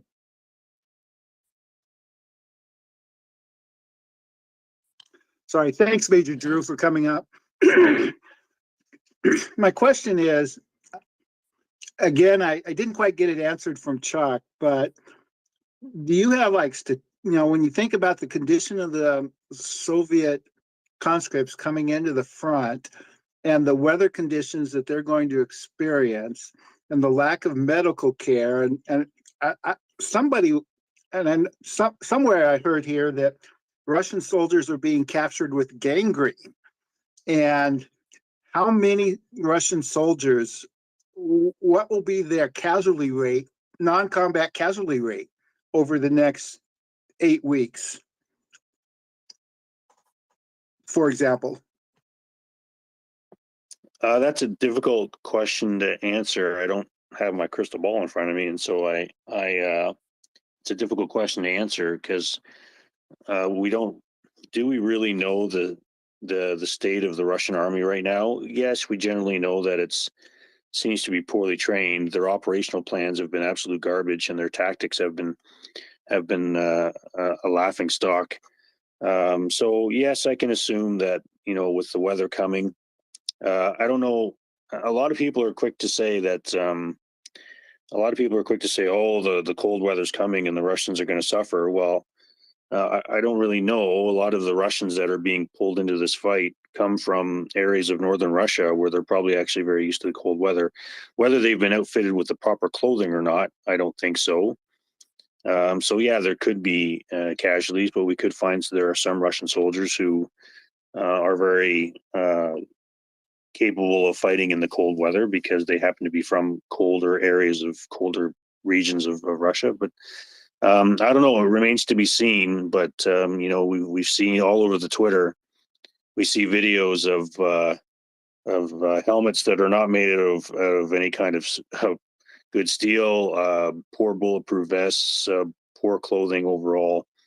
So it remains to be seen. But we can maybe assume, predict that yes, the Russians will be challenged as the colder weather sets in a bit because they don't have the right weather and equipment. But I wouldn't worry more about the weather. I think it's more of their operational plans and their tactics and their training that are going to that are their Achilles heel, so to speak, because we've just seen months and months of just nothing but absolute amateurishness when it comes to operational plans, tactics, logistics, et cetera, et cetera.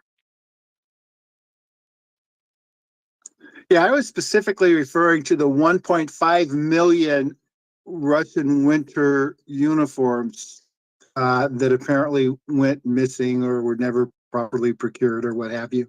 And I extrapolated into thinking that these guys are being deployed with no winter gear at all. But you're right, that's probably a leap, an intellectual leap too far, intellectual bridge too far if it were. Thanks for your response.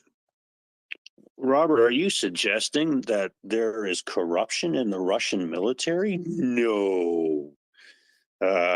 Yeah, of course. Well, I mean, don't get me wrong, Robert. I think there will be challenges for the Russian military. And yeah, I mean, the fact that they do have a shortage of winter clothing will certainly hamper them in such a way. But it remains to be seen. It remains to be seen, really.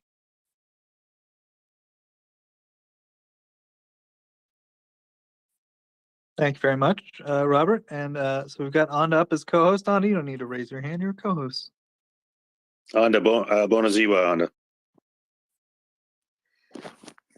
Good evening.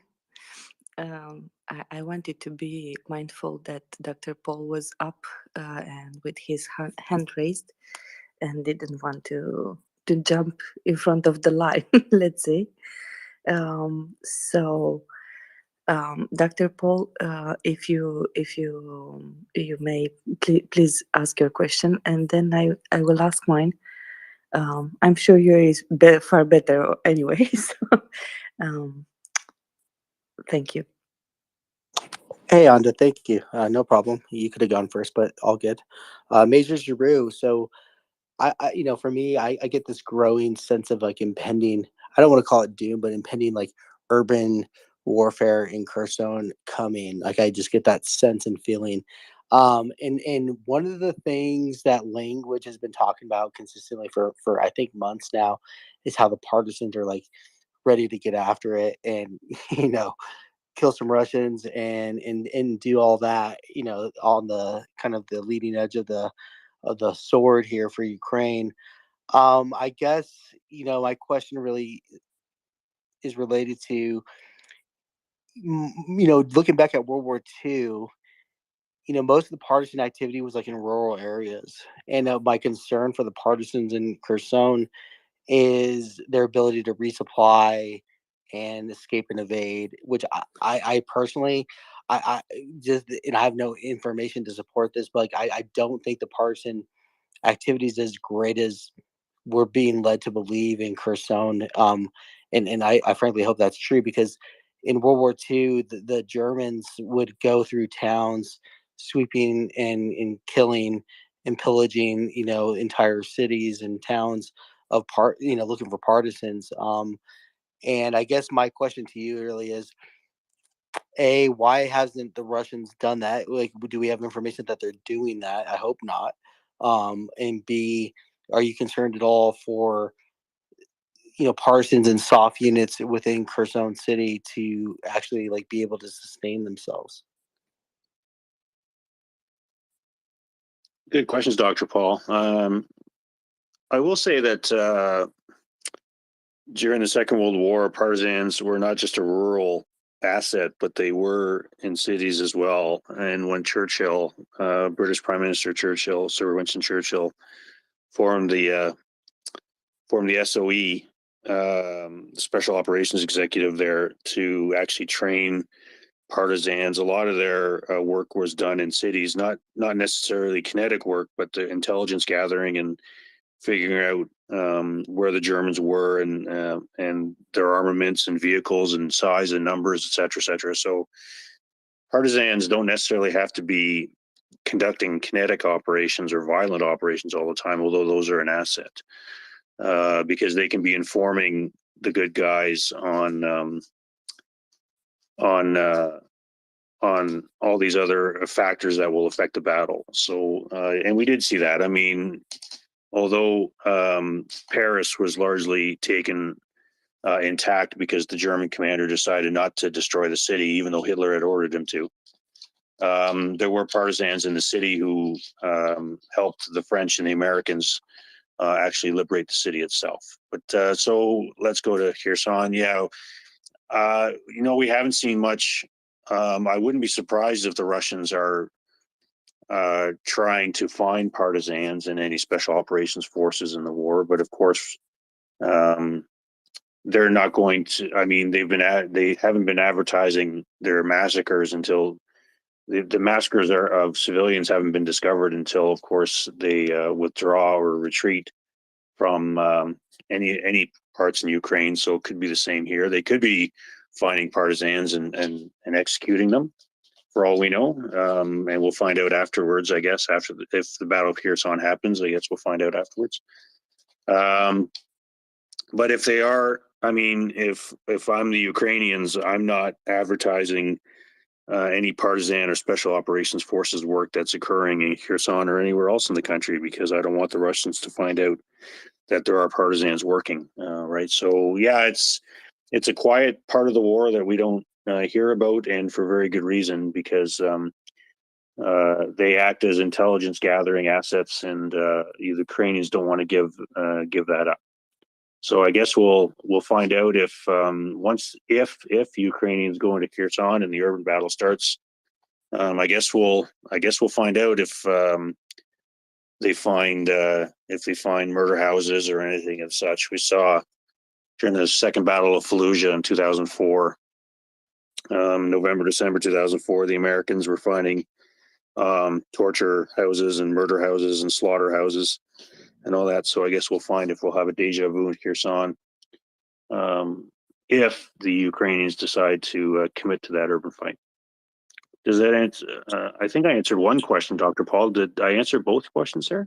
You answered one for sure in a really good way. The other question is ability to sustain like operations as a soft unit or partisan within the city that, for all intents and purposes, seems cut off. Like, so I don't know how these units would get supplies for whatever they do, right? So any comments on that? Yeah, again, that's difficult to answer too, because I don't, if I was inside a Ukrainian headquarters, I could answer that question, because then I would probably know how they're getting supplies to them, or if they're getting supplies from elsewhere. But it's difficult to answer that question without actually being on the ground and seeing how they're doing it. I guess as a quick follow-up, in World War II, like, and you're absolutely right, like as you were talking earlier about World War II and the partisans being used in urban environments, everything would start flooded back.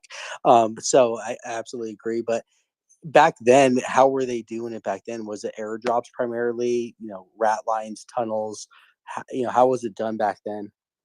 There were some airdrops, yes, but it was largely the local population, the local civilian population, helping them out, because grandma or grandpa down the road, giving them a meal, or giving them a place to sleep in the barn, in the barn behind the house, an occasional night or so. But the local population will clandestinely try to support these folks, because they understand that they're fighting the enemy.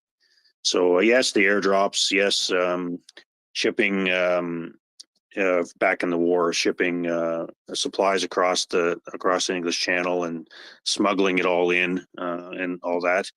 And again, that's why the SOE was set up by Churchill, was to do these very things, was to support the partisan movement and to get locals involved so that they could gather the intelligence and feed it to the Allies. And correct me if I'm wrong, Major Giroux, but I mean, if I look back to like the Philippines, right? If I remember, the U.S. created these, like basically, I mean, they're literally two pipes, and they said stick a shotgun shell in this and squeeze these two pipes together, and it'll make a nice bang. And the idea was, of course, go use that on a Japanese occupier and take his gun, right? So I think that's a big part of sustaining a partisan or SOF operation, right? You'd want to capture as much enemy equipment as you possibly could. Yeah, very much so. And the Philippine guerrillas were absolutely phenomenal in fighting the Japanese in the Second World War, and the Americans had a lot of help from those guerrillas as well. Sorry, Doctor, do you want to finish up? Go ahead.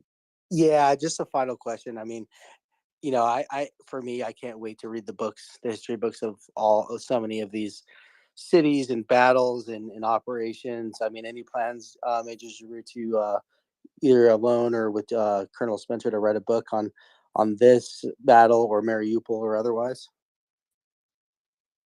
Actually, Colonel Spencer and I are co-writing a book together right now. We're trying to do another version of Lieutenant Colonel Louis DeMarco's fantastic book called Concrete Hell, and trying to put more case studies in it. And I know that, in fact, if you go onto the Modern War Institute website, go to the Urban Warfare Project, we've got 5 case studies up now. All those case studies are actually cut down versions, chopped and edited versions of the longer chapters that we've written for this book. And hopefully we'll have first Battle of Fallujah up in the next couple of weeks. But yeah, so that isn't our intent, and because John has become very passionate about the Ukrainian.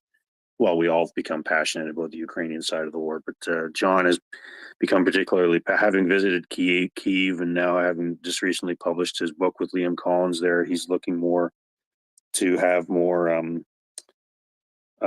He wants more modern urban warfare discussions to be in the book, and I completely agree with him for obvious reasons.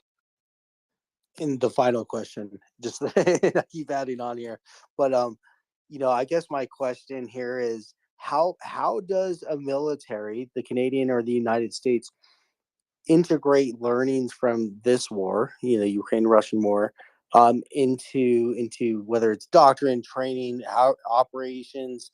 How does that happen? How fast does that happen? Is there an actual plan in place to do these types of things, or is it more just through diffuse learning and knowledge of training officers, and then, you know, relying on them to become historians? Essentially, that's always been a big concern of mine. Just with the global war on terror in general, is like the lessons learned from battles that are lost, and you know, tactical errors and mistakes not being translated into improving things. You know, how is that process done? And how do you think that will be done with the Russian-Ukraine war? Well, don't fret. Every military in the world, as soon as a conflict happens anywhere in the world, you can bet you that every other military in the world, all eyes are focused on that conflict. And the great thing about social media now is that you get so much information and so many lessons learned being pumped out. And the Canadian Armed Forces has, as an example, an Army Lessons Learned Center. It's literally down the hall from where I work, and there's the Center for Army Lessons Learned is the American equivalent. The British have the exact same thing. Every military has this, and so as soon as any conflict in the war, as soon as any conflict breaks out in the world, all eyes from every military focus on that conflict, because they want to see how things are going when the bullets are actually flying and the two-way range is actually occurring. The danger, though, is when people automatically assume that this latest war is how war is going to be fought in the future. And there's a danger in that because every war is the same, but every war also has its own unique characteristics. This war, as an example, a couple months back, we had people, think tankers, who were saying, "Oh my God, this war has proven this war and the Nagorno-Karabakh war in 2020 has proven that the era of the tank is dead, and that it's all about drones and anti-armor weapons now," and which is completely fucking stupid analysis. And I'm surprised. Excuse my unaustrolike language. I'm surprised that there's people out there making those kinds of assumptions. You can't take the present war and just make the assumption, okay, yeah, that's how war is going to be fought from now on. Anybody who says the tank is dead has either never worked with a tank, or doesn't understand evolving tank tactics, techniques, and procedures, and has probably never seen a tank either. So, so the danger, as I keep saying, is taking what's happening in the current war and just making the assumption that that's how it's going to be done from now on. It's not. You have to be very deliberately rigorous with the lessons being learned and understand that certain things will work and certain things won't work based on the conditions of the conflict at the time. So in Nagorno-Karabakh, yeah, drones were very effective in being able to sight tanks, which are out in the big open fields.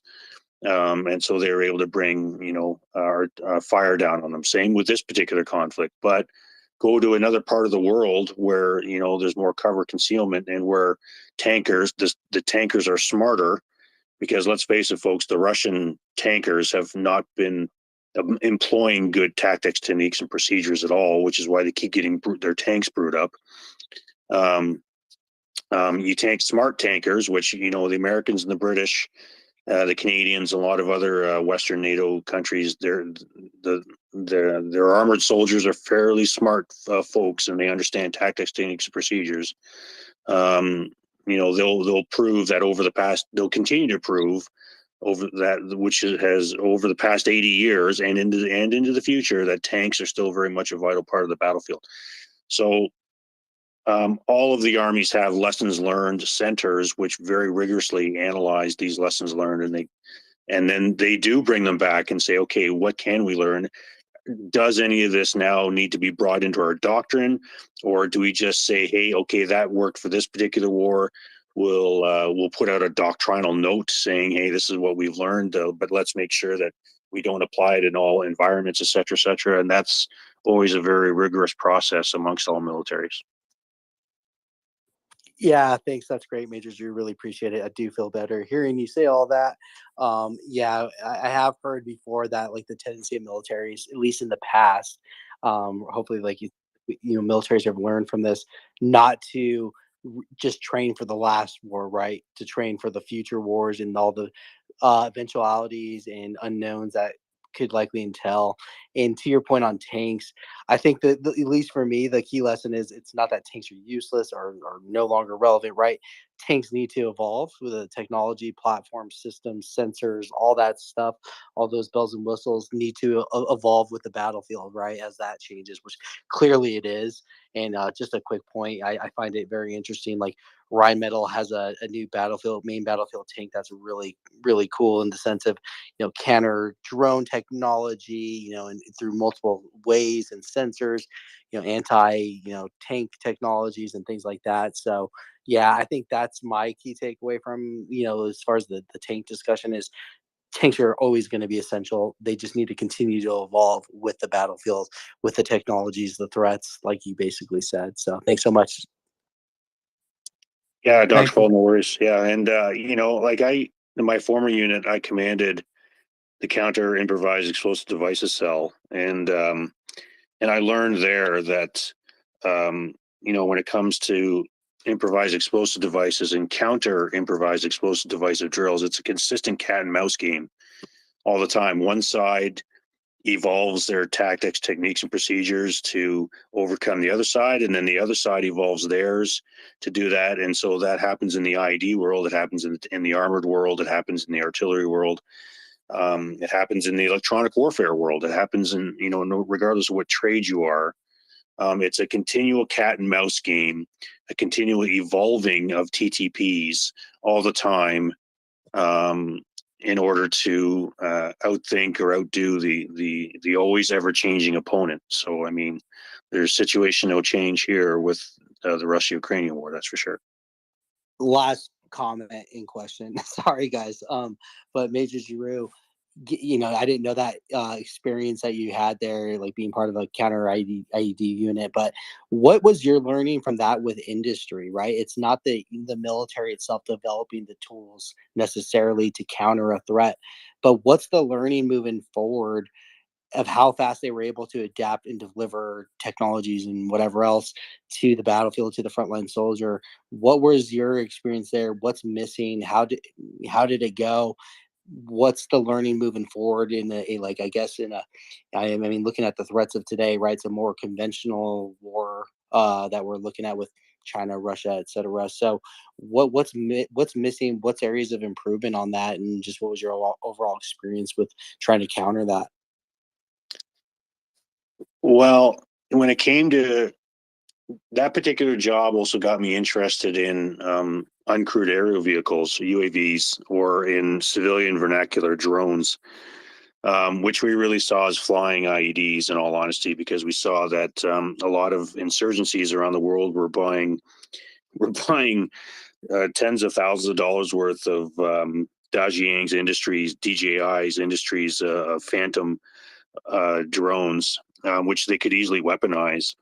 And I think the biggest challenge, and I think the urban battle in Mosul, where the ISIS insurgents were using dozens and dozens of DJI Phantom drones, I think the Americans quickly realized that, holy cow, we have to have a better counter UAV capability, because looking up in the sky and just trying to shoot these things down with machine guns and rifles isn't necessarily the best way of doing it.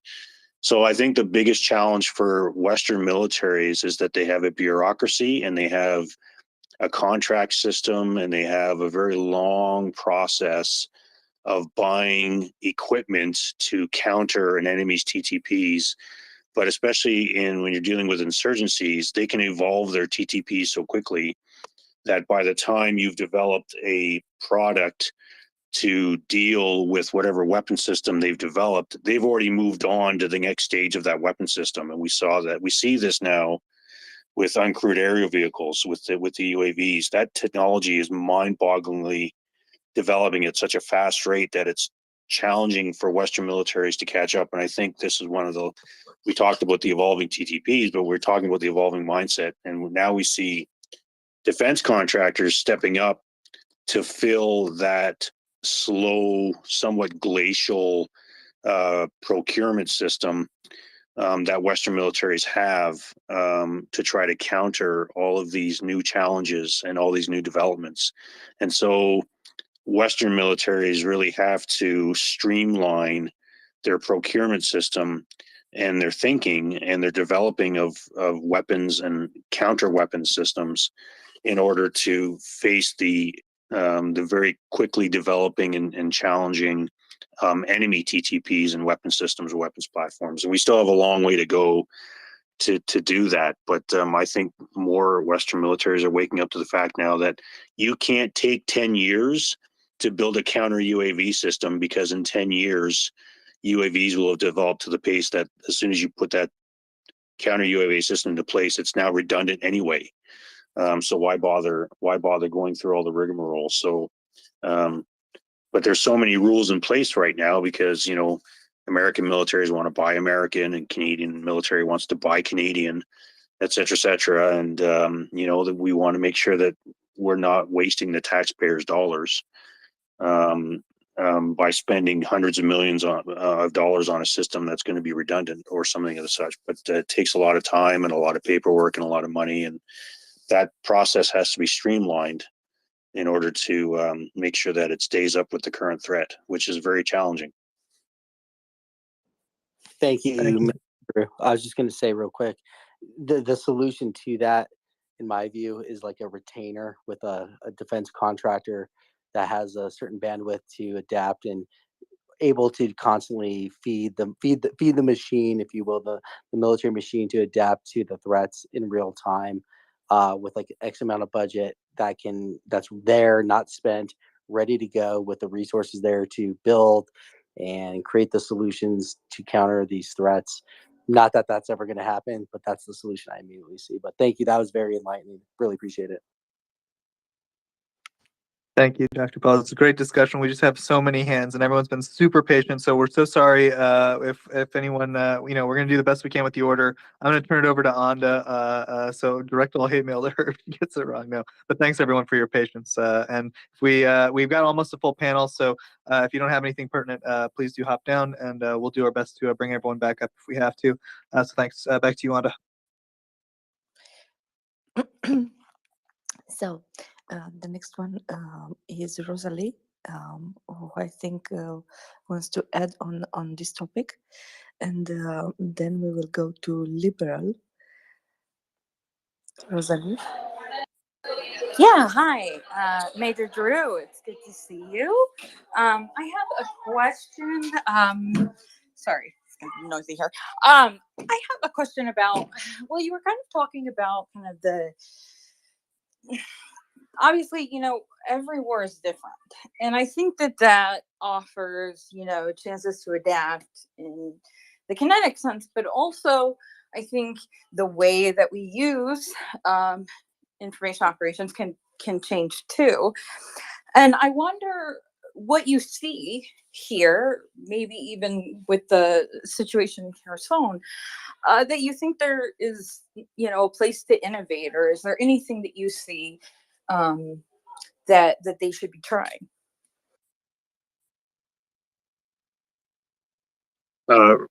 Rosalie, are you talking about the Ukrainians in particular? I'm sorry, and what? Yes, Ukrainians. Yeah, to I guess to shorten the time that it takes them to take the city.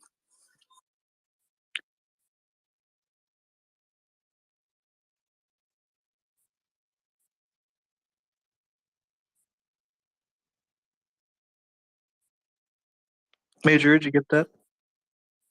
I did, yes. Sorry, I was just thinking there.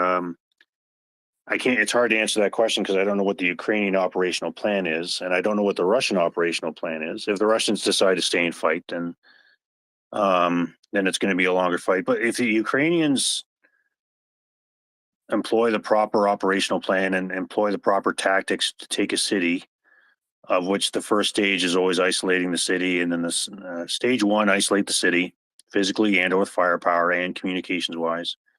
Stage two, you break in and gain lodgement into a certain part of the city, ideally from a direction that the defenders are not going to expect. Stage three is you seize the key objectives. So the Ukrainians will have identified, right, this building, this sewer system, that water treatment plant, this hospital, the town hall, whatever these symbolic, physical, or tactical objectives are. Seize those key objectives, and then once you seize those, you clear any pockets of resistance, and then you reorganize, consolidate. That's stage 5, and then you carry on. If the Ukrainians follow that, and there would be no reason why they wouldn't, because in all honesty, again, they've been very smart in their operational planning so far, and everything I'm talking about has been done for decades in urban warfare history, has been proven.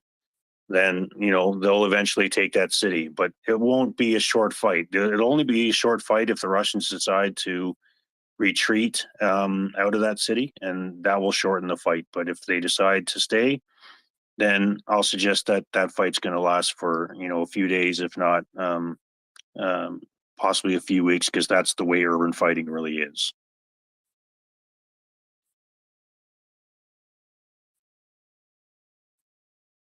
Well, Wade, does that answer your question?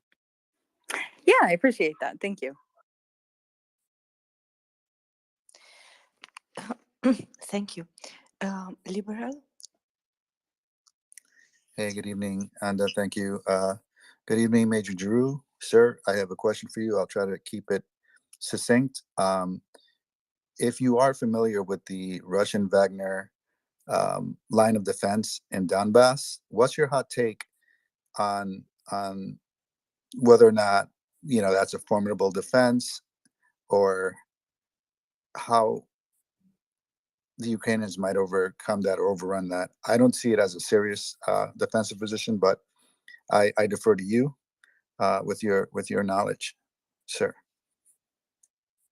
Liberal, I'm gonna disappoint you. I'm afraid I don't have a lot of situational awareness on the Wagner defense in the Donbass. I'm sorry. And Liberal, you don't have to worry about whether you started off with you're going to try to make the question short. After what Dr. Paul just did, anybody's question is going to be short. So Dr. Paul, I'm just making fun of you a bit there at your expense. But yeah, Liberal, I'm sorry I can't answer the question because I have no situational awareness about the Donbass. Unfortunately, I'm so biased about urban warfare and urban operations. That's where my eye is always keenly focused on that particular part of the theater. Yeah, I can appreciate that. I thought it might have been outside of your warehouse, but thank you for answering nonetheless, sir. For anyone who doesn't know, Colonel Spencer comes up and mercilessly bullies Major Drury sometimes, so I totally understand why he might occasionally razz a few of our speakers. But he hasn't done that lately, but he used to do that. He used to just come up to say stuff to you, Major Drury. You remember that? Yeah, we like to. He's my urban operations brother from another mother, so we always like to poke fun at each other. That's what brothers do, right? That's right. You guys are great together. All right, back to you, Anna. Thank you. So the next one is Abdullah, then Brian, and then Nick. And then I will have a question if not answered in the meantime. Abdullah? Thanks, and thank you. Thank you so much, Mr. Drew, for your time again. Sorry, I'm just waking up. If I may ask, I just wanted to get your opinion of Elon Musk, who supposedly has a security clearance. Someone mentioned that. I'm not sure if he actually does or not. I just wanted to ask you why he would have. Sorry, I don't know why he would actually have security clearance to begin with, to be honest. But in any case, having such clearance and not having any official government position, does it allow you to have such communication with the deputy chairman of the Russian Security Council? And also, Elon Musk apparently had a Twitter chat with Dmitry Medvedev regarding the situation in Bakhmut, and that's apparently the only place where the Russians are actually launching some kind of an offensive there, even though it's been taking a long time. Thanks, Major Juru. Hi, Abdullah. Assalamu alaikum. I'm afraid my answer to you will be the same as liberals. Is that I don't follow Elon Musk at all on Twitter, and I certainly don't follow what he's doing. I've been seeing on Twitter that he's been raising the ire of many pro-Ukrainian followers, but unfortunately, he is a billionaire, and so I assume that like all billionaires, he has his connections. And some of those connections are with good people, and some of those connections are with bad people. But I'm afraid I can't comment on Mr. Musk and his communication abilities or who he's talking to, because I am just not. That is not my interest, unfortunately. So. Yes, I understand. I don't know if you missed the point where I was asking about civilians who have security clearance. Are they allowed to communicate with foreign government officials? Well, I actually tried to answer that question by saying that if you're very wealthy, sometimes you can make those connections with very important government people. So I'm assuming that Mr. Musk is in that same situation, that because he is a very wealthy person, that he does have connections with senior politicians all over the world. But again, that's only an assumption on my part based on what we see in society today. Perfect. Thank you so much. Thank you. Thank you. Brian, please go on. Major Guru, good to talk to you again. It's been a while, largely because I've not been in this space as often as I have been historically. Question for you. So I appreciated your comment regarding the lessons learned, organism that is already resident in the Canadian and likely uh, national militaries. But so let's say tomorrow you are the new superintendent of the Army War College in Pennsylvania, or you're its equivalent in Canada. What are you? And let's say you have one of the Ukrainian general staff or senior officers or even NCOs. You have the ability to have them come in and teach you and teach your cadets or your people that are coming into the War College visiting officers. What do you want to know? What do you want to hear? Obviously, to the point you made earlier in this space, that you don't want to, you know, uh, uh, fight the wrong war, right? Don't want to just get too carried away about information about this and try to apply it to a future war. But just what are some like two or three burning things that you'd really like to know from the Ukrainians in terms of their experience fighting the Russians that might be useful to the U.S. or Canadian or any sort of Western military going forward? Brian, that's a fantastic question. I would love for them to talk about the operational planning process and the battle tempo. I think in Western militaries today, we will produce a small encyclopedia just to get a platoon or a company out into a training area to do a 1 week exercise. And, I look back at the Second World War where, we had the Allies fighting the Germans on the Western Front. And they were conducting operations, even though it took from June of 1944 to May of 1945 to eventually push the Germans all the way back to Berlin. There was this operational tempo that was just so quick and so fast. And so if because they were continually at war, they couldn't sit there and say, right, we're going to take a week or 2 weeks to plan this operation. It was, no, you've got to move quick. You got to do this within 24 hours.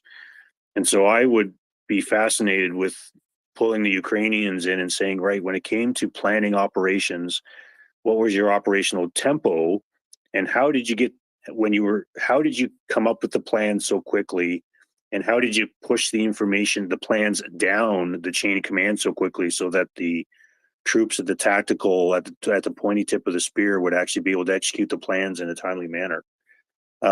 Because as I mentioned, we have a habit now of when we, like, for example, I participated in a computer assisted exercise last year with my previous unit.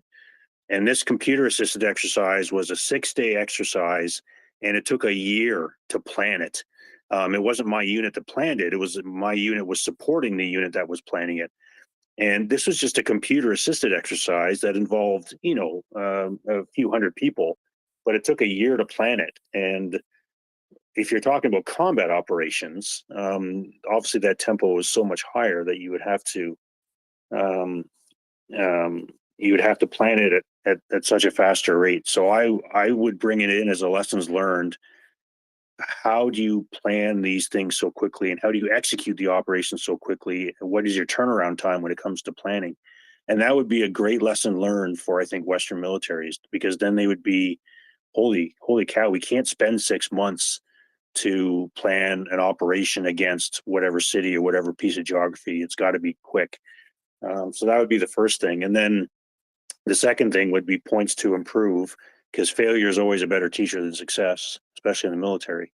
So what were the points to improve overall that your military had when it came to fighting? And what were the points to sustain, either at the operational level or the tactical level, so that, we could take those lessons learned back and start funneling them into the system to see if they work for us. So I think that's what I would focus on in particular, the time and the tactics and the points to improve and sustain. Does that answer your question, Brian?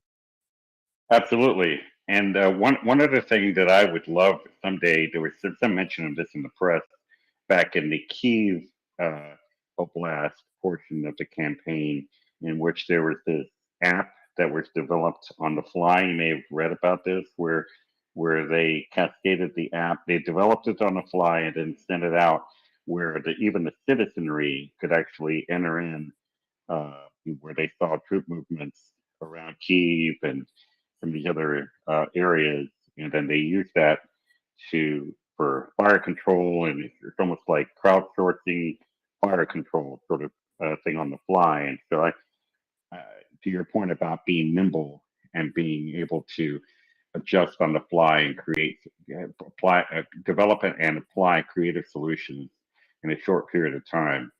That app came from somewhere, right? It came from someone who had a good idea, and it went through from concept to design to implementation in a short period of time because it had to, right?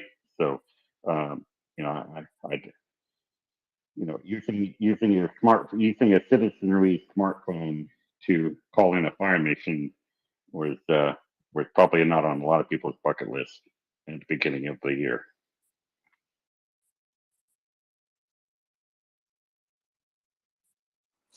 Thank you, Brian. Thank you, Major Jeru.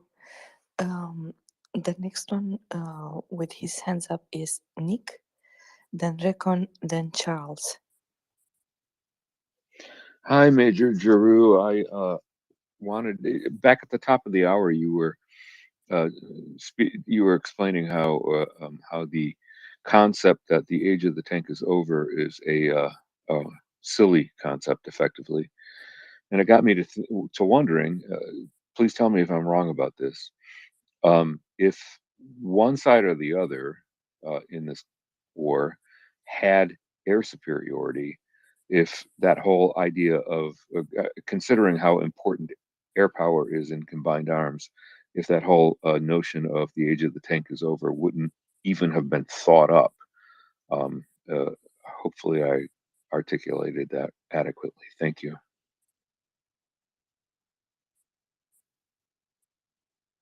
Yeah, Nick, it's a fantastic question. I'm actually quite surprised that we haven't seen more air power brought into this particular conflict, because I mean, ever during and since the Second World War, I think air power has been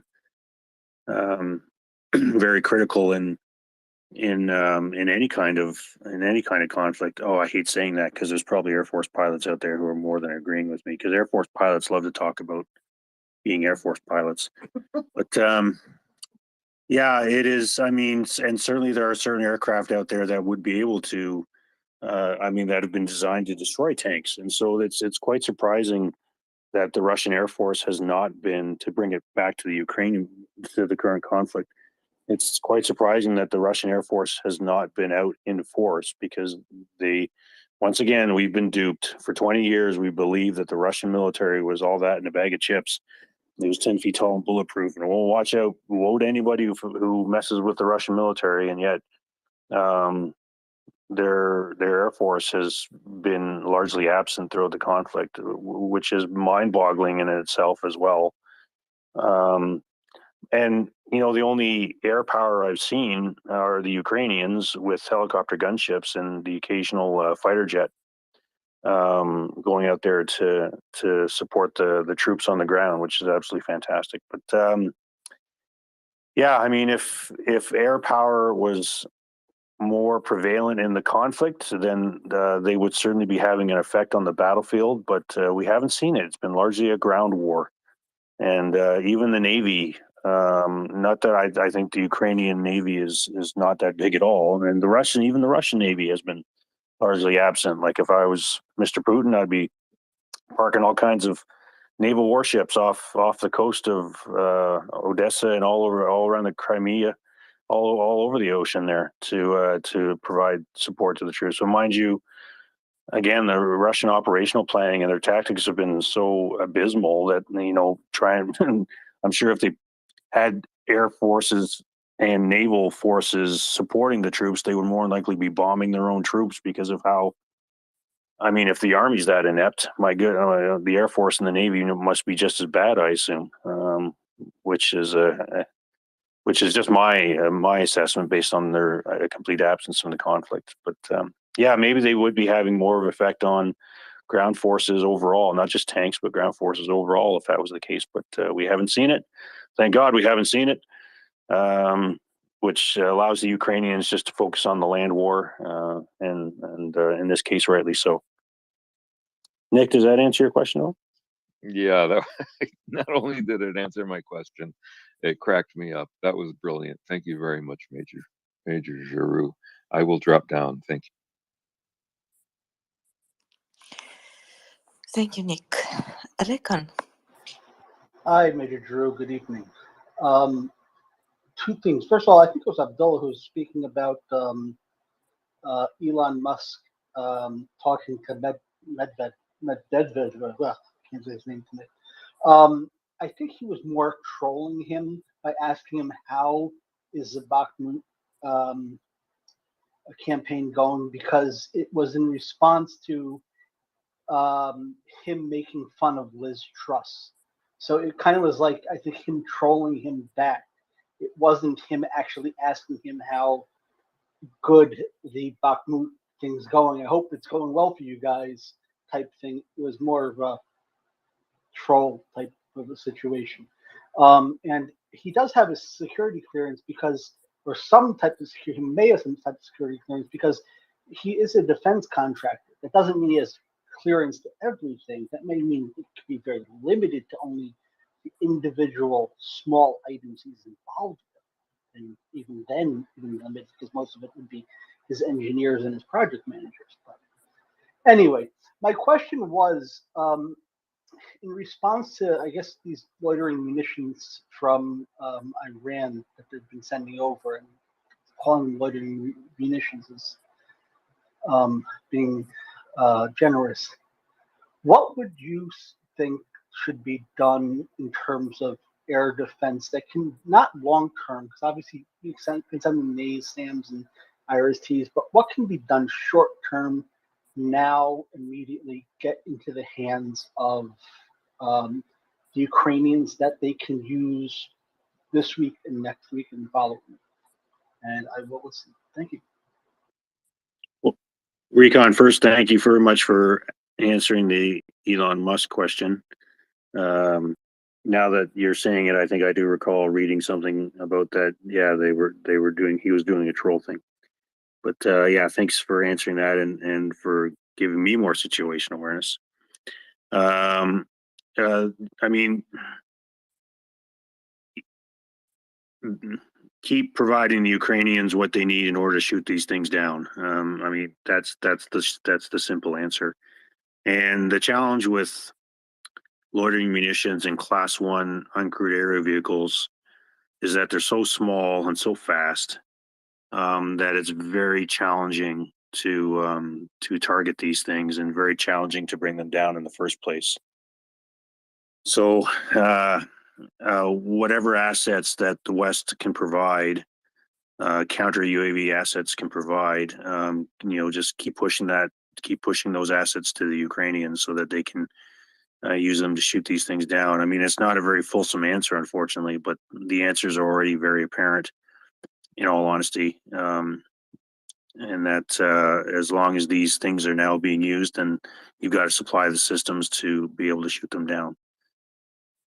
I'm sorry, yeah, it's not a very good answer there, Recon, but that's all I can think of, really. Yeah, I mean, it may not, I mean, there may not be a good, quick answer to it. Maybe we have to wait for the vampire systems to be ready, or we have to wait for these things to be ready. I was just wondering something if, like, the Avenger,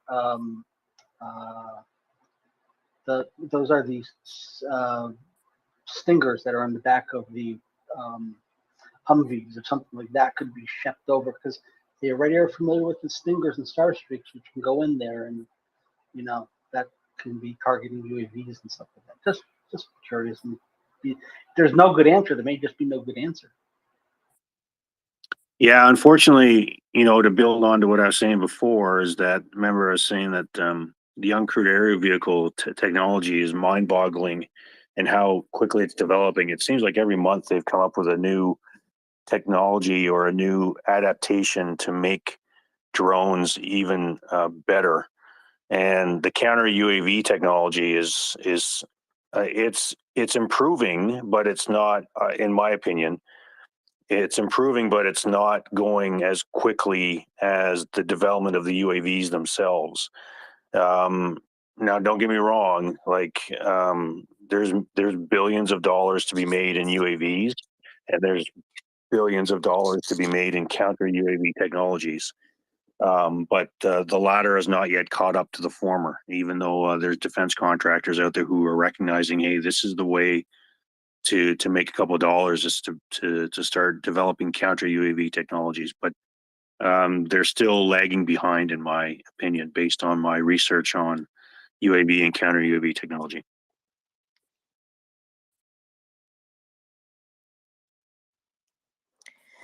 Thank you.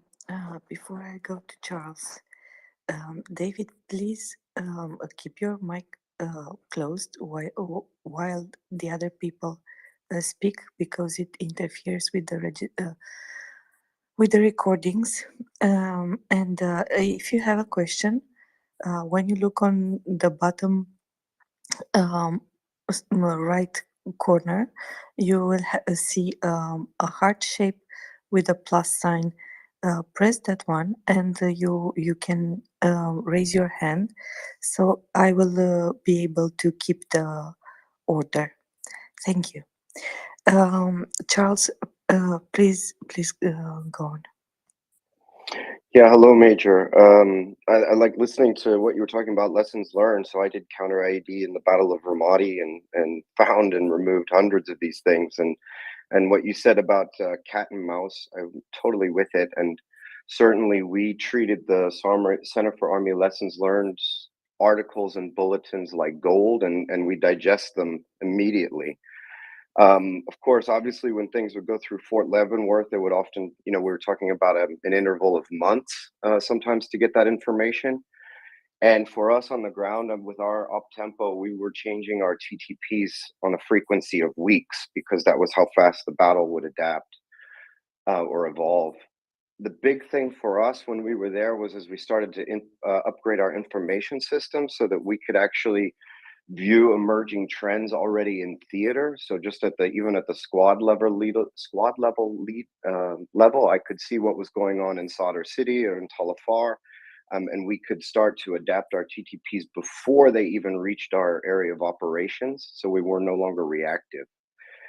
With that in mind, I know that this is not a counterinsurgency war, but what evidence are you seeing in Ukraine that they're able to have the information systems, the standard reporting, the ability to learn already in theater at a high tempo?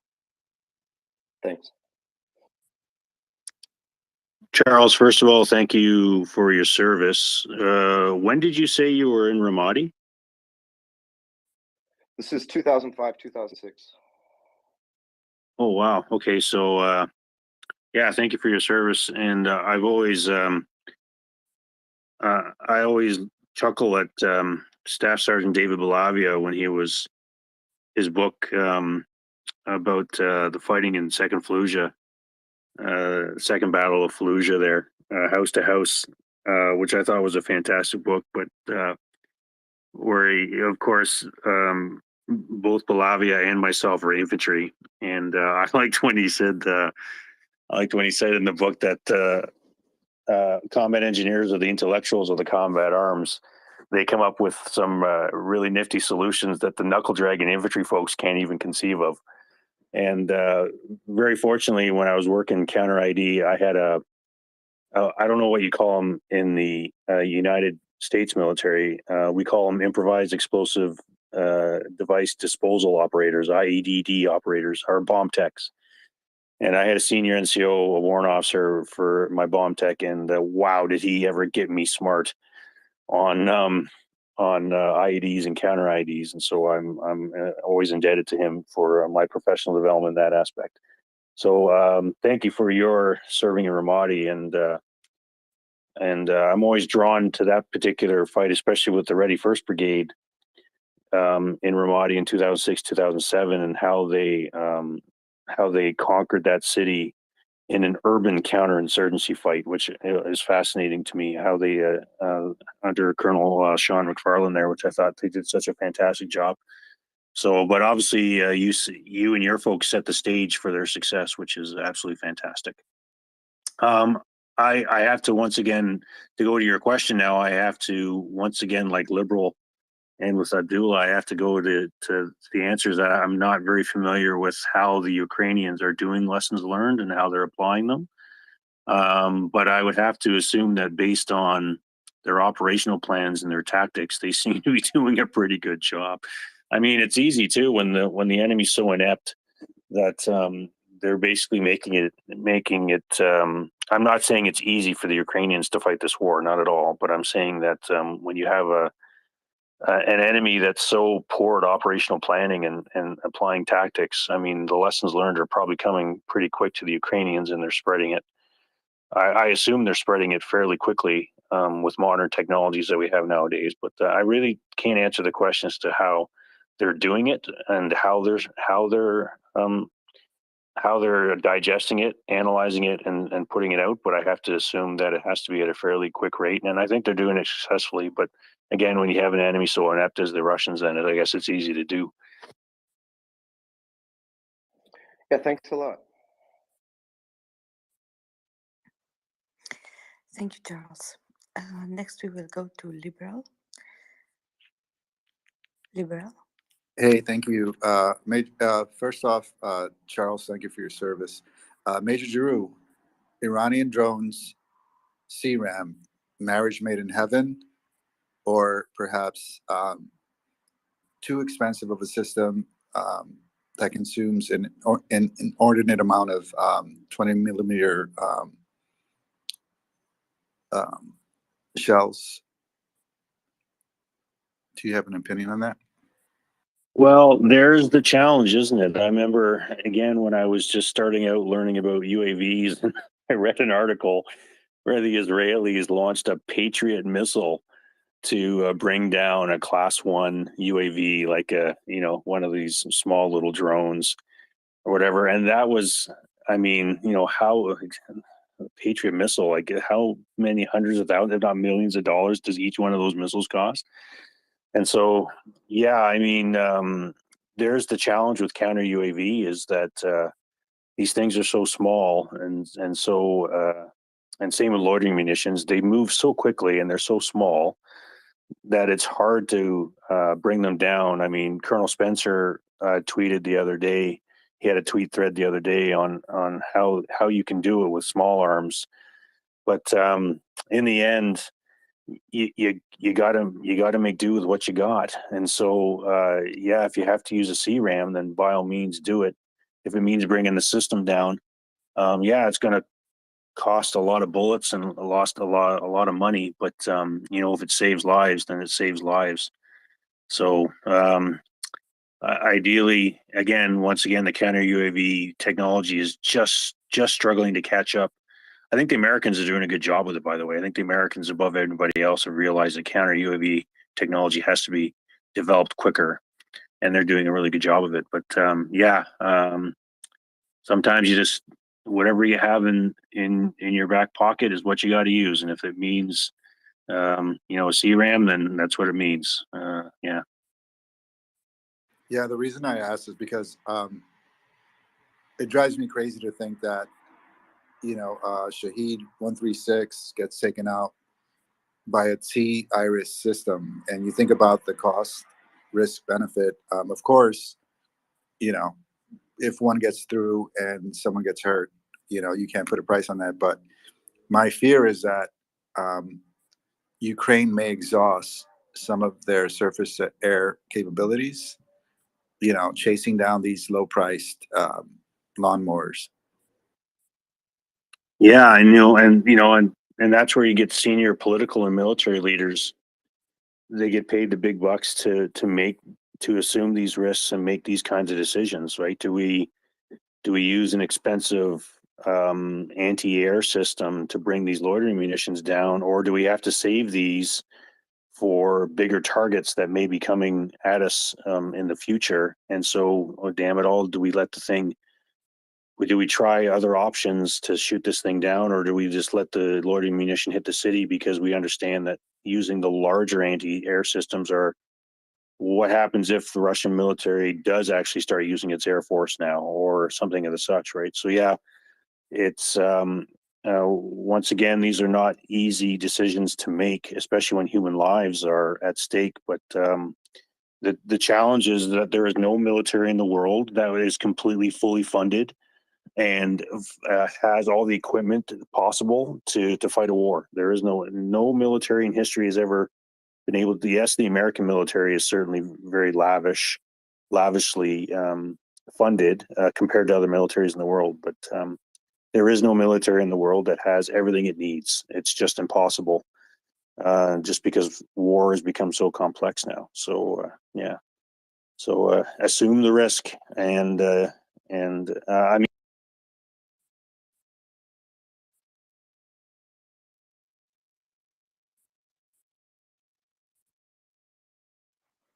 Mic check. You're good, Anda. I think we might have lost Major Drew. He's coming back.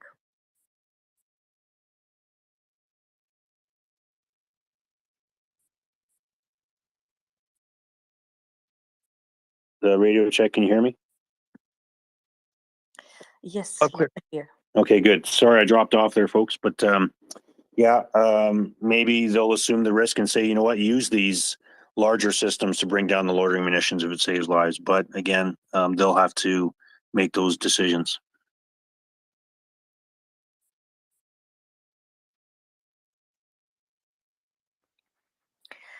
Thank you. David Hastings,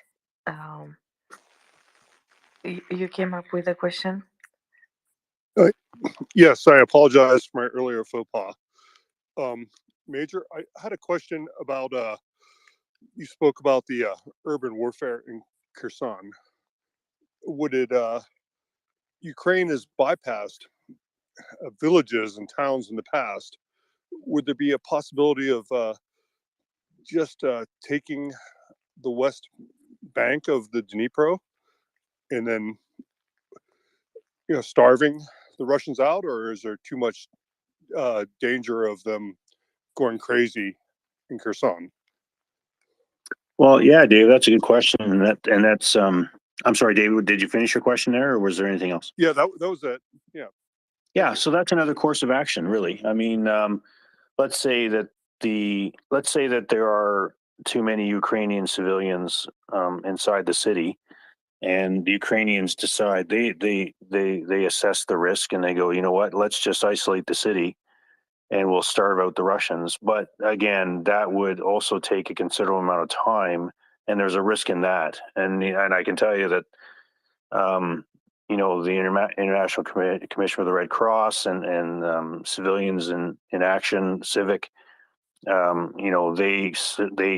and justifiably so, they abhor the fact that when militaries surround an urban area, and they call it putting it to siege. I don't particularly like that term. I think it's very medieval like, but when you isolate a city like that and the defenders are cut off from resupply and reinforcement, yeah, you can sit there and wait them out, but it's going to take weeks because who knows? I mean, the Russians in particular have been in Kherson now for quite a while. For all we know, they could have been bringing in not only reinforcements but resupply. They could have days, if not weeks, of bullets and beans and water and medical supplies and rations stored in the city. And so if you're going to sit there and say, right, we're not going to take the city, we'll just surround them and isolate them, and then we'll try to starve them out. Well, the Russians aren't going to share their food with the Ukrainian civilians. So there's a risk there. And again, the other risk is that it's going to take several weeks. So again, the senior political and military leaders get paid the big bucks to assume risk and make decisions. And so that is one. I would suggest that what you are saying is a course of action, but They may decide that that's the way to go because they don't want to risk throwing violence into the city and hurting Ukrainian civilians. At the same time, they may go, nope, we can't do that. We've got to get into the city to save the Ukrainian civilians, and we'll have to assume the risk of some Ukrainian civilians being killed even by our own fire because we need to get the Russians out of that city. So once again, they'll have to come up with these courses of action and assess the risk and then make a decision from there. It was a good question though, David. Thank you very much.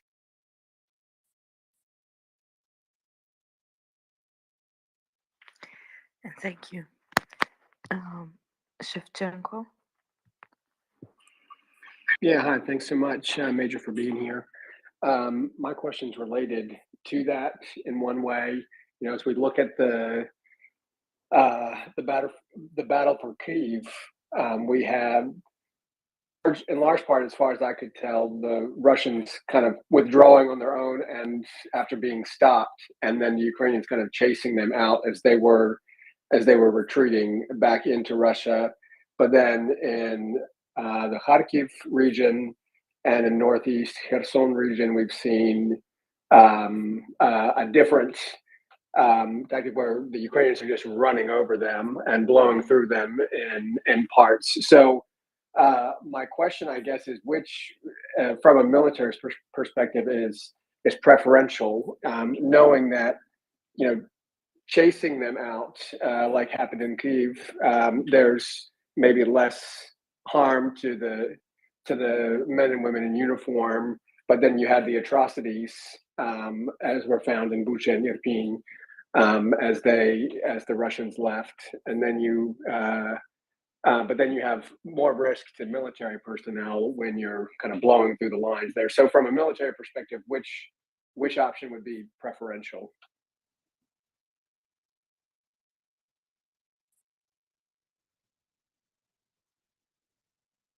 Yeah, Shevchenko, good question.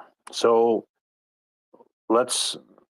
we do have to put Kyiv and Kharkiv into perspective if we're going right back to the beginning of the conflict.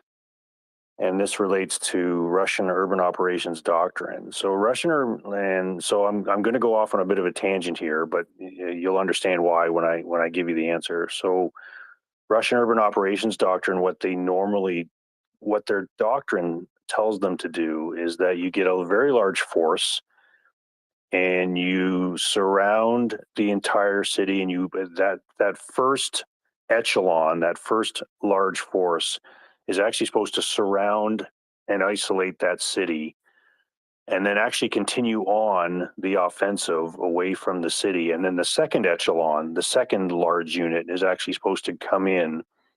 And what they're supposed to do is they're supposed to send a column, an armored column, so a number of vehicles into the center of the city. It bypasses all the suburbs and goes into the center of the city, because in the center of the city is where all the government buildings are, and that is where you can either take the leader of the country or assassinate the leader of the country. If he or she chooses to defend himself or herself.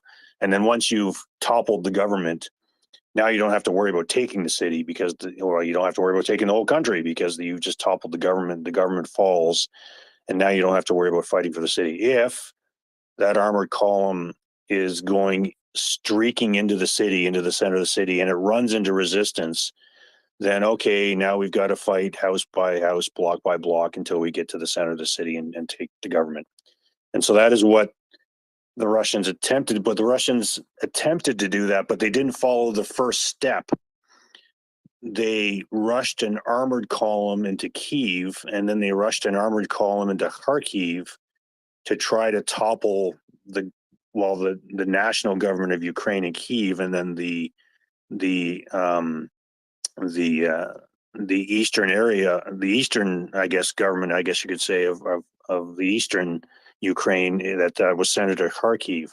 So they ignored their doctrine. They ignored the first step of their doctrine, and they just skipped to the second step of sending that armor column into the city. So when that happened, of course, the Ukrainians were fully prepared and they destroyed those columns, which is what you get those photos of the destroyed columns in Kyiv and Kharkiv itself. in the first in the first week of the war at the beginning of March there as well.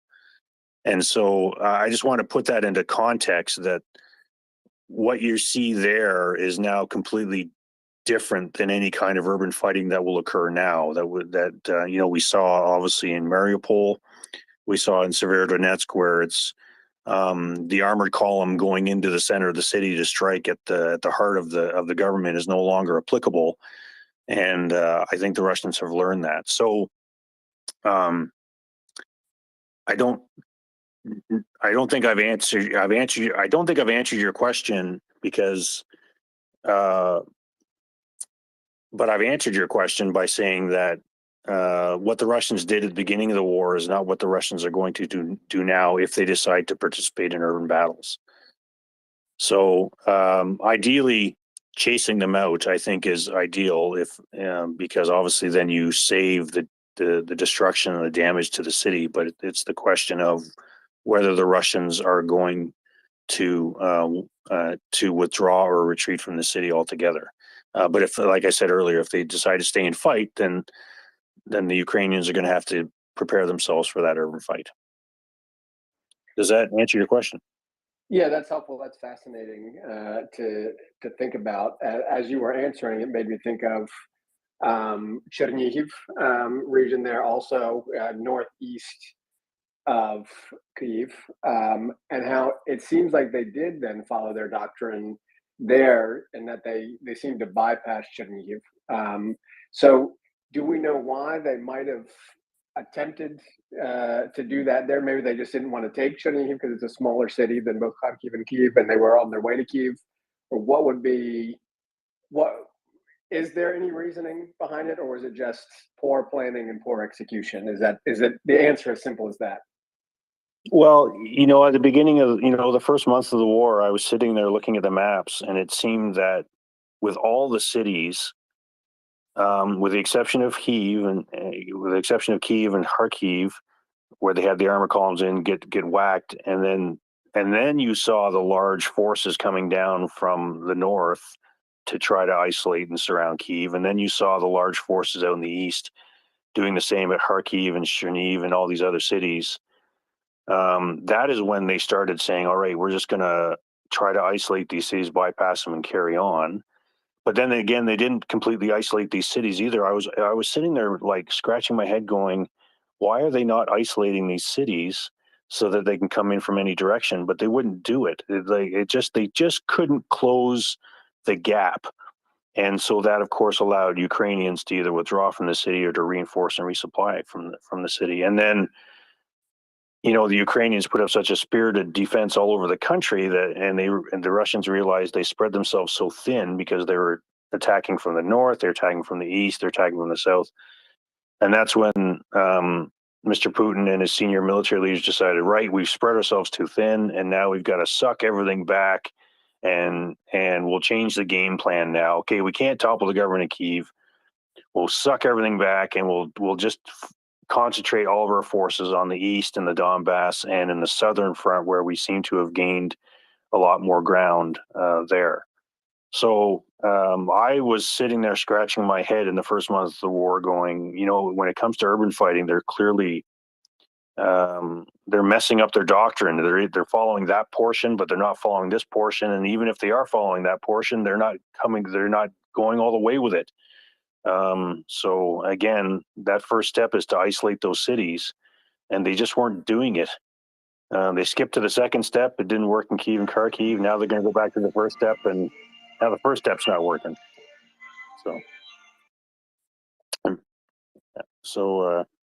Yeah. Does that answer your question? Yeah, that's great. Thanks so much. I really appreciate you being in this space and giving us the opportunity to pick your brain a bit. Yeah, well, those are great questions. Thank you very much.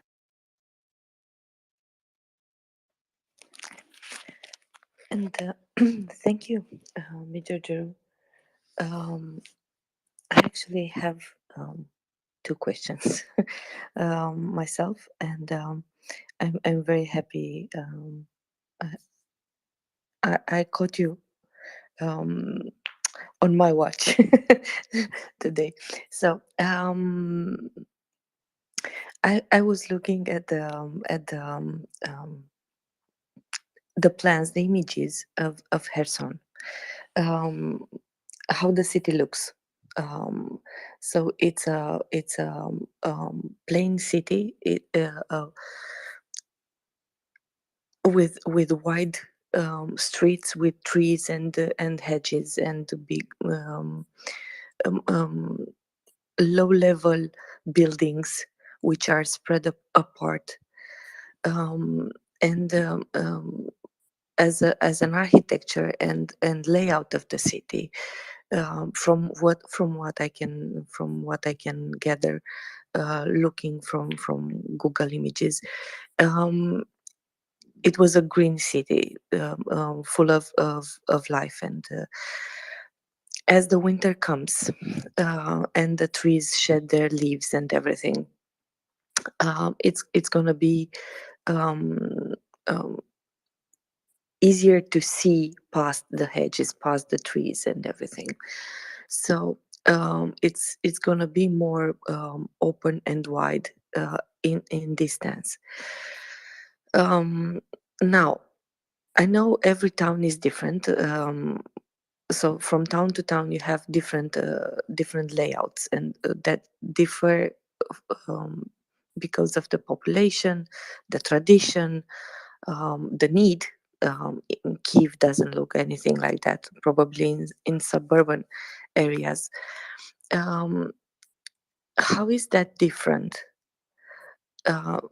We were talking earlier about right surrounding the city or entering the city. How is that different when you, for example, enter a city? From the images I saw, you post daily images from Fallujah and other cities. I think Charles mentioned Ramani. Um, um, those were cities with buildings which are up to the street, right? 2 stories high, up to the streets. They are concrete blocks, or anyway, they obstruct view. So when the army entered the street, for example, you have to take house by house and clear it, right? But when you have such open gardens and spread buildings, is it harder? Is it the same tactic when you enter um, and try to clear and make sure you don't have any enemies behind you? Do I make sense? Yes, you do, Anda. And I'm going to answer that in 2 parts. So the first part is that you're very much correct, is that every city is the same, but every city is different. And that's the challenges of urban warfare, in that, every city has a downtown core, every city has an industrial area, every city has suburbs, every city has a commercial area, etc. But every city has a Chinatown. But each one of those in every city is in a different location and is built differently and has different characteristics. So, just because if you decide to fight in Fallujah, doesn't mean that you're going to have the same fight as you would if you were fighting in Tokyo, and it wouldn't be the same fight if you were fighting in Berlin.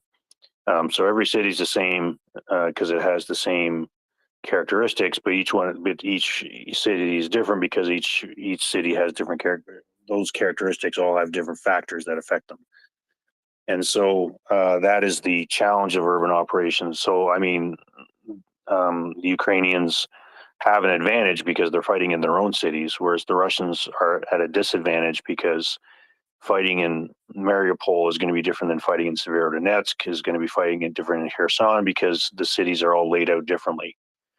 Having said that, go to the second part of your question, is that the tactics, regardless of how thin the streets are or how wide the streets are, or the spaces in between the buildings, or if there's no spaces in between the buildings because they're all joined shoulder to shoulder, the tactics pretty much stay the same. And there's a pattern that you can use, that if you use close air support, that's either fighter jets or helicopter gunships to strike at a known defensive enemy position, assuming you're on the attack.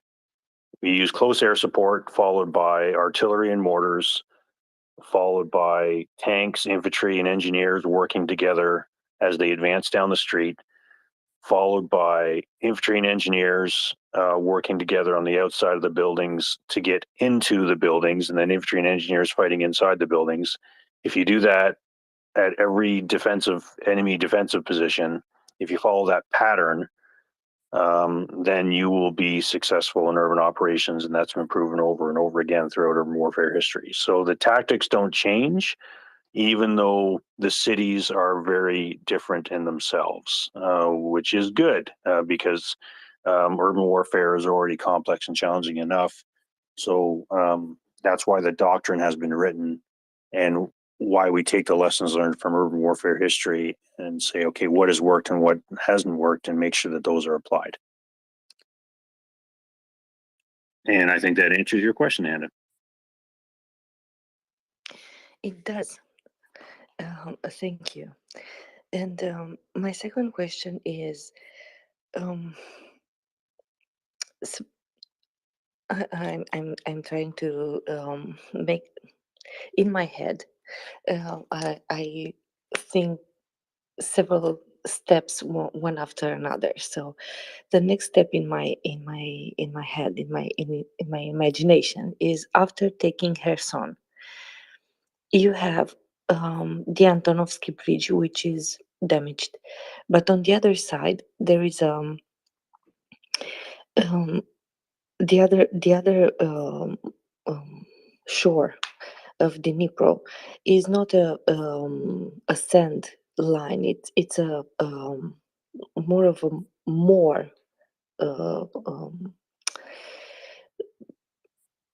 so you cannot cross it easily with with the barge. You have to have a point where to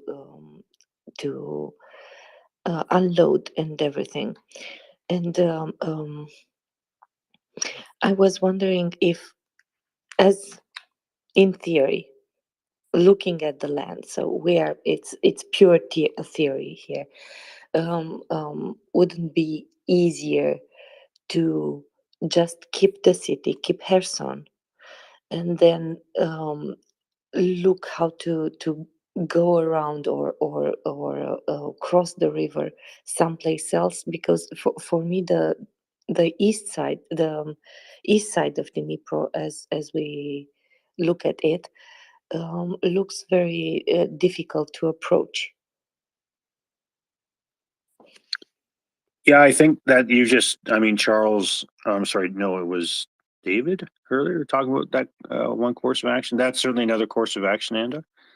The Ukrainians can try to cross the Dnipro at Nova Kahovka, at the bridge there, and come in from both sides of the Dnipro, at both the north and the south side. As they approach the city, that would affect the true isolation of the city. There would be a risk in that if the Ukrainians are able to push and get over to the south side of the Dnipro and then push southwest towards Kherson, of course they have to think of the Russians that are on the south bank or on the south side of the river and can attack into their flanks. So there would be a risk there. But then the Ukrainians could get to the south side of the Dnipro at Kherson itself and now truly effectively physically isolate the city, and that would certainly doom the Russians inside of the city. But that would be very risky, because now as those forces are moving southwest towards Kherson, they could be attacked from the side by the Russian forces that are on the south side. So it would be a very risky course of action, but that's why it'd probably be safer just to move down on the north side of the Dnipro and come in from all sides, really, west, north, and east. I'm looking at a map of Kherson while I'm discussing this. in order to physically isolate the city. But what you're suggesting is another course of action. But there would be, of course, like with every course of action, there would be a certain risk that the Ukrainians would have to take. And in this case, if I was the Ukrainians, I wouldn't risk throwing anything to the other side of the Dnipro until I had taken Kherson, and then I would use Kherson as a staging area to break out from the city all to the south side, and then continue pushing southeast towards the Crimea.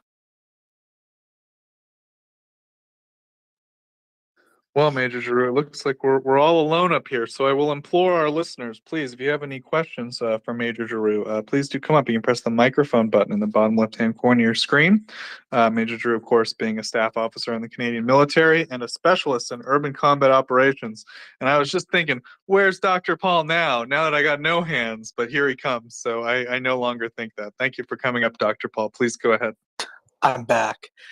I have endless questions for Major Giroux, a great historian. I can listen to him talk all day about World War II. And to that point, you know, what we've seen is like some we saw the breakouts in towards Kupiansk, etc. It seems to me what fascinates me about this war is when this decision has been made to either be a defender versus defender.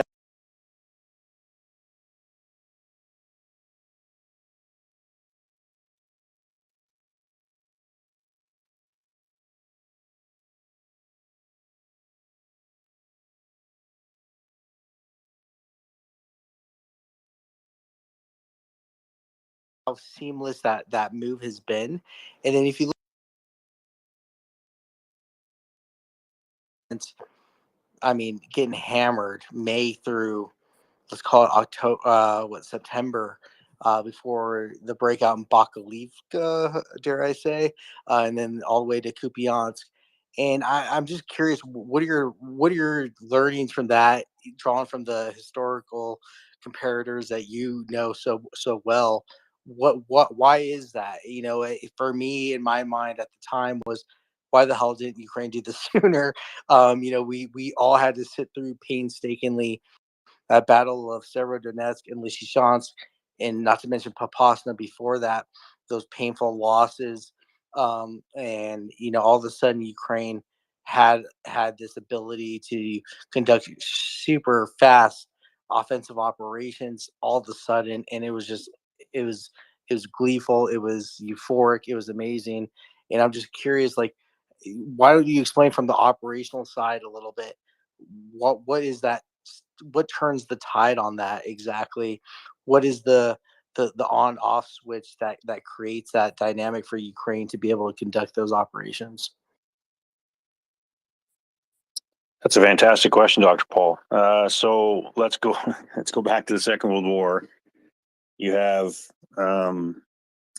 Germany runs rampant all over Poland, and then Russia invades the eastern Poland, and unfortunately completely crushes the country. And then Germany turns and it attacks France and the Low Countries, and are quite successful there. And the Japanese and the Pacific Theater run rampant all over the Pacific Ocean and all over Southeast Asia, and they have a tough time in China, but they've been fighting in China since 1937. But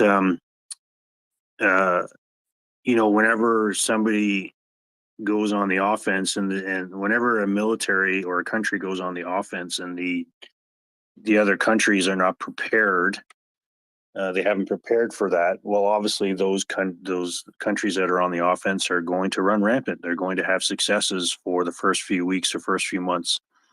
In the case of the Second World War, from 1939 to 1942, as the Germans and the Japanese and the Italians were on the offense, and they were able to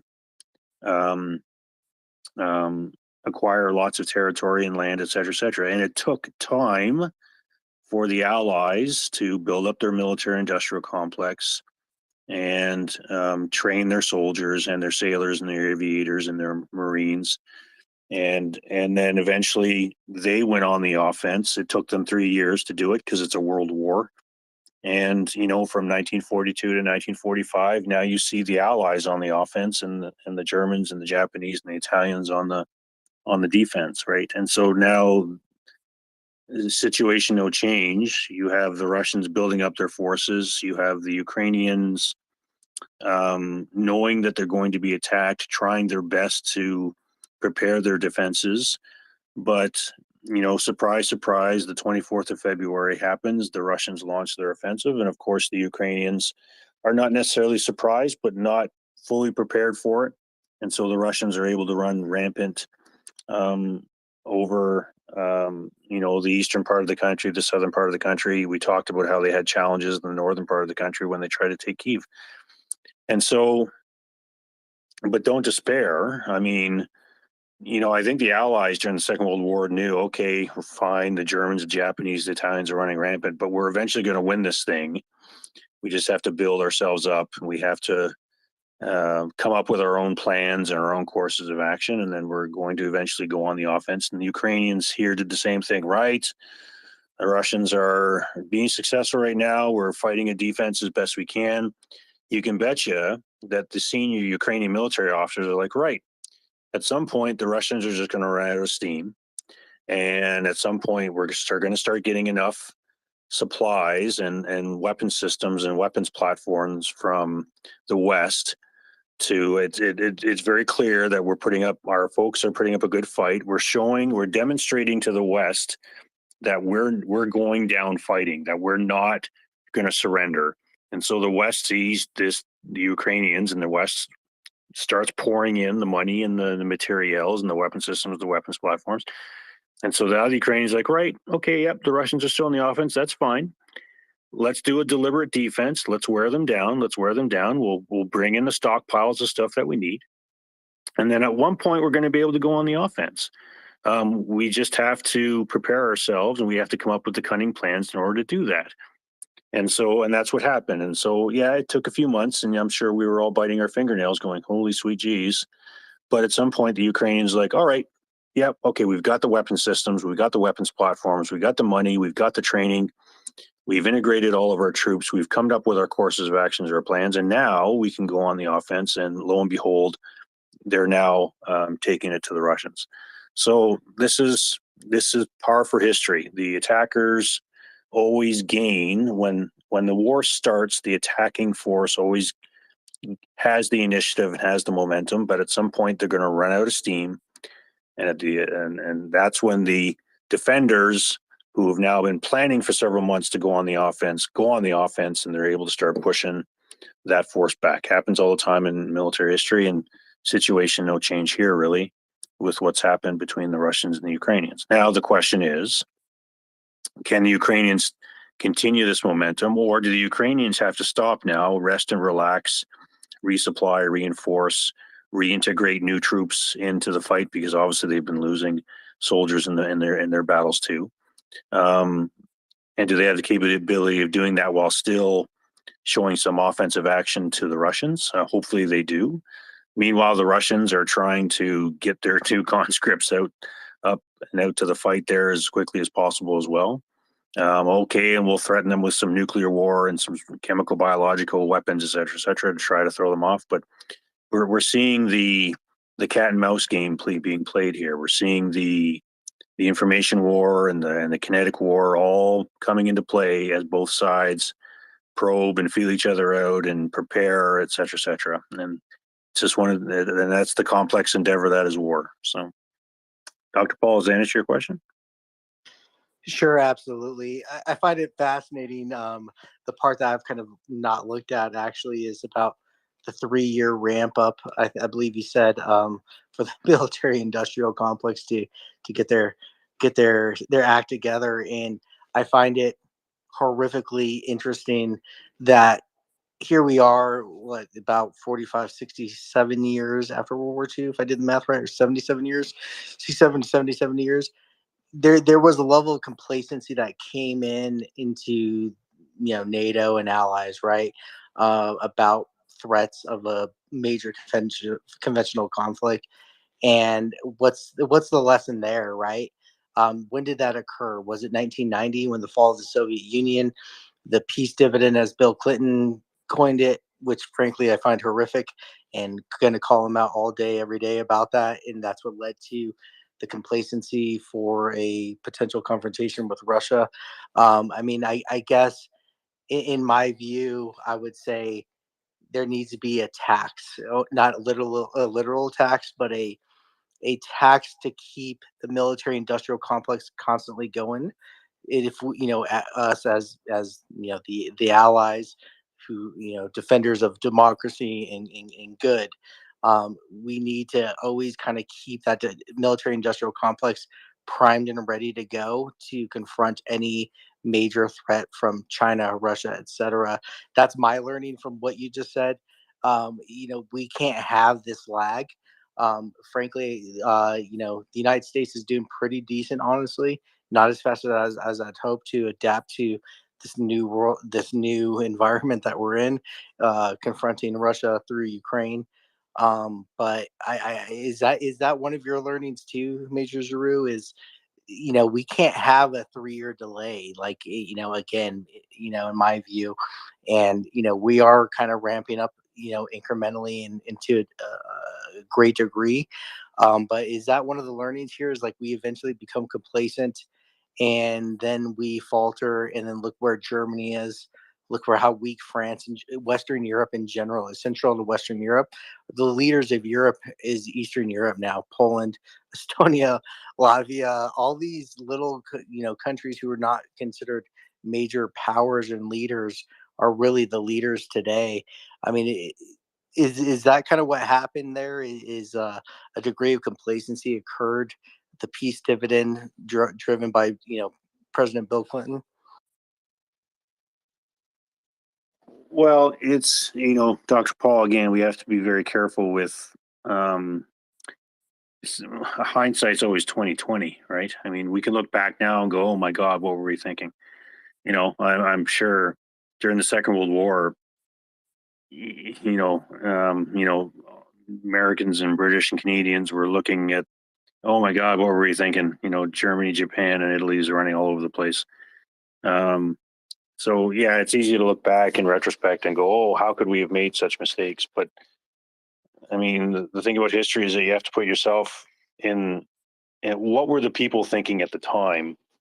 And it's 1989, it's 1990, Glasnost, the Soviet Union has fallen. Oh my God, there's actually, America is now really the only superpower. And maybe this is the end of big war, right? And so now we can afford to draw down our militaries and, take that money and start putting it back into our society, into education and health, et cetera, et cetera.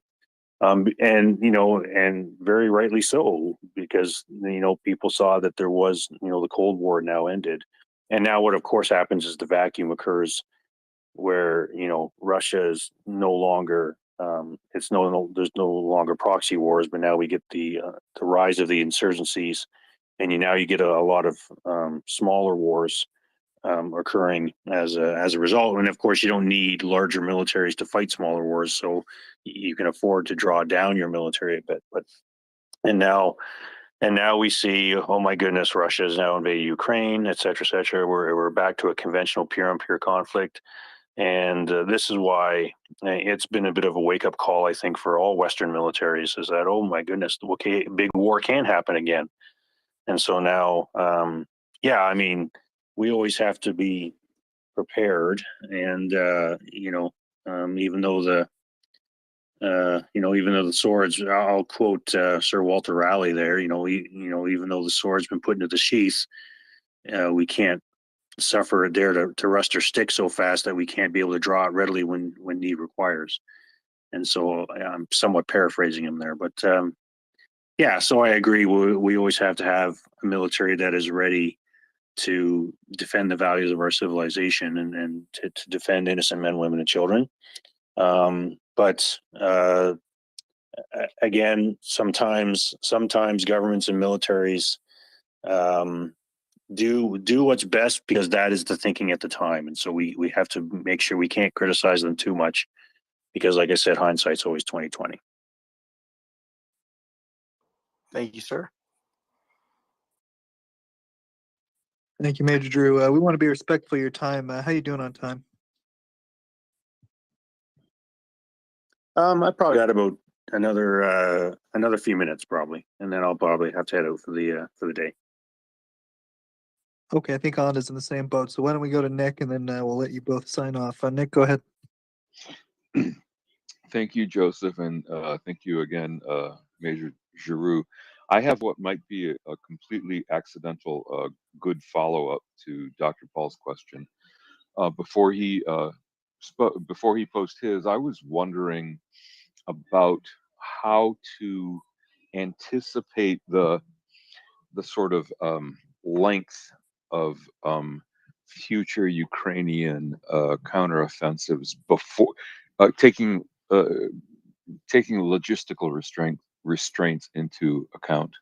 For example, I'm wondering if is it safe to assume, considering that the logistics train will be almost entirely truck borne, if 2 or 3 weeks at a time is the most a Ukrainian counteroffensive might be able to sustain itself before having to consolidate and regroup.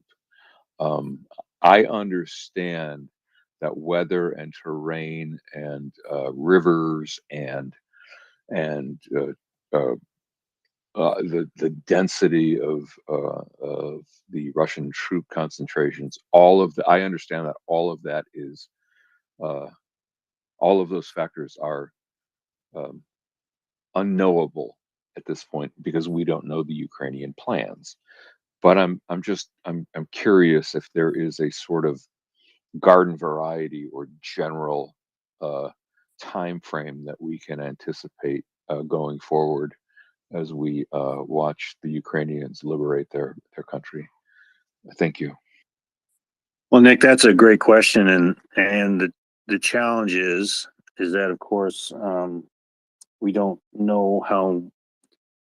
I wish I could put a time limit on. Well, yes, Nick, 19 days. 19 days is what you need to conduct a successful offensive before you have to stop and resupply and reinforce. Of course, I can't give it a certain time limit of 2 to 3 weeks or whatever the such. I probably would have said that before, because when the Ukrainians initially went on their offensives, I thought, oh, okay, this will go for probably a month or so, and then they'll have to stop and reinforce and resupply. And then the Ukrainians proved me wrong because they kept going. And probably because at that point, Mr. Putin had announced the mobilization of so many troops. And so the Ukrainians are like, oh, shit, we have to grab as much land as we can now before all these new Russian soldiers show up at the front and act as human speed bumps and get in our way even that much more. So, I do like the fact that you brought up logistics because, amateurs talk tactics and professionals talk logistics is the old cliche term, and it's very much quite true. And so if the question can be answered by the Ukrainians depending on how much of their supplies they have built up. If they have been able to build up X amount of supplies that will last them X amount of days or weeks, then they'll be able to keep going, providing they can rotate their troops through the fight. Because yes, even Ukrainian soldiers, they tire out and they need food and sleep. I know we like to think that Ukrainian soldiers are all 10 feet tall and bulletproof, but they're human beings. Don't get me wrong; they're professional warriors, and they're certainly proving that. But they do need food, water, and sleep every once in a while, like us mere mortals do. If the Ukrainians have been able to build up their supplies, build up the logistics system, have a good logistics systems in place, and are able to rotate their troops through the fight so that not everybody's pulling triggers every day, but only occasionally. So this way their troops get rest and relaxation, then they'll be able to carry on with that momentum. But at some point, as we see now, there seems to be a slight slowdown in the Ukrainian offensive, and that's not a surprise. That's that's routine, that's regular business, because at some point, like I said, you have to slow down, take stock of what you have, resupply, reinforce, continually come up with plans and amendments to your plans based on the continually changing situation, and then carry on. So I think that answers your question, Nick, but I do like the fact that you brought it up. But the challenge is I can't put a time limit on it, because I don't know how many bullets and beans the Ukrainians have in their back pockets right now, and what their supply system is like. But that ultimately drives the operations forward. Thank you, Major. That was a wonderful, comprehensive answer. I appreciate it, and I will. I will bid you good night, and thank you very much. Thank you. Thank you, Nick. So I think it's probably about time Major Giroux calls it. He said he had a few minutes, so I wanted to respect his time. So Major Giroux, if you wanted to sign off with anything, give us any final thoughts, or just say goodnight, please go ahead. Well, I'm curious if VFenza has one more question, because he or she has been waiting patiently as well. And I think I can take that question before I sign off. Unless the question is not for me, then I'll sign off now. Polite as ever, please go ahead. Okay, hello. Thank you, Major Giroux. I don't really have a question. It was just more half-formed ideas and comments that you could maybe tell me where I was wrong or on the right track. But my first questions were you involved in Operation Unifier, or were you involved in Partnership for Peace, or do you know people who were involved in those? I was not involved in Operation Unifier, and for anybody listening, Operation Unifier was the Canadian contribution to the training of the Ukrainian military over the past decade. I was not involved in Operation Unifier, but I did have friends who were involved in it, yes. Okay. And then did you know anyone involved with Partnership for Peace, the NATO initiative to sort of integrate the Russian military, or just keep them, I guess, up to date on what NATO was doing so they wouldn't be so afraid of NATO? No, I was not involved in that at all, unfortunately. Okay, because I don't understand how the Russians can just be have such a bad military. It's like they had all these opportunities to learn, and instead they just continued their bullying brutality and focusing on disinformation campaigns.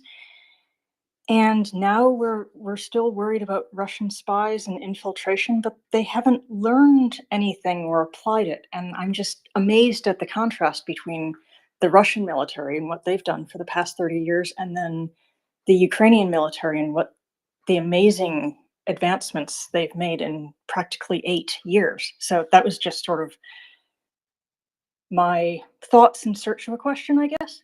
Thank you. Thank you very much. Yeah, Via, I think we all share that.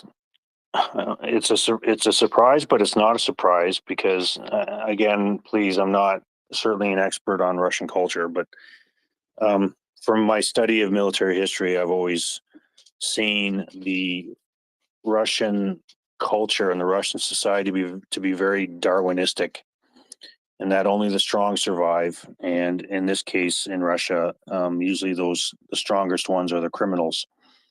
And unfortunately, that kind of and when you combine that with their history, in which artillery is their mainstay of their military doctrine, and you combine that with, well, all we have to do is throw artillery and personnel at the problem. We just need to overwhelm the enemy with artillery and manpower, and that's how we beat the Germans in the Second World War. That's how we've invaded every country since the Second World War, and most of the times that's worked. It didn't work in Afghanistan, and it didn't work necessarily in Chechnya, both in '95 and in 2000. but it's worked in all these other countries that we've invaded. So when you combine that kind of culture of a Darwinistic society that is a kleptocracy that is corrupt to the core, and that is permeated through all facets of Russian society: the political, the economic, sports, military, social, culture. And then you take those kinds of people and say, okay, how are we going to win wars? Well, okay, we'll throw artillery and manpower at the problem, and we just seem to win. I think that's what we're seeing yet again, and that we've seen over the past 80 years. But very much like Afghanistan in 1979, very much like Chechnya in 95 and Chechnya in 2000, and now we see Ukraine 2022, when the country they're invading actually shows a spirited defense. The Russians, the rottenness, I don't know if that's a word or not, the rotten core of their society comes bubbling to the top, percolating to the top once again. And now with the information age that we're living in, we're seeing it so much more graphically and visually on social media and that. So I think it's a surprise, but it's not a surprise. What's new is the fact that we now have the capability of seeing it that much better because of social media and because of the media in general, I'll suggest. Okay, thank you for that answer. Thank you. Certainly. And with that, Joseph and Anda, I will sign off for the evening. I usually like to end with a little pitch for MriyaAid, if that's okay. So, ladies and gentlemen, if you are a first-time listener, there's this great organization called MriyaAid. It is a charitable organization, and what it does is that if you're so kind enough to divorce yourself from some of your hard-earned dollars, you can donate to MriyaAid.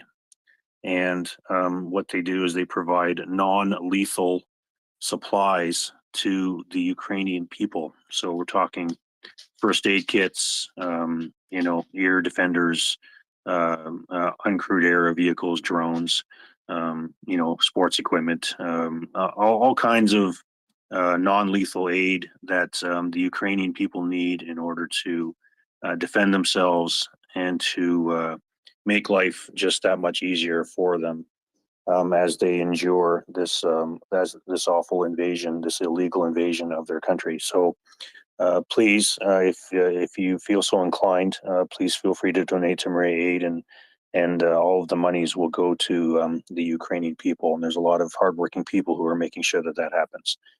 And so with that, Joseph and Anda, I'd like to thank you very much for having me today, and I hope I was able to contribute to the conversation overall.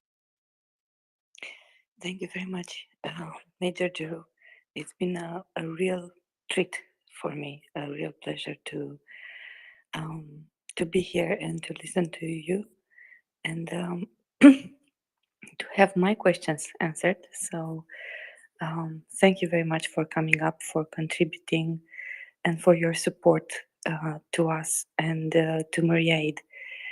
I really appreciate that, and I'm sure Joseph and all the other colleagues of ours from MriyaReport and MriyaAid do too.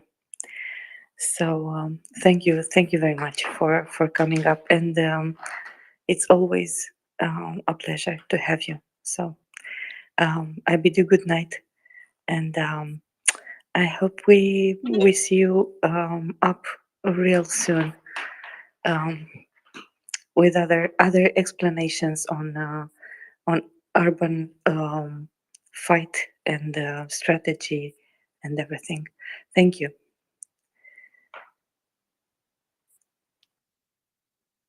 Now, on to another news. I believe it's also time for you to get out of here. Is that right? Yeah. I always today I have to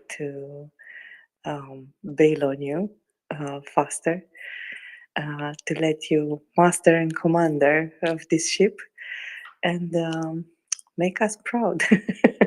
I will, if I can, I will come as a speaker later on.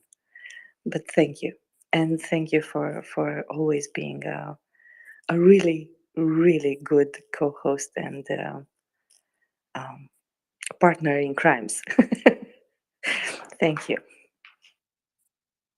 When I'm not sick and my phone's not crashing, I do all right. But man, my phone just crashed, you guys. I don't know if everyone saw that.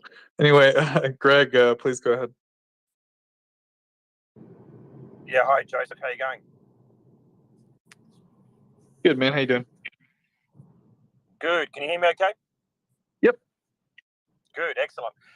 Sorry, I've only just joined, as in the conversation, so you may have been covered already. I was just wanting to know if the conversation so far today, and with Drayson as well, has there been any talk about the Iranian drones in terms of how to actually deal with them? Is it just going to be a case of continuously building up a Ukrainian-style Iron Dome that's obviously nothing like the Israel Iron Dome, because it can't work that way logistically. But it's just going to be continuously defense, or is there going to be some attempt to not so much attack the launching pads, which of course can be quite deep inside of Russia? Has there been any talk about more so than just sanctions against Iran at the moment, like anything militarily to take out the production facilities and storage facilities, or is that off the cards because at the moment there's negotiations going on with the US and Iran on their nuclear production facilities? So, great question. I wish. Sorry, I gotta mute everybody just to. It's not good when there's two people on. It hurts the audio. Anyway, so yeah, so it's a good question. I kind of wish Colby was here. I feel like he probably follows the actual like day to day of this a little bit better than me. The thing that I found out recently, or we heard about recently, I should say, in terms of sanctioning Iran, is there are a lot of countries that are still doing their best to try to make some kind of a nuclear deal with Iran. The U.S. is like more or less pulled out of that agreement, as far as I understand.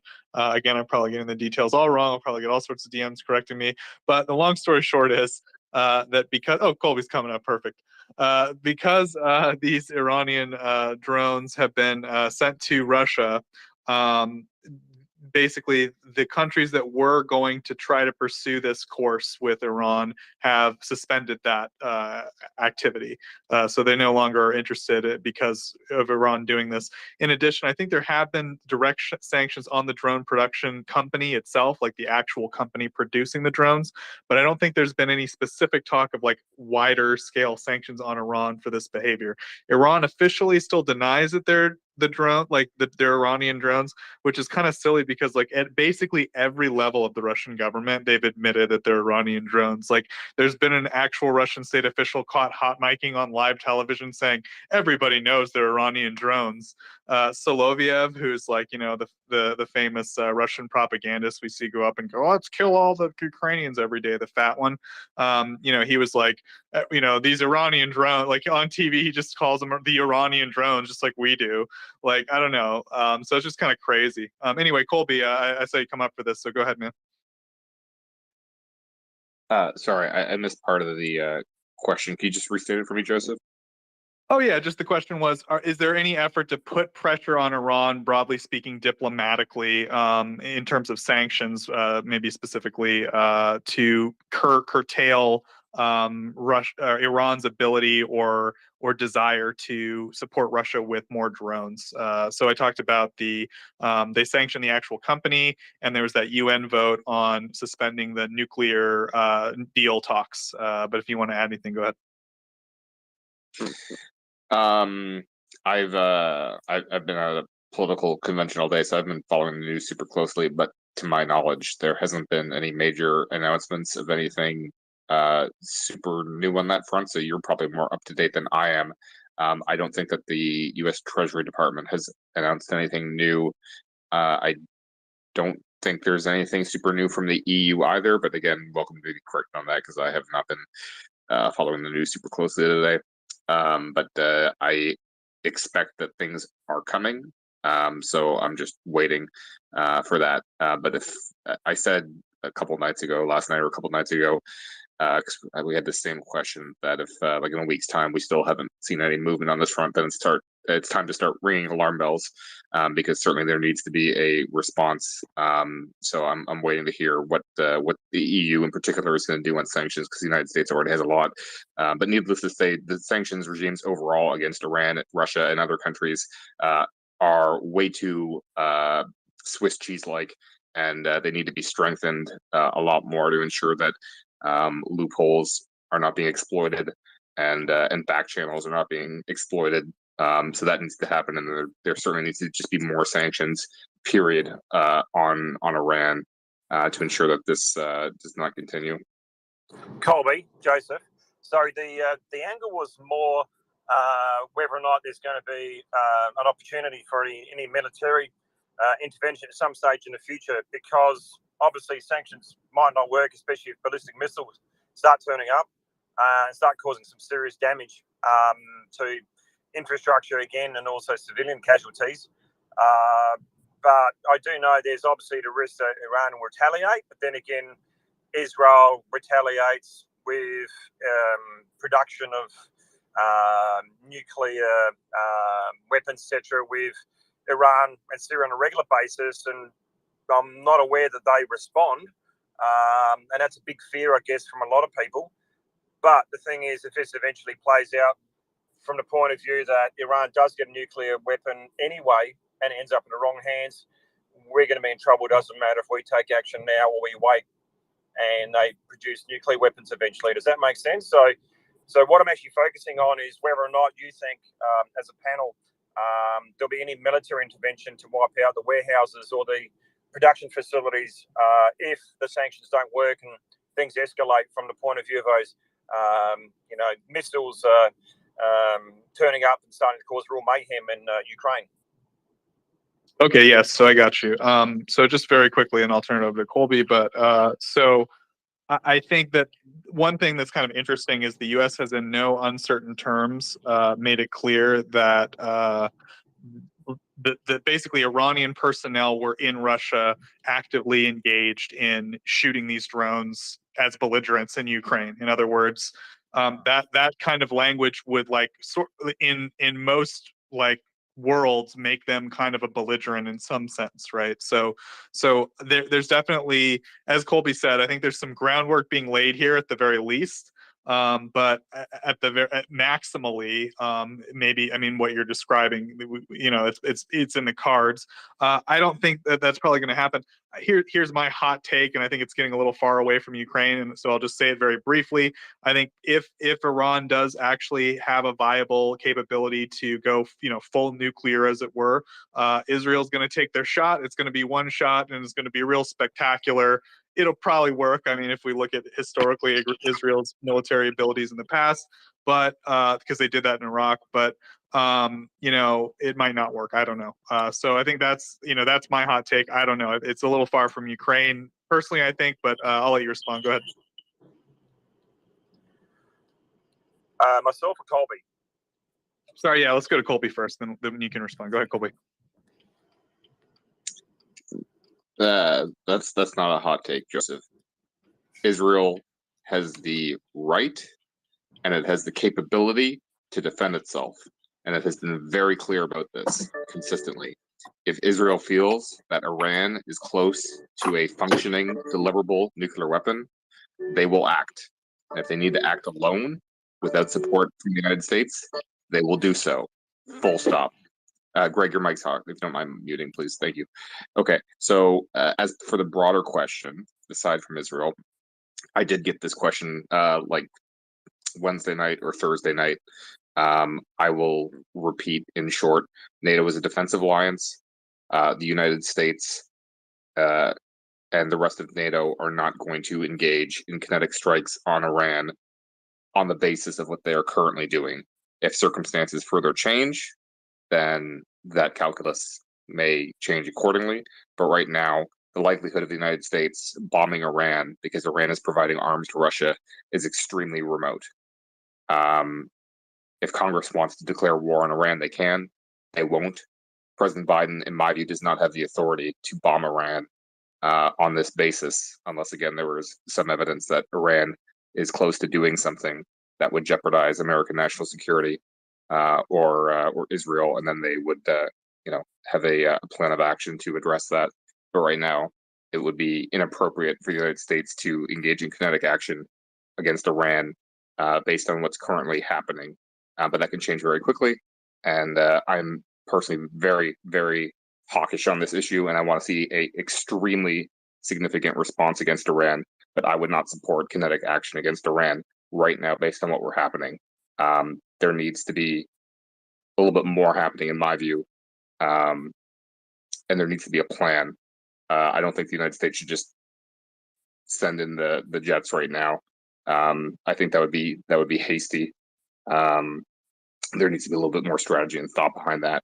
And I don't think the President Biden's just not going to do it. It's just totally out of character for the way he's operated his entire career. He's not going to order military strikes on Iran right now, based on what Iran is currently doing. Again, these things can change very, very quickly.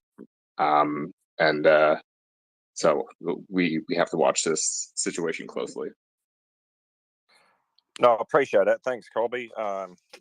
It's obviously a work in progress, and there's a lot of water still to go under the bridge. And I'm sure Israel, whether it's for us all to see or behind the scenes, we'll be monitoring the situation very closely, especially if something happens from a nuclear point of view. But obviously, it's very concerning with the ballistic missiles that they're about to supply and how much they can churn out to cause harm to Ukraine. To their infrastructure, as well as their civilians. That's all. But I hear what you're saying, and I appreciate it. And that's answer my questions. So I'll step down, and thank you very much. Have a nice day.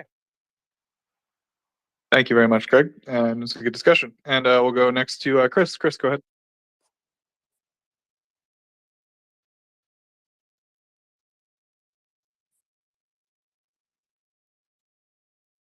Chris, you there, buddy?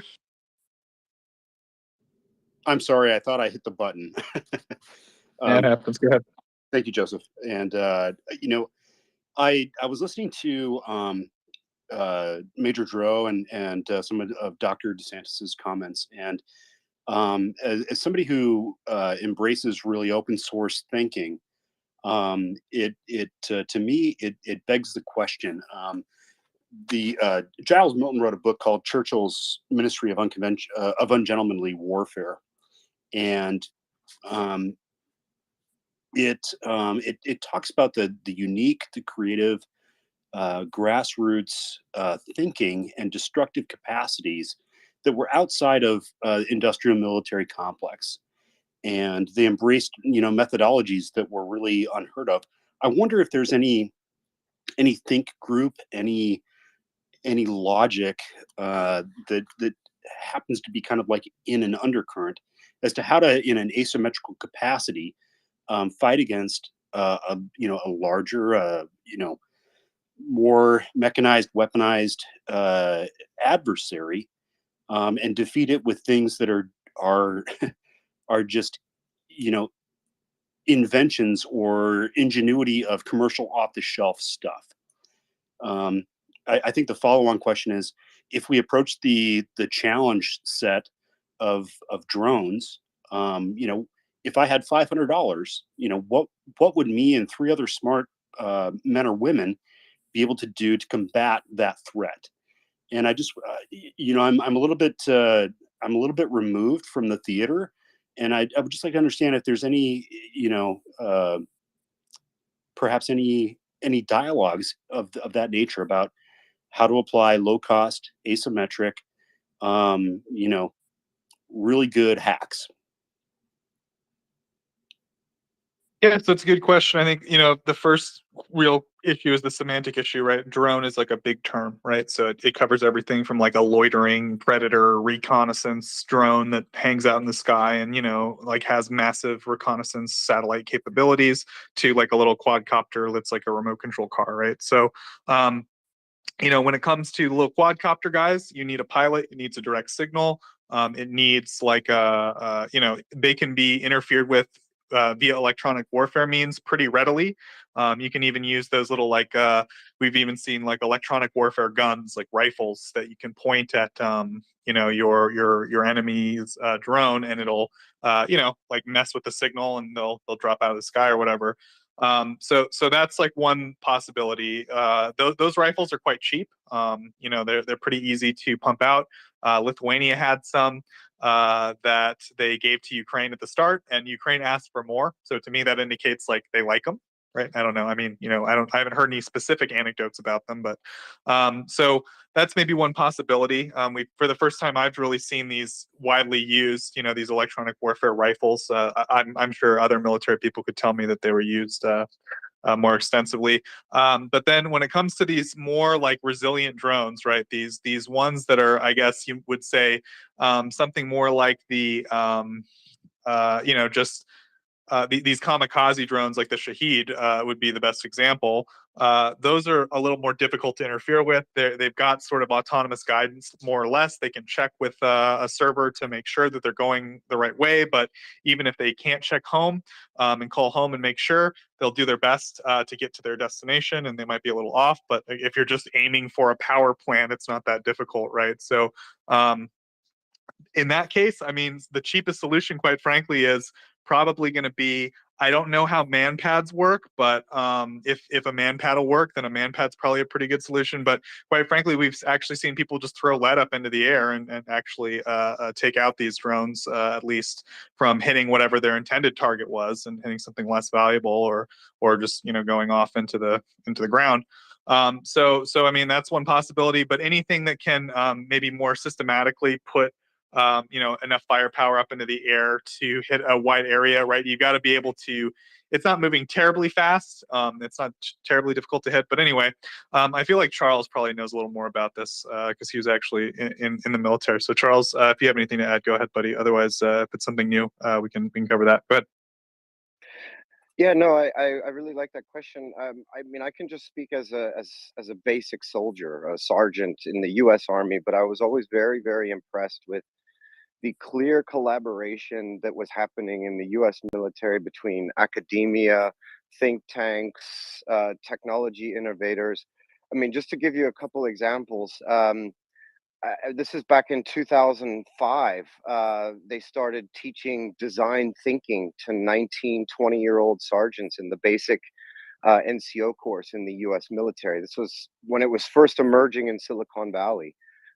We were using network analysis tools in Iraq.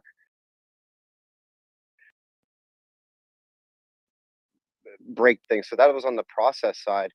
On the technology side, my feeling back then was that there was tendency to focus on big ticket, really expensive items when really we needed smaller things, improved lighter weight NVGs, personal carried thermal devices, and so on. But I think that changed over the course. But in general, I was, and I'm still amazed at the amount of links and collaboration that happen, at least in the US military, between academics, companies, technological innovators, process innovators, and how quickly that flows into the US military.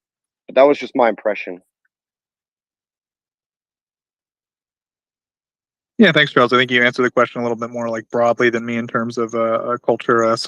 Chris, did you feel that answered your question, or do you have any follow-up? Go ahead, buddy. No, completely. Thank you, Charles, and thank you, Joseph. It would just be fun, and I speak in selfish terms, to see this war defeated with unconventional means, and as a low-cost operation, and in the endeavor of ingenuity, and as opposed to being dependent upon NATO countries to sign deals and license us really expensive armature. It would just be fun. So thank you both. Yeah, I think everyone loves an underdog, right? So Dr. Paul and Charles, while you're here, I think I've noticed like a trend, and maybe Colby might have something to say about this. Like there seems to be this panic. I think Dr. Paul would be the person really to discuss this. There seems to be this like panic that like the Shahed drones are so cheap. They're only $20,000. And like, you know, every missile is $1 million. And like, we're all going to go bankrupt stopping these Shaheds. I don't know. There's just like, I've seen this panic mongering in various media sources. We've kind of heard it a little bit here. I don't want to like call anyone out or say anyone's been crazy about it, but you know, there's like a little bit of a hint towards it. I'm hearing it maybe repeated. So I'm just wondering, like, just your thoughts on that. To me, it seems like something that has been discussed already by the U.S. military for a while, and I think it's just a bit of a fallacy in thinking in terms of like how we're approaching the problem, maybe. But Dr. Paul, take it away. Go ahead, buddy. Absolutely, like perfect question, and I'll say absolute bollocks. Absolutely, you know, you got to take into account the 15 Shahed drones to get that one target hit. So the cost of 15 times 20,000, 300,000. I'm not sure if that's the real dollar value of it. But then, most importantly, forget the 15 of them, which are relatively cheap still. It's the cost of one loss of a power transistor, power station, one HIMARS. Like, let's just say if a HIMARS got hit by one, that's easily $5 million plus the cost of ammo. Let's call it 6 million, likely closer to 10 million in a loss. You know, a tank, whatever the cost of one tank is, whatever the loss is, that's the true cost effectiveness calculation, is the total cost of the number of drones plus the cost of whatever that target is. And I think the real equation that the Ukrainians need to be able to do, and you know, if Major Giroux is here, the real strategy to counter these is being able to identify the targets that they're going after in with enough lead time, and then unfortunately you're have to eat some of them, and then you have to just, you know, wisely choose which ones to actually fire that $1.2 million AMRAAM or the whatever $200,000 or $300,000 AIM-9X Sidewinder. I don't have the numbers in front of me, but that's the equation. And if you think about the Stingers, frankly, they're definitely cost effective still in my view. You don't have to shoot, you know, you do need to shoot down, I guess, supposedly all of them, but you know, the cost of the Stingers that we've given them, you know, the base cost was like 130,000. These are the old versions. The new ones are like triple that, so like 300,000 plus. But you know, in my view, you know, if you could use the SHORAD system called the Avenger plus some radars to kind of interlink it and identify and shoot down mass amounts of these, it's well worth it. I don't know the cost of infrastructure, not my area at all, but you know, of Ukrainian infrastructure that is. But you know, the Stinger, you know, for a cost of $100,000 to $300,000 per missile, probably still well worth it, because in my view, there's way more quantities of the Stingers available than the Shahed drones. So therefore, you know, it's well worth the cost of a Stinger. Now, the Sidewinders and the AMRAAM missiles need to be way more selective. They should be reserved for, you know, those drones the suicide drones heading towards, you know, if they can identify, and I don't know the capabilities, right? But if they can identify what's heading towards, you know, wherever Zelensky would be, you know, hiding out, for example, well worth it, right? Or where there's a stockpile of Gimler's rockets being stored, et cetera, et cetera. Those would be well worth it. So they need to be more selective with those, you know, higher cost weapons. But for Stingers, Gepards, you know, other anti-air, you know, systems that are cheaper, then yeah, have at it, shoot every one of them down, in my view. Yes, the Ukrainians are going to still run into, I mean, it is quite a brilliant strategy. Not that the Russians are brilliant; they frankly are. It's the Iranians. It's the Iranians adapting to the world that they live in, which is they're always the underdog. They don't have enough money. They don't have enough, you know, capable whip missiles, whip weapons, and all these things. They need to compensate somehow. It's frankly a very smart move. Saturate their defenses. Eventually, you'll overcome them. Just make sure that your system that's doing that is cheaper, more cost, you know, cheaper overall, and eventually they'll run out of these higher end weapon systems. But yeah, in my view, the cost effectiveness equation, it's not the cost of one drone, it's the cost of 15 to 20 to get that one drone to hit that target, and then you have to add in the cost of that target, whatever that lost replacement loss cost is, rather. And you know, not to mention the cost of human life, which I'm totally ignoring. You know, I'm ignoring that entirely.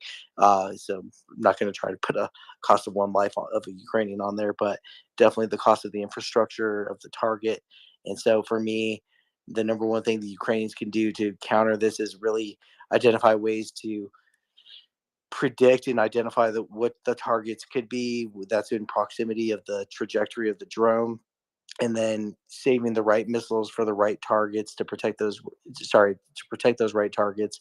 And then again, I mean, in my view, there's lots of stingers out there. There's a saturation of stingers, eagles, and otherwise to kind of like shoot down these drones. So I think it's going to come down to like an area defense to be able to positioning them in the right areas to counter these. That's the short term solution.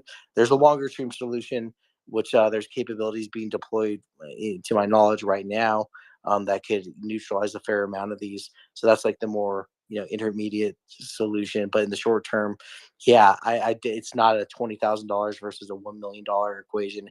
It's more like 20,000 times 10 to 15.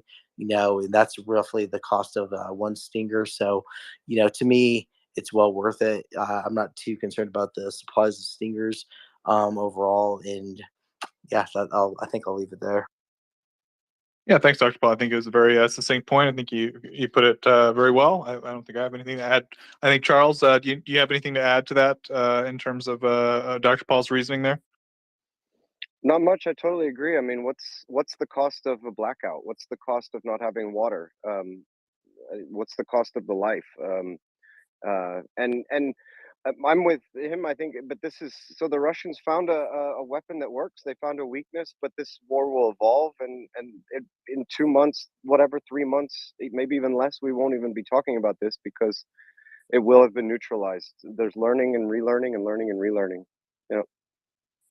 Yeah, absolutely. I mean, within the first week, we saw 25 out of, I believe, 29 that were fired were shot down, and then I believe yesterday, or maybe the day before, they shot down all of them. I don't know. CJ keeps track of this every day. I can be like, CJ, how many Shaheeds and how many did they shoot down? And CJ's like, 30 out of 32 or whatever. But so it's, I mean, they're quite successful. I'll leave it at that. So, Dr. Paul, if you had anything to follow up, then we'll go to Kayla. Dr. Paul, go ahead. I actually lost my thought, unfortunately, but it's a follow up with Charles. Yeah, unfortunately, I lost the thought, but go ahead and move on. Sorry, Joseph, it's getting late. Yeah, no worries, Dr. Paul. Thanks for staying up with us for the late shift. Kayla, please go ahead. Hi, thank you very much. I hope you feel better. I have a weird question for Colby first. Colby, you weren't happen to be walking through the lobby of a Delta hotel or in the Lot 41 lounge about 4 hours ago, were you? A Delta hotel? No. Okay, so you weren't at the Pearson Airport at a conference? No, I was at the Toronto Congress Center, though. Oh, you're across the road at the Congress Center. Okay, sounds good. I think we might have walked by each other earlier. I thought that was kind of funny. If you were at the Congress Center, then yes, but I wasn't at Pearson. But No. you're at the Congress Center. Okay, I'm at the Congress Center. You can come visit me tomorrow if you want. I might do that, actually. Okay, I know exactly where you're in. I hope you have a good time at the conference. I saw Nick and the rest of the gang there. So anyway, small world. So I wanted to make a point on the Israel striking Iran, and I think I think Colby's point about what justification does Biden have to do it. I think if people are comparing it to maybe the strike that President Trump made a few years ago, that strike was in Iraq. And there's probably some justification to it. I don't know if everybody agrees with that. I mean, the personnel he was striking, you make an argument they were organizing tactics against U.S. military personnel in Iraq. So I just wanted to back up that I thought that the actions that the U.S. government has taken previously did cross the line. I was going to say this one probably didn't. That said, I don't understand why Israel would have much motivation to strike Iran, their plants. It's not like those drones are much of a threat at all to Israel from the results that we're seeing, and probably that Israel sees, or the results that Ukraine is seeing at all. But that question is: has anybody gotten any dates on the SAMPTs or any of the anti-air defense that France was going to deliver? Does anybody have any dates on when that's going to get delivered? It's a pretty sophisticated system. So France is not sending SAMPT, unless I missed that in the last 12 hours, but I don't think I did. France is sending Crotal, which is a short-range system. I don't know when it will arrive. It might be there already. I don't know. I haven't seen any indication that it is on the ground, but that doesn't mean it hasn't arrived yet. SAMP-T, I've seen no indication that France